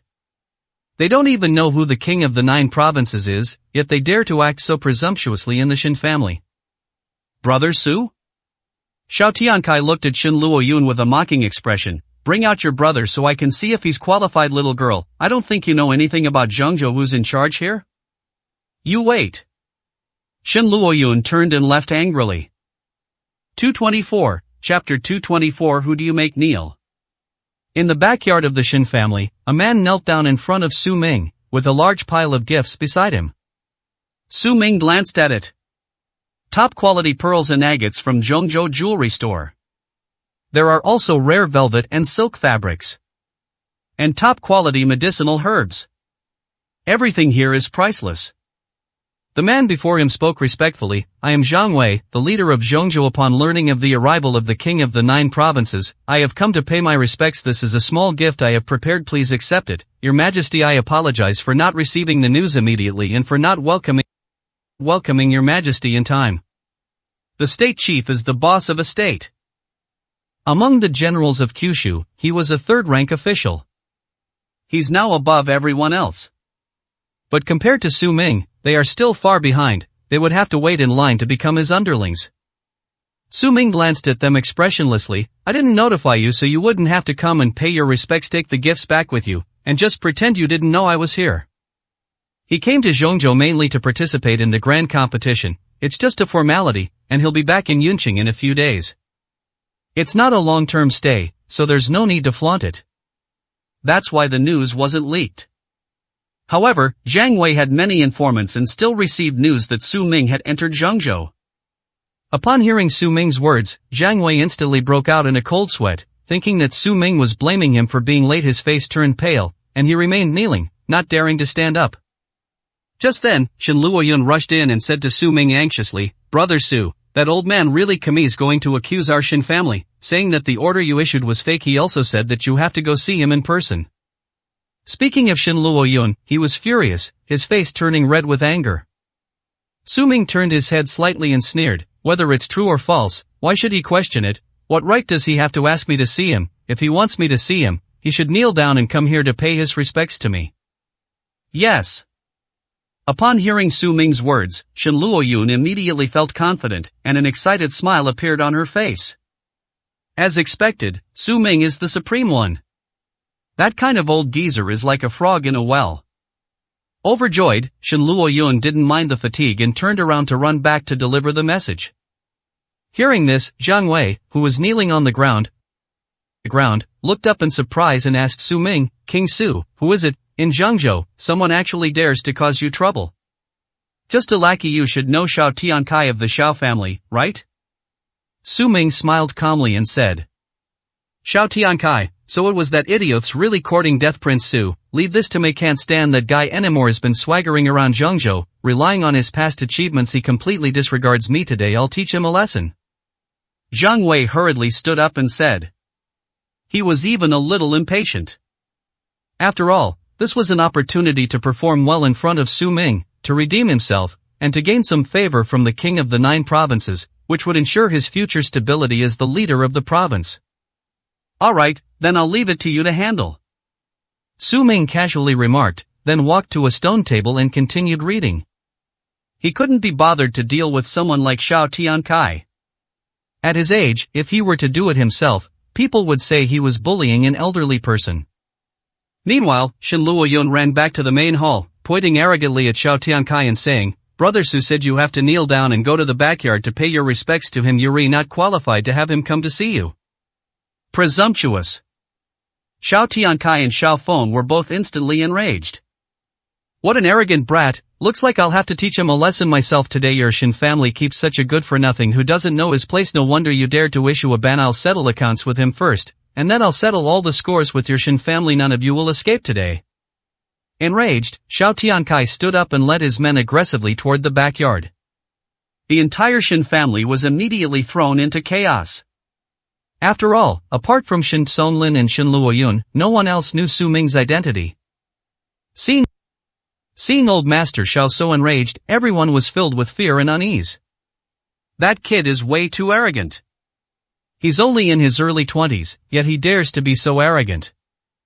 Offending others is one thing, but this is the renowned elder Xiao of Zhangzhou, a pillar of the state. If things go wrong, the entire Shen family could suffer as a result.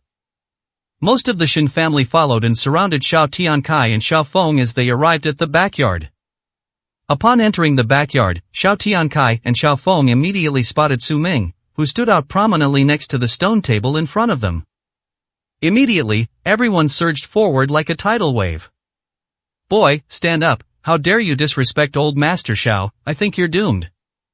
Xiao Tiansai's confidant pointed at Su Ming and roared angrily. Old Xiao, didn't I tell you to come kneeling? Su Ming slowly raised his head impatiently. Upon looking up, Xiao Feng immediately recognized Su Ming. It's you, kid. I was wondering who dared to be so arrogant. Turns out it's you, you ignorant and useless piece of trash. No wonder, you're such a short-sighted fool. I bet you've never even heard of the Xiao family's status in Zhangzhou. Xiao Feng sneered. You know him? Xiao Tiankai glanced sideways. Grandpa, this kid is from Yuncheng. Xiao Feng leaned close to Xiao Tiansai's ear and told him everything about Su Ming's identity in Yuncheng. I see.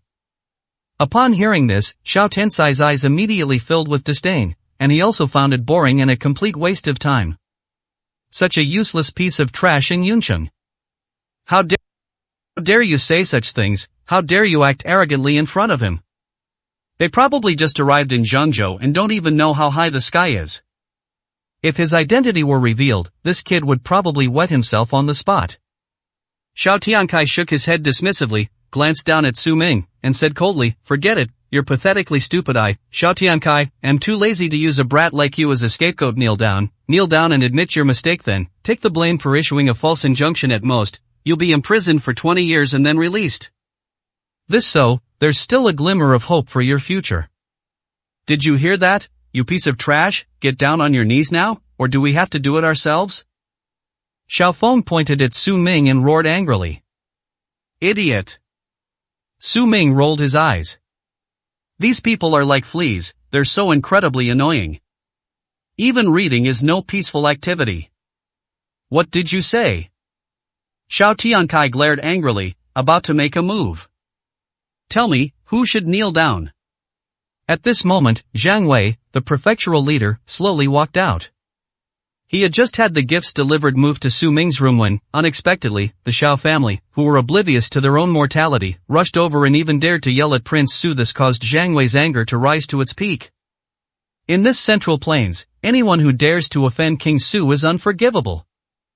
Who the hell are you? Who the hell do you think you are to speak here? Xiao Feng angrily looked up and roared at Zhang Wei, but when he saw Zhang Wei's appearance clearly, he was instantly terrified and took 2 steps back in fear. The state leader? Xiao Feng looked as if he had seen a ghost and almost fell to the ground. Xiao Tiansai's expression changed instantly, and he looked up at Zhang Wei in shock. He really is the leader of Zhangzhou. The entire Xiao family was stunned and speechless. 225, Chapter 225 Moonlit Tower. Who would have thought that the state leader was actually at the Shen family's house, and even in the Shen family's backyard? Why at this particular time? Xiaofeng felt a chill run down his spine, his mouth agape, unable to utter a single word. He was a military officer in Zhengzhou, but in front of the state leader, he was nothing. Even Xiao Tiankai, who was known as the pillar of Zhengzhou, dared not be disrespectful in front of the state leader. His connections and family influence were utterly useless in the face of absolute power. Their faces turned green. Didn't you hear me? I'm asking you, who are you making kneel? The state chief, Jiang Wei, strode forward and roared at the Xiao family members once again. Xiaofeng trembled with fear and pointed at Su Ming, saying, "This kid, I was talking to him, I made him kneel down, and I absolutely did not mean to offend the leader." He thought Jiang Wei's anger stemmed from a misunderstanding that the Xiao family had come to provoke him. So quickly make it clear that they are just looking for Su Ming to settle accounts. However, these words completely removed Jiang Wei's taboo. What a joke, even he had to kneel and pay homage to Su Ming just now. How dare the mere Xiao family cause trouble for Prince Su? What's the meaning? Does this mean that the Xiao family is of higher status than him, yet they don't bow to Prince Su and dare to disregard him? Jiang Wei grew angrier the more he thought about it, and stepped forward to slap Xiaofeng hard across the face. The large palm instantly left 5 bloody marks on Xiaofeng's face. "Kneel down!" Jiang Wei roared. "Yes." Xiaofeng was so frightened that he knelt down with a thud, his head hanging low, not daring to raise it at all. "With me here, you still dare to make people kneel? Who do you think you are? What do you think your Xiao family is? Throughout the entire central continent, if I say the word, your Xiao family will be wiped out. Don't you understand?"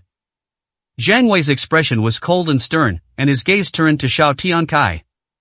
These words, seemingly meant to reprimand Xiaofeng, were actually also directed at Xiao Tiankai.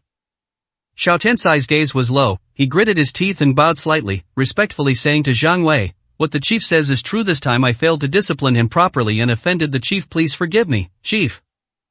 "So, you still consider me your leader?" Jiang Wei looked at Xiao Tiankai with a sneer. "I heard that you celebrated your birthday a few days ago, Elder Xiao, and received quite a few gifts, but you didn't even notify me or apply for anything. What, do you really think Zhengzhou is your own territory, doing whatever you want?" These words really startled Xiao Tiankai. He was indeed trying to solidify his network of relationships and received many gifts by holding a big birthday celebration. However, for large-scale family events like those in Zhengzhou, it's usually necessary to apply to the state leader in advance for the treasure. He forgot for a moment, thinking that once it was over, it would be over.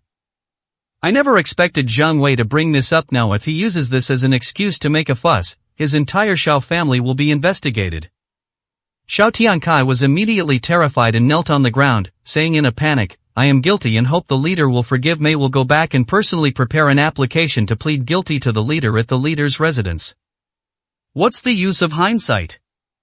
Jiang Wei sneered and pointed at Xiao Tiankai, saying, "Don't go to my chief's mansion. My chief's mansion doesn't receive people like you. Go directly to Yeyang Tower. If I don't see you before 7 p.m. tonight, don't blame me for not letting you off the hook. Get lost." Yes, I will definitely go. I'll take my leave now." Xiao Tiankai wiped his sweat, took Xiaofeng, and slunk away. Seeing this, the Shen family members all breathed a sigh of relief and felt extremely fortunate. Thank goodness. That's incredibly lucky. With the state leader in charge, otherwise, given Elder Zhao's actions today, the Shen family would probably have been doomed. However, Xiao Tiankai only dared to bully the weak. When he saw a stronger state leader, he would immediately become as frightened as a wild dog, tucking his tail between his legs. The Shen family members, their faces full of gratitude, stepped forward to express their thanks to Jiang Wei. At this moment, Jiang Wei turned around and bowed respectfully to Su Ming, saying, "Your Highness Su, please move to Yeyang Tower tonight. Letting Xiao Tiankai go like this is too lenient on him tonight at Yeyang Tower. I will make sure that fellow brings gifts and personally kowtows to your Highness Su to apologize." Upon hearing this, everyone from the Shen family gathered in the courtyard was stunned.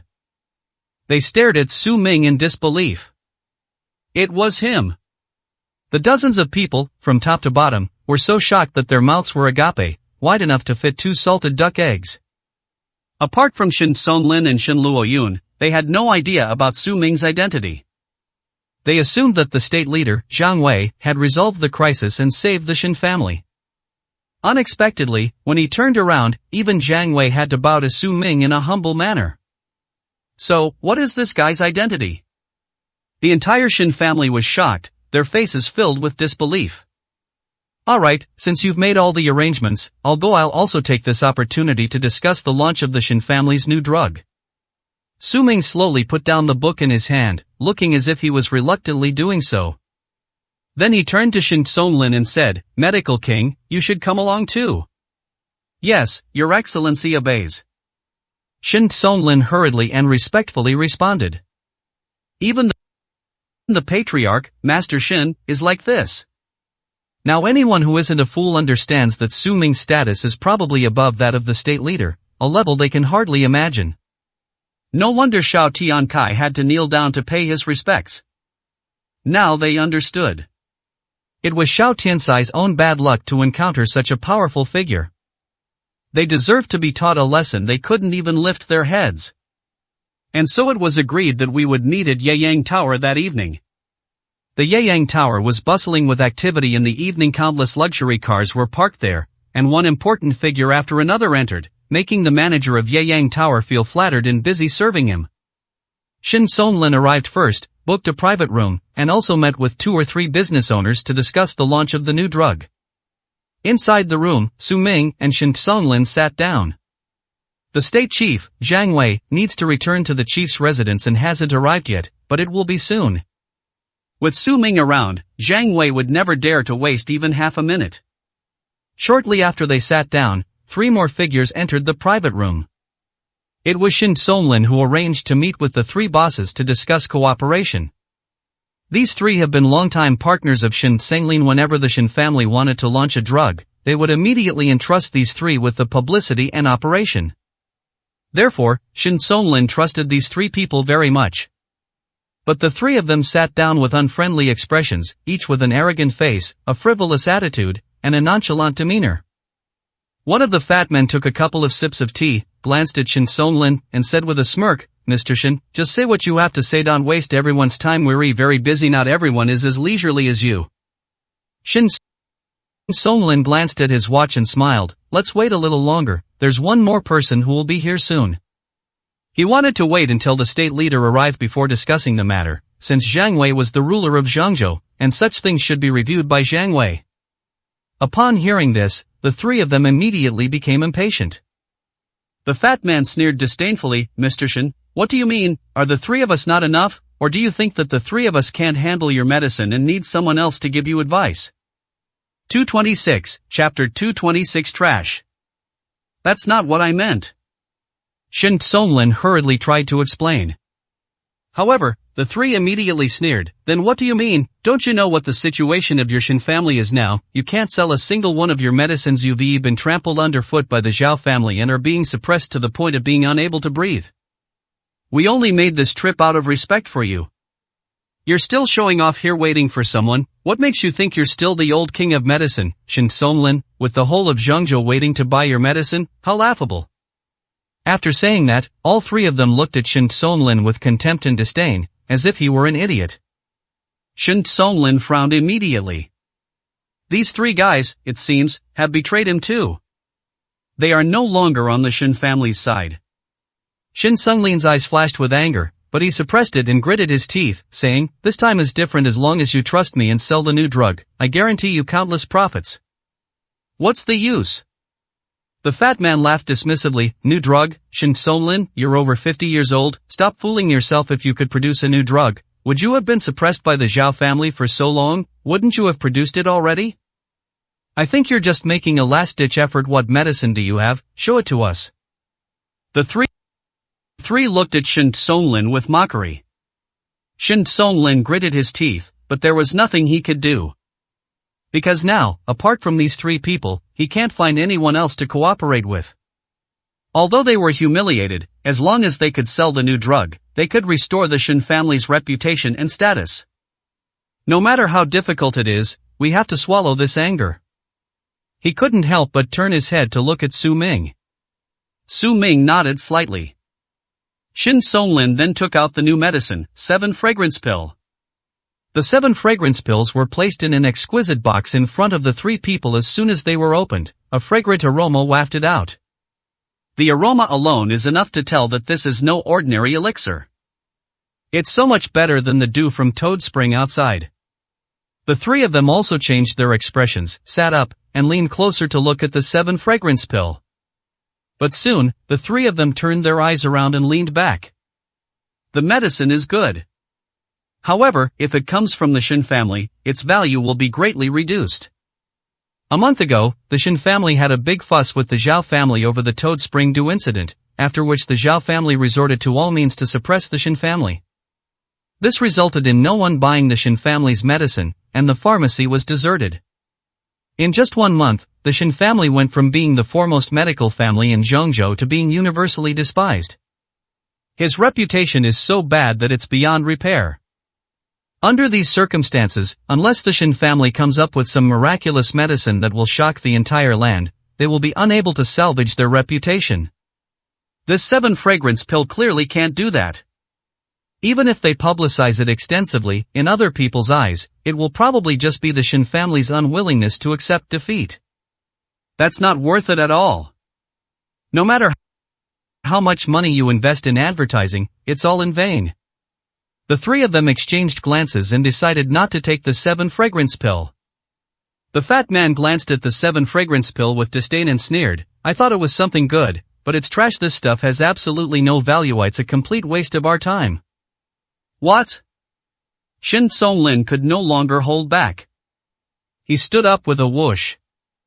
He glared fiercely at the 3 of them. "You said this is garbage, say it again?"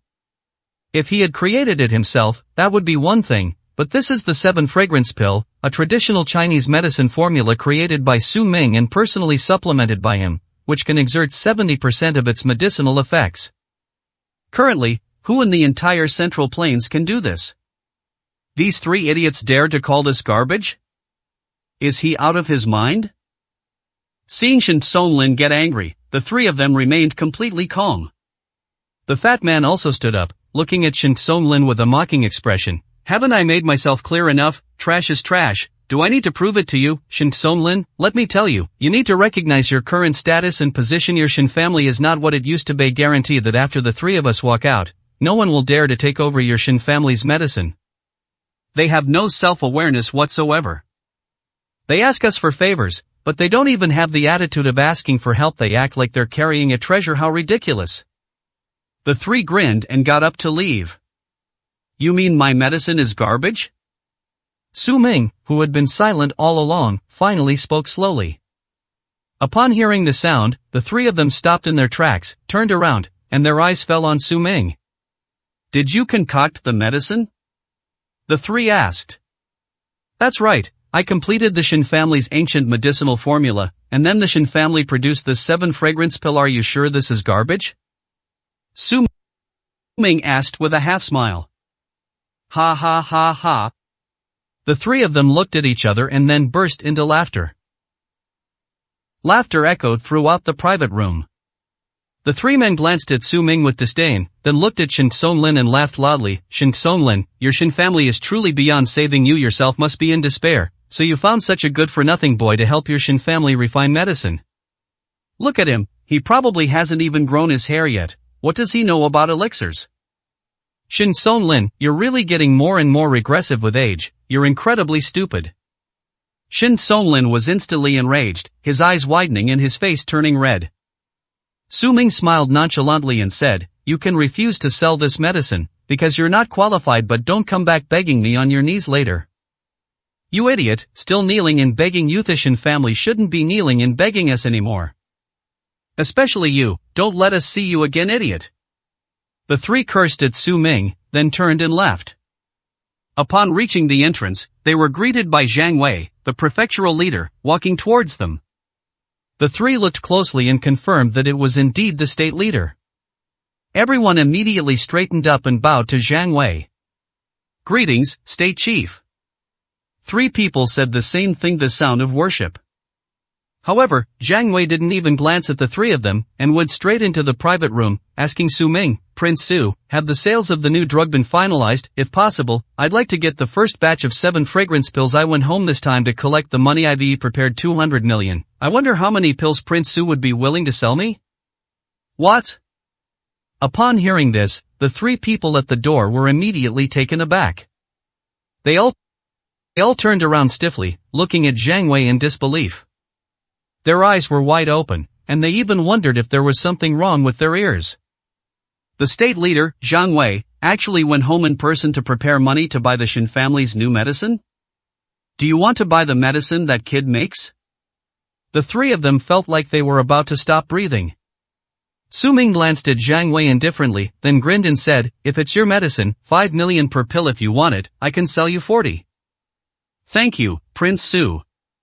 Jiang Wei immediately knelt on the ground in excitement, expressing his gratitude. The 7 fragrance pills made by King Su, let alone 40, he'd be laughing in his sleep if he could even get 10. He was so excited that Su Ming was willing to sell him 40 of them. It is truly an honor for me to receive the 7 fragrance pill personally refined by Prince Su. Jiang Wei couldn't stop smiling. But some people just now said that this medicine is garbage. Su Ming looked up with a half smile, his gaze falling on the 3 people at the door. 227, Chapter 227. Old Master Zhao's Apology. What? Jiang Wei suddenly turned his head. His sharp gaze instantly fell on the 3 of them. Who dares to say that King Su's medicine is rubbish? Jiang Wei's tone was icy cold. The 3 of them were so frightened that they didn't dare to breathe. Who would have thought that the medicine this young man produced would be so good that even the state chief would kneel down and beg to buy it? Then how could they dare to have even the slightest doubt? This mere kid has a higher status than Shin Songlin? In the entire Central Plains, who else can make the state leader kneel down? The 3 of them were so frightened that their hair stood on end, and their vests were soaked with cold sweat. Did the 3 of you say that? Jiang Wei asked again. Thump! The 3 of them knelt on the ground and crawled to Su Ming's side, kowtowing and pleading, Divine Doctor, we were wrong, we were blind to your greatness and deserve to die. Please, Divine Doctor, grant us the 7 fragrance pill. We are willing to sell the 7 fragrance pill on your behalf and will not charge a single penny. We will definitely make the 7 fragrance pill famous throughout Zhangzhou. The 3 of them were trembling with fear, afraid that Su Ming would disagree, and they didn't know how they would leave this place today. Su Ming lowered his head, his cold eyes fixed on the 3 of them, and sneered, I already told you, don't regret it, don't come begging me for the medicine on your knees. Did you really think I couldn't find someone to sell it to you?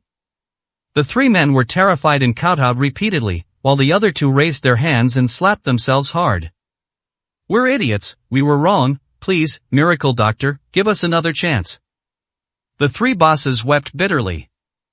Shin Songlin was so angry he gritted his teeth. These 3 forces are useless.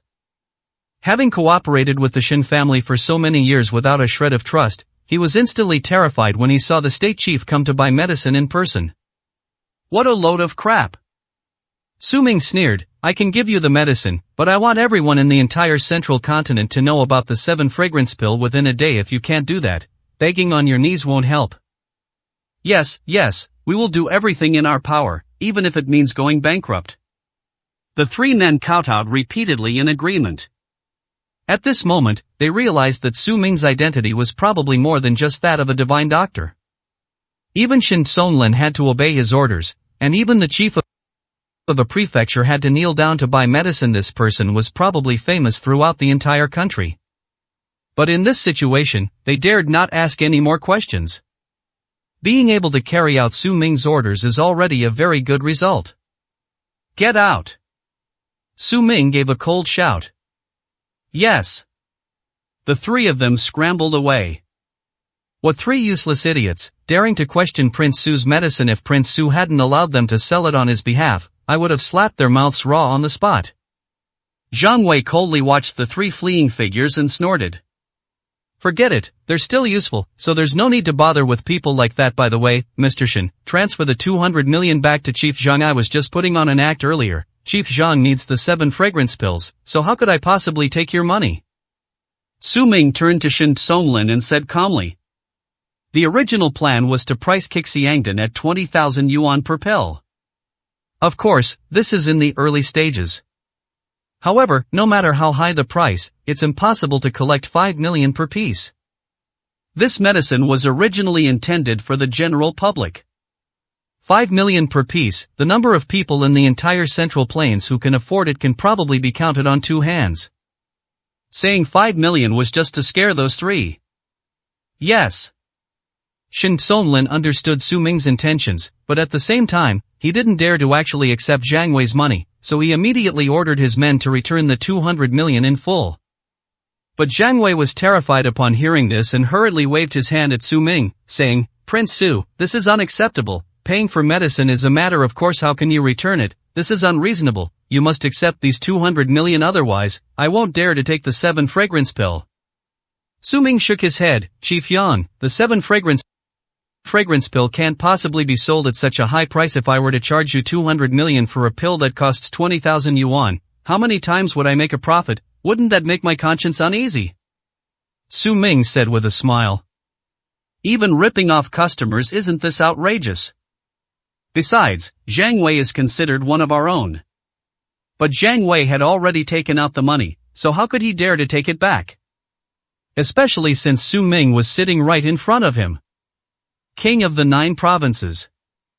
Let alone 200 million, even if you gave him 2 billion, he wouldn't dare to hesitate for a second. Zhang Wei firmly refused, saying, "Regardless of the reason, even if the 7 fragrance pills aren't worth that much, the extra one can be considered my apology to Prince Su. Please accept it, Prince Su." Su Ming frowned. "How about this, 20,000 yuan per piece, 40 pieces, that's 800,000 yuan, round it up. I'll take 1 million yuan from you, I'll give you back the extra, is that okay? If you refuse again, you'll be going against me." "Okay, fine." Seeing that Su Ming's eyes had turned cold, Zhang Wei dared not say anything more and could only silently agree. Shen Songlin, watching from the sidelines, was quite annoyed. There are even people who haggle like this. He had never seen a business deal done this way before, where the 800,000 yuan was reduced to 1 million, and the money was handed over in such a hurry. Moreover, the one sitting there is none other than Zhang Wei, the governor of the state. Such a deal can probably only be seen with Su Ming. Reporting, "Chief, Elder Shao has arrived." At this moment, Zhang Wei's confidant ran over to the door of the private room and respectfully said to Zhang Wei, "Let him do it." Zhang Wei said in a deep voice. "Yes."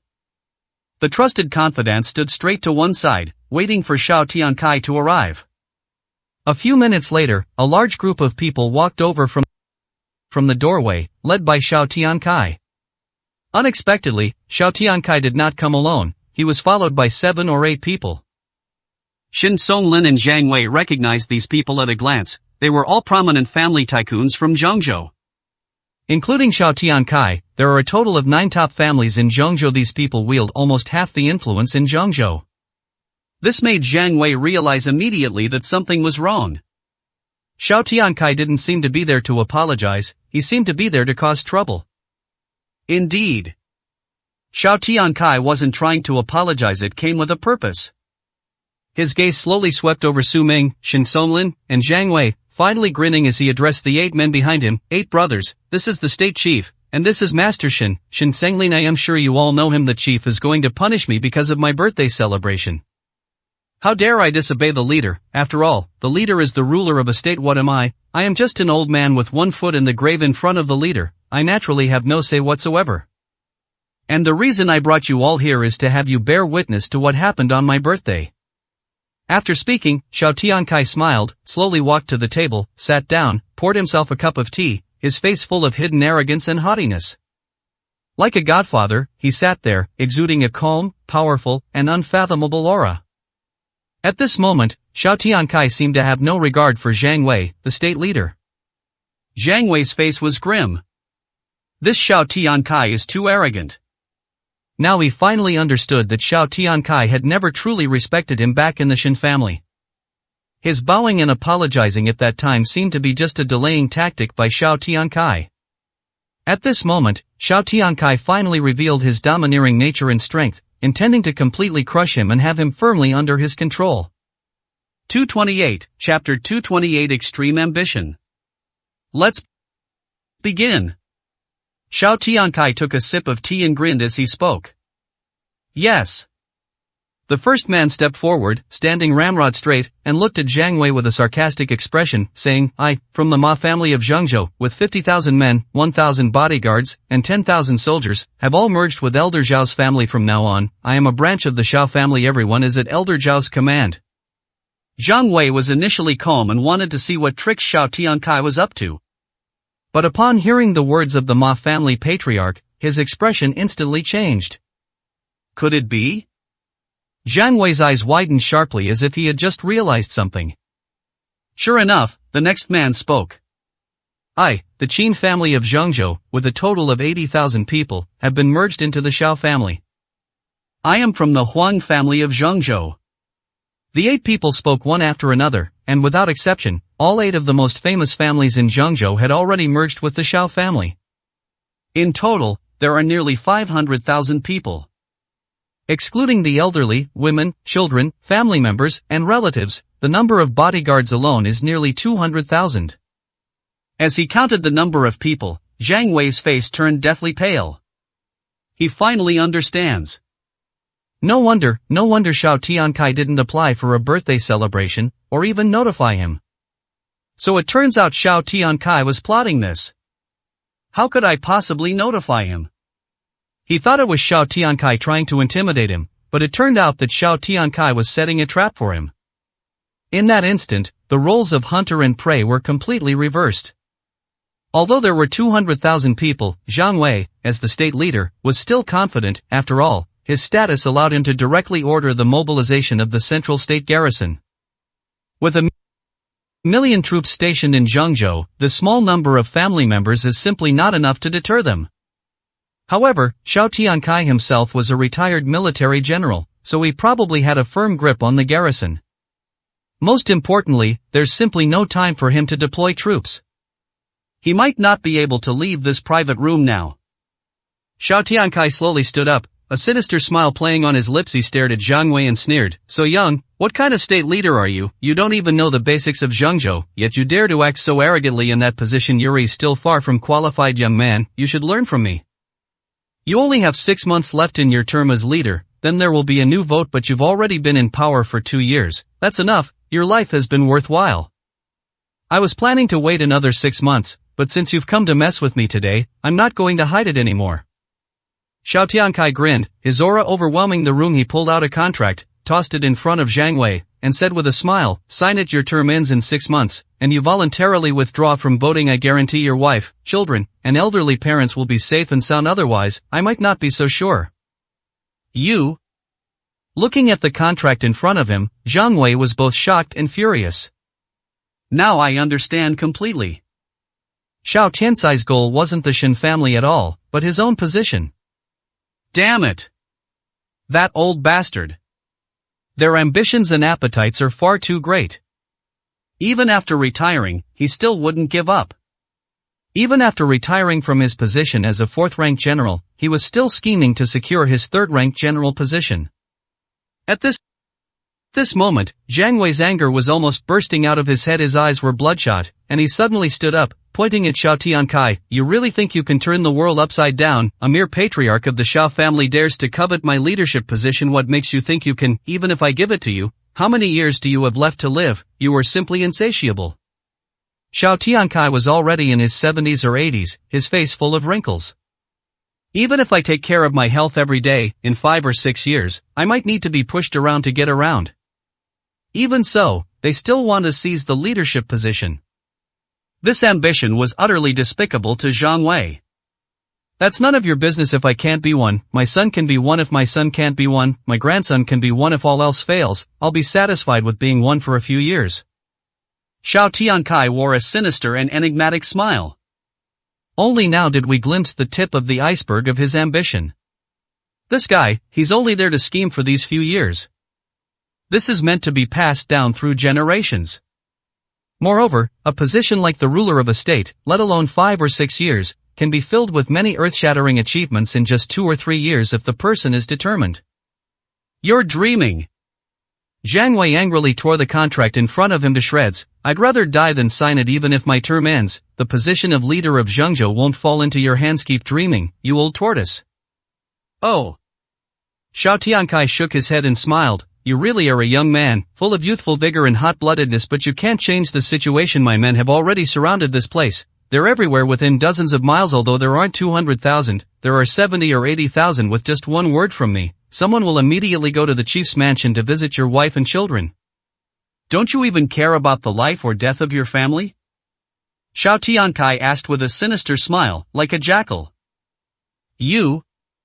Jiang Wei gritted his teeth, wishing he could rush up and fight Xiao Tiankai to the death. So, let's sign it. I have a backup. Let's not waste everyone's time. Xiao Tiankai smiled and had someone bring out a backup contract, which he then threw onto the table. Su Ming watched with a smile on his face. Seeing Xiao Tiankai's overbearing attitude, Jiang Wei had no other choice. He slowly reached out, smiled, and took the contract from the table, saying to Xiao Tiankai, "How about I sign it?"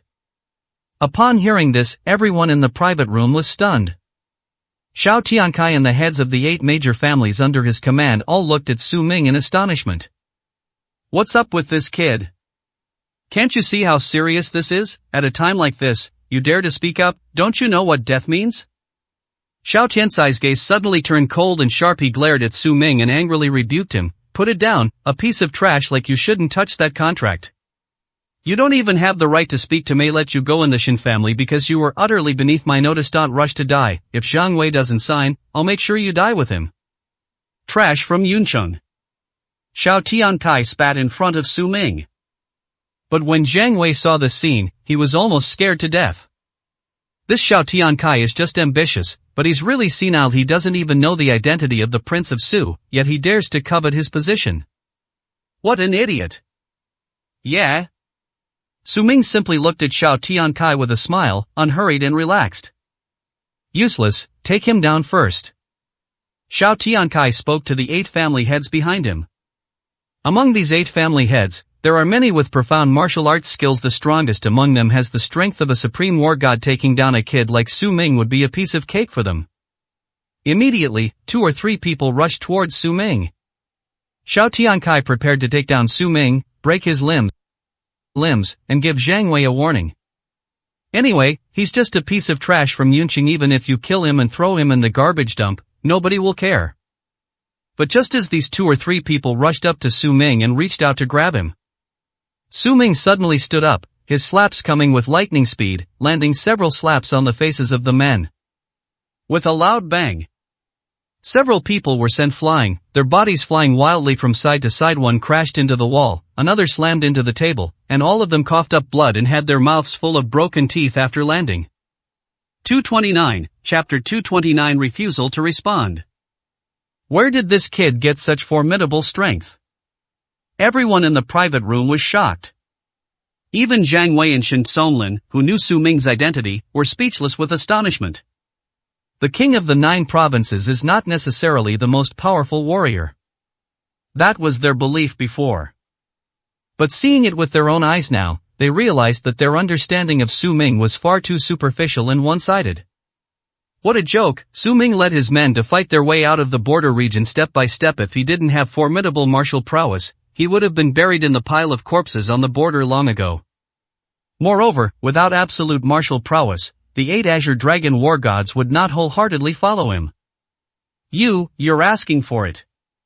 Xiao Tiankai was extremely shocked and furious.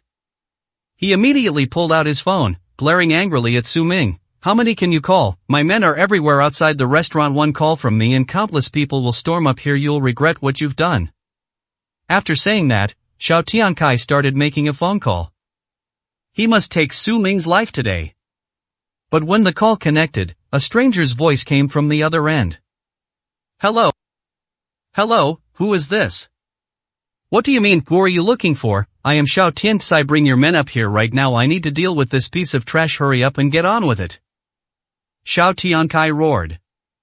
Alright, you just wait. I am just Jitang, the commander of the war god army. All your men were either dismissed on the spot or fled 100 miles away now. I have 200,000 war god army soldiers waiting below. If you need me to come up, I'll be there right away. You'd better wait. Yi Tang finished speaking with a smile and hung up the phone. The war god army? Upon hearing this, Xiao Tiankai nearly dropped his phone. He rushed to the window in shock and peered down at the street below. Upon seeing this, Xiao Tiankai was so frightened that he almost knelt on the ground. The streets outside were densely packed with the soldiers of the war god army. The entire street was completely blocked. The war god army was filled with murderous intent and the guards were tight. No one else was allowed to pass through this street. Is it really the war god army? Xiao Tiankai sat down on the ground with a thud, his forehead covered in cold sweat, his eyes vacant and blank, unable to come to his senses for a long time. How could it be the war god army? When did he provoke the war god army? Why would the war god army suddenly appear here, and at such a particular time? Xiao Tiankai had a million questions in his head, but he couldn't figure out a single one of them. Knock knock knock. Just then, there was a knock at the door. Yi Tang walked in slowly with a smile on her face, looked at Xiao Tiankai and asked with a smile, "Did you want to see me?" The sight of Yi Tang from afar had already shocked Xiao Tiankai's worldview. Now that Yi Tang had personally appeared, Xiao Tiankai was so frightened that his legs went weak and he couldn't even stand up. Crawling before Yi Tang, Xiao Tiankai knelt on the ground, his face pale, and begged for mercy and terror. Terror, this humble one, Xiao Tiankai, pays his respects to the commander of the war god army, but I have always been law-abiding and do not know in any way that I have offended the war god army. Please forgive me, commander. Xiao Tiankai had never been so terrified in his entire life. He believed that by uniting and merging the 8 major families, he was already the supreme being in Zhengzhou and feared no one. Everyone who comes must kneel before him. But now, seeing the overwhelming army of war gods with his own eyes, he finally understood what heaven truly meant. Compared to the war god army, his small force was nothing but ants, scattered sand, and utterly vulnerable. It seems you don't understand at all. You dare to disrespect Prince Su today, you're doomed, Yi Tang said with a sinister smile. King Su, what King Su? Xiao Tiankai looked completely bewildered. Could it be that the King Su that Yi Tang mentioned is the leader of the war god army? What a joke! With his status, how could he possibly have the ability to come into contact with such people? He has never even had any dealings with any king. Yi Tang's words are completely unfounded. He turned and pointed at Su Ming, then said to Yi Tang, "Commander Yi, I just wanted to teach this good-for-nothing from Yunqing a lesson. Is so arrogant and dares to act so wildly in front of me. Didn't intend to go too far, just to break his legs and teach him a lesson. As for the men I brought with me, they were just there to intimidate and make a show of force, not to actually fight. Please give me a chance, Commander Yi." Xiao Tiankai quickly explained. He thought to himself, how could Yi Tang possibly cause trouble for such a piece of trash from Yunqing? This is likely a misunderstanding. You fucking bastard. However, upon hearing this, Yi Tang flew into a rage and slapped Xiao Tiankai across the face, sending him flying with a bang. He slammed his head against the wall next to him, bleeding profusely, and immediately lost consciousness. The other 8 family heads were instantly stunned. Everyone fell silent, too frightened to even breathe. However, what terrified them was yet to come. Yi Tang, with his domineering and ruthless demeanor, slowly turned around, came to Su Ming's side, knelt down with a thud, and bowed to Su Ming, saying, "Greetings, Your Highness. Sway am late. What should be done with the Xiao family and Xiao Tiankai? Please give your orders, Your Highness." King Su? King? Could he be the leader of the million-strong war god army? Seeing this, the 8 family heads trembled with fear and knelt on the ground one after another, kowtowing to Su Ming in terror. "Greetings, Prince Su." Su Ming shook his head, finding it all rather tasteless. Xiao Tiankai's imposing manner was only effective against Jiang Wei, who was unable to resist when he saw Yi Tang. He was so frightened that he didn't even bother to get up. This kind of person is utterly useless. If Xiao Tiankai were fearless and determined to fight to the bitter end, he would find it somewhat interesting. But now, it's all boring and I'm completely uninterested. Su Ming waved his hand and pointed at the 8 family heads who were so frightened they dared not breathe, saying, "Carry this piece of trash back, but from now on, you are not allowed to have any dealings with the Xiao family. If I find out that anyone dares to disobey my orders, I will make your 8 families disappear from Zhengzhou." Yes.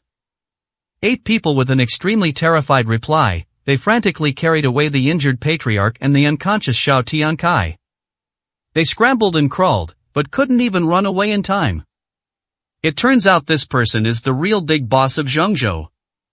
No wonder Zhang Wei didn't back down even when faced with threats. No wonder the Shen family, despite being suppressed by the Zhao family, could still survive. No wonder the ban was issued by the Shen family. The 8 heads of the family understood everything, and they were almost scared out of their wits. Everyone decided that they would never have any contact with the Zhao family again until they died. Otherwise, their fate is unimaginable. The Zhao family. After Xiao Tiankai was carried back, he remained unconscious for a day. The entire Zhao family is in complete chaos. Quickly, contact Grandpa's friends and have them come over to discuss what's going on. Have you found a doctor? Bring over the top doctors in Zhengzhou to treat Grandpa. If anything happens to Grandpa, I will not let you off the hook. Xiao Feng roared loudly in the room, directing the others to act. However, when other people made the calls, their expressions were all very unpleasant. Young Master Xiao, we can't get in touch with anyone. Everyone connected to the Xiao family has refused our invitations and refused to associate with us after receiving the call. Even Xiao Lao's closest friend is unwilling to come. Young Master Xiao, doctors from Zhengzhou are unwilling to come and treat old Master Xiao. The fearful responses filled Xiao Feng with both shock and anger. 230, Chapter 230 Xiaoqingyu. Damn it, these good-for-nothings, they betray their own family. They act like dogs in front of Grandpa, but now that something's happened, they run away as far as they can. They're all a bunch of beasts. Xiao Feng was so angry that he cursed loudly. At this moment, Xiao Tiankai, who had been unconscious for a day, finally slowly opened his eyes amidst the noise.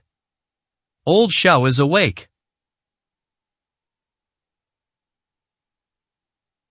The maid cried out in surprise, and immediately everyone in the room rushed over. Xiao Feng was at the forefront, standing guard by Xiao Tiansai's bedside, and exclaimed in surprise, "Grandpa, are you alright? What happened? Why are you like this after just one trip to Yeyang Tower? Didn't you take the 8 family heads with you? Is the prefectural leader Zhang Wei really that terrifying?" Xiao Feng was puzzled and shocked. Before this, Grandpa was very confident, looking like he was 100% sure he could win and show off. That's why Xiao Feng didn't go with them. Unexpectedly, in the blink of an eye, Xiao Tiankai was seriously injured and carried back. No, it's not Zhang Wei, it's the War God Army. Xiao Tiankai lay on the bed, speaking weakly and helplessly. The War God Army? Upon hearing these 3 words, the entire Xiao family was once again greatly alarmed. Xiao Feng was also instantly horrified, staring at Xiao Tiankai in shock. "Grandpa, what did you say? The War God Army? How can there be a War God Army?" "I don't know either, so you should quickly send someone to investigate what's going on and where our Xiao family has offended the War God Army." Xiao Tiankai leaned against the bed, urging Xiao Feng anxiously. If he doesn't figure this out, he won't have a peaceful life from now on. His goal may never be achieved before he dies. However, upon hearing this, Xiao Feng's face darkened, and he said to Xiao Tiankai with a mixture of frustration and helplessness, "Grandpa, there's no one left. We've already called and contacted all 8 family heads, and they've all cut off all ties with our Xiao family. We can't even find a doctor. We have no one left to rely on." What's going on? Xiao Tiankai nearly sprang to his feet, his eyes wide with excitement. He gripped Xiao Feng's arm tightly and asked in shock and anger, "What on earth is going on? What gives them the right to sever ties with my Xiao family?" "I don't know, but it's true. It's been confirmed," Xiao Feng said with a grim expression. Then he saw that the rest of the Xiao family members all hung their heads and remained silent. Xiao Tiankai immediately understood that there was no falsehood in this matter. His eyes rolled back immediately, and in his agitation, he fainted again. Grandfather! Xiao Feng shouted several times, his eyes red, but Xiao Tiankai was already unconscious. Xiao Feng arranged for someone to take care of Xiao Tiankai. Sitting alone in the Xiao family hall, he couldn't understand how his Xiao family had offended the War God Army. What they couldn't understand was why the Xiao family was suddenly isolated by everyone, with even their closest relatives refusing to associate with them. Are those guys afraid of the War God Army? What a bunch of opportunistic bastards! Xiao Feng gritted his teeth in anger, thinking back to how the Xiao family had always taken good care of these families before. As a result, now, because of one war god army, they've all fallen apart. It's absolutely despicable. What's so scary about the war god army? Once he wins the grand tournament and becomes a general of the 9 provinces, he won't even care about the war god army. He'll get his revenge sooner or later. Not only the war god army, but once he restores the Shao family's glory, he will make all 8 major families kneel down and beg for forgiveness. Young Master Shao, someone is looking for you outside. A servant ran over to report. Who is it? I'm not seeing anyone right now. Shao Feng was annoyed and said impatiently. But... The servant hesitated, as if he wanted to speak. Shao Feng looked up angrily, about to lash out, but a figure slowly walked in through the doorway. Shao Feng, you've really grown up now, haven't you? You even dare to avoid your own sister like me? A mocking, cold voice rang out. Elder sister? Shao Feng's eyes widened suddenly as he stared intently. He saw a tall figure approaching from inside the hall, with a cold and arrogant face and an icy, heroic air about him. It really was his older sister, Shao Qingyu, the eldest daughter of the Shao family. Sister, is that really you? You're back? Shao Feng stood up abruptly, his face full of surprise. If I hadn't come back, something terrible would have happened to the entire Shao family. I heard from the 9 provinces medical academy that something big had happened here, with hundreds of thousands of people pouring into the central province. Even the war god army had entered the central province. After entering the central province, I received news that all the families were refusing to associate with the Shao family. What trouble have you gotten yourselves into? Shao Qingyu asked in a cold voice, her eyes full of sharpness. The fact that hundreds of thousands of war god soldiers were mobilized means this is no small matter. Sister, I don't know what happened either. Here's what happened. With a bitter and helpless expression, Shao Feng recounted the events of the past few days to Shao Qingyu. After listening, Shao Qingyu seemed thoughtful. So that's how it is. It seems Grandpa was too hasty this time. It's obvious we've fallen into someone else's trap. For the war god army to come to our aid, this Central Plains leader, Zhang Wei, is no pushover. Sister, are you saying that we offended the war god army because of the state leader Zhang Wei? Shao Feng asked in shock. Isn't it obvious? Shao Qingyu chuckled softly. Although she was far away at the Kyushu Medical Academy, she was well aware of her grandfather's grand ambitions. Since retiring, Grandpa has been eyeing the position of leader of Zhengzhou. I just didn't expect it to happen so suddenly. Moreover, Zhang Wei was clearly not unprepared. The fact that he was able to contact the war god army in advance suggests that he had already been on guard against the Shao family. Shao Qingyu said in a deep voice, Grandpa was too hasty. If he had waited another 6 months, Zhang Wei's term would have ended just in time. I would have also received the official title of Medical King from the 9 provinces Medical Academy when I returned. Our Shao family would have been unmatched in the Central Plains, but now, it's too late to say anything. Shao Qingyu sighed. The 9 provinces Medical Academy is the most powerful temple in the medical field, and every doctor there is a renowned physician throughout the 9 provinces. If she can obtain a formal identity within the 9 provinces Medical Academy, the Shao family's status will also rise accordingly. So what do we do now? Shao Feng asked, completely bewildered. Is Grandpa still unconscious? Take me to see him. Shao Qingyu said in a deep voice. Good. Shao Feng led Shao Qingyu to Shao Tiancai's room. Upon seeing the unconscious Shao Tiancai, Shao Qingyu stepped forward, rolled up her sleeves without a word, took out silver needles from her pocket, and began to treat Shao Tiancai.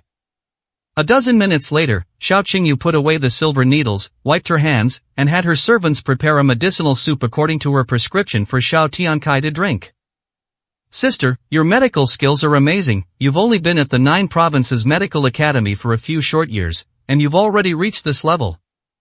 What need is there for the title of King of Medicine? With your current abilities, a mere display of your skills would surely shock the entire Central Plains. The Shin family is nothing. Shin Songlin dares to call himself the King of Medicine. I don't even think he's worthy to carry your shoes. Shao Feng said with a face full of shock and admiration. 231, Chapter 231 Medical Master. The 9 provinces Medical Academy is the highest hall of honor in the medical field. The current head of the medical academy, Luo Qianshan, is a person who specializes in treating and managing the health of the emperors of the 9 provinces. His reputation is so high that he can be ranked in the top 3 in the 9 provinces. My medical skills are not good enough to be considered in the medical academy. However, in a place like Zhengzhou, no one can meet my standards. Xiao Qingyu smiled calmly. Having seen the true peak, she realized that everyone is just an ordinary person. Her perspective has completely changed now. My God, someone who treats emperors, that must be incredibly powerful. Sister, you've entered an amazing place. Our Xiao family has brought honor to our ancestors. It was all worthwhile for the Xiao family to invest all their resources in cultivating you. Xiao Feng's face was filled with amazement and envy. When will he ever reach that level? Compared to that, the arrival of the 9 provinces that he hopes for is less than 1/10 of Xiao Qingyu's status. I came back this time to let the Xiao family know that their efforts in training me were not in vain, and I brought you something too. After saying that, Xiao Qingyu took out a prescription and handed it to Xiao Feng. What's this? Xiao Feng took it, his face full of doubt. This is called a muscle-washing medicine, a top-grade prescription. After you get the ingredients listed, boil them into a medicinal bath and soak your troops participating in this competition. I guarantee that your men's strength will increase by more than 2 levels. I guarantee that you will be invincible in this competition. Xiao Qingyu said with a confident smile. Advancing 2 levels, my God, it's not so scary if one person advances 2 levels, but what if 100 people, 1,000 people, all advance 2 levels? That would be an incredibly terrifying fighting force. Xiao Feng was overjoyed and couldn't stop smiling. Sister, can I use this medicine? Of course you can use it, but it probably won't improve your strength much, Xiao Qingyu said with a smile. It's alright, even if it only improves physical health, it's still beneficial. Xiao Feng chuckled and put the prescription away like a treasure. Besides that, I heard that the Zhao family in Zhengzhou has refined Toad Spring Dew, which is a top-grade ancient formula. I came here this time to see what kind of amazing person the Zhao family has that can refine such a medicine. Xiao Qingyu spoke slowly, her gaze deep. That Zhao family is probably just lucky. What kind of people could they possibly produce? They probably just picked up some prescription somewhere. Compared to you, sister, the Zhao family is trash. Xiao Feng said dismissively. At this moment, Xiao Qingyu is the only medical king in his heart. Stop talking, just go, and see for yourself. You need to get your medicine too, let's go together. Xiao Qingyu said calmly. Good. Xiao Feng responded. So the two left the Xiao family and went to a famous pharmacy in Zhengzhou. Xiao Feng was in charge of preparing the medicine, while Xiao Qingyu was in charge of checking the Toad Spring Dew. But when I asked the pharmacy owner, I learned that Chan Chunlu's reputation had plummeted and no one was buying it anymore. What did you say? Toad Spring Dew is a top-grade ancient formula with amazing medicinal effects. How could no one be buying it in such a short time? Are the people of Zhengzhou so ignorant? Xiao Qingyu asked the shopkeeper with suspicion. The value of this Toad Spring Dew is renowned even within the medical academy of the 9 provinces. She came here to see if she could find the original prescription and take it back to the medical institute for research. The pharmacy owner looked Xiao Qingyu up and down, then grinned and said, Beautiful lady, you just returned to Zhengzhou, right? It's normal that you don't know the situation. Let me tell you, in just a few days, the entire pharmaceutical industry in Zhengzhou has undergone earth-shattering changes. 5 days ago, Toad Spring Dew was indeed the king of the market. People with money in the Central Plains were scrambling to buy it, and the supply couldn't meet the demand. Just 2 days ago, the Shen family released a new drug that has already flooded all pharmacies in Zhengzhou and is impacting the entire industry. It's said that even the leader of Zhengzhou is scrambling to buy it. The boss said with a smug look on his face. He was referring to the 7 fragrance pill, which Su Ming had refined after completing the incomplete formula. The reason this event caused such a sensation throughout the city was entirely due to the marketing efforts of those 3 bosses, who went bankrupt from all the expenses. Those 3 actually have some brains. They exaggerated and publicized the fact that their leader, Zhang Wei, had bought medicine. The fact that even the chieftain of a prefecture was scrambling for the medicine naturally caused a sensation throughout the city. What medicine? Upon hearing this, Xiao Qingyu frowned instantly, her face full of curiosity, wondering what medicine could possibly surpass Toad Spring Dew. In her understanding of medicine, there are very few prescriptions that can surpass Toad Spring Dew. Do you want them? I happen to have 2 more hidden here, the rest are all sold out. Let me show them to you. The shopkeeper said smugly, then turned around and took out a 7 fragrance pill, placing it in front of Xiao Qingyu. Xiao Qingyu's gaze instantly fell on the 7 fragrance pill box. She reached out and opened it, and a captivating fragrance immediately wafted out. Xiao Qingyu's eyes lit up immediately, and her spirits lifted considerably. This? Xiao Qingyu was shocked. She picked up the 7 fragrance pill and placed it in her palm, speechless for a long time. No wonder it can surpass Toad Spring Dew. The medicinal effects of this 7 fragrance pill are so refined that they are unimaginable. She had never seen such a high-quality elixir before. With the current medical skills in Zhengzhou, is it really possible to achieve this level? This is no longer just a method of refining medicine, but a thorough understanding of the original prescription, with almost every ingredient used being exactly the same. Oh my God! This level of knowledge and expertise in medicine is probably only something that Master Luo Qianshan of the Medical Academy can achieve today. How could there be such a person in Zhengzhou?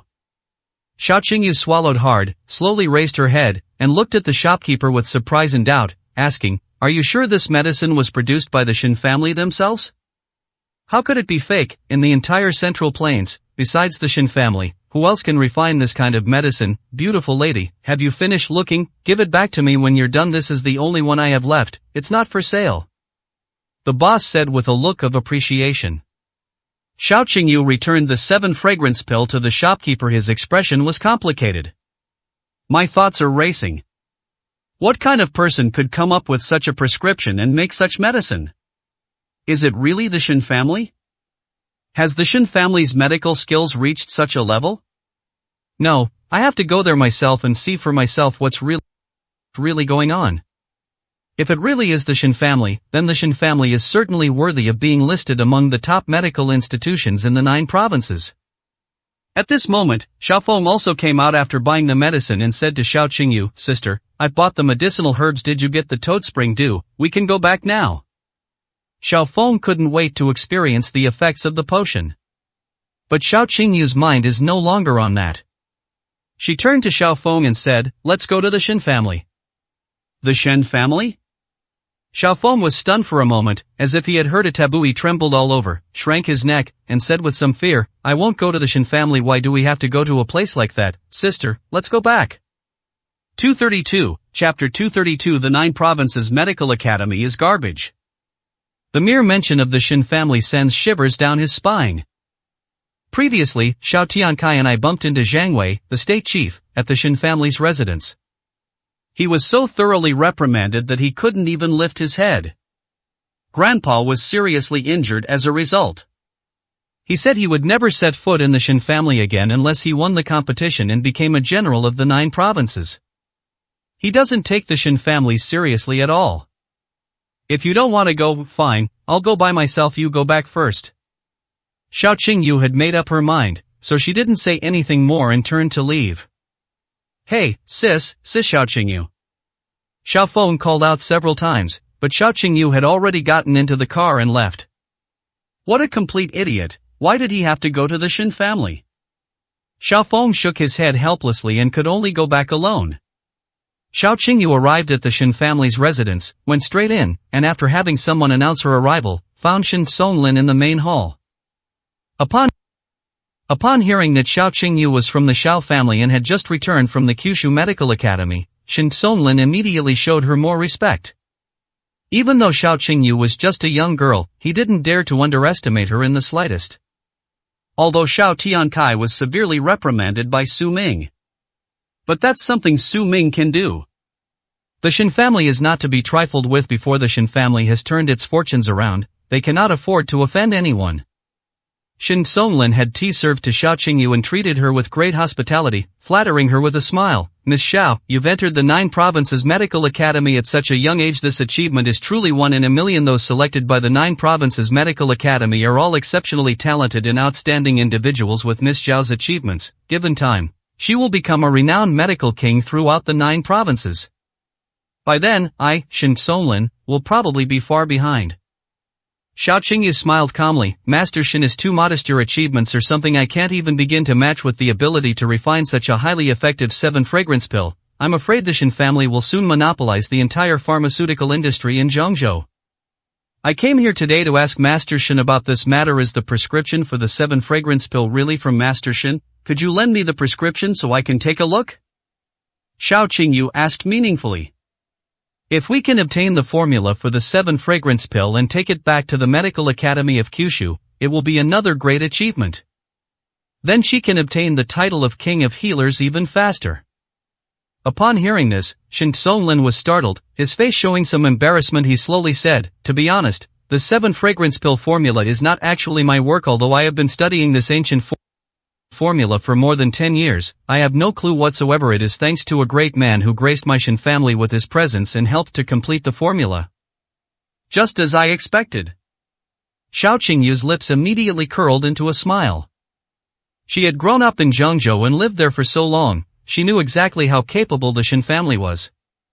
If the Shin family could truly produce such a high-quality ancient medicine prescription, they would have long since moved away from this secluded place in Zhengzhou. With a smile on her face, Xiao Qingyu asked, could you please invite this important figure out to meet me? I would like to pay my respects to him in person, in the name of the 9 Provinces Medical Academy. Fearing that her reputation was not significant enough, Xiao Qingyu deliberately mentioned the 9 Provinces Medical Academy. After all, only the Medical Academy could possibly alarm such a powerful figure. Alright, I'll have someone go and ask. This big shot has a strange temper, so it might be difficult to see him. Shin Songlin smiled awkwardly, beckoned a servant over, and asked the servant to inform Su Ming and tell Su Ming Xiao Qingyu's exact words. The servant turned and left. Su Ming was playing Go with Shin Luo Yun in the backyard at that moment. Oh dear, I lost again. Brother Su, can you let me win? I'm getting tired of playing if I keep losing.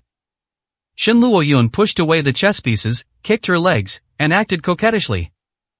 Su Ming rolled her eyes. You're supposed to be the eldest daughter of the Shin family, yet you have no patience at all. How can I let you have your way? I can't possibly give you 3 stars, can I? If you continue like this, how will you inherit the Shin family's medical skills? The most important thing in medicine is patience. I don't care, you are the king of Kyushu, you are so powerful, you have to give way to me. Shin Luo Yun kept acting coquettishly. Just then, a servant ran over, first bowing to Shin Luo Yun, then respectfully bowing to Su Ming and saying, Master, there's a woman outside who wants to see you. She says she's requesting an audience on behalf of the Kyushu Medical Academy. The 9 Provinces Medical Academy, what rubbish! Su Ming sneered and said disdainfully, just tell her that the 9 Provinces Medical Academy is trash, I won't see them. Yes. The servant, covered in sweat, turned and ran back to deliver the message. Jojo Medical Office? Shin Luo Yun, however, showed a shocked expression. The people from the 9 Provinces Medical Academy are here. That's the place I've always dreamed of going to. If I could study at the 9 Provinces Medical Academy for 2 years, my medical skills would definitely be the best in the central province, Shin Luo Yun said with a look of longing. The 9 Provinces Medical Academy is nothing but a fart. Its leader is just a lapdog of the 9 Provinces Hall. His medical skills are utterly nonsensical. Be terrified and kneel down to pay homage to me on the spot. That kind of place only misleads people. I'll teach you a couple of techniques. They'll be far more useful than going to such a place. Su Ming smiled and said, pursing his lips. Real?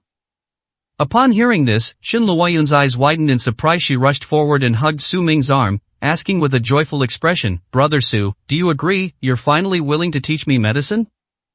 In fact, back in Yunqing, Shin Luo Yun had repeatedly asked Su Ming to teach him medicine. But Su Ming kept refusing.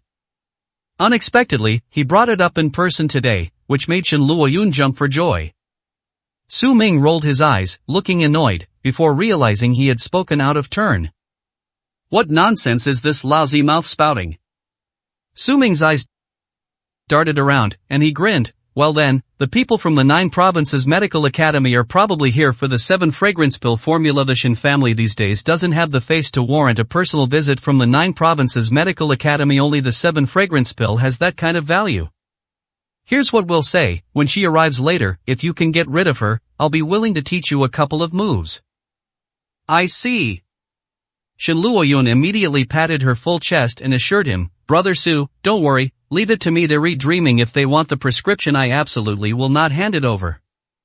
Leave this to me. Shen Luoyun looked confident. A short while later, Xiao Qingyu and Shen Songlin appeared at the entrance of the courtyard. Xiao Qingyu's face, usually cold and delicate, was so gloomy it seemed to drip water. Dare to say that Kyushu Medical Academy is garbage.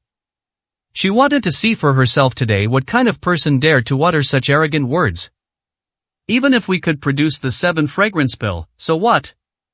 How dare they defy the Imperial Medical Academy of the 9 provinces with just a prescription for the 7 fragrance pill? That's outrageous. Who is it you, who dares to say that the 9 provinces medical academy is trash? Xiao Qingyu approached, her cold, sharp gaze instantly falling on Su Ming, and she uttered a piercing voice. It wasn't him, it was me. However, Shen Luoyun suddenly spoke up, looking at Xiao Qingyu with a mocking and disdainful expression. I said it myself, the Kyushu Medical Academy is garbage. Puff. When Shen Songlin heard his daughter say these words, he was so frightened that he almost fell to the ground. His eyes widened in terror in an instant. Is this girl crazy? Did I get my head caught in a door today? How could you say such a thing? Are you trying to kill the entire Shen family? 233, Chapter 233. Xiao Qingyu takes action personally. Shen Songlin rushed up and shouted at Shen Luoyun.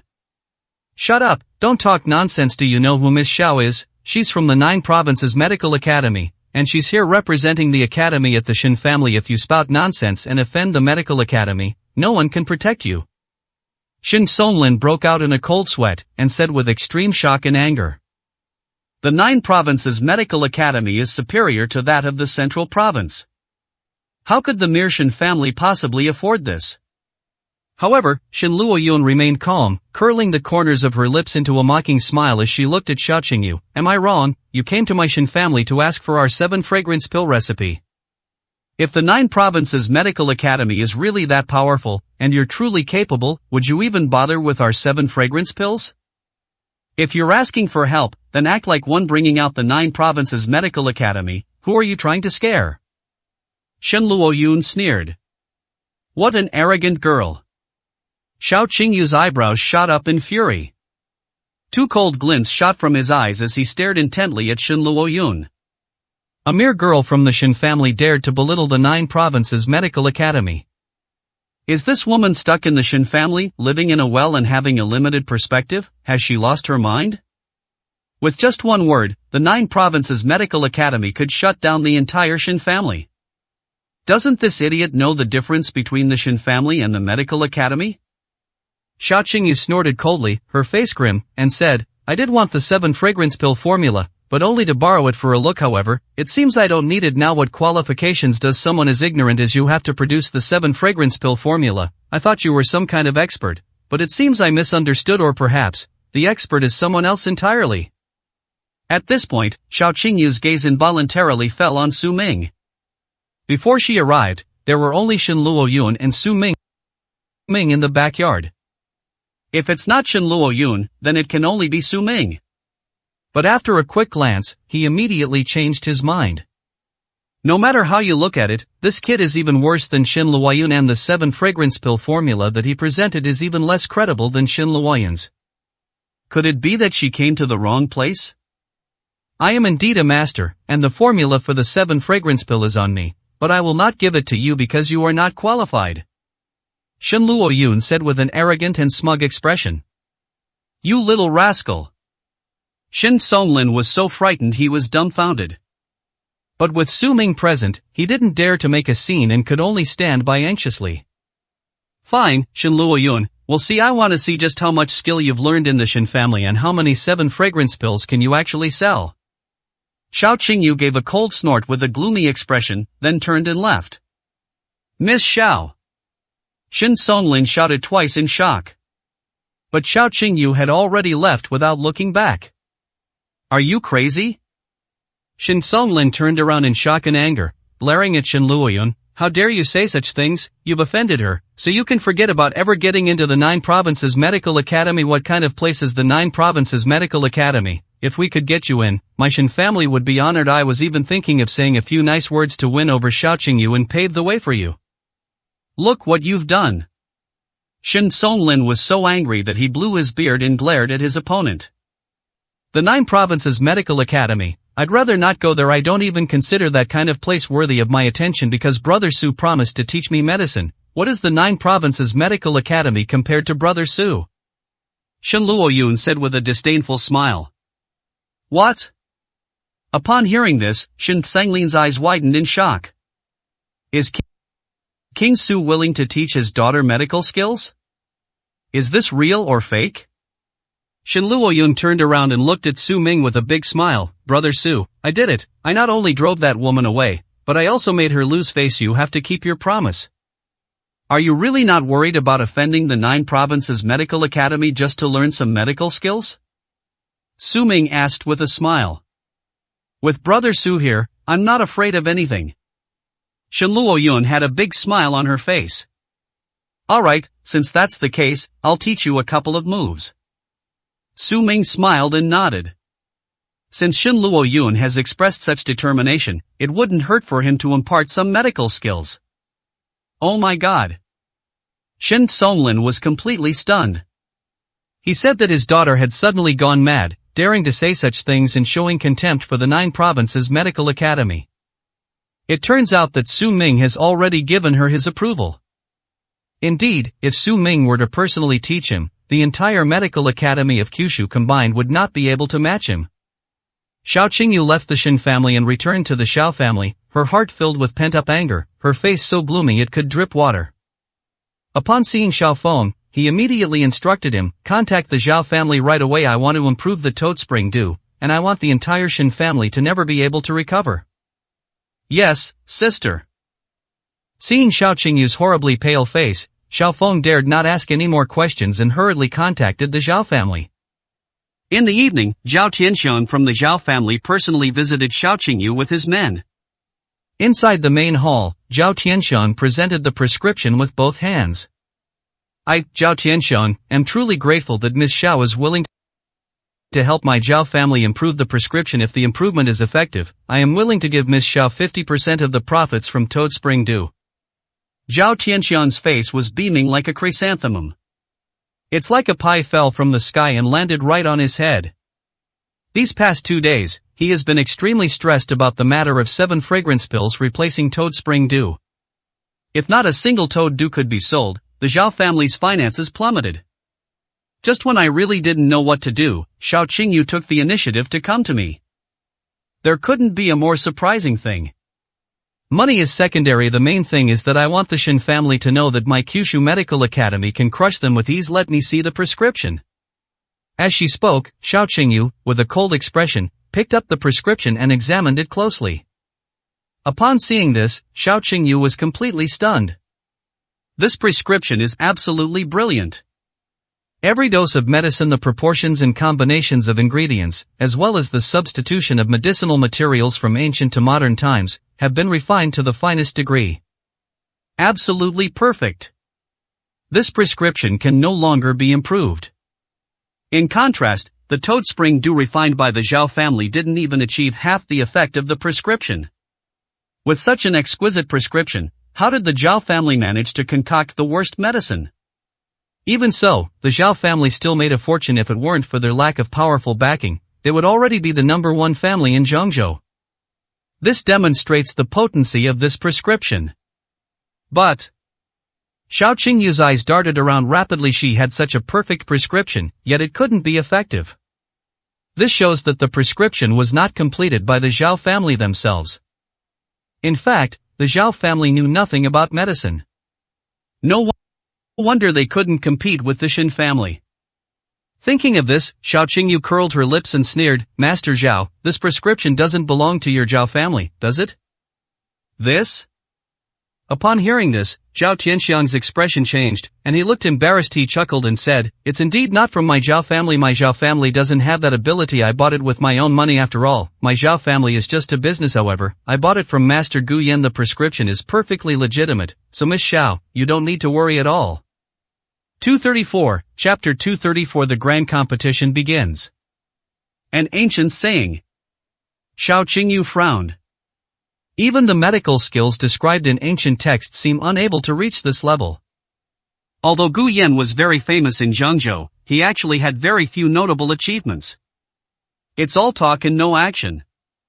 Moreover, if one truly understands ancient sayings, how could the Zhao family possibly fail to bring out the medicinal effects? Who exactly was the expert who completed this ancient prescription? Both the Toad Spring Dew and the 7 Fragrance Pill are quite astonishing. It's possible they were all made by the same person. She now dreams of meeting this master. So, Miss Xiao, is it possible to make improvements? Zhao Tianxiang asked somewhat nervously.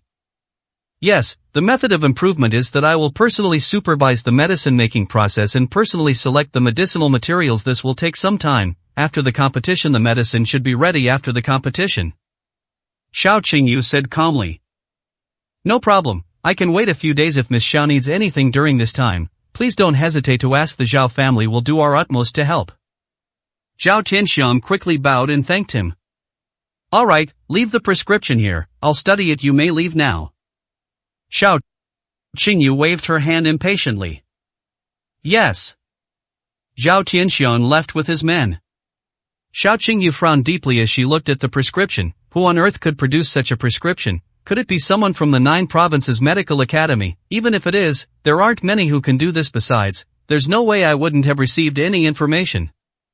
If I can't figure it out, I'll leave it at that for now. The 3-army competition starts tomorrow. Let's focus on this first, how to ensure Xiao Feng wins the competition. That's the most important thing. Only in this way can the Xiao family's current predicament be reversed.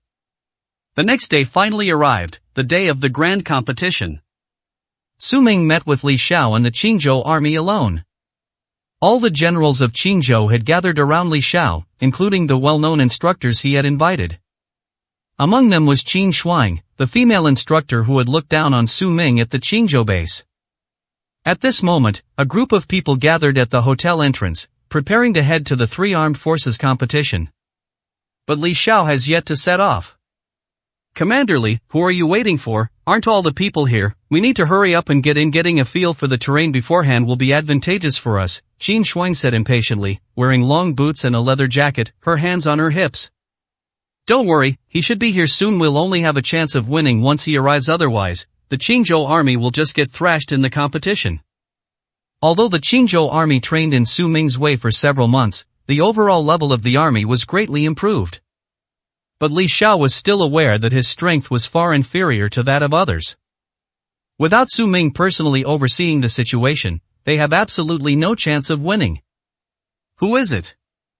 Upon hearing this, Qin Shuang and the others all showed expressions of shock.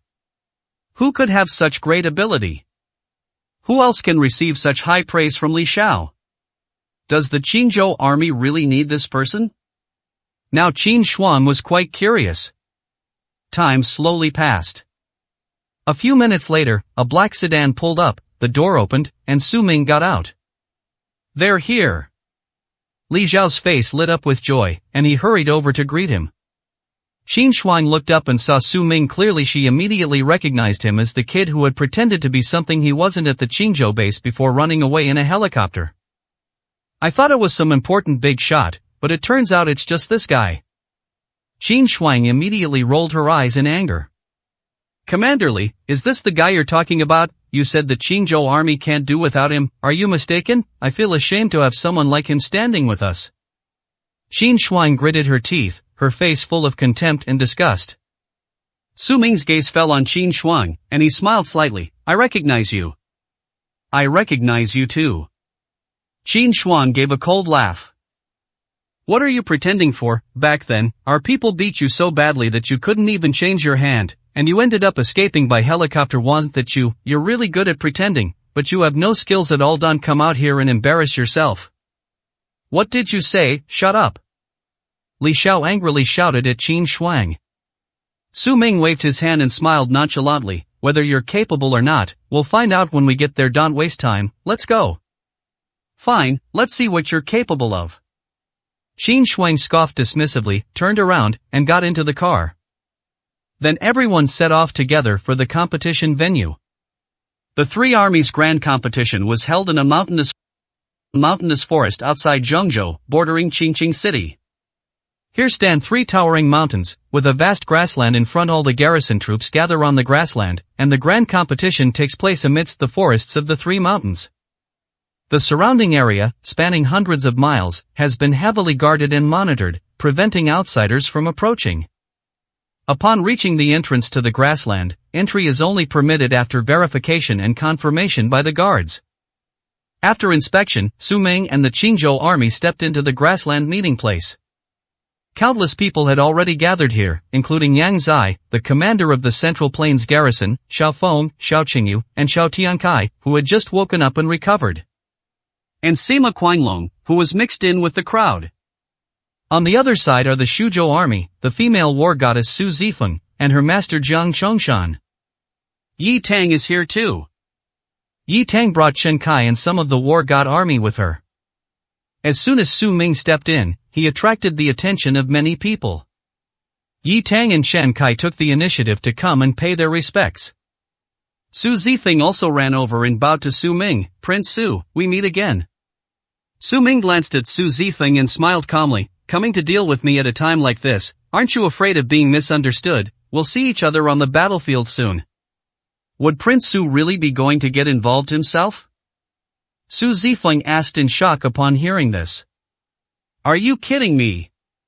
If Su Ming were to personally intervene, who among the entire Kyushu garrison could be a match for this king of Kyushu?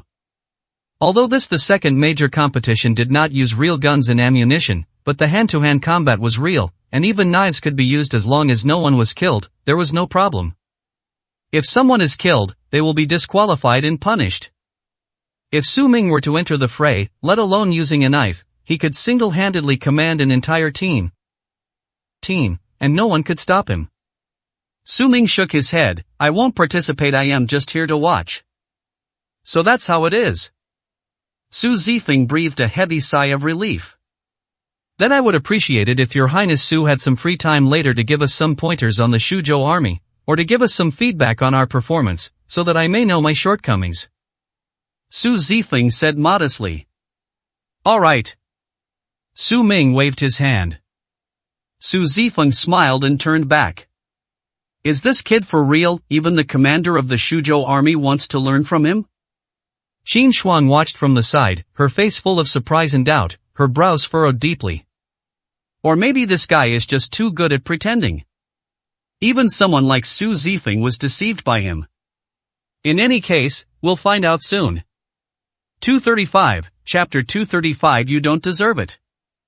On the other side, Xiao Qingyu handed Xiao Feng an earpiece and said coldly, "When I entered the 9 Provinces Medical Academy, I not only learned medicine, but I also read a lot of military books. I will remotely command you in this competition. After all, I can see things more clearly than you during the competition. Be ready to obey my orders at any time and execute them strictly.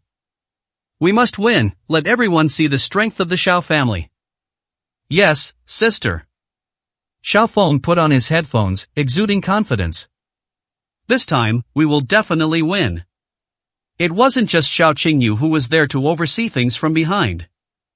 All of his men had soaked in the medicinal bath given to them by Xiao Qingyu, and now they were all as energetic as if they had been injected with chicken blood. The Central Plains army is unstoppable. Yang Zai looked on with satisfaction and smiled. The chances of the Zhengzhou army winning this time were already 60 to 70%.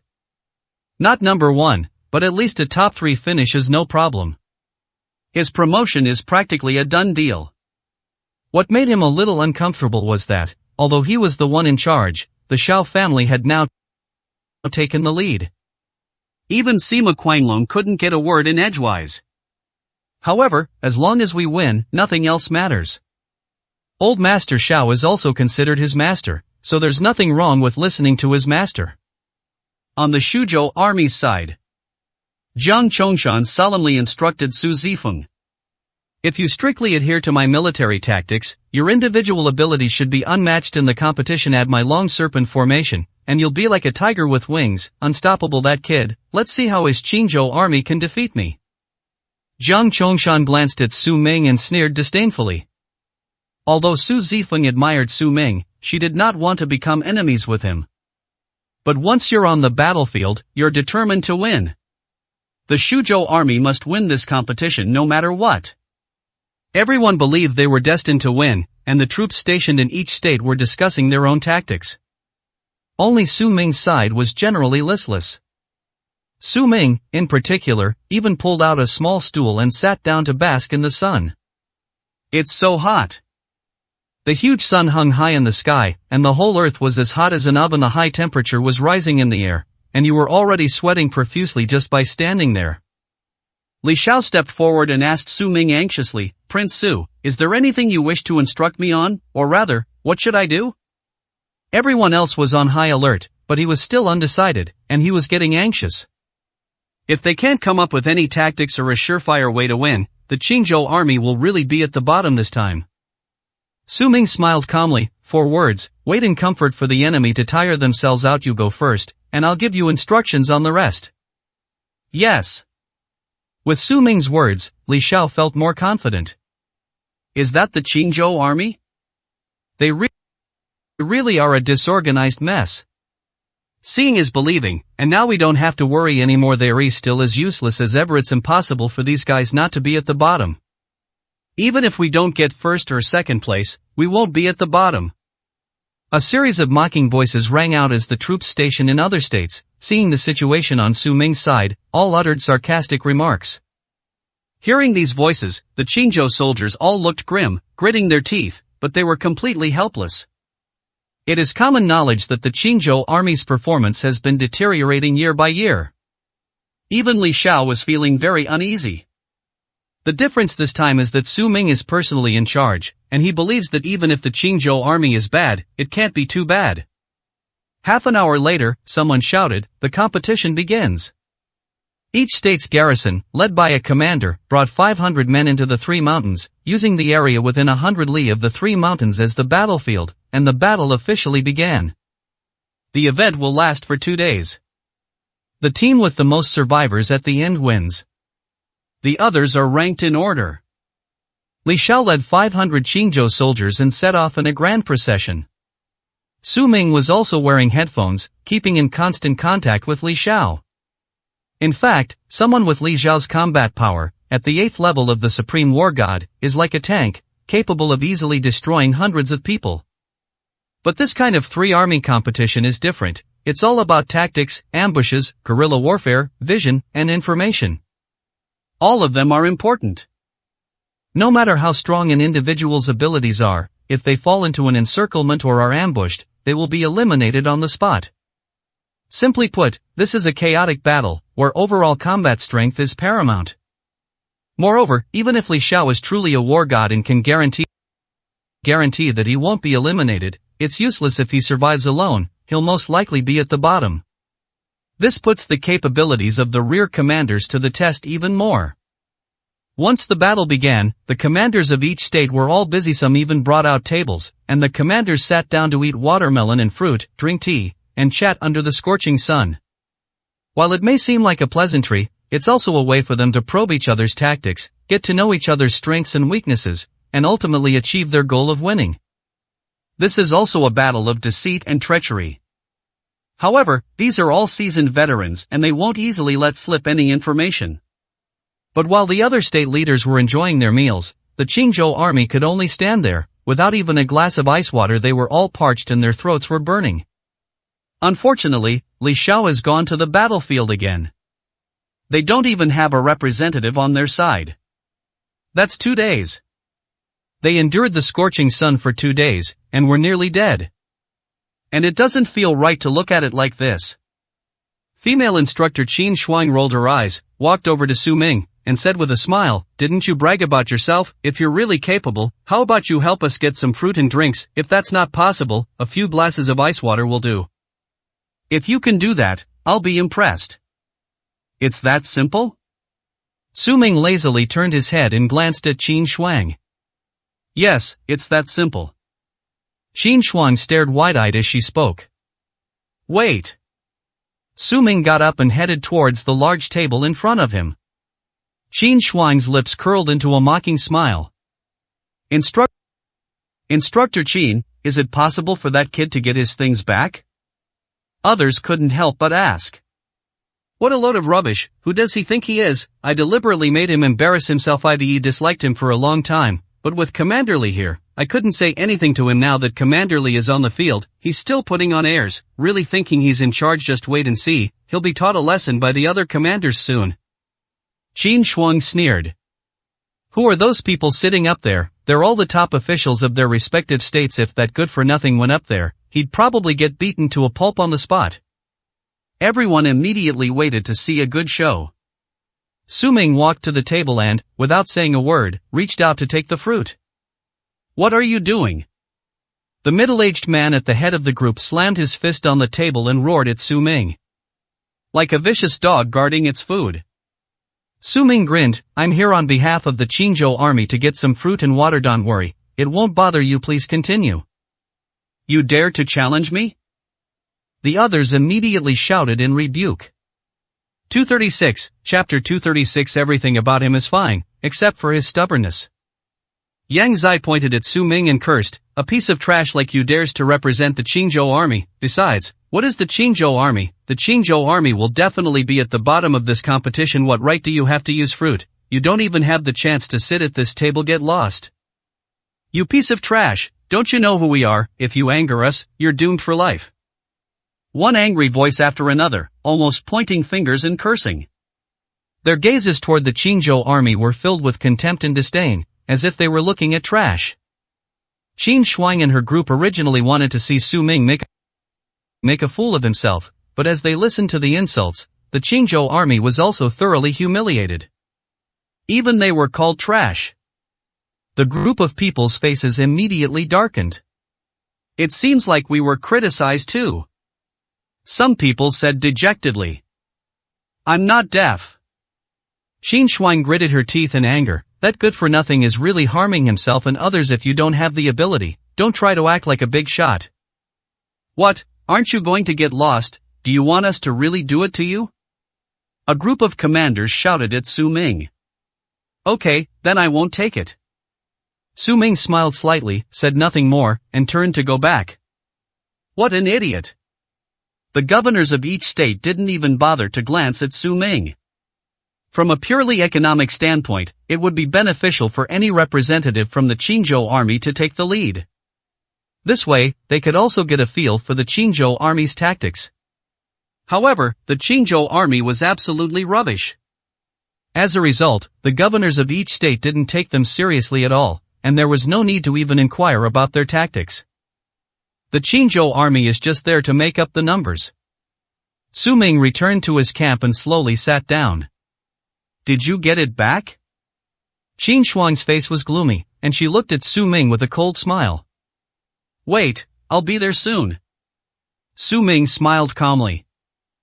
Arriving soon, do you think we're all deaf, or are you an idiot burying your head in the sand, even deceiving yourself? You're such a useless piece of trash, being pointed at and cursed at, and you don't even dare to talk back, yet you still put on airs. I really don't know how Commander Lee could trust someone like you and entrust you with command.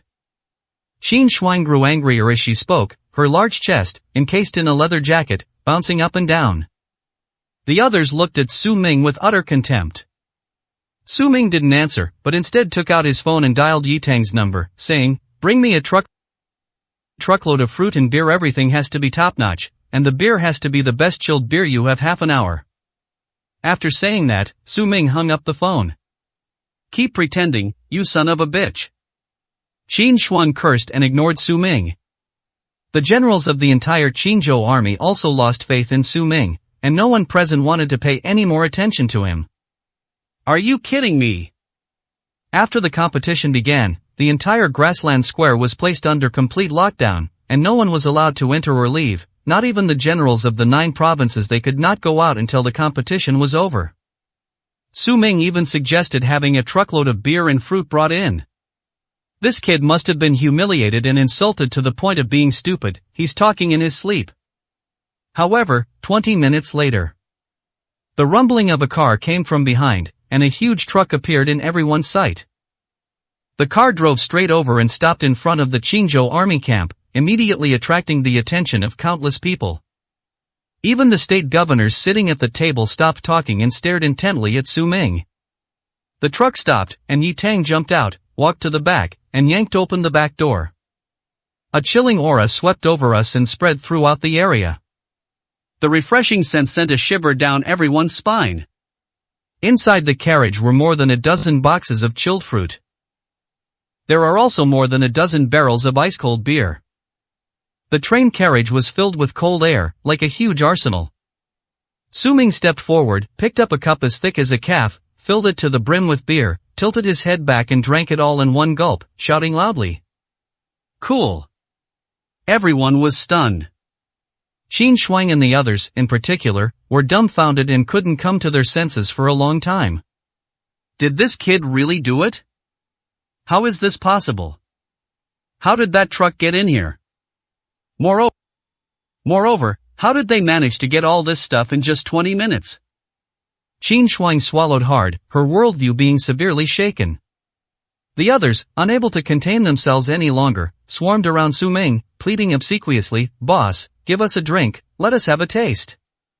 They all looked so eager, they were practically begging to kneel down before Su Ming. On the other side, the other state leaders stared blankly at this scene, their faces extremely grim.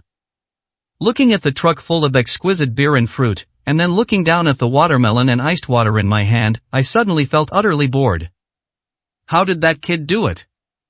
How do we get through the defenses? How were you allowed in? Nobody knew, but nobody dared to inquire, since at this crucial moment, the competition was still underway and nobody wanted to lower their guard against the other commanders. Apart from the Qingzhou army, everyone present could only stare blankly, their throats practically parched. I'm so eager to see it, my mouth is watering. Su Ming didn't mind and gave everyone beer and fruit, more than enough for them to enjoy themselves. Only Qin Shuang stood at the back, her face flushed red, but she couldn't come over because of the people in front of her. Just half an hour ago, he was verbally abusing Su Ming and hurling insults at him. Now he couldn't bring himself to ask Su Ming for a drink. Just then, footsteps sounded, and Su Ming walked over with a glass of beer, handing it to Qin Shuang. "Drink up, you're just pretending you can fool yourself, but you can't fool your mouth and your stomach." Qin Shuang looked at the bubbling, ice-cold beer and couldn't resist any longer. She reached out, took it, and drank it all in one gulp. Then he let out a heavy breath, his face full of enjoyment.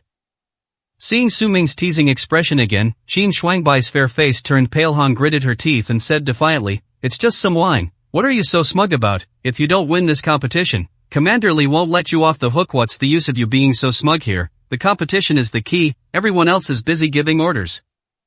You're having a good time here, but you're embarrassing the entire Qingzhou. You woman, you're great in every way, you have a great figure and a pretty face, but it's just that mouth of yours that's so annoying." Su Ming rolled his eyes, too lazy to pay attention to Qin Shuang, and went back to his seat. "Am I wrong? I think you've hit a nerve and are furious." Qin Shuang sneered. Su Ming sat on a small stool, put on his headphones, and asked slowly into the earpiece, "Li Xiao, what's going on?" "Reporting to King Su, as you instructed, I led my men to hide at the bottom of the cliff beside the river at the foot of the two mountains for 2 hours. We haven't seen anyone yet." Li Xiao replied. "Here you go."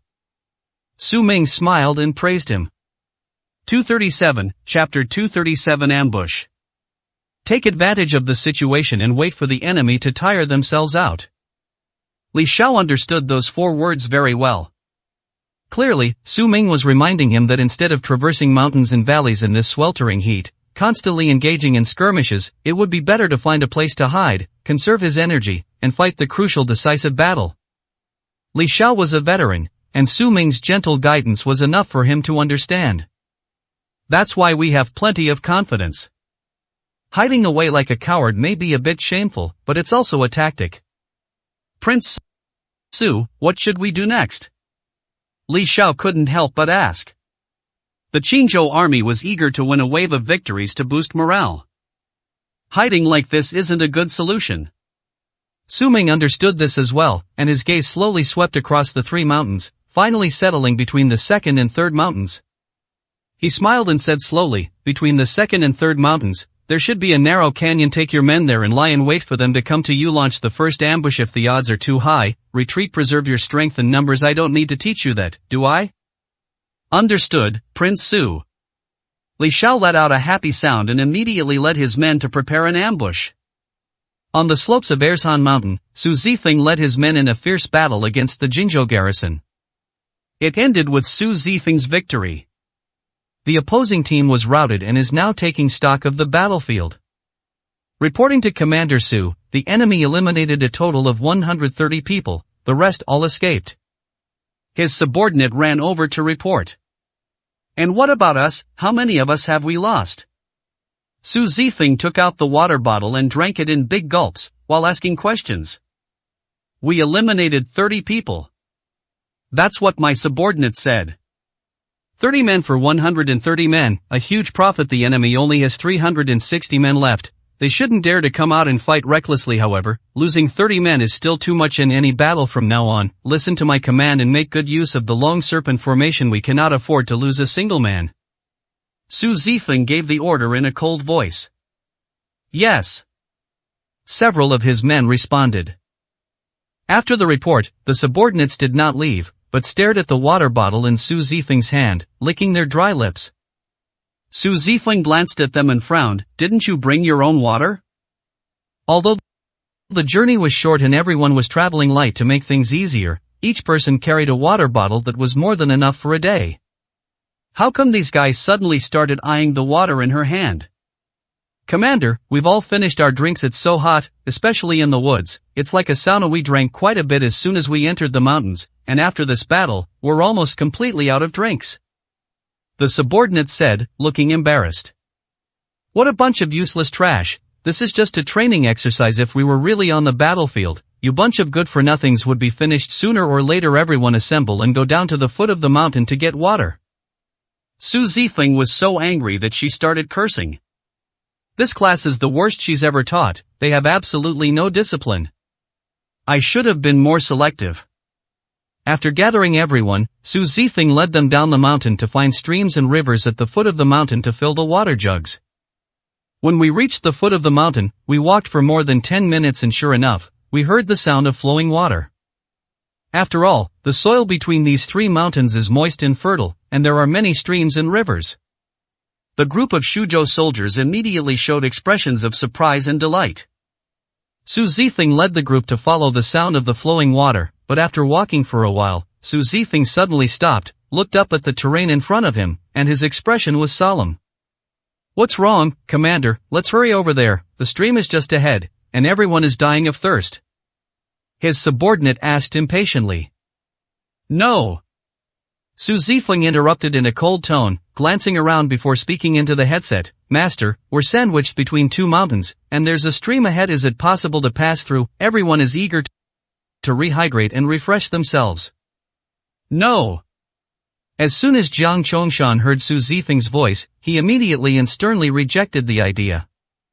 Then, on the grassland, Jiang Chongshan ran a few steps quickly, changed his position, and saw the terrain between the two mountains. He was immediately terrified and broke out in a cold sweat. Does that narrow gap only allow 2 people to pass through at most? Jiang Chongshan asked. Master, how did you know? Su Zifeng asked in surprise. That terrain is a death trap. The stream is just bait. Even if you die of thirst, you must not cross it. Take a detour. Jiang Chongshan was so shocked that he broke out in a cold sweat and almost died of fright. How could he not have noticed this terrain? If Su Zifeng hadn't reported it in advance and he hadn't made an observation, the entire Shuzhou army would probably have been wiped out if they had blindly rushed over. Understood, Master. Su Zifeng responded, turned around, and said to the hundreds of people behind him, We'll search elsewhere. We have to go around this area. The group of subordinates had no choice but to take one last, reluctant look at the stream that was so close at hand, and then follow Su Zifeng away, exhausted. Report, Commander, the Shuzhou army has retreated. Have we been discovered? On the steep cliff on the hillside, one of his men ran up to Li Xiao and asked in surprise. I saw it. Li Xiao shook his head. These Shuzhou soldiers are too cautious. No wonder she's the famous female war goddess. She'd rather die of thirst than cross this stream. She's a formidable opponent, not to be underestimated. Then he asked Su Ming through the headset, King Su, the Shuzhou army has withdrawn, what should we do? Su Ming grinned, just keep lying in wait, there will always be prey, not everyone is as cautious as the Shuzhou army, just wait. Yes. After saying that, Su Ming involuntarily turned his head to look in Jiang Chongshan's direction. Just then, Jiang Chongshan also looked in Su Ming's direction, their eyes met, and an intense tension immediately filled the air. It was as if a giant chessboard had been drawn between the two of them. The game has quietly ended the beginning. Clearly, Jiang Chongshan had seen through Su Ming's ambush, seemingly having outmaneuvered him. But he didn't know that the people lying in ambush there were arranged by Su Ming. His caution saved him from disaster. But Su Ming knew perfectly well that the Shuzhou army's detour was definitely commanded by Jiang Chongshan. Otherwise, given Su Zifeng's personality, she wouldn't be so cautious and perceptive. It looks like Jiang Chongshan has won the game. But Su Ming had more information. The advantage lies with him. After the Shuzhou army took a detour, another group of people arrived at the front of the stream. The one who came was none other than the Central Plains army led by Xiaofeng. Damn it, we've been walking for ages and haven't seen a single person. Anyone who doesn't know better would think this is a game of hide and seek, or a military competition. Xiaofeng cursed and swore. Captain, there's a stream ahead. His subordinate said with delight. Got it, I'm not blind, let's go have a good drink, wash our faces, find some water first, and get plenty of rest, no one can beat us then. Xiaofeng said with a smug smile. The captain is right. So the group of people rushed towards the stream. 238, Chapter 238, Suffering in Silence. However, the gap between the two mountains was narrow, and Xiaofeng's men could only pass through in pairs. Everyone else was stuck in a traffic jam at the back. Just then, kill! A loud roar echoed through the woods on both sides of the hillside. Kill! Shouts of battle rang out one after another, deafening and causing the grass and trees to rustle, as if a vast army was at work. Led by Li Xiao, all 500 Qingzhou soldiers appeared on the hillside, guns at the ready, and unleashed a barrage of fire at Xiaofeng and his men below. There's an ambush! Xiaofeng was so frightened that he fell to the ground with a thud and hurriedly shouted, retreat, run. The Zhangzhou army fled in disarray, tumbling and crawling, but because they were caught off guard and panicked, many fell down, and some were hit by bullets and were almost instantly torn apart, unable to even fight back. Xiaofeng didn't even get a clear look at the people or a drink of water before the entire Central Plains army collapsed and fled. A resounding victory. Go down and count how many people were eliminated. The entire Zhangzhou army cheered without losing a single soldier. They had routed 500 Zhangzhou soldiers. This victory was truly exhilarating. Just as Li Xiao was about to order a sweep of the battlefield, a sound suddenly came through his earpiece. Withdraw. It was Su Ming's cold voice, his tone leaving no room for doubt. Li Xiao paused for a moment, then said with some surprise, Prince Su, are we retreating already? We just won a great victory. Cleaning up the battlefield will boost morale and also allow us to gather information on the enemy's numbers. Just retreat when I tell you to stop talking nonsense. Are you disobeying orders? Su Ming shouted sharply. It was as if he had personally been on the battlefield. Yes. Li Xiao trembled with fright. Without saying a word, he hurriedly waved to the others, withdraw, move to another position. Immediately, Li Xiao led his men to retreat from the canyon entrance in a panic, as if they had just suffered a defeat. Meanwhile, just as Li Xiao led his men to retreat, Su Zifeng unexpectedly led his men back to attack. Unfortunately, they arrived too late. When they reached the mouth of the canyon, all that remained was the devastation left by the defeated Zhangzhou army. They had come up empty-handed. All that remained on the ground were the dejected soldiers of the Central Plains, some sitting, some standing. It's obvious these people have just been eliminated. Su Zifeng raised her head, her sharp gaze slowly sweeping across the hillside. Seeing the messy vegetation on the hillside, she determined the location where Li Xiao and his men had ambushed them. A bunch of cowards, they ran away really fast. Su Zifeng gritted her teeth in anger. On the grassland, Jiang Chongshan frowned, his expression a mixture of surprise and confusion. This isn't just about running away fast. This requires alertness and insight, Without extensive battlefield experience, it would be impossible to make such timely judgments. He gave the order quickly enough. Almost 10 minutes after Su Zifeng withdrew, he and his men rushed back. They just wanted to pull off a classic mantis stalks the cicada, unaware of the Oriole behind scenario. But to my surprise, the other party still managed to escape. Who are these people, and which troops are stationed here, that possess such strong tactical and adaptability capabilities, as well as such as astonishing execution ability? And who is in command? Jiang Chongshan felt as if he were facing a formidable enemy, his mind filled with doubts, unable to understand it no matter what he did. He couldn't help but turn around, his gaze slowly sweeping over the other garrison commanders before finally looking at Su Ming. Su Ming is the king of the 9 provinces. He had heard Su Zifeng mention it. Could it be this kid? But when Jiang Chongshan looked closely, he saw Su Ming sitting lazily on the grass, looking drowsy, and occasionally drinking a large glass of beer. This is hardly the behavior of someone in command. They look like they're here to sunbathe and enjoy themselves.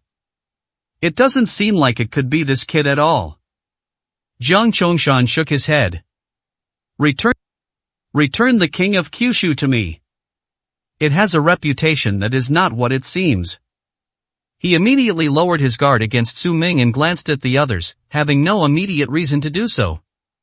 Meanwhile, there was another person in the middle of the field, frantically giving instructions, his brow beaded with sweat. That's Xiao Qingyu from the Xiao family.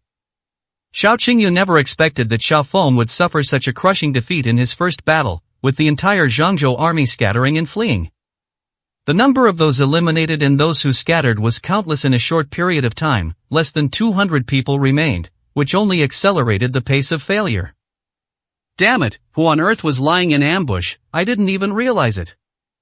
Xiao Qingyu gritted her teeth in anger, her face as cold as ice. My heart is filled with 1,000 resentments and indignation. Meanwhile, Su Zifeng had someone go up and count the number of Zhangzhou army soldiers who had been routed, in order to find out the number of remaining Zhangzhou army soldiers. But when her people went up to check, gunshots rang out one after another. She slapped her subordinates who went to check, and almost all of them were hit. They are remnants of the Central Plains army. Not everyone present was eliminated, some of them were hiding together, trying to blend in when the authorities went to check. They were caught off guard and were all attacked. In an instant, all 20-odd people who went up with Su Zifeng were eliminated. Su Zifeng was taken aback, took a step back, raised her hand and shouted sharply, "Fire, kill!" Bang bang bang! The Shuzhou army swept their guns across the battlefield, eliminating all the remaining soldiers. Asshole! Su Zifeng was both shocked and furious. Who would have thought there was such a trick up your sleeve? The eliminated Zhangzhou army soldiers burst into laughter. Although they lost, their last-minute counterattack was still worthwhile. I'm so angry. Su Zifeng gritted her teeth. In all her years as a commander, this was the first time she had encountered something like this, and she felt like killing someone. The entire Shuzhou army also looked grim. Not only Su Zifeng was surprised, but who else present would have thought of it? However, Su Zifeng's failure to make a judgment immediately was truly a dereliction of duty as a leader. Although Su Zifeng was furious, there was nothing he could do but suffer in silence. He drove away the group of eliminated Zhangzhou soldiers and led everyone to a stream to drink water and replenish their strength. If Li Xiao saw this scene, he would probably be shocked by Su Ming's brilliant strategy. I'm even more grateful that I didn't come down to take stock of the battlefield, otherwise it's likely that Jun's fate will fall on him. Unfortunately, he has now retreated to the other side of the mountain and can no longer see the scene. Go east. Su Ming gave the order to Li Xiao. East? Li Xiao stopped and looked back. The first mountain was to the east. They are currently relying on the third mountain. If they go east, it means they will have to cross another mountain to return to the first mountain. This is not only going in the opposite direction, but also a huge waste of energy. King Su, are we really going to return to the east? Li Xiao couldn't help but ask. Although he was extremely loyal to Su Ming and had no doubt about Su Ming's command ability, he was still somewhat unhappy about being on the battlefield and constantly running around. Su Ming knew what Li Xiao was thinking and reprimanded him. Every extra lap you make on the battlefield saves your life, a veteran. Don't you even have that much awareness, or do you think it's just a competition and can be careless? If this were a real battlefield, you would have died hundreds of times over with that kind of thinking. 239, Chapter 239 Post-War Command. These words completely awakened Li Xiao.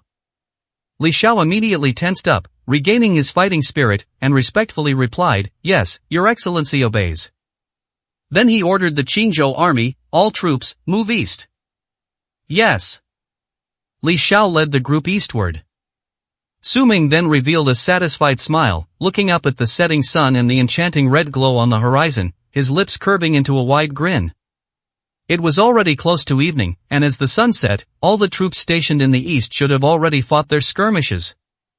It was sunset, so everyone was resting, cooling off, and getting ready. At this moment, it would be easiest for Li Xiao to catch his men off guard. This is the best time to take action. If we wait until night, the darkness will obscure our vision, making it much harder to take action. Report, Prince Su, we have captured the Jingzhou army. King Su, we have defeated the Liangzhou army. King Su, we have attacked the Yizhou army. Within 2 hours of dusk, Li Xiao received a series of good news, having swept through the garrisons of 3 states in one fell swoop. The entire Qingzhou army was like they were on steroids, unstoppable.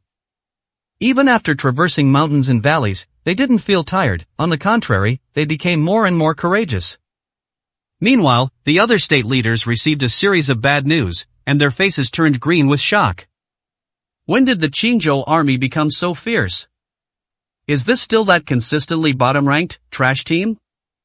Damn it, is it because a new commander has taken office? How come he seems to know everything about the entire battlefield? Who exactly is commanding the Qingzhou army? All eyes, filled with shock, turned toward Su Ming. Looking at the Qingzhou army camp, everyone seemed lazy and listless, and it was impossible to tell who was in command.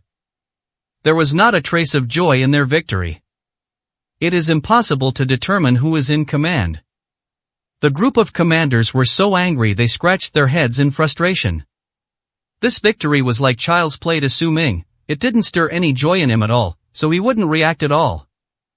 As for Qin Shuang and the others, they had long given up hope and had no idea what had happened. They all gave up and were just waiting for the Qingzhou army to collapse so they could leave together. There wasn't a trace of joy in them. Why haven't they been defeated yet? Qin Shuang complained in frustration. Is Li Xiao going to hide in some cave with his men, hoping to survive the next couple of days? But with over 500 people, where are there so many caves to hide in? Isn't that a waste of time? Even if they manage to hide until the end, they'll just become a laughingstock. Qin Shuang was filled with resentment. There are so many mosquitoes on this grassland at dusk. Sitting here is pure torture. At this moment, Qin Shuang was actually hoping that the Qingzhou army would be defeated as soon as possible. Go back to the hotel early and get some sleep. Her gaze swept across the room and landed on Su Ming. She stood up, walked to Su Ming's side, and looked down at him, saying, I remember that before Commander Li went into battle, he gave you the headset so you could command, right? I really don't know how Li Xiao could trust someone like you. I guess he himself didn't have any hope. In that case, could you tell him to finish this quickly and get it over with? He's no match for anyone else anyway. Su Ming turned his head and gave Qin Shuang a sarcastic look. You're supposed to be an instructor hired by Li Xiao, yet you don't trust Li Xiao and the Qingzhou army at all. You don't even have this much fighting spirit, and you call yourself an instructor. These words infuriated Qin Shuang. Her face instantly turning red, she retorted angrily, You're really talking without understanding the situation. Fighting spirit is built on a certain level of strength. The Qingzhou army has been at the bottom for years. They're just a disorganized mess. They only had a month or two of last-minute preparation. How can they possibly fight against others? You don't even have this much self-awareness. I think you're the one who's foolish and ridiculous. Blind confidence only makes you look ignorant and unable to recognize the gap between you and others. You're utterly laughable.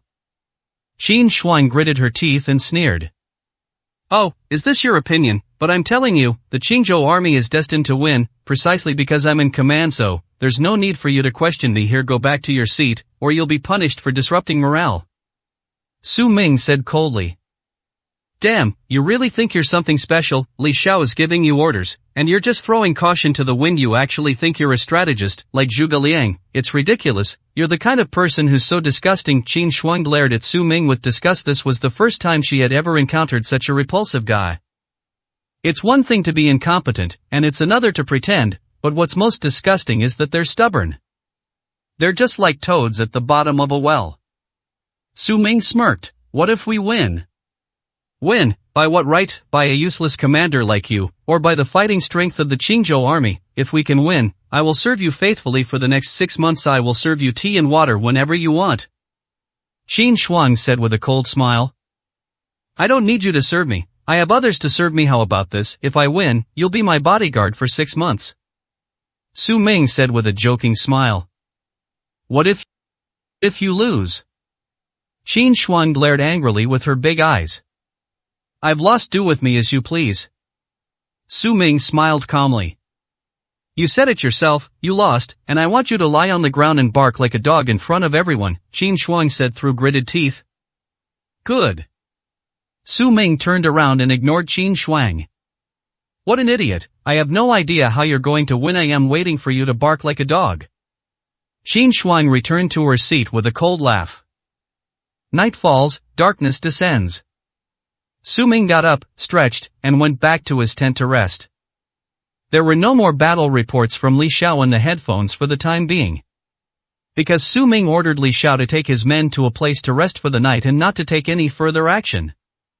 However, the other commanders did not relax. Even those who were left alone were still desperately giving orders how to fight a good defensive battle at night. But almost every commander thinks the same way. Everyone was prepared to fight a defensive battle, but no one actually moved, which made everyone on the battlefield extremely tense. After hearing Su Ming's arrangements, Li Xiao felt relieved and rested while he arranged for 20 people to patrol in pairs. But this night is destined to be restless.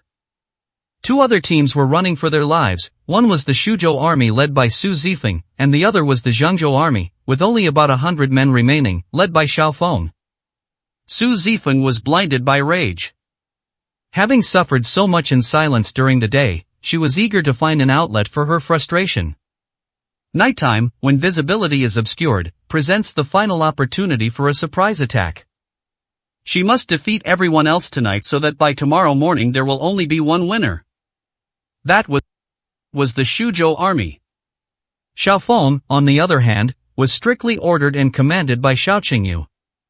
Xiao Feng, listen to me carefully. We're in a completely disadvantageous position right now. Even a desperate situation, the only way to turn things around is through a surprise attack. Tonight is the perfect opportunity, but the others should be on the defensive too. What I need you to do is harass them, keep them on the move, keep them constantly on edge. That's the only way we can have a chance to turn the tide. Xiao Qingyu said in a cold voice. Xiao Qingyu's idea was good, but he overlooked one point.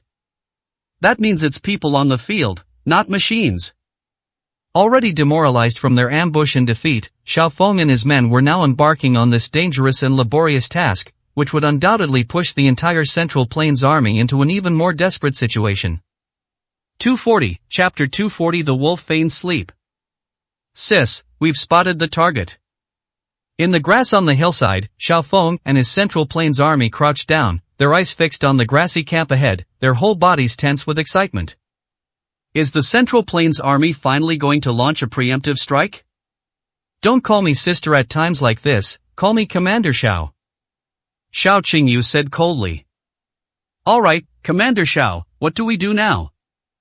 Xiao Feng asked in a low voice. Count how many people they have, identify which state they are stationed in, and then I'll decide whether or not to take action, Xiao Qingyu said coldly. Okay. Xiao Feng led his men to begin taking inventory. A moment later, Xiao Feng replied, there are about 100 men, roughly the same number as us sister. No, Commander Xiao, we've encountered an excellent gift this time. Moreover, these guys look like they've just suffered a defeat, they all look listless, and most of them are asleep. If we launch a sneak attack now, we're guaranteed to win. Which state is the military stationed in? Xiao Qingyu asked again. It seems to be Yangzhou. Xiao Feng answered. Yangzhou. Xiao Qingyu's gaze darkened as she lowered her head in deep thought. Among the garrisons in the 9 provinces, Yangzhou was of medium strength, not particularly powerful, but not weak either. However, now that the Yangzhou army has suffered a defeat, it is indeed a good opportunity for a surprise attack. Taking down the Yangzhou army would be a great achievement. Commander Xiao, can we make our move now? If we wait any longer, they'll have had enough time to recover, and it'll be harder to attack them, Xiao Feng said impatiently, lying prone in the grass with his fists clenched. He's so anxious he'd love to just grab his knife and rush out. He was full of confidence for this competition, but after entering the arena, he suffered setbacks one after another before he could even engage in direct combat. The Zhangzhou army was reduced to only about 100 men. When has he ever suffered such injustice? Now more than ever, he wants to prove himself. Don't rush, be patient. Haven't you heard of the wolf feigning sleep? How can you be sure the other side isn't luring you into an attack? Observe more and find the weakest point in their defense, Xiao Qingyu said coldly. All right. Xiao Feng gritted his teeth, having no other choice but to lie on the ground and continue observing.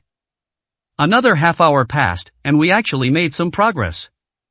Xiao Feng discovered that 3 people patrolled the front of the enemy's defensive position every 10 minutes, which was a very tight defense. Any slight movement would alert the enemy. However, the enemy camp was backed by a mountain, and there was only one person guarding the rear. The man was already drowsy, so it was clear that if he went around to the top of the hill and launched a dive attack on the Yangzhou army, he would surely win a great victory. Xiao Feng then realized that Xiao Qingyu's command was entirely reasonable. So he told Xiao Qingyu all about what he had learned. Upon hearing this, Xiao Qingyu couldn't help but smile. That's more like it. Let's get started. Be careful and cautious on the spot. We must win this battle. Yes. Xiao Feng excitedly said this and led his men to take a detour to the left, heading up the hillside through the dense forest on the left. Xiao Qingyu breathed a sigh of relief. After taking a sip of the brewed hot tea, I felt much more relaxed. Once we defeat the Yangzhou army and secure victory in the first battle, the subsequent battles will proceed much more smoothly. The saying goes, one should strike while the iron is hot, but the momentum will wane on the second attempt and be exhausted on the third. However, the Central Plains army suffered a setback at the start, without even a chance to press their advantage, leaving her, as the commander, at a loss and facing great difficulties. But once you win one game, you can win the second. Xiao Qingyu smiled. This was just the beginning. Ah!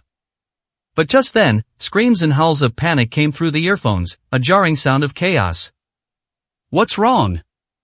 Xiao Qingyu was shocked and dropped the teacup in her hand, which shattered on the ground with a crash. Sister, we've been ambushed. It was all a ruse. What do you mean by over 100? The Yangzhou army was at full strength. They deliberately sent out 100 to pretend they were in disarray, while the rest were all lying in ambush on the hillside behind us. Sister, we've lost. The sound stopped abruptly, and Xiao Feng's panicked and terrified voice completely disappeared. Xiao Qingyu plopped down on the ground with a thud. How so? Is the Yangzhou army at full strength? It really was a feigned sleep by the wolf in front, a ruse to lure the enemy. How could the Yangzhou army have come up with such tactics? Who was in command? Sorry, it was our Yangzhou army that won. A smug voice rang out from outside the tent. Xiao Qingyu suddenly stood up, lifted the tent flap and rushed out. She saw the leader of the Yangzhou army, a bloated middle-aged man, standing at the entrance of the Zhangzhou army camp, looking at her with a mocking expression. You're in command of the Central Plains army, aren't you? I've seen you chattering away all day, but it's no use. Those who haven't been on the battlefield can't understand its ever-changing nature. The battlefield is like the wind and clouds, constantly shifting. I've led troops for over 30 years and never suffered a defeat. How could I possibly lose to a little girl like you? Battlefield combat is not just theoretical, you're still far from being a strategist. The commander of Yangzhou burst into laughter and turned back. Damn it! Xiao Qingyu gritted her teeth in anger, her face full of resentment. But there's no way to save them now. The Central Plains army suffered a complete defeat, even their command communications were cut off. Xiao Feng had vanished without a trace, leaving her with no chance to turn the tide. Yangzhou governs Wu and Huai. He was an expert in troop deployment, and he also realized that the weather was too hot to fight during the day, so he ordered the Yangzhou army to stay hidden and conserve their strength. At night, the Yangzhou army was made to feign defeat in order to lure the enemy into an ambush. This can be described as taking tactics to the extreme. Their command tactics were exactly the same as Su Ming's. General. Back in the tent, his men racked their brains before finally cracking Wu Huai's chess-killing move. But Wu Huai, who had just returned, didn't even look at it, immediately picked up his carriage, and led his troops to the city gates, directly threatening the general. The deadly trap has begun again. His subordinates looked utterly desperate. I lost, Commander Yuri. Amazing, you could command and play chess at the same time. I couldn't win a single game. Wu Huai let out a smug laugh. This time, my Yangzhou army will be unstoppable in the grand competition among the three armies. No one will be my match. I will slaughter them all without leaving a single survivor. Inside the Qingzhou army tent, Su Ming was snoring loudly, sleeping like a dead pig. That guy. Qin Xuan was so angry that she couldn't sleep because of Su Ming's snoring that her face turned green. I've never seen such an idiot. Other commanders, even though it was late at night, were still working hard to give orders at any time, not daring to relax for a moment. That idiot is heartless. He just fell asleep as soon as his head hit the pillow. With someone like that in command, it would be a miracle if the Qingzhou army could win. Although the noise kept her awake and made her feel irritable. But the thought of the Qingzhou army returning defeated and seeing Su Ming barking like a dog in public made her smile again. Just wait and see who has the last laugh. In the mountains and forests, Xiaofeng scrambled and stumbled as he fled frantically, his earphones falling off long ago during the escape. There wasn't a single soldier from the Central Plains army behind him. His men have all been captured. It was supposed to be an attack, but it turned into an ambush. He was attacked from both sides on the hillside. It's a miracle he was able to escape. He was incredibly lucky. Having escaped to a large rock, Xiaofeng plopped down, leaning against it and panting heavily. I was completely exhausted. It was only the first day, and he was already all alone. The Central Plains army had suffered a complete defeat. How am I going to explain this to everyone? 241, Chapter 241. You're a waste of Yuncheng. Xiaofeng was so frustrated that tears almost welled up in his eyes. Let's run. Promotion is out of the question, and I might even be severely punished by Commander Yang, making it impossible for me to ever hold my head up again. Returning to the garrison in Zhengzhou, I'm sure I won't have a good time. If he goes somewhere else for a while and comes back after this matter has passed, with the Xiao family and his sister's protection, he might still have a chance to turn things around. Just as he was thinking, a hand suddenly landed on his shoulder from behind. Xiaofeng jumped up in fright. Who's there? There's a ghost.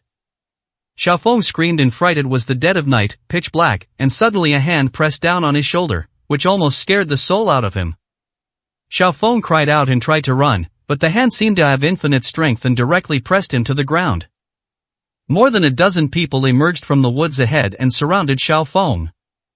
More than a dozen paintball guns were aimed at Xiaofeng's head. No, don't do it. I am Xiaofeng, the commander-in-chief of the Central Plains Army. Give me a chance, I have something to say. Xiaofeng lay on the ground, raised his hands, and shouted. Xiaofeng? A surprised voice rang out from the crowd. Yes, it's me, Xiaofeng. I have something to say to your commander. Please step forward and let me speak, Xiaofeng shouted loudly. The crowd parted, and a figure slowly emerged. It really is you, Xiaofeng. What a small world. Do you still recognize me? Xiaofeng was taken aback. He felt the voice was familiar. He looked up and immediately recognized that the person standing in front of him was none other than Chen Kai, a wanted criminal of the Central Plains Army. It's you, Chen Kai. Xiaofeng was taken aback. Could it be that you are from Yuncheng? Xiaofeng stared wide-eyed in horror. What exactly happened? The three armies' grand competition is only for troops stationed in Kyushu. People from Yuncheng have no chance of being here. What's the story with Chen Kai? Is someone breaking the rules?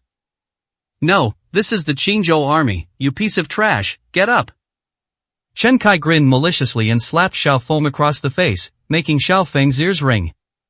Then Chen had Xiaofeng arrested and headed up the mountain. A moment later, Xiaofeng was thrown in front of Li Xiao. Commander, we've captured Xiaofeng of the Central Plains Army. The Central Plains Army seems to have suffered a complete defeat. This guy even managed to sneak into our territory while fleeing, Chen Kai said with a broad smile. Xiaofeng? Li Xiao slowly sat up, his cold gaze falling on Xiaofeng. His eyes were icy, menacing, and imposing. But Xiaofeng calmed down at this moment, looked up and stared directly at Li Xiao, gritting his teeth and sneering. So it's the Qingzhou army, you have some nerve, harboring a wanted criminal from Zhengzhou and bringing this person to the competition battlefield. This is breaking the rules. When I get back and explain this to the others, your Qingzhou army will be disqualified. You dare to talk back? Chen Kai flew into a rage, kicked Xiaofeng to the ground, and rushed over to punch and kick him. You thought you were so tough? You wanted to arrest me? Well, I'm right here in front of you. Come on, going back to report. Who do you think you are? And what kind of trash is your Central Plains army? Chen Kai hit and cursed at the same time. In fact, with Xiaofeng's 6th level war god strength, Chen Kai would be no match for him in a real fight. They might not even be able to withstand it. However, with Li Xiao sitting in front of him, he didn't dare to resist at all. If he angers Li Xiao and makes a move, then he will be the one to die. Li Xiao waved his hand and said to Chen Kai, "Alright, stop fighting for now. I'll report to Prince Su and see how to deal with this kid." After saying that, Li Xiao picked up his earphones, turned them on, and said into the other end, "King Su, we've captured Xiaofeng. What should we do with him?" In fact, Li Xiao didn't care at all about these defeated and fleeing guys. This kind of guy, just beat him up and let him go. However, Li Xiao knew that Su Ming had a grudge against Xiaofeng, and this kind of thing had to be reported in a timely manner. The Qingzhou army's complete victory today is entirely due to Su Ming's command. At this moment, in Li Zhao's heart, Su Ming was a god.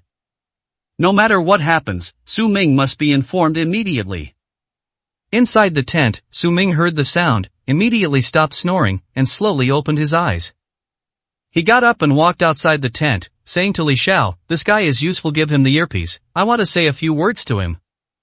Yes. Li Xiao stood up, handed the earphone to Xiaofeng, and said coldly, "Come on, Prince Su has something to say to you. Speak respectfully. If you dare to disrespect Prince Su, you won't be leaving this mountain alive tonight." King Su? Xiaofeng, his face bruised and swollen, was filled with shock. Is this King Su the commander of the Qingzhou army? Who is it? Why should I talk to him? Do you want to take advantage of him? Xiaofeng walked over, took the earphones, put them on, gritted his teeth, and asked in a deep voice, "Who are you? What do you want to say? If you want to cooperate with me, I might reluctantly consider it." Xiaofeng, who am I? Don't you recognize my voice? Su Ming asked with a mocking smile. Who? That voice sounded so familiar. Xiaofeng was startled. He carefully recalled the people he knew, but after thinking it over, he couldn't think of anyone whose voice matched the person's. Who exactly are you? Xiaofeng asked in shock. You really are an idiot. Didn't you come to see me with your old man from the Xiao family when you were at the Shin family's place? Cloud City. Su Ming gave another reminder. It's you. Xiaofeng suddenly remembered Su Ming. Su Ming's image completely appeared in his mind, and he was instantly shocked.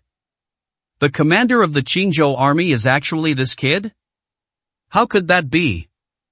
This kind of trash from Yunqing is just as insignificant as Wan Shirin. How can someone like this become the commander of the Qingzhou army? Have the Qingzhou army gone mad?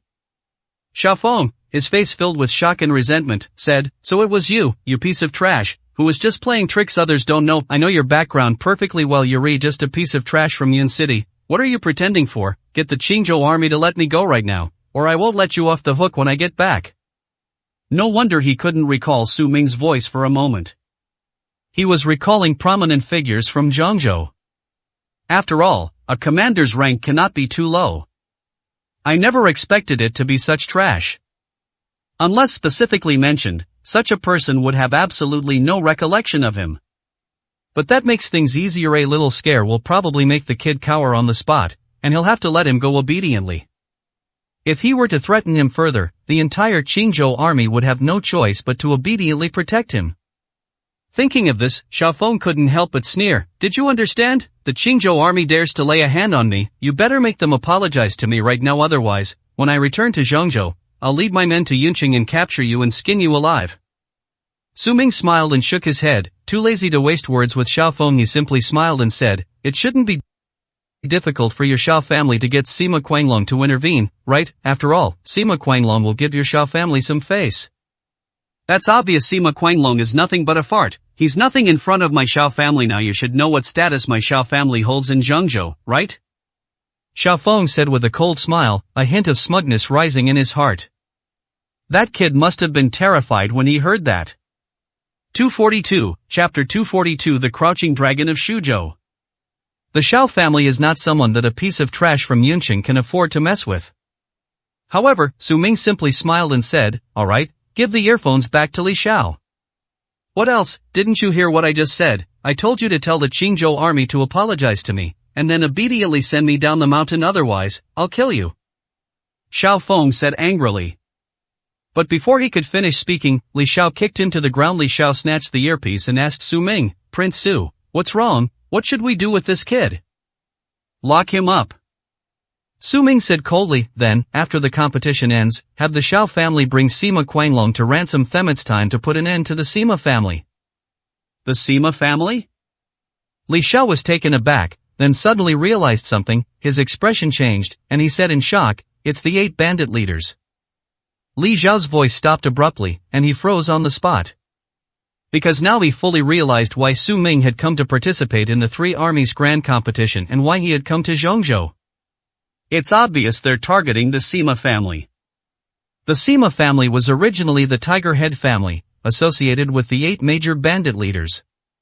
It is very likely that King Su's purpose in this trip is to eliminate all the powerful families associated with the 8 bandit leaders.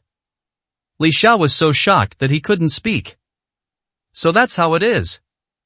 He valued the grand military competition more than his own life, and countless people were desperate to win, but in Su Wang's eyes, it was probably as trivial as children playing house. Thinking about this, Li Xiao realized that they were still far inferior to Su Ming. They're not even on the same level. Li Xiao was deeply shocked and filled with respect. He said respectfully, I understand. After saying that, Li Xiao slowly put down his headphones.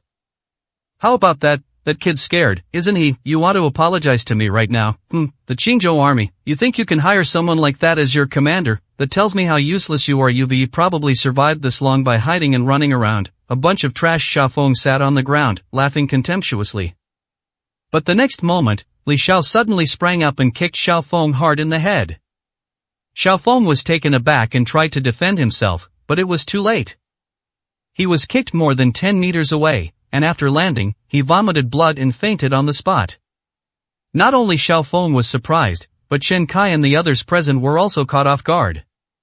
However, Chen Kai felt very satisfied after realizing what had happened. He should have taught that good-for-nothing a lesson long ago. It was simply despicable that the idiot was allowed to spout such nonsense. Lock him up after the competition, secretly take him back to Yunqing to await further instructions. Don't let anyone know. Li Xiao said sternly. Yes. The men dragged the unconscious Xiao Feng away and imprisoned him. Outside the tent, Su Ming put down his headphones, preparing to go back to sleep, but when he turned his head, he saw Xiao Qingyu from the Zhengzhou camp standing alone outside the tent. Xiao Qingyu was currently feeling extremely frustrated and irritable due to the defeat of the Central Plains army, the loss of contact with her younger brother, and the ridicule she received from the Yangzhou commander. She had no intention of resting at all. At that moment, she also saw Su Ming, and frowned, exclaiming in surprise, "It's you? How did someone like you end up in the Qingzhou army camp?" Xiao Qingyu asked in a cold voice. Xiao Qingyu is also a beauty, tall and slender with a curvaceous figure. Her boots and shorts accentuate her beauty, and her legs are long and shapely. Her face was 7 parts cool and pretty, and 3 parts heroic and imposing. However, her appearance is not as dashing as Su Zifeng's. She appears more delicate. Su Zifeng possesses 7 parts heroic spirit and 3 parts aloofness. Quite the opposite. Seeing that she was a beautiful woman, Su Ming said one more thing and replied with a smile, "I am their commander." "Are you the commander?"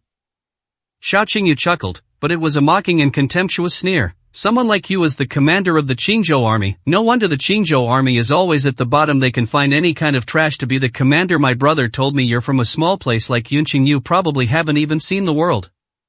The sheer size of Zhengzhou is so overwhelming, it's almost overwhelming you still dare to act as a commander, just wait to be laughed at along with the Qingzhou army. What a piece of trash.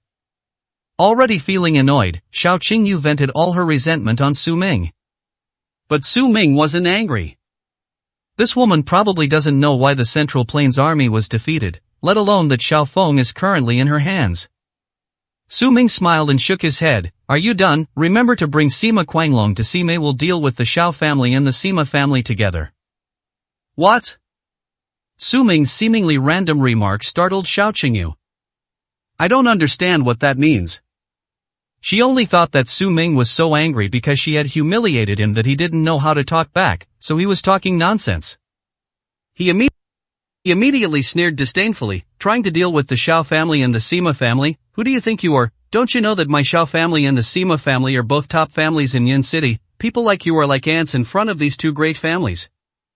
If this were anywhere else, I wouldn't even give you a second glance and you're so arrogant. Xiao Qingyu found it boring. Talking to such a frog in a well is a waste of time. Even humiliating the other person brings no pleasure whatsoever. He immediately turned and went back to his tent with a cold expression, shaking his hand. Su Ming smiled and didn't linger any longer, returning to the tent of the Qingzhou camp. The competition continued early the next morning. However, after yesterday's battle, all that's left today is to clean up the mess. Last night, Su Zifeng launched a nighttime operation, overcoming numerous obstacles, and actually managed to capture the garrisons of two states. Today, on the battlefield of the Three Mountains, only the Yangzhou army, which is holding the mountain, the Qingzhou army led by Li Xiao, and the Shuzhou army led by Su Zifeng remain. As for the remaining remnants, there are very few left, and they are no longer a threat. The commander of Yangzhou sat at the head of the large table, exuding an air of dominance and confidence, like a tiger crouching in mid-air fan. The other commanders sat dejectedly to one side. Based on the information they had received, they had essentially declared defeat. My Yangzhou army still has 423 men, and the losses are less than 1/5 of them.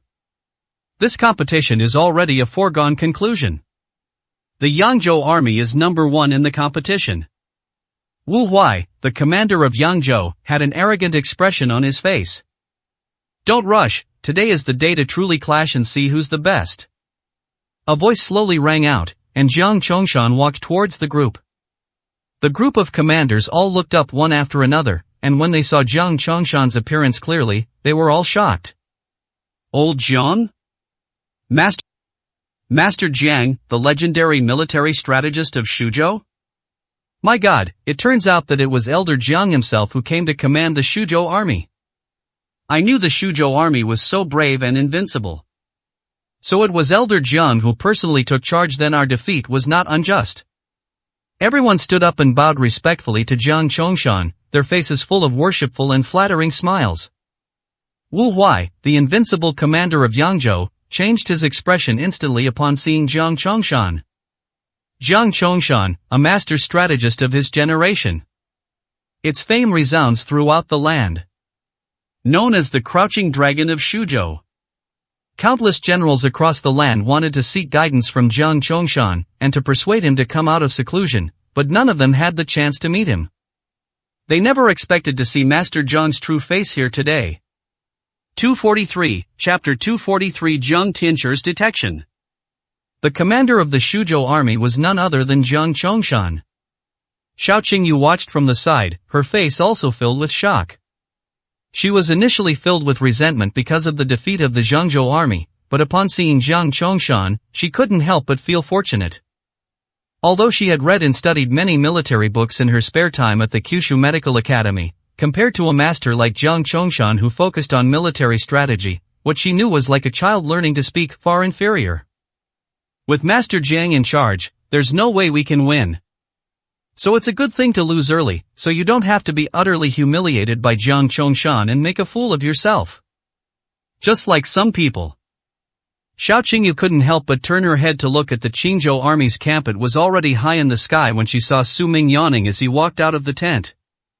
This kind of person is a fool who has no self-awareness. If they were to face Jiang Chongshan, they probably wouldn't even have a chance to resist.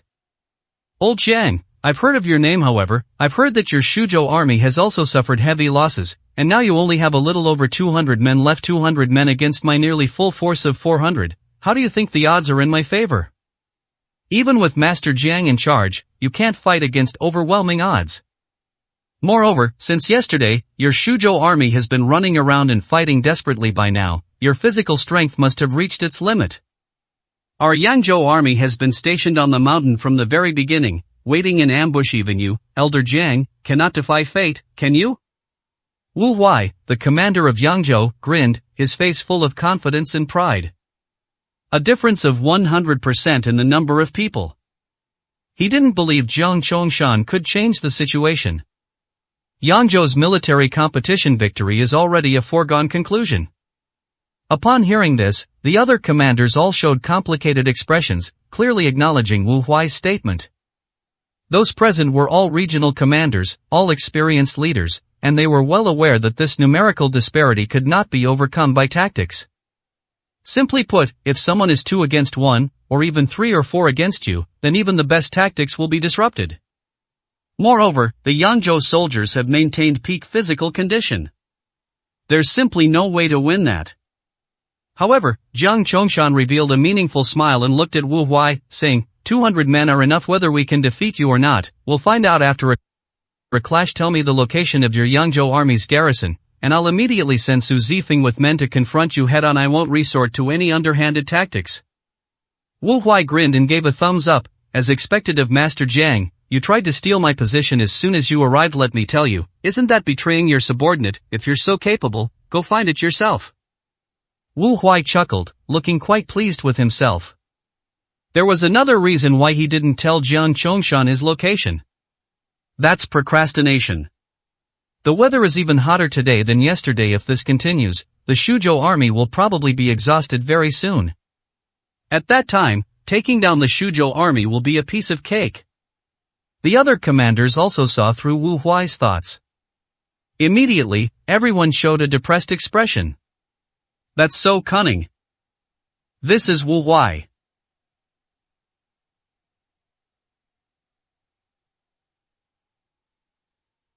They had already secured victory, yet they still dragged things out now. Even a god couldn't turn the tide. How will Jiang Chongshan respond? Even the most renowned military strategist in Kyushu probably wouldn't be able to do anything about it. But Jiang Chongshan remained calm and slowly turned around, his gaze sweeping over the 3 mountains, his eyes becoming sharp and profound. The first mountain is relatively flat with no cliffs or steep slopes, making it easy to go up and down. The second mountain is steep, with many cliffs and precipices, making it easy to defend and difficult to attack. The third mountain is half a head shorter than the first 2, and it has been almost completely trampled by the Kyushu garrison. Then, your men are on the second mountain. Upon hearing this, Wu Huai's expression changed instantly. Is Jiang Chongshan really that powerful? Jiang Chongshan gave a thumbs up and held it up in front of him, continuing his observation. The north and south sides of the 2 mountains are sheer cliffs, impossible to climb. The east and west sides are piled with layers of stones, making them ideal for positional defense. But everyone else can see that if your men were also on the 2 mountains, they would definitely have been discovered. Yet you have held your position from the beginning until now without being discovered, so it must not be on the east or west sides. Your men are defending themselves with their backs to the mountains, beneath the cliffs on the north and south sides, am I right? Jiang Chongshan made the final decision, definitively concluding his assessment. Wu Huai was shocked and stood up abruptly. You really can tell? The others were immediately filled with amazement. Master Jiang truly lives up to his reputation. That's incredible. By judging the geography of the 3 mountains, they were able to quickly analyze the location where the Yangzhou army was stationed. What a powerful battlefield analysis capability that is. It's fortunate that he didn't personally command the frontier battlefield. That would strike fear into the hearts of countless people. All the commanders present were utterly astonished and paled. That's terrifying. Xiao Qingyu had never admired anyone before, but after hearing Jiang Chongshan's words, she realized how far she was from being a true master of military strategy. Such an opponent. That's absolutely terrifying. Fighting this kind of person is a nightmare. Only Su Ming sat lazily in front of the Qingzhou camp, watching Jiang Chongshan display his power and talk eloquently with a mocking expression. Indeed, they have a deep understanding of battlefield geography. But these are all rigid principles. Who says Erzhan is the best defensive position? If it were him, he would choose the top of the 3 mountains, where he could dig trenches, build fortifications, and even drop rocks to wage guerrilla warfare. It was a place where he could both attack and defend, fight and retreat at will. On the contrary, standing at the foot of the 2 cliffs, with the mountains behind, one cuts off one's own escape route. If he were in command, he could trap all the Yangzhou troops halfway up the mountain until they ran out of ammunition and food. Of course, Jiang Chongshan's rigid reasoning was enough to intimidate the group of arrogant commanders present. Because these Kyushu are under the regular command, usually few of those who live a life of ease and comfort have ever personally gone to the frontier to fight life or death battles. In Su Ming's eyes, they were all just a bunch of armchair strategists. Jiang Chongshan was the epitome of someone who only knew how to talk about war on paper. Everyone was so shocked they couldn't speak. Wu Huai gritted his teeth, looking unwilling to give up, and said through gritted teeth, "Even if you figured it out, there are still the north and south sideshow. Do you know if my people are in the south or the north? If you don't know the exact location, you'll either miss your target or be caught off guard. You still can't win." "Old Jiang, you made a mistake," Wu Huai said with a cold smile. Jiang Chongshan smiled slightly. "The southeast side will be exposed to the scorching sun all morning, making it extremely hot. On the contrary, the northwest side is shady, and there may even be rivers and streams below, making it the most suitable place to set up camp." "Your men are in the north, aren't they?" "You?" Wu Huai was so shocked that he plopped down in his chair, staring at Jiang Chongshan in disbelief. 244, Chapter 244, Burning the Mountain. Can you really tell these things just by looking at them? Wu Huai couldn't believe it at all. How did they manage to do that? If he hadn't witnessed Jiang Chongshan's observation and analysis firsthand, he would have suspected that Jiang Chongshan had planted a mole in advance who knew his tactics. Is this guy even human? Jiang Chongshan smiled and shook his head. Saying nothing more, he turned around and slowly returned to his Shuzhou army camp, saying into the headset, "Zifeng, the Yangzhou army is at the bottom of the cliff north of Ershan. This should be the last remaining garrison for the 3 armies competition. Go and wipe them out, and we will win the whole competition." Wu Huai's face changed drastically with fright. He hurriedly grabbed his earpiece and shouted into it, "Everyone, listen up, stay on high alert and be ready to fight at any time. The Shuzhou army is here. This is the final battle." "Jiang Chongshan, I will not lose to you." Wu Huai's teeth were grinding together. 400 against 200, so what if you know our location? I can crush you with sheer numbers. As Jiang Chongshan passed in front of Su Ming, he turned his head and glanced at Su Ming, a hint of contempt and disdain flashing in his eyes. The king of the 9 provinces is nothing more than this. In the end, he's still just a greenhorn. The Qingzhou army has probably been completely eliminated long ago. They don't even have the right to face him head-on. Jiang Chongshan shook his head, utterly disappointed in Su Ming. I thought this kid, whom Su Zifeng had been praising, would be the biggest opponent in this military competition. Now it seems he was overthinking it. This guy is far from good enough. After glancing at Su Ming, Jiang Chongshan didn't take him seriously and returned to his own camp. Su Ming sat there with a smile on his face the whole time, a smile that was meaningful and unfathomable. See that, this is the terror of the 3 armies' grand competition. Any expert or big shot could appear here with a master like Jiang Chongshan, the Wulong of Shuzhou, personally commanding. You still want to win? Don't even mention the Qingzhou army, even several garrison troops combined might not be his match. You're just a frog in a well compared to him. Qin Shuang stood behind Su Ming and said with a cold, mocking tone, "Are you going to wait until the Qingzhou army returns before you start barking like a dog, or are you going to start now? They haven't even returned yet. If you start now, I'll save you some face." Qin Shuang looked at Su Ming as if he were trash. "What's the panic? We haven't even seen the final result yet. Why are you so eager to lose?" Su Ming asked with a joking smile. What an idiot who won't learn his lesson until he's faced with the truth. Fine, then just wait and see. Don't try to escape when the Kyushu garrison returns. Qin Shuang's face was full of mockery. Su Ming didn't speak, but just smiled and looked ahead. Receive. At the foot of the two mountains, Su Zifeng received the message from Jiang Chongshan and couldn't help but admire him secretly. As expected of my master, he can easily determine the enemy's location even when he is far away from the battlefield. This undoubtedly gave her complete control. Now, all we need to do is march to the north side of Erzhan Mountain and completely crush the Yangzhou army, and this competition will be over.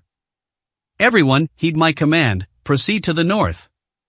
So Su Zifeng led more than 200 people and charged northwards with great momentum. Below the cliff to the north, the vanguard commander of the Yangzhou army, leading 500 men, held binoculars and stared nervously at the foot of the mountain. The female war goddess, Su Zifeng, why is it that the Shuzhou army was the last one standing? This is too difficult. How can we possibly win against a guy like that? Before the battle even began, morale had already plummeted. After all, Su Zifeng's reputation is just too great. She is the only female war goddess among the generals of Kyushu, and no one can surpass her in previous military competitions. She was unstoppable and invincible. No one can withstand it. Although they currently have the numerical advantage, he doesn't think that advantage will be of much use against such a terrifying figure. Commander, what are you afraid of? At worst, we'll go down and fight him. The subordinate next to him said indignantly. How can you fight him? Su Zifeng alone could take on dozens, even hundreds of you. Do you think you can beat him? The vanguard commander, covered in sweat, said in terror. We can't just sit here and wait to die, can we? The subordinate stared wide-eyed. Don't worry, we're at a high point now. As long as we hold the road ahead and keep fighting, we still have a chance. The vanguard commander wiped his sweat and reassured him. This is the only thing to be thankful for. Their location was situated with mountains behind them and only a sloping mountain road in front, surrounded by a large forest. Even if the female war goddess is incredibly strong, she can't conquer this place unless she can fly or dive into the ground. This speaks volumes about the brilliance of Commander Wu Huai's tactics. However, at that moment, a rustling sound came from the woods at the foot of the mountain below, revealing that haystacks were moving. What is that? The vanguard commander was taken aback. Everyone tensed up instantly.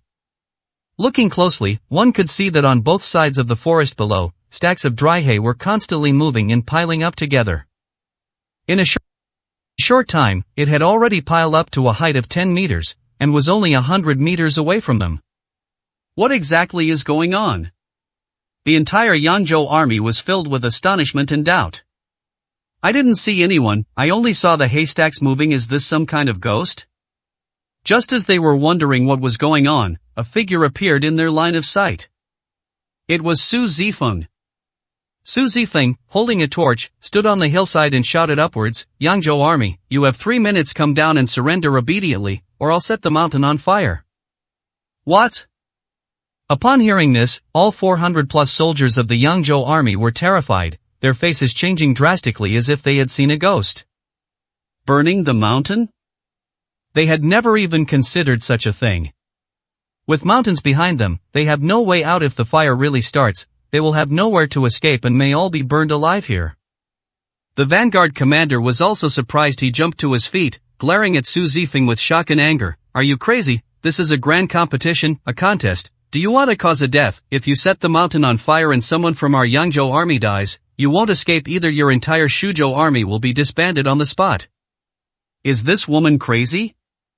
At this moment, almost everyone in the Yangzhou army was thinking the same thing. It's out of my control. Su Zifeng's eyes were bloodshot, and he sneered with a crazed expression. We're just one step away from first place. My Shuzhou army cannot be defeated. If I can't get first place, there's no point in me living. Trading my life for the complete defeat of your Yangzhou army is worth it. I'm not going to waste any more words. Either come down and surrender, or I'll just set it on fire. We'll all die together. Su Zifeng's desperate and frantic expression made it seem like she truly had no will to live. She's insane. This woman is absolutely insane. How could we have run into such a madwoman? The entire Yangzhou army was thrown into panic. Commander, what should we do? I don't want to die. It's just a competition, but it has to turn into this. Are we all really going to die here? Commander, say something, make a decision quickly. Several subordinates urged the vanguard commander in a panic.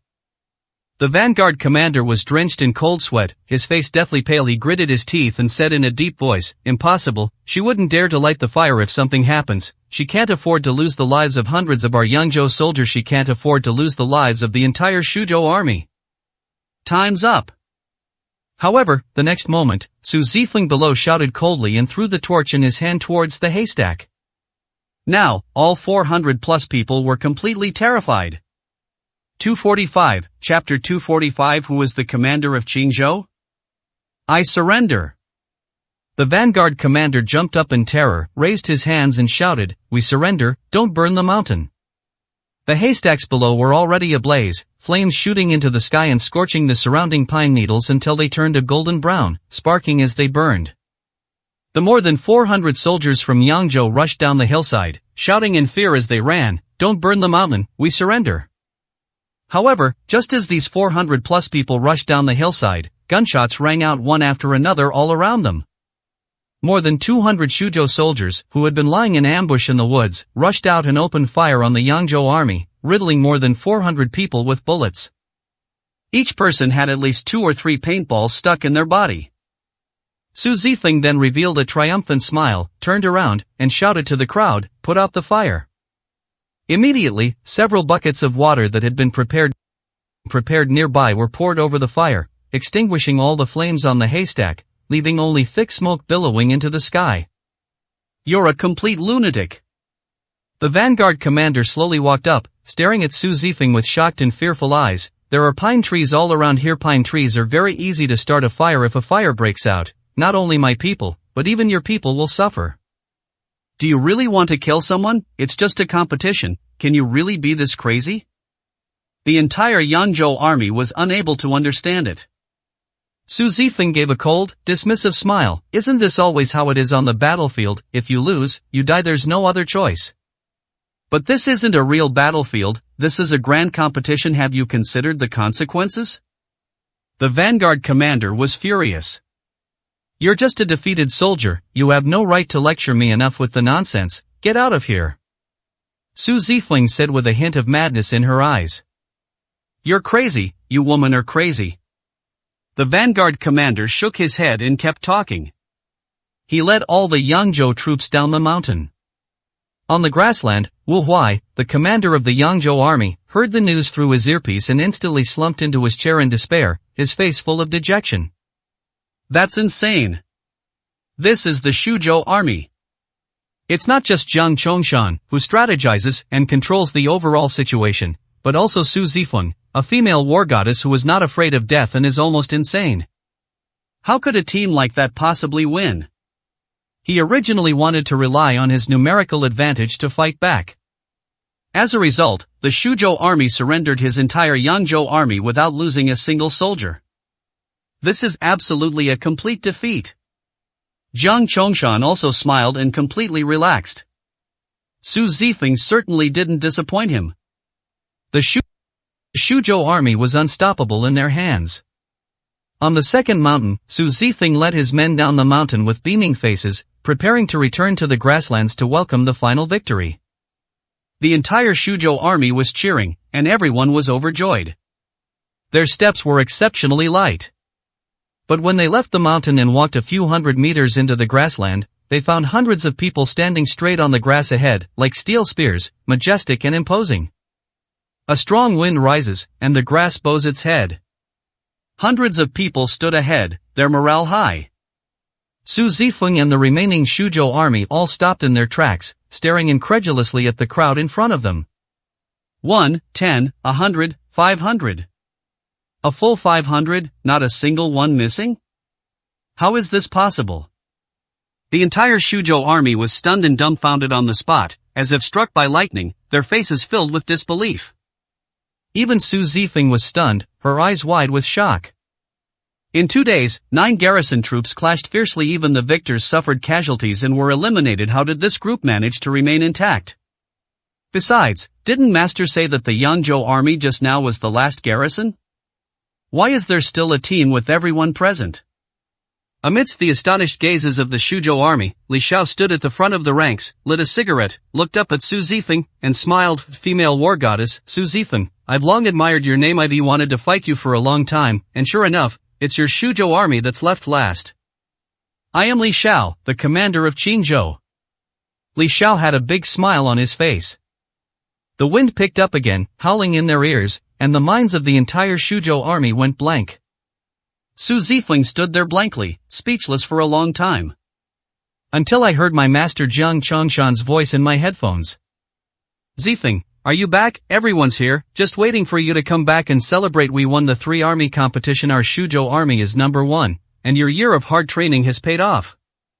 Jiang Chongshan said with a smile. We've been stopped. Su Zifeng gave a blank reply. What? Jiang Chongshan was startled, his voice changing. There are still people, weren't all the Kyushu garrisons eliminated? Who else can stop you? Qinzhou army, full strength, 500 men. Su Zifeng said blankly. What? Upon hearing this, Jiang Chongshan staggered and fell heavily onto the grass, his face turning deathly pale. Meanwhile, other garrison commanders also received the news. Does the Qinzhou army still exist? 500 people are still alive? Full capacity, oh my god. How did they manage to keep every single Qinzhou soldier alive for 2 days? And we've already clashed with the Shuzhou army. This is the final battle. Countless commanders sat around the table, their faces filled with shock, discussing the matter. Pairs of eyes turned towards the Qinzhou camp.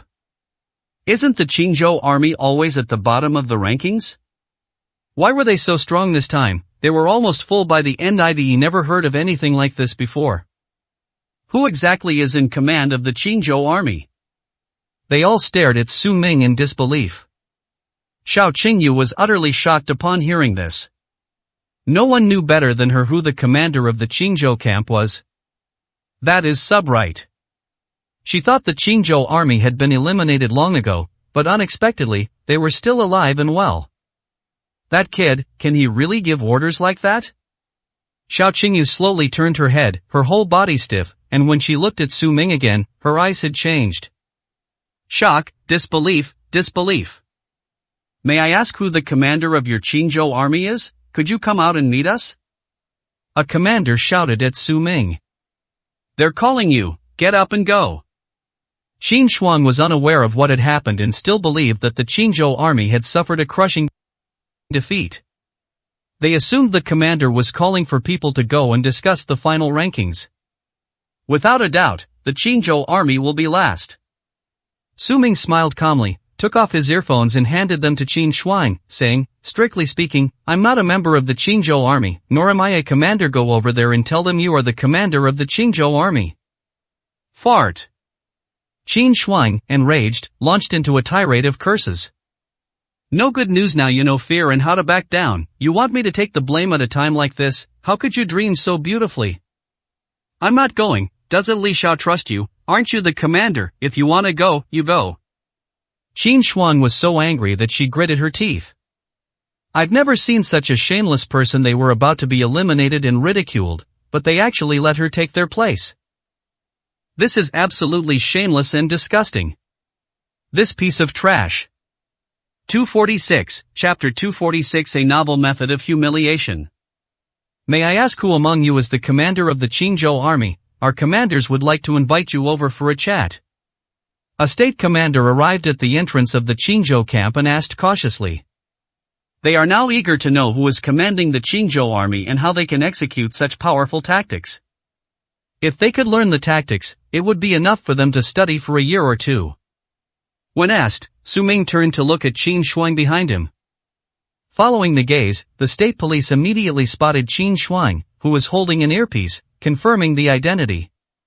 Moreover, Qin Shuang is the only decent one in the Qinzhou camp. I don't like any of the other people. Especially this kid in front of me, lazy, dissolute, and dressed inappropriately. He looks like a homeless person. If this kind of person were the commander of the Qinzhou army, the entire Qinzhou army would be doomed. The state commander walked up to Qin Shuang with a respectful smile and bowed his head, saying, Commander, please, everyone is waiting, please do me the honor. I. Qin Shuang froze on the spot, then hurriedly shook her head and said, no, I. She was about to explain, but the state commander interrupted her directly, saying with a smile, Commander, don't try to hide it anymore, the competition is almost over, come and share in the fun. After saying that, the other person pulled Qin Shuang towards the large table. It's over, it's over.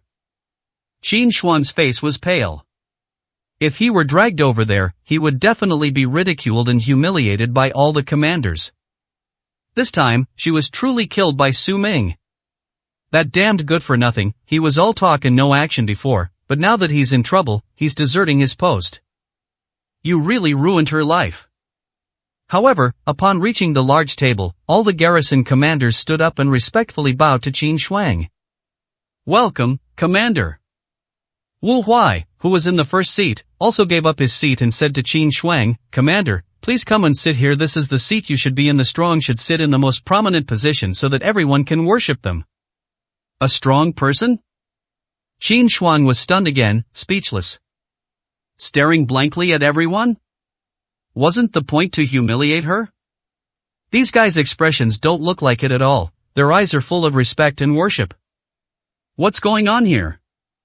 Was it intentional to push her to the head seat to humiliate her further? Never mind, let me die. Qin Shuang steeled her resolve. Since there was no way out anyway, she might as well sit down and let the storm rage on.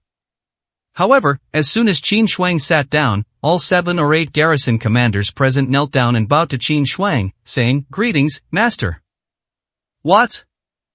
Upon seeing this, Qin Shuang jumped up in shock. What kind of new trick is this? Everyone present was a renowned commander, whose name resounded throughout the land. Each of them represented an entire province and a 1,000,000-strong garrison. What a massive and awe-inspiring scene it must have been to see so many commanders bowing in worship. Qin Shuang was so frightened she almost fainted. She stared at the crowd in utter shock. What are you doing? Let's talk this out. If you want to humiliate me, if you want to humiliate the Qingzhou army, just do it. Why do this? Is this the newest way to humiliate someone? Am I out of touch? The master has told us to get up. Thank you, master. Everyone happily stood up, and then a group of people enthusiastically surrounded Qin Shuang, their faces full of flattery and attempts to win her over. Master, how are you commanding? Why is the Qingzhou army still at full strength? What tactics did you use? Can you tell us about them? Master, which teacher did you learn military strategy from? You're amazing. Can you come to our state and be my commander-in-chief? No, go to our state if you're willing to go. I'll become your apprentice and command 1,000,000 troops. Go to my state, and I'll give you billions of dollars from now on. I'll only listen to you. One by one, they started scrambling for it, their faces flushed, and they almost came to blows on the spot. After all, being able to win over such a master of military strategy means that any garrison stationed in any province can become the number 1 in the 9 provinces. What an honor that is! Qin Shuang sat there blankly, her face filled with shock and confusion. Full capacity? The Qingzhou army didn't collapse, and it's still at full strength. How is that possible? How is that even possible? Only she knew who the real commander of the Qingzhou army was. This is something she simply cannot do. Could it be that everything that kid said was true? Qin Shuang suddenly turned her head and looked in Su Ming's direction. My heart was already in turmoil, and I could not calm down. However, the area in front of the Qingzhou camp was already empty. Su Ming had already returned to his tent and was resting on his bed. Although there is still one last battle. But he told Li Xiao everything about how to deal with the Shuzhou army and the key to breaking Jiang Chongshan's tactics. There's no need for commands anymore. Su Zifeng, leading the remaining 200 men, was already at his last gasp. Li Xiao alone could easily take him down. No, I haven't lost yet. In front of the Shuzhou army camp, Jiang Chongshan, looking bewildered and lost, struggled to his feet, put his clothes back on, gritted his teeth, and said with bloodshot eyes, Zifeng, this is the final battle. Don't tarnish my reputation. Follow my command, use the long serpent formation, and completely crush the Qingzhou army. Yes, master. On this grassland, Su Zifeng calmed down completely after hearing Jiang Chongshan's words. Since that's the case, then let's strike another 10 feet. Even if the Qingzhou army is at full strength, so what? The Shuzhou army cannot lose. Li Xiao looked at Su Zifeng with a smile and said, Commander Su, I know you're very good at leading troops into battle during this competition. You must have wiped out at least 3 garrisons. I took care of the remaining 4. When talking about her achievements, Su Zifeng had only just regained some of her confidence and pride. It could be heard that Li Xiao had dealt with the other 4 garrisons. She was almost startled. Sit down on the ground. Are you kidding me, this guy? The Qingzhou army defeated 4 garrison forces without losing a single soldier. Is this for real? Is this guy just bragging? Li Xiao smiled and continued, how about this? Your Shuzhou army only has 200 men left. I won't take advantage of you. I'll also fight you with 200 men. If I lose, it will be considered a victory for your Shuzhou army. You will be number 1 in the competition. Arrogant fool. Su Zifeng gritted her teeth tightly. A great opportunity. Upon hearing the voice, Jiang Chongshan excitedly said into the earpiece, this Li Xiao is so arrogant, he'll pay the price. Let's fight him head on with 200 men. Otherwise, if we face 500, we have no chance of winning. If the number of people is the same, no one can break my long snake formation. Su Zifeng snapped out of his daze, pointed at Li Xiao, and said, then let's have 200 people fight. If you win, you'll be first in the competition, and I'll concede the title without hesitation. I, Su Zifeng, will accept it wholeheartedly and have no complaints. Good. Li Xiao smiled and ordered those behind him, teams 3, 4, and 5, all retreat, leave only 200 men today. I'm going to see for myself what the female war goddess Su Zifeng is capable of. 247, Chapter 247. You're insecure, aren't you? Organize the formation and form a long snake formation. Su Zifeng also shouted loudly. As the voice faded, Su Zifeng's men instantly split into 3 rows, all lined up in a single file, then joined end to end, like a centipede, and charged towards Li Xiao. This long snake formation forms a circle, with the people in the front row constantly moving and changing positions, capable of both attacking and defending, while the others are all gathered in the middle, ready to take their place as soon as someone in the front row falls. It looks like a perfectly formed iron bucket. As expected of the ancient military strategy, the long snake formation. Li Xiao also expressed his admiration twice. Such a tight formation, with only 200 people, somehow created the imposing presence of 2,000. If Su Ming hadn't given him some advice beforehand, he really wouldn't have been able to handle even 500 people. But now, things are different. Li Xiao's gaze was icy. He raised his hand and pointed, his voice booming like thunder, attack from the left flank. As Li Xiao's voice fell, the Qingzhou army behind him charged forward like sharp swords, roaring as they launched a fierce attack on Su Zifeng's men.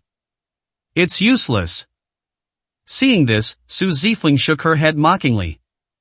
It seems that Li Xiao was just lucky to make it all the way to the end and save 500 people. In reality, he doesn't understand any military strategy or tactics at all. How can a long snake formation be broken by attacking from one side? This actually fell into the trap of the long snake formation. Once the Qingzhou army charged forward, Su Zifeng immediately issued the order, surround them from both ends. The 200-plus soldiers from Shuzhou underwent an astonishing transformation in an instant, scattering to both sides and forming a counter-encirclement around Li Xiao's men. Su Zifeng curled the corners of her lips, thinking that victory was already in her grasp. But just then, Li Xiao roared, attack! Immediately, the remaining people behind Li Xiao took advantage of the moment when the long snake formation was in disarray and changed shape, and all rushed over. More than 200 people acted together, overwhelming the Shuzhou army like a tidal wave. The Shuzhou army was routed, and the two sides engaged in a chaotic battle.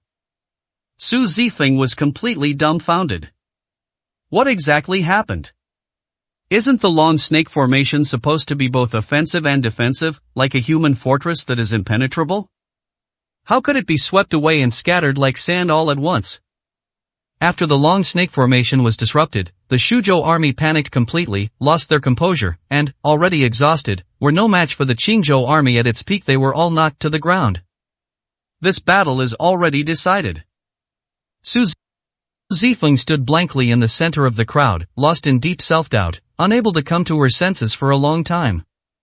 On the other end, Jiang Chongshan's face turned ashen when he heard Li Zhao's order to attack. Knowing everything, it's all over.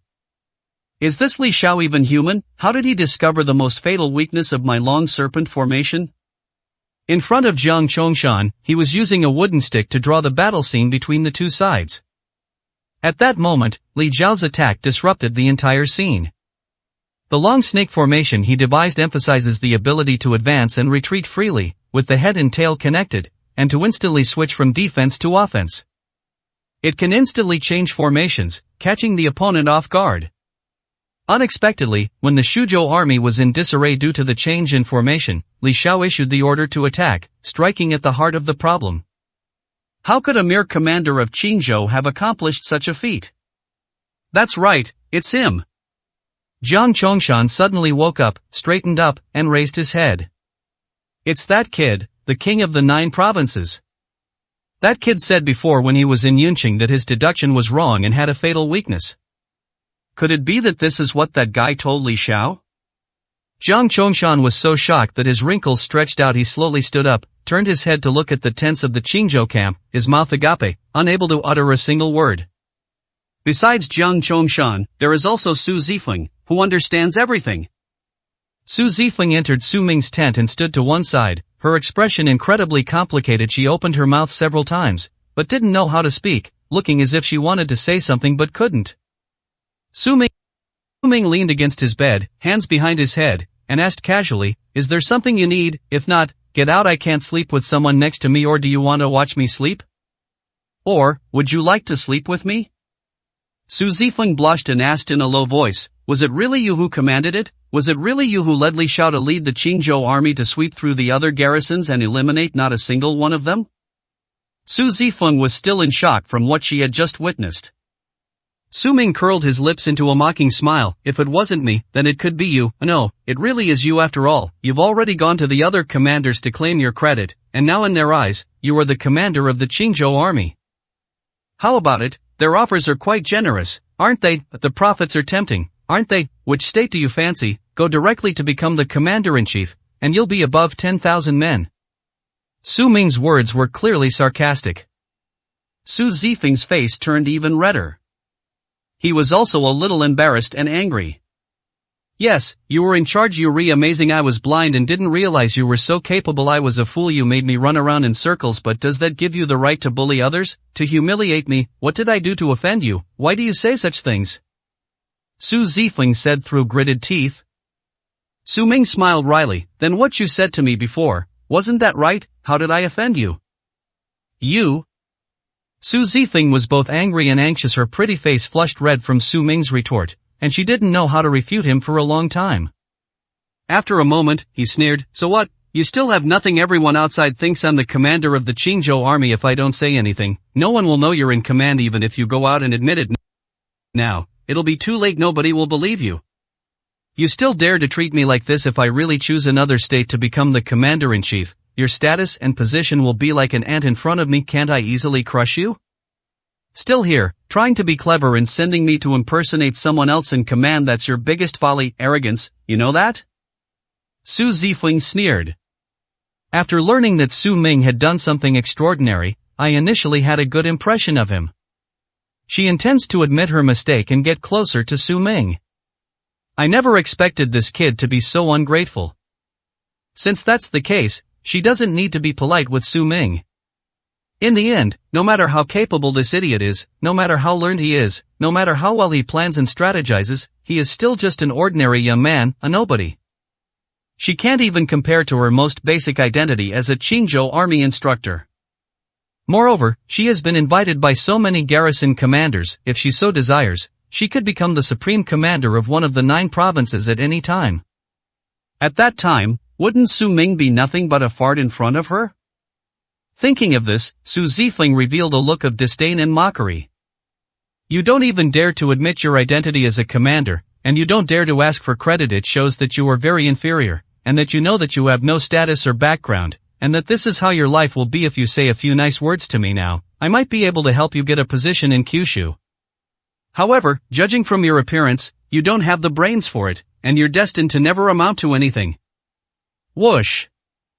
However, as soon as she finished speaking, the tent flap was lifted, and Jiang Chongshan strode in. With a look of panic, he knelt down in front of Su Ming and respectfully kowtowed, saying, "This humble one, Jiang Chongshan, pays his respects to the king of the 9 provinces." John? Old John? The king of the 9 provinces? Qin Shuang was shocked again, so frightened that she stumbled and sat on the ground, her face turning pale instantly, staring at the scene in disbelief. 248, Chapter 248 Disparity. Even the old man from Lianzhong came to personally pay his respects?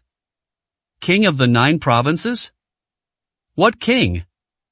Just who is this kid? Qin Shuang was completely shocked.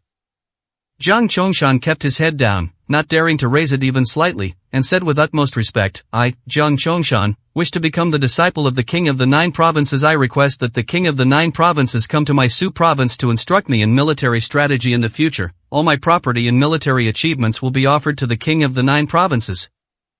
Jiang Chongshan's apprenticeship? How famous must that be?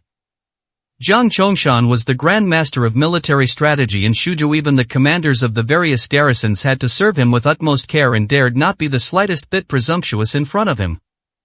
Someone of such high status actually came to ask Su Ming to be his apprentice. If Su Mingjun really becomes Jiang Chongshan's master, how famous he will be in Kyushu. Su Zifeng's worldview was severely impacted, and her mind went blank. Su Ming slowly sat up, sneering at Jiang Chongshan, who was kneeling. "The long snake formation, I broke it, didn't I? And now you know your military strategy is a complete mess, don't you?"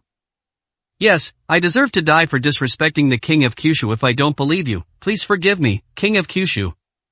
Su Ming smiled and shook his head. "Get up, Yuri, already so old, and you're still asking me to be your apprentice. Aren't you afraid people will laugh at you?" Jiang Chongshan then slowly raised his head, but remained kneeling, and said with sincere and open eyes, "There's nothing shameful about it. In the art of war, age doesn't matter. The accomplished are the teachers. In ancient times, there were Sun Bin and Han Exayan, both young generals who were universally respected. They are also hailed as military geniuses by later generations. I think you, the king of Kyushu, are no less capable than them." Jiang Chongshan has completely lost his shame, saying all sorts of flattering things. They even compared Su Ming to Sun Bin and Han Xin. This made Su Ming roll his eyes in anger. "Don't flatter me, don't belittle me, know my own abilities. You don't need to brag, don't be shameless. It's impossible for me to be your teacher now. Get up, I can give you some pointers on your military strategy, but that will have to wait until we get back to Yunqing. I don't have time now, I have other things to do," Su Ming said irritably. I'm speechless at Jiang Chongshan's shamelessness. He's in his 60s or 70s, and when he gets shameless, even a young man can't compare. What a damn old bastard. Yes, I will follow master's arrangements wherever you go next. I, Shuzhou-jun, will personally escort you. Upon hearing that Su Ming was willing to give him guidance, Jiang Chongshan's face lit up with a smile, and he nodded repeatedly in agreement. "Don't call me master, get lost." Su Ming angrily shouted a curse. "Then I shall take my leave." Jiang Chongshan bowed respectfully again and retreated. Qin Shuang watched the entire scene with her mouth agape, only gradually coming to her senses after Jiang Chongshan had disappeared from sight. Then she saw Su Ming staring at her. Qin Shuang was so frightened that she knelt down on the ground with a thud and kowtowed to Su Ming. Su Ming frowned. "What, you want to become my disciple too? I told you I don't accept disciples." Qin Shuang was covered in cold sweat. Now she finally understood everything. It wasn't that Su Ming was afraid to admit he was the commander of the Qingzhou army, nor that he was too ashamed to accept credit. Rather, Su Ming simply disdained such titles and achievements, didn't care about them, and looked down on them altogether. And she actually had the audacity to say those things. Just thinking about it makes her blush and feel incredibly ashamed. "No, I am apologizing to you, king of the 9 provinces." Tears welled up in Qin Shuang's eyes. She raised her hand and slapped herself twice. Her voice trembled as she said desperately, "I'm such a fool, I deserve to die, I'm such a complete idiot, please forgive me." As he spoke, he raised his hand to slap himself again. Su Ming shook his head. "Alright, stop hitting him, he has a pretty face, it'll look worse if you injure it. You're going to be my bodyguard for 6 months, I don't want an ugly monster by my side, understand?" Qin Shuang stopped what she was doing, her watery eyes looking at Su Ming. You forgive me? Su Ming curled his lip in disdain. What forgiveness? Do you think your words and actions are worth my attention? Who do you think you are to deserve my forgiveness? These words struck Qin Shuang like a thunderbolt. Make her realize the truth. Yeah, she's nobody.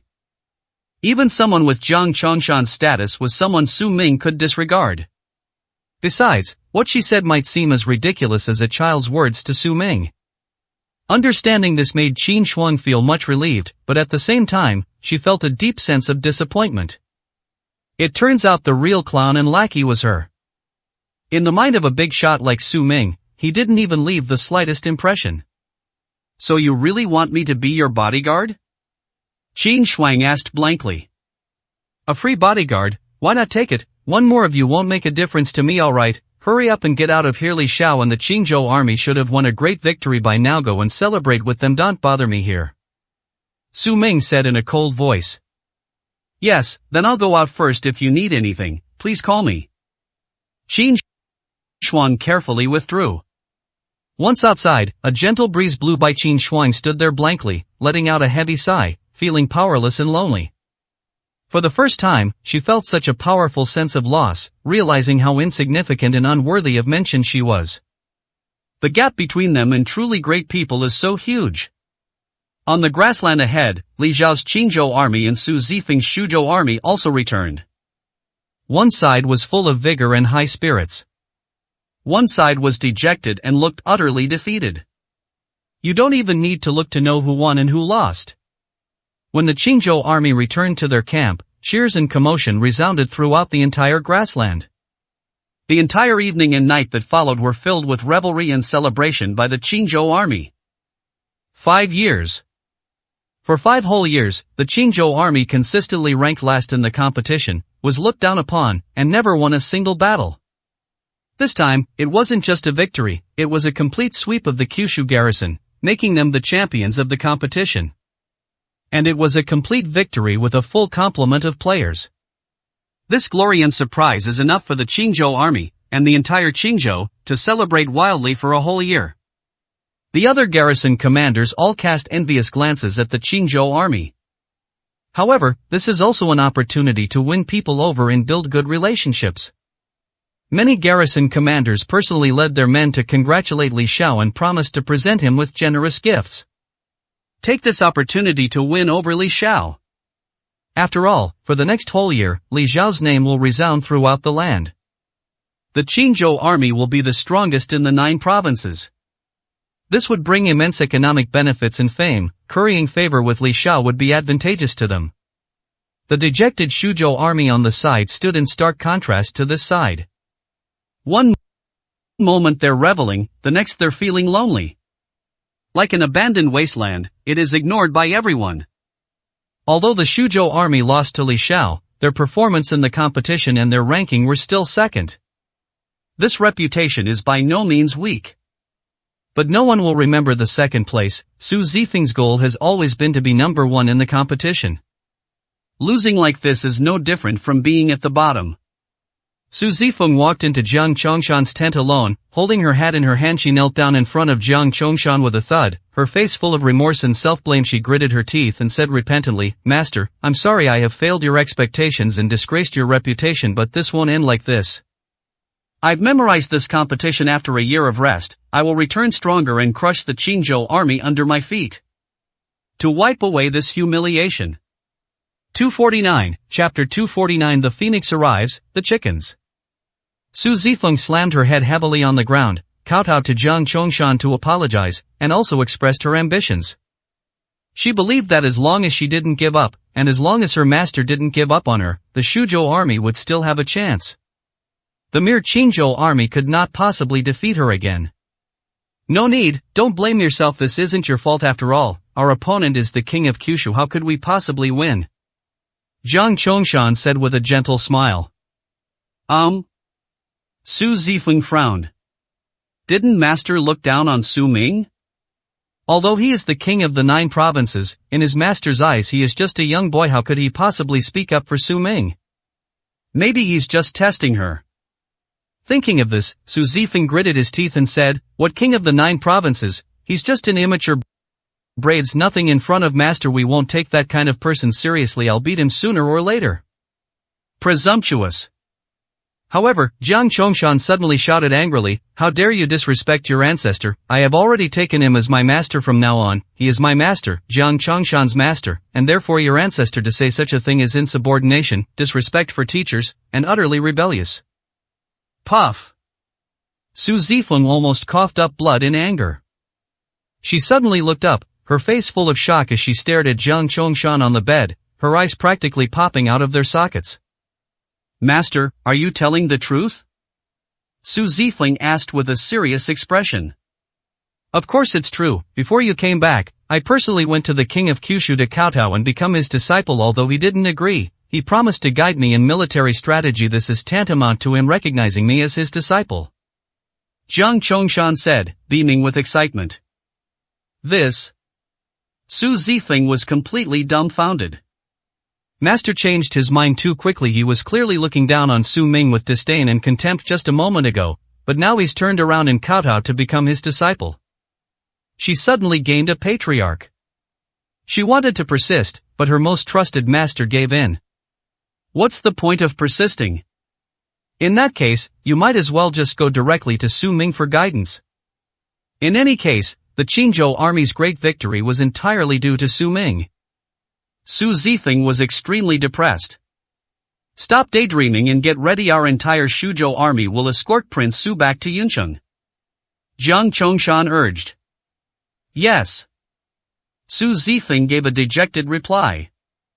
"I'm utterly speechless about this shameless master. But this is good, since she had no prejudice against Su Ming to begin with, and now she can legitimately approach him. If he could get guidance from Su Ming, his Shuzhou army would surely become much stronger." Within the Grassland faction, there were 2 people who were particularly distressed. Those were Xiao Tiankai and Xiao Qingyu. The competition ended, the rankings were determined, and everyone else returned, but Xiao Feng was nowhere to be seen. Xiao Qingyu searched the entire position but couldn't find Xiao Feng. "Grandpa, has something happened to Xiao Feng?" Xiao Qingyu looked at Xiao Tiankai with a furrowed brow and asked. "Impossible. There are rules in the competition that prohibit taking lives. If something happens to Xiao Feng, no one can escape the consequences once it's investigated unless those guys are all out of their minds," Xiao Tiankai said with a gloomy face. "But that doesn't guarantee that someone isn't seeking revenge now that they've disappeared without a trace. There's no way to investigate." Xiao Qingyu's face was extremely grim. She was the main commander of the Zhengzhou army, and now that Xiao Feng is missing, she bears a great responsibility. "Let's keep looking tomorrow. Send everyone out to search. We have to find him. If anything happens to him, no matter who did it, the Xiao family will never let them get away with it," Xiao Tiankai said with a gloomy and cold look in his eyes. "No need to look anymore, he's in my hands." Just then, a sound came from the tent entrance, and Li Xiao lifted the tent flap and walked in. "Old Xiao, who do you mean to be irreconcilable enemies with?" Li Xiao's face was full of a cold smile. "Li Xiao." Upon seeing Li Xiao, both Xiao Tiankai and Xiao Qingyu were startled. Xiao Tiankai, in particular, stared at Li Xiao with such terror that his eyes wouldn't even blink. Before the competition, in the main hall of the Zhengzhou garrison, he gave Li Xiao a hard time, hoping to make Li Xiao back down. Now, Li Xiao and the Qingzhou army have transformed themselves, sweeping through the garrisons of the 9 provinces and becoming the champions of the competition. When he faced Li Xiao again, he could no longer maintain his authority. The feeling was completely different. He swallowed hard. "Is this guy here for revenge?" Xiao Qingyu was also filled with shock and anger, glaring at Li Xiao. "Xiao Feng is in your hands? What do you want to do? Imprisoning a general from Zhengzhou without authorization is a serious crime. Do you think that just because your Qingzhou army won first place in the competition, you can act with impunity?" Li Xiao smirked. "Old Xiao should know better than I. What I'm planning. Xiao Feng is in my hands. If he wants him, bring Sima Quanglong to Yeyang Tower tomorrow. Coincidentally, the commanders of the Kyushu garrison are all going to celebrate for me tomorrow. You can bring your men to see me. Otherwise, just wait to collect Xiao Feng's corpse." Li Xiao smiled domineeringly, then turned and left. "This is outrageous. Xiao Qingyu was so angry that she gritted her teeth and her face turned red. This Li Xiao, after winning first place in the competition, really thinks he's invincible in the end. He's just a minor commander in Xingzhou and he's still on Zhengzhou's territory, yet he dares to challenge us. Do you really think the Xiao family has no one to rely on? Grandpa, don't worry, I'll contact the people at the 9 Provinces Medical Academy right away also. I've improved and released the Zhao family's prescription tomorrow. I'll join forces with the Zhao family and the 9 Provinces Medical Academy to go to Yeyang Tower. Let's see if that mere commander can turn the world upside down. Xiao Qingyu said angrily. But Xiao Tiansai's thoughts were deeper and more complex. Why did Li Xiao dare to challenge him to his face? He had offended Li Xiao, but not to the point that Li Xiao directly kidnapped Xiao Feng. Moreover, the Qingzhou army after 5 years at the bottom, why did they suddenly become able to sweep through the garrisons across Kyushu? Could it be that Li Xiao has a master mentoring him? And why specifically name Sima Quanglong? Who is Sima Quanglong? He is the head of the Sima family, the #1 family in Zhengzhou, and a top figure in Zhengzhou. The things Li Xiao didn't seem simple at all. Thinking of this, Xiao Tiankai said in a deep voice, why don't we do as he says? Besides, given Sima Quanglong's status, if we go together, I believe he won't dare to act recklessly. Why should we be threatened like this by a mere commander? Grandpa, don't worry, leave it to me tomorrow. I'll make him realize that even if Li Xiao is the champion of the competition, he has no right to be arrogant and presumptuous in Zhengzhou. Xiao Qingyu's face was icy cold, and her eyes were filled with murderous intent as she spoke. That evening, Xiao Qingyu contacted the Kyushu Medical Academy. The people from the Kyushu Medical Academy have agreed to come. The person who came over was Wang Han, Xiao Qingyu's direct disciple from the Kyushu Medical Academy. Wang Han's reputation as the king of healers resounded throughout the land. When Wang Han entered Zhengzhou, it was like a phoenix arriving among chickens. Everyone was awestruck. 250, Chapter 250. He'll never return. Early the next morning, Xiao Qingyu picked up her master Wang Han, explained the situation, and took Wang Han to the Zhao family to find the Zhao family head, Zhao Tianxiang. Miss Xiao, you've arrived. I've been waiting for you. I have great news for you. The new Toad Spring Dew, made according to your improved method, has been launched and has indeed caused a huge sensation. Miss Xiao, you are truly a benefactor to the Zhao family. Please feel free to ask for anything in the future, and the Zhao family will certainly do its utmost to help. Zhao Tianxiang spoke with a fawning expression.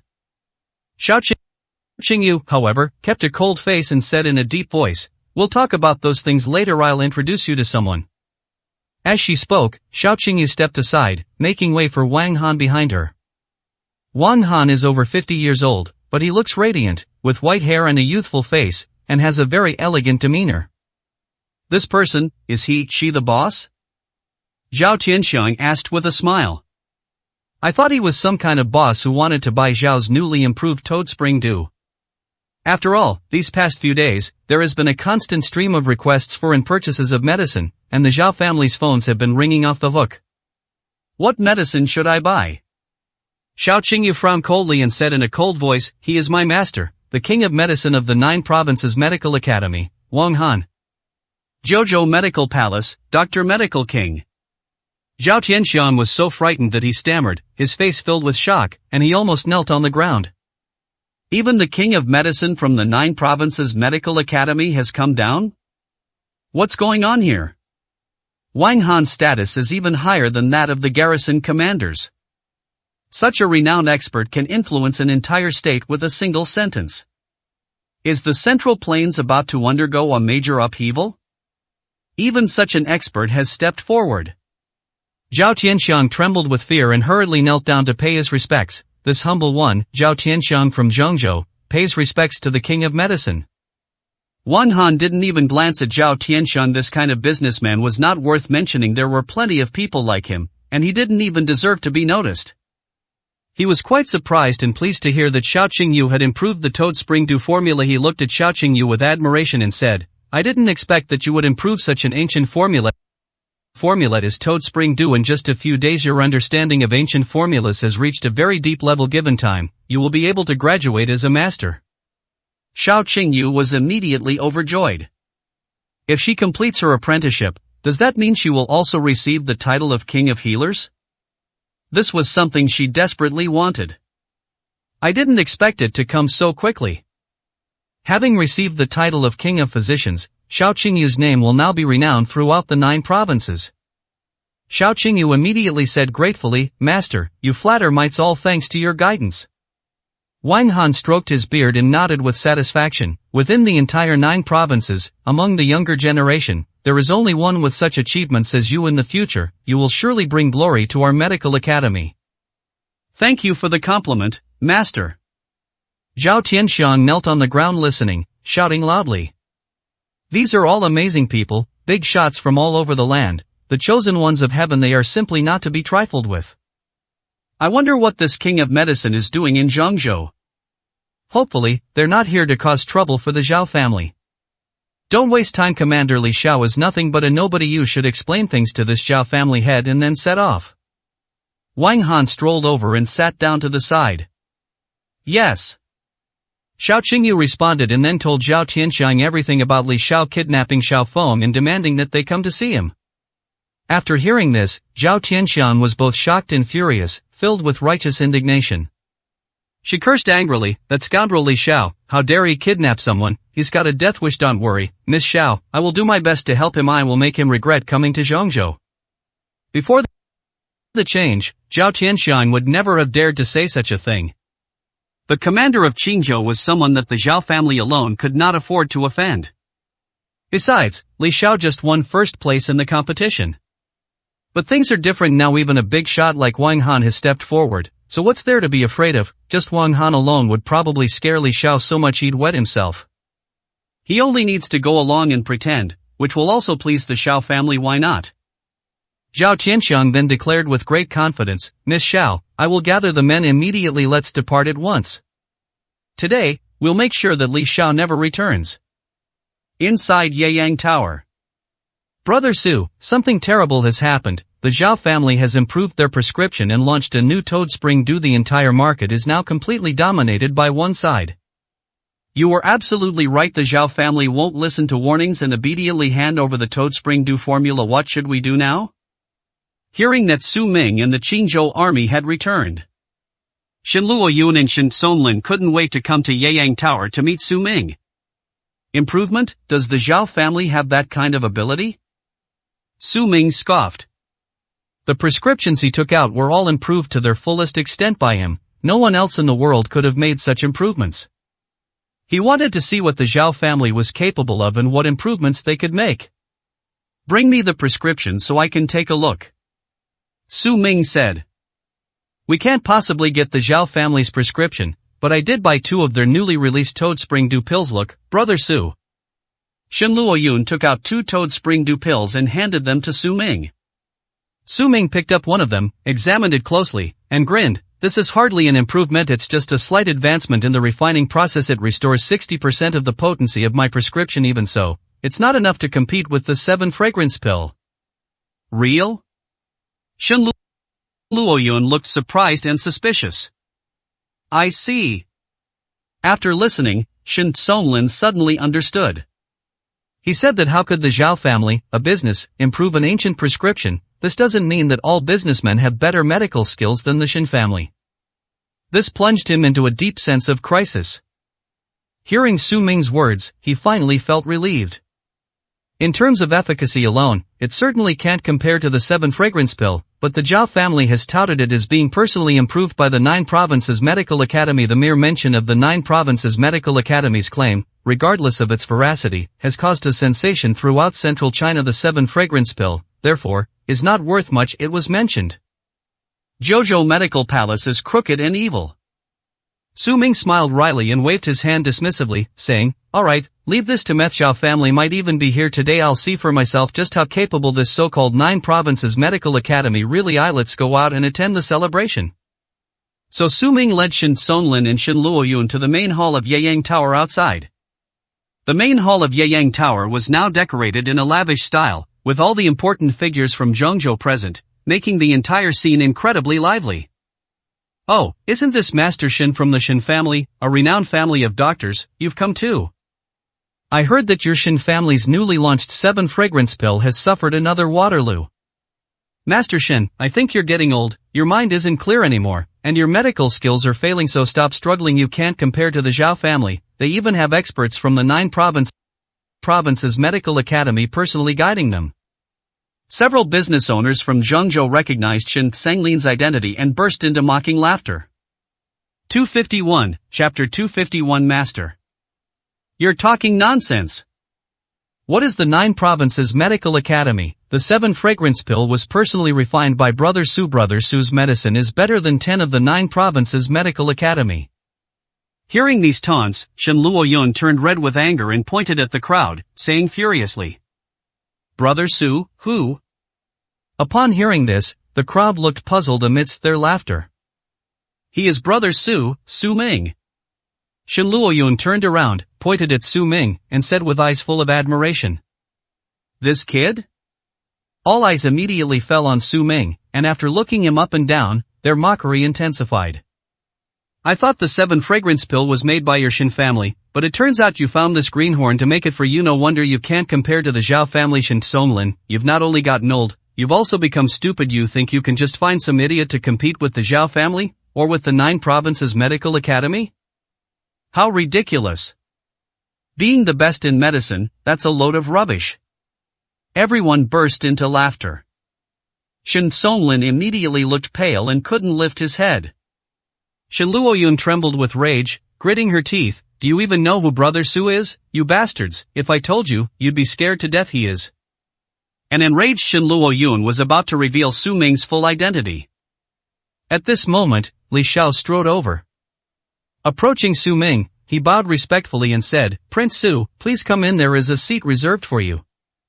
Without Shen Luoyun needing to explain, the group of people who had been mocking them earlier were instantly stunned. They stared blankly, as if they had been slapped in the face, in shock. What's going on? Li Xiao is now the top commander of the Kyushu garrison, yet he bows to this kid? Who gets such treatment? Could it be that this guy really has an extraordinary identity? Those who had just been mocking Su Ming were now too frightened to speak, watching in utter silence, not daring to utter a single breath. They were terrified that if Su Ming held them accountable, who could bear the consequences? However, Su Ming didn't even bother to glance at the crowd, completely ignoring them, and said to Shin Songlin and Shin Luoyun, Let's go. So Li Xiao led the way, taking Su Ming to the seat in the very center of the front of the hall. Su Ming sat down, with Shin Songlin and Shin Luoyun sitting on either side. Li Xiao respectfully said to Su Ming, Your Highness, please rest first, I'll go and greet the others. Su Ming nodded slightly.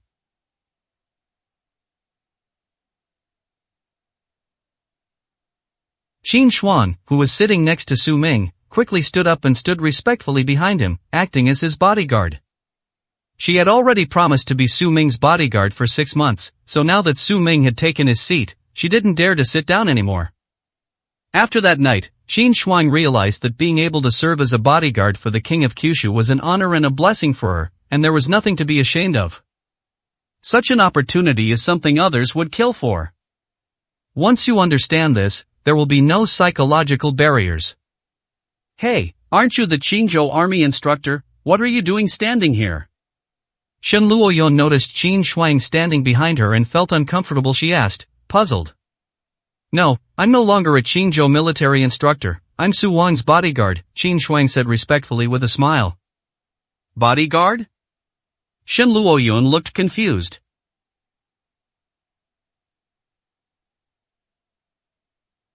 He looked Qin Shuang up and down and saw that she was tall and beautiful with long legs. The tight-fitting clothes made her look even more dashing. She is also a rare beauty. Shen Luoyun immediately felt a little jealous and turned to Su Ming, asking, Brother Su, what's going on? Why is this kind of woman acting as your bodyguard? She found it somewhat unacceptable that such a beautiful woman would be Su Ming's bodyguard. It feels like my house has been robbed. Su Ming calmly shook his head, it's just a bet, don't take it to heart. The commander of Yangzhou has arrived. With a shout, Wu Huai, the commander of Yangzhou, walked over from the bustling crowd, carrying gifts. Upon closer inspection, he saw Su Ming sitting in the main seat and immediately flew into a rage. pointing at Su Ming and shouting, "You brat, what's going on? How dare you sit in this seat? Can't you tell who's above you? Commander Li didn't sit here, Commander Qin didn't sit here, and you've already climbed up here. Even dogs can sit at the table, get down." Wu Huai roared angrily. "I've never seen such a clueless idiot. Doesn't he know where he is? What day is it? How dare he sit in the main seat at this celebration? He's practically asking for death." Su Ming didn't speak, but just stared at the other person coldly. Not only Wu Huai, but other garrison troops also arrived one after another. After seeing Su Ming sitting in the main seat, they all shouted angrily, "What an idiot, he's got a death wish. Guards, throw this piece of trash out. How dare he occupy the main seat? Who does he think he is?" Amidst angry shouts and curses, someone began ordering their men to come over and throw Su Ming out. But just then, two more people stepped out from the crowd. It was Jiang Chongshan and Su Zifeng who arrived. Jiang Chongshan swept his cold gaze across the group of commanders and shouted, "What's all the noise about? What's all the commotion? This is no place for you to make a scene, all of you. Shut up." Jiang Chongshan spoke, and the noisy crowd finally quieted down. After all, he was the renowned military strategist of Shuzhou, whose authority was inviolable, and everyone still held Jiang Chongshan in some fear. Wu Huai pointed at Su Ming and said to Jiang Chongshan, "Old Jiang, it's not that we're deliberately making a scene, but this idiot, we don't know where he came from. He actually dared to occupy the main seat. Isn't this showing no respect for Commander Li and Commander Qin? He certainly doesn't respect us either. Doesn't this kind of person deserve to die?" Jiang Chongshan turned his head and saw that Su Ming was sitting in the main seat, and his expression immediately changed. "Are you kidding me? Who, besides Su Ming, would dare to sit in the main seat at this celebration?"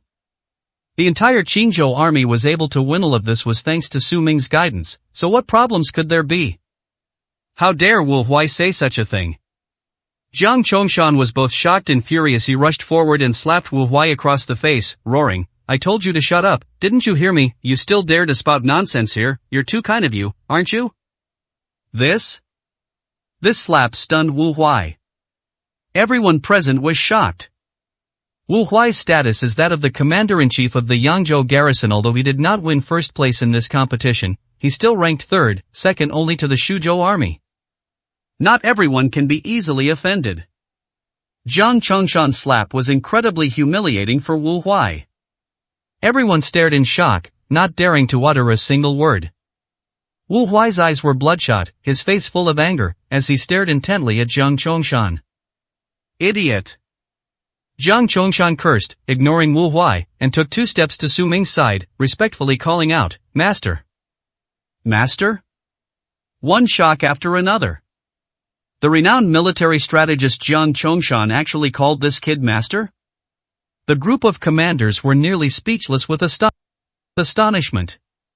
Even Wu Huai, who had just been slapped, was so shocked by this scene that he forgot about it. 252, Chapter 252, Provoking the Local Tyrant of Central China. "I told you, I'm not your master, and you're not qualified." Su Ming turned his head and glanced at Jiang Chongshan indifferently before speaking. Not qualified? Everyone was on the verge of collapse and going crazy. Jiang Chongshan is a master of military strategy, practically a grandmaster who could establish his own school. No one dares to challenge him. Before the Qingzhou army won, everyone tried their best to curry favor with Jiang Chongshan and ask him to come out of seclusion and give them guidance. This kid has quite the nerve, actually saying Jiang Chongshan isn't qualified? And what's with Commander Qin? Why is he standing so obediently behind that kid? Only then did everyone realize that something was amiss. Why are these 2 high-ranking commanders so respectful to an unassuming young man?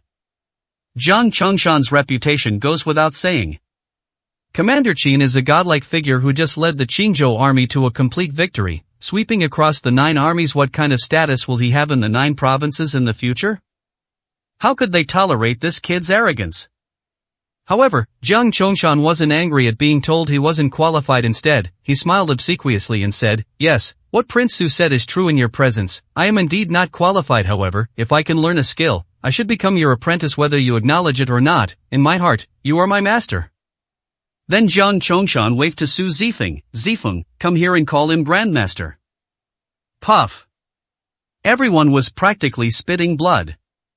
I've never seen anything so outrageous. They were completely stunned, standing there like wooden stakes, not knowing how to react.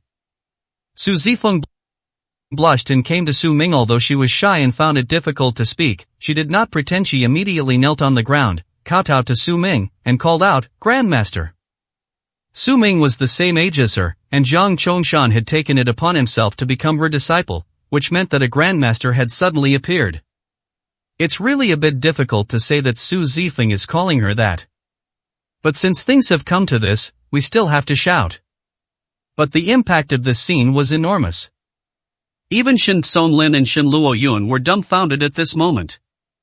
Although they knew Su Ming's true identity as the king of Kyushu, it was still too shocking that top figures like Zhang Chongshan and Su Zifeng would kowtow to him in person. Su Ming was speechless. He glared at Zhang Chongshan and said, "Don't try that on me. Even if you don't kneel and kowtow to me, I'll still give you pointers on military strategy. Find a seat and don't make me angry." "Yes, yes." Zhang Chongshan nodded hurriedly and sat down next to Su Zifeng. Old Master Xiao of the Xiao family. Kuzu Medical Palace Wang Han. Zhao Tianxiang, head of the Zhao family, Xiao Qingyu, young lady of the Xiao family, and Sima Quanglong, head of the Sima family, have arrived. Just then, shouts rang out one after another from the main gate. Jojo Medical Office? Sima Quanglong?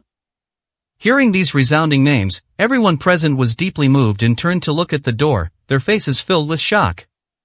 Then make way on both sides. As Xiao Qingyu and her entourage simply stepped in, their imposing presence filled the entire hall. Any one of them could stomp their feet and shake the central plains. Although the commander of the Kyushu garrison doesn't need to fear Xiao Qingyu and his large group. But this is in the central plains. When you're on someone else's turf, you have to give them some face. Otherwise, you're just making things difficult for yourself. Immediately, the leaders of the 9 provinces naturally stepped aside, making way for the imposing group of people from the Xiao, Zhao, and Sima families. "Li Xiao, where is Commander Li?" Xiao Qingyu and the others arrived in front of the main seat and spoke coldly.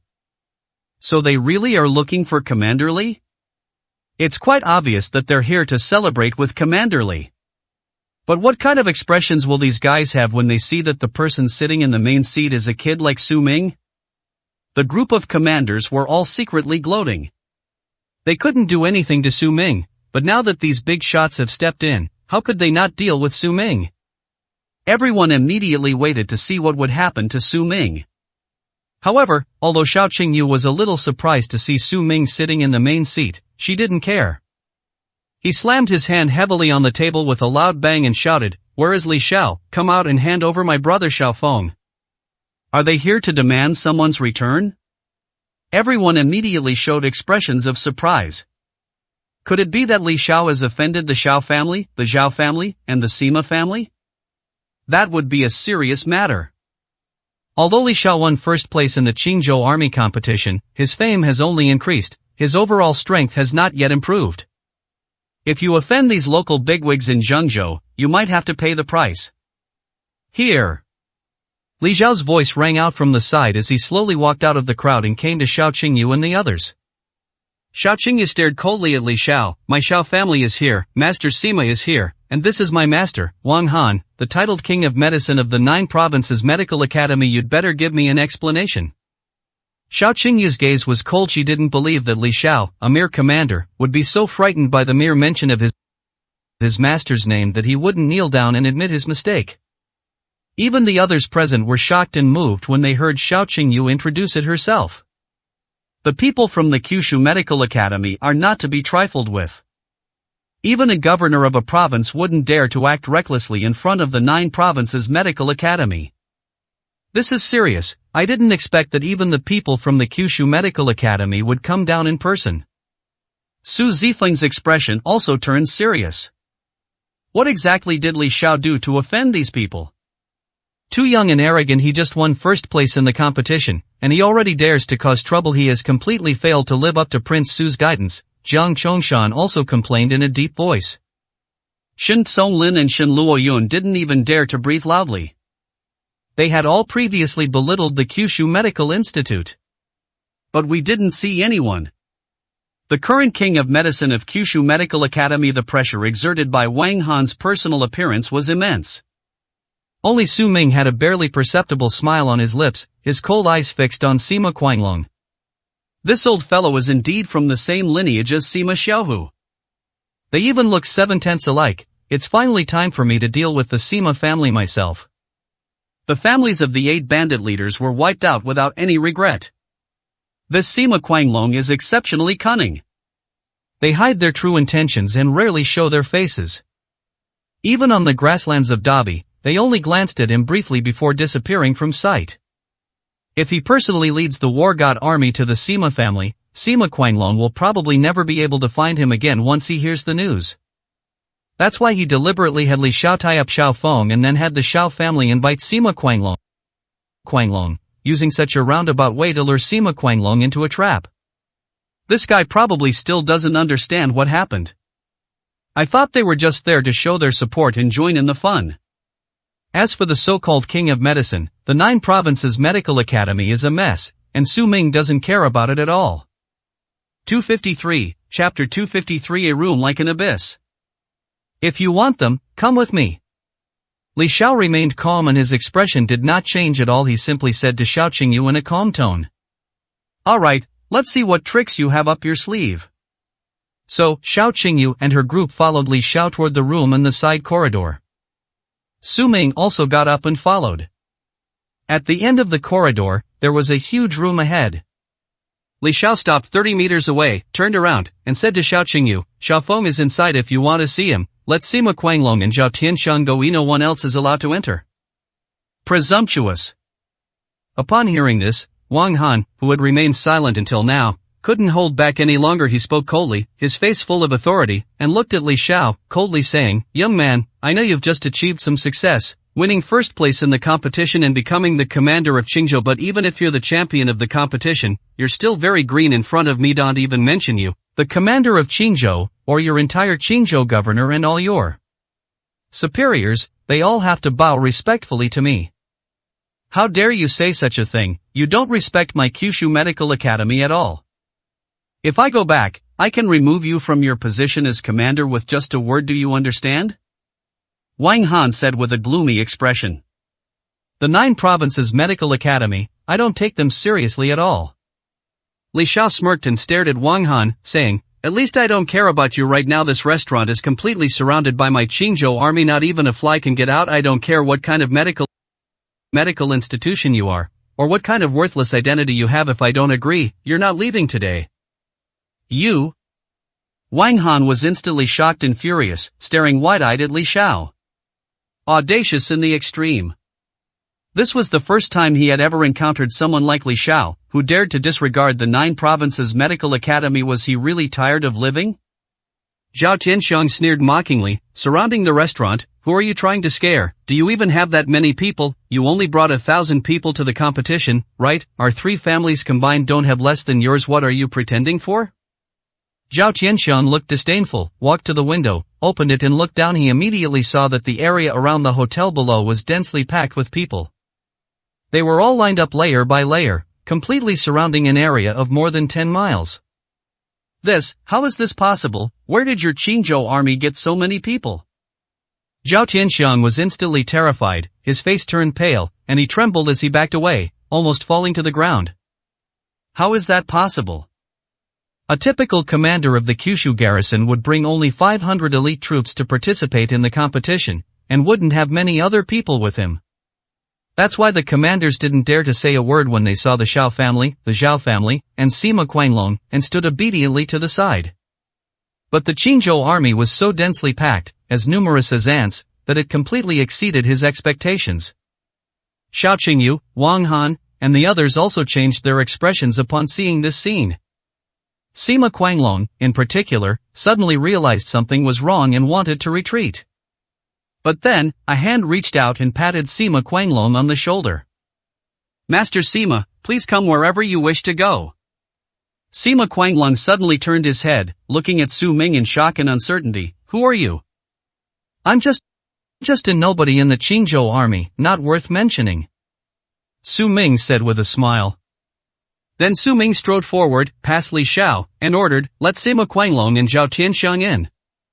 "Yes." Li Xiao bowed his head respectfully. Upon seeing this, Xiao Qingyu was startled, her expression complex. What's going on with this kid? Why does he act so arrogant and domineering, even daring to give orders to Li Xiao? Is it just his imagination? She had seen Su Ming during the competition, and in her eyes, Su Ming was definitely just a useless lackey of the Qingzhou army. But Su Ming's current behavior doesn't seem like that of a lackey at all. On the contrary, he's like the king of the Qingzhou army. Li Xiao's gaze had already fallen on Sima Quanglong and Zhao Tianxiang, and he said in a deep voice, "Please, don't make me do it myself. And to the rest of your Xiao family, if you still want to see your brother, then don't interfere, stand still." "I'm not going." Sima Quanglong suddenly shouted in a panic, directly refusing. Although he didn't know what was in the room at the end, a very ominous feeling was spreading through his heart. He always felt that things weren't that simple. Why did we come here to rescue Xiao Qingyu from the Xiao family, but instead of letting one of the Xiao family members in, we let him and Zhao Tianxiang, two unrelated people, in? Why did the Qingzhou army mobilize such a large force to completely surround the entire Yayang Tower? This looks like a trap. Sima Quanglong's years of caution had made him sense a dangerous atmosphere. "Yes, I'm not going either. Why should we be threatened by this guy, and why should we be afraid of the mere Qingzhou army?" Zhao Tianxiang said through gritted teeth. "I'm actually still scared." Even Sima Quanglong was afraid. How could he not be afraid? Besides, he knew Su Ming's identity. Moreover, the Zhao family stole Su Ming's prescription. The moment he saw Su Ming appear, he felt ice cold all over and his limbs went numb. "Are you sure you don't want to go?" Li Zhao's gaze suddenly turned icy cold. "Master Sima, please go. Xiao Tiankai, I'm begging you this once. After all, this concerns the life of my grandson. Xiao Feng, please help me out and bring him out." Xiao Tiankai turned to look at Sima Quanglong and sighed helplessly. Although Xiao Tiankai did not want to submit in this way of being coerced, he had no other choice now. "Are you kidding me?" Upon hearing this, Sima Quanglong's eyes widened in anger, and he roared, "This is entirely your Xiao family's business. What does it have to do with me? If you hadn't come to beg me, I wouldn't have come at all. What do I care about the life or death of your Xiao family members? I'm not going in. Let whoever wants to go go." After speaking, Sima Quanglong turned around. "I just wanted to leave." But as soon as he turned around, the Qingzhou army guards at the door immediately raised their guns and aimed at Sima Quanglong. "This is your last chance. If you don't go now, shoot us on the spot." Li Xiao slowly raised his hand. His face was cold and devoid of any emotion. Now, everyone can see how serious the situation is. Zhao Tianxiang was so frightened that his face was completely drained of color. This Li Xiao seems to be more than just a threat. This person is truly intent on killing. Sima Quanglong had no choice but to grit his teeth, turn around, and slowly walk step by step toward the room at the end of the corridor. Every step felt like stepping into an abyss. Zhao Tianxiang had no choice but to bite the bullet and go along. "I'm going too. I want to see what tricks you're up to with your bunch of lackeys. If you dare to lay a finger on me, none of you will leave Zhongzhou." Wang Han suddenly stood up, looking at Li Xiao with a cold and disdainful expression. Of all these people, the one who is least afraid is Wang Han. With the 9 provinces medical academy as his backing, he could completely disregard everyone in a small place like Zhongzhou. Even Li Xiao couldn't catch his eye. "You really want to go? Then go ahead. I hope you won't regret it." Li Xiao just looked at Wang Han and smiled meaningfully. "Idiot." Wang Han curled his lip and sneered. Then he turned to Xiao Qingyu and said, "Qingyu, don't worry, I promise to get your brother out. These good-for-nothings wouldn't dare touch me even if they had 10 lives. "Thank you, master." Xiao Qingyu bowed deeply in gratitude. With an arrogant expression, Wang Han swaggered towards his room. 254, Chapter 254. Whose head? You can go back now. I've already had Xiao Feng released, probably back at the Xiao family home now. After everyone who was supposed to go in had gone in, Li Xiao glanced indifferently at Xiao Qingyu and Xiao Tiankai, and said expressionlessly, "What?" Xiao Qingyu stared wide-eyed at Li Xiao in astonishment. didn't you say before that Xiao Feng was in the room? Now that you've released him, why are you letting them in? Xiao Qingyu is not stupid. The fact that she was able to enter the 9 provinces medical academy shows that she is several times smarter than the average person. I instantly realized that this was no ordinary matter. Don't ask questions you shouldn't ask. This matter is no longer your concern. Go back if we tell you to. Li Xiao said impatiently. No. Xiao Qingyu gritted her teeth and said coldly, Master is still inside. We will never abandon him no matter how many soldiers you have in Qingzhou. Our Zhengzhou army is not to be trifled with. I will call Commander Yang Zai right now and ask him to bring men to help. Let's see what tricks you're up to. After saying that, Xiao Qingyu immediately took out her phone and called Yang Zai at the Zhengzhou garrison base. No matter how many soldiers the Qingzhou army had, they were only a few thousand men, and no matter how domineering Li Xiao was, he was still on the territory of Zhengzhou. With nearly 1 million troops stationed in Zhengzhou, Yang Zai was notified to mobilize, and he didn't believe Li Xiao would still dare to act recklessly. The call was connected very quickly. Hello? The Yangtze River connects to that end. Commander Yang, something's happened at Yayang Tower. You need to bring your men to reinforce it immediately. The Qingzhou army has surrounded Yayang Tower, treating you like you're nothing. If word gets out, it'll be disastrous. We're waiting for you here. Please bring your men right away.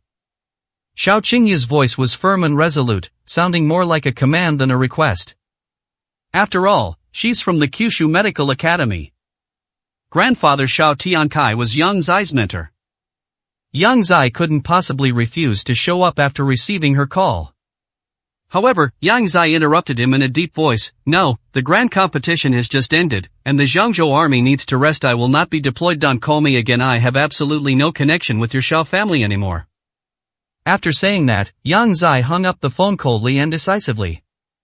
Yang Zai hung up the phone, his forehead covered in sweat. He looked up in a panic at Yi Tang sitting in front of him and asked with a fawning smile, War God Yi, is this alright? I have already rejected the Xiao family's request. As he spoke, sweat unconsciously streamed down his face. Yang Zai hurriedly raised his hand to wipe it away. Yi Tang then slowly stood up, sneered, and said, Well done. You need to understand your position. You are the commander of the Central Plains garrison, but not a Central Plains guard. You do whatever you are told from now on. You are not allowed to have any dealings with the Xiao family, the Sima family, or any other family. If I find out, you can forget about being the commander. Yes. Yang Zai hurriedly responded, kneeling on the ground and answering tremblingly, I promise that I will never have any dealings with any family in Zhengzhou again. Good that you understand. Otherwise, even if I let you go, the king of the 9 provinces will not. Yi Tang sneered and turned to leave. King of the 9 provinces. Upon hearing these 4 words, Yang Zai felt as if a mountain was pressing down on his head. He didn't dare to breathe and remained kneeling for a long time, not daring to raise his head. I never expected that even the king of the 9 provinces would come out of seclusion. The Xiao family has really messed up this time. No, it's not just kicking a steel plate, it's like banging your head against a knife. Fortunately, he stayed within his bounds and didn't get too close to the Xiao family at this critical juncture, otherwise he would have been finished too. Inside Yayang Tower, Xiao Qingyu was completely stunned when Yang Zai hung up on her. What's going on with the Yangtze River? Haven't they always been obedient to the Xiao family? Why would he suddenly be so cold-hearted at a time like this, and even dare to hang up on her? Is his reign over? What did they say from the Yangtze riverside? Seeing that Xiao Qingyu's expression was not good, Xiao Tiankai frowned and asked. He said he's severing ties with our Xiao family and that we're not allowed to contact him again. Xiao Qingyu replied blankly. He's really audacious. He's gotten too big for his britches. I've trained him so much, but he's just my dog, and he dares to desert me at a time like this. I'll settle the score with him when I get back. Let's see how he explains himself. Xiao Tiansai's face instantly filled with anger, and he said through gritted teeth. Li Xiao curled his lip and gave a sarcastic laugh. You're the idiot. Yang Zai wouldn't dare to come even if you gave him 10 lives. As for why he wouldn't dare to come, you should use your brains. Speaking of which, the Xiao family has many capable people, but they're all idiots. Get out of here right now, or don't blame me for using force. Li Xiao snorted coldly and ordered his men to throw Xiao Tiankai and Xiao Qingyu out. Wang Han was the last to push open the door and enter the room. He found that the room had been emptied out, except for a table in the middle with a box on it. Otherwise, it was very empty. Sima Guanglong and Zhao Tianxiang were already standing in the center, but they were both pale with tension, their nerves were on edge, and they looked around in surprise and doubt. There was no one else in the room besides the three of them. There was also a young man who had just come in from outside, and 4 guards stationed on all 4 sides, who looked like members of the Qingzhou army. Where are they? Wang Han stepped forward, turned his head and glanced at it, his face full of doubt. There's no one here. What are we supposed to do with you? Are you playing tricks on us? I thought this was some kind of hellhole. Wang Han's face was full of disdain. He said that even the Qingzhou army wouldn't dare to touch a hair on his head. It seems that the Qingzhou soldiers were too frightened to show their faces when they saw him enter the room. Sima Guanglong also looked surprised and confused, not understanding what was going on. Only Zhao Tianxiang was covered in sweat, glancing at Su Ming standing beside him from time to time. Su Ming then slowly he walked over, stood by the table, and reached out to open the box on the table. Hey kid, what are you doing? What do you know? You seem to be one of the Qingzhou army too, right? Call your boss out here or call Li Xiao out here. Wang Han shouted at Su Ming, completely disregarding him. He thought Su Ming was just a lackey of the Qingzhou army, no different from the guards standing next to him. Don't rush, let me show you something first. As he spoke, Su Ming lifted the box, revealing its contents to the three of them. Zhao Tianxiang peeked out and was so frightened that he fell to the ground with a thud. Head. Sima Guanglong and Wang Han also saw clearly that there was nothing else inside, just a skull. Su Ming curled his lips into a smile, slowly raised his head, and looked at Sima Guanglong. He grinned and asked, Master Sima, can you recognize whose head this is? 255, Chapter 255 Dismissal. Who? Sima Guanglong frowned and asked in shock. Su Ming said with a smile, his name is Sima Xiuhu. 3 years ago, on the top of Mount Tai, he and 7 other bandit leaders attacked Meihe. Was one of the 3 who charged at the front. He was carrying a 30-pound broadsword. Unfortunately, he didn't last more than 10 rounds before I chopped off his head. Afterwards, when your Sima family buried Sima Xiuhu, I guess you buried a headless corpse, because I took his head long ago. Su Ming said it casually. Upon hearing these words, Sima Guanglong's expression instantly changed to one of horror. Who are you? The one who besieged you 3 years ago? Could you be? Sima Guanglong staggered back, his eyes wide open, as if his eyeballs were about to pop out of their sockets, his face filled with disbelief and shock as he stared at Su Ming. Could this guy be that forbidden powerhouse from the summit of Mount Tai? How is that possible? That important figure, famous throughout the land, has been renowned for a long time. He always thought he was at least 40 or 50 years old. How could he be such a young man in his early 20s? His own younger brother, Sima Xiuhu, died at the hands of this guy? Sima Guanglong was trembling with fear. Wang Han looked completely bewildered, not yet understanding why Sima Guanglong was so afraid. He sneered dismissively, who could this kid be? Just a nobody from Qingzhou. I saw him mingling with the Qingzhou army outside just now. Looking at him, he wouldn't stand out in a crowd. What kind of person could he be? Su Ming turned his head and gave Wang Han a cold look, ignoring him, and continued to say to Sima Guanglong, Master Sima, how can you be so forgetful? Didn't you send a few of your men to Yunqing to cause me trouble, including your son? I personally sent him to the hospital. Sima Mang, didn't I tell you when I got back? Su Ming grinned, like a beast that had been lying in wait for a long time, staring at its prey. Sima Guanglong's pupils dilated instantly, and he sat down on the ground with a thud, covered in cold sweat from fear. You're from Yunqing too, how is that possible? Could it be that you entered Yunqing 3 years ago? Sima Guanglong instantly understood everything, his lips trembled with fear, and his eyes became empty. Impossible. He had been careful and cautious ever since that incident 3 years ago, trying to avoid it at all costs. Did he not expect that in the end, he still couldn't escape it? Master Sima, what's wrong with you? Why are you so frightened by this brat? I could easily deal with such a piece of trash with just a word. You're the head of the #1 family in Zhengzhou, you don't need to be this scared. Don't worry, I, Wang Han, will protect you. Wang Han chuckled, stepping in front of Sima Guanglong. He looked at Su Ming with a disdainful sneer and said, Trash, what are you pretending for? Didn't you hear what I just said? Call your boss out. You're not qualified to talk nonsense here. You don't even have the right to talk to me, understand? You fucking bastard. Su Ming could no longer tolerate it. Enraged, he rushed up and slapped Wang Han across the face. With a bang, Wang Han was sent flying several meters away. He fell heavily to the ground, and 2 of his teeth were knocked out by Su Ming. Su Ming pointed at Wang Han with a fierce expression. I ignored you because you're old, but you're still babbling on and on, it's so noisy. Guards, listen to my command. Su Ming shouted at the 4 guards in the corner of the room. Yes.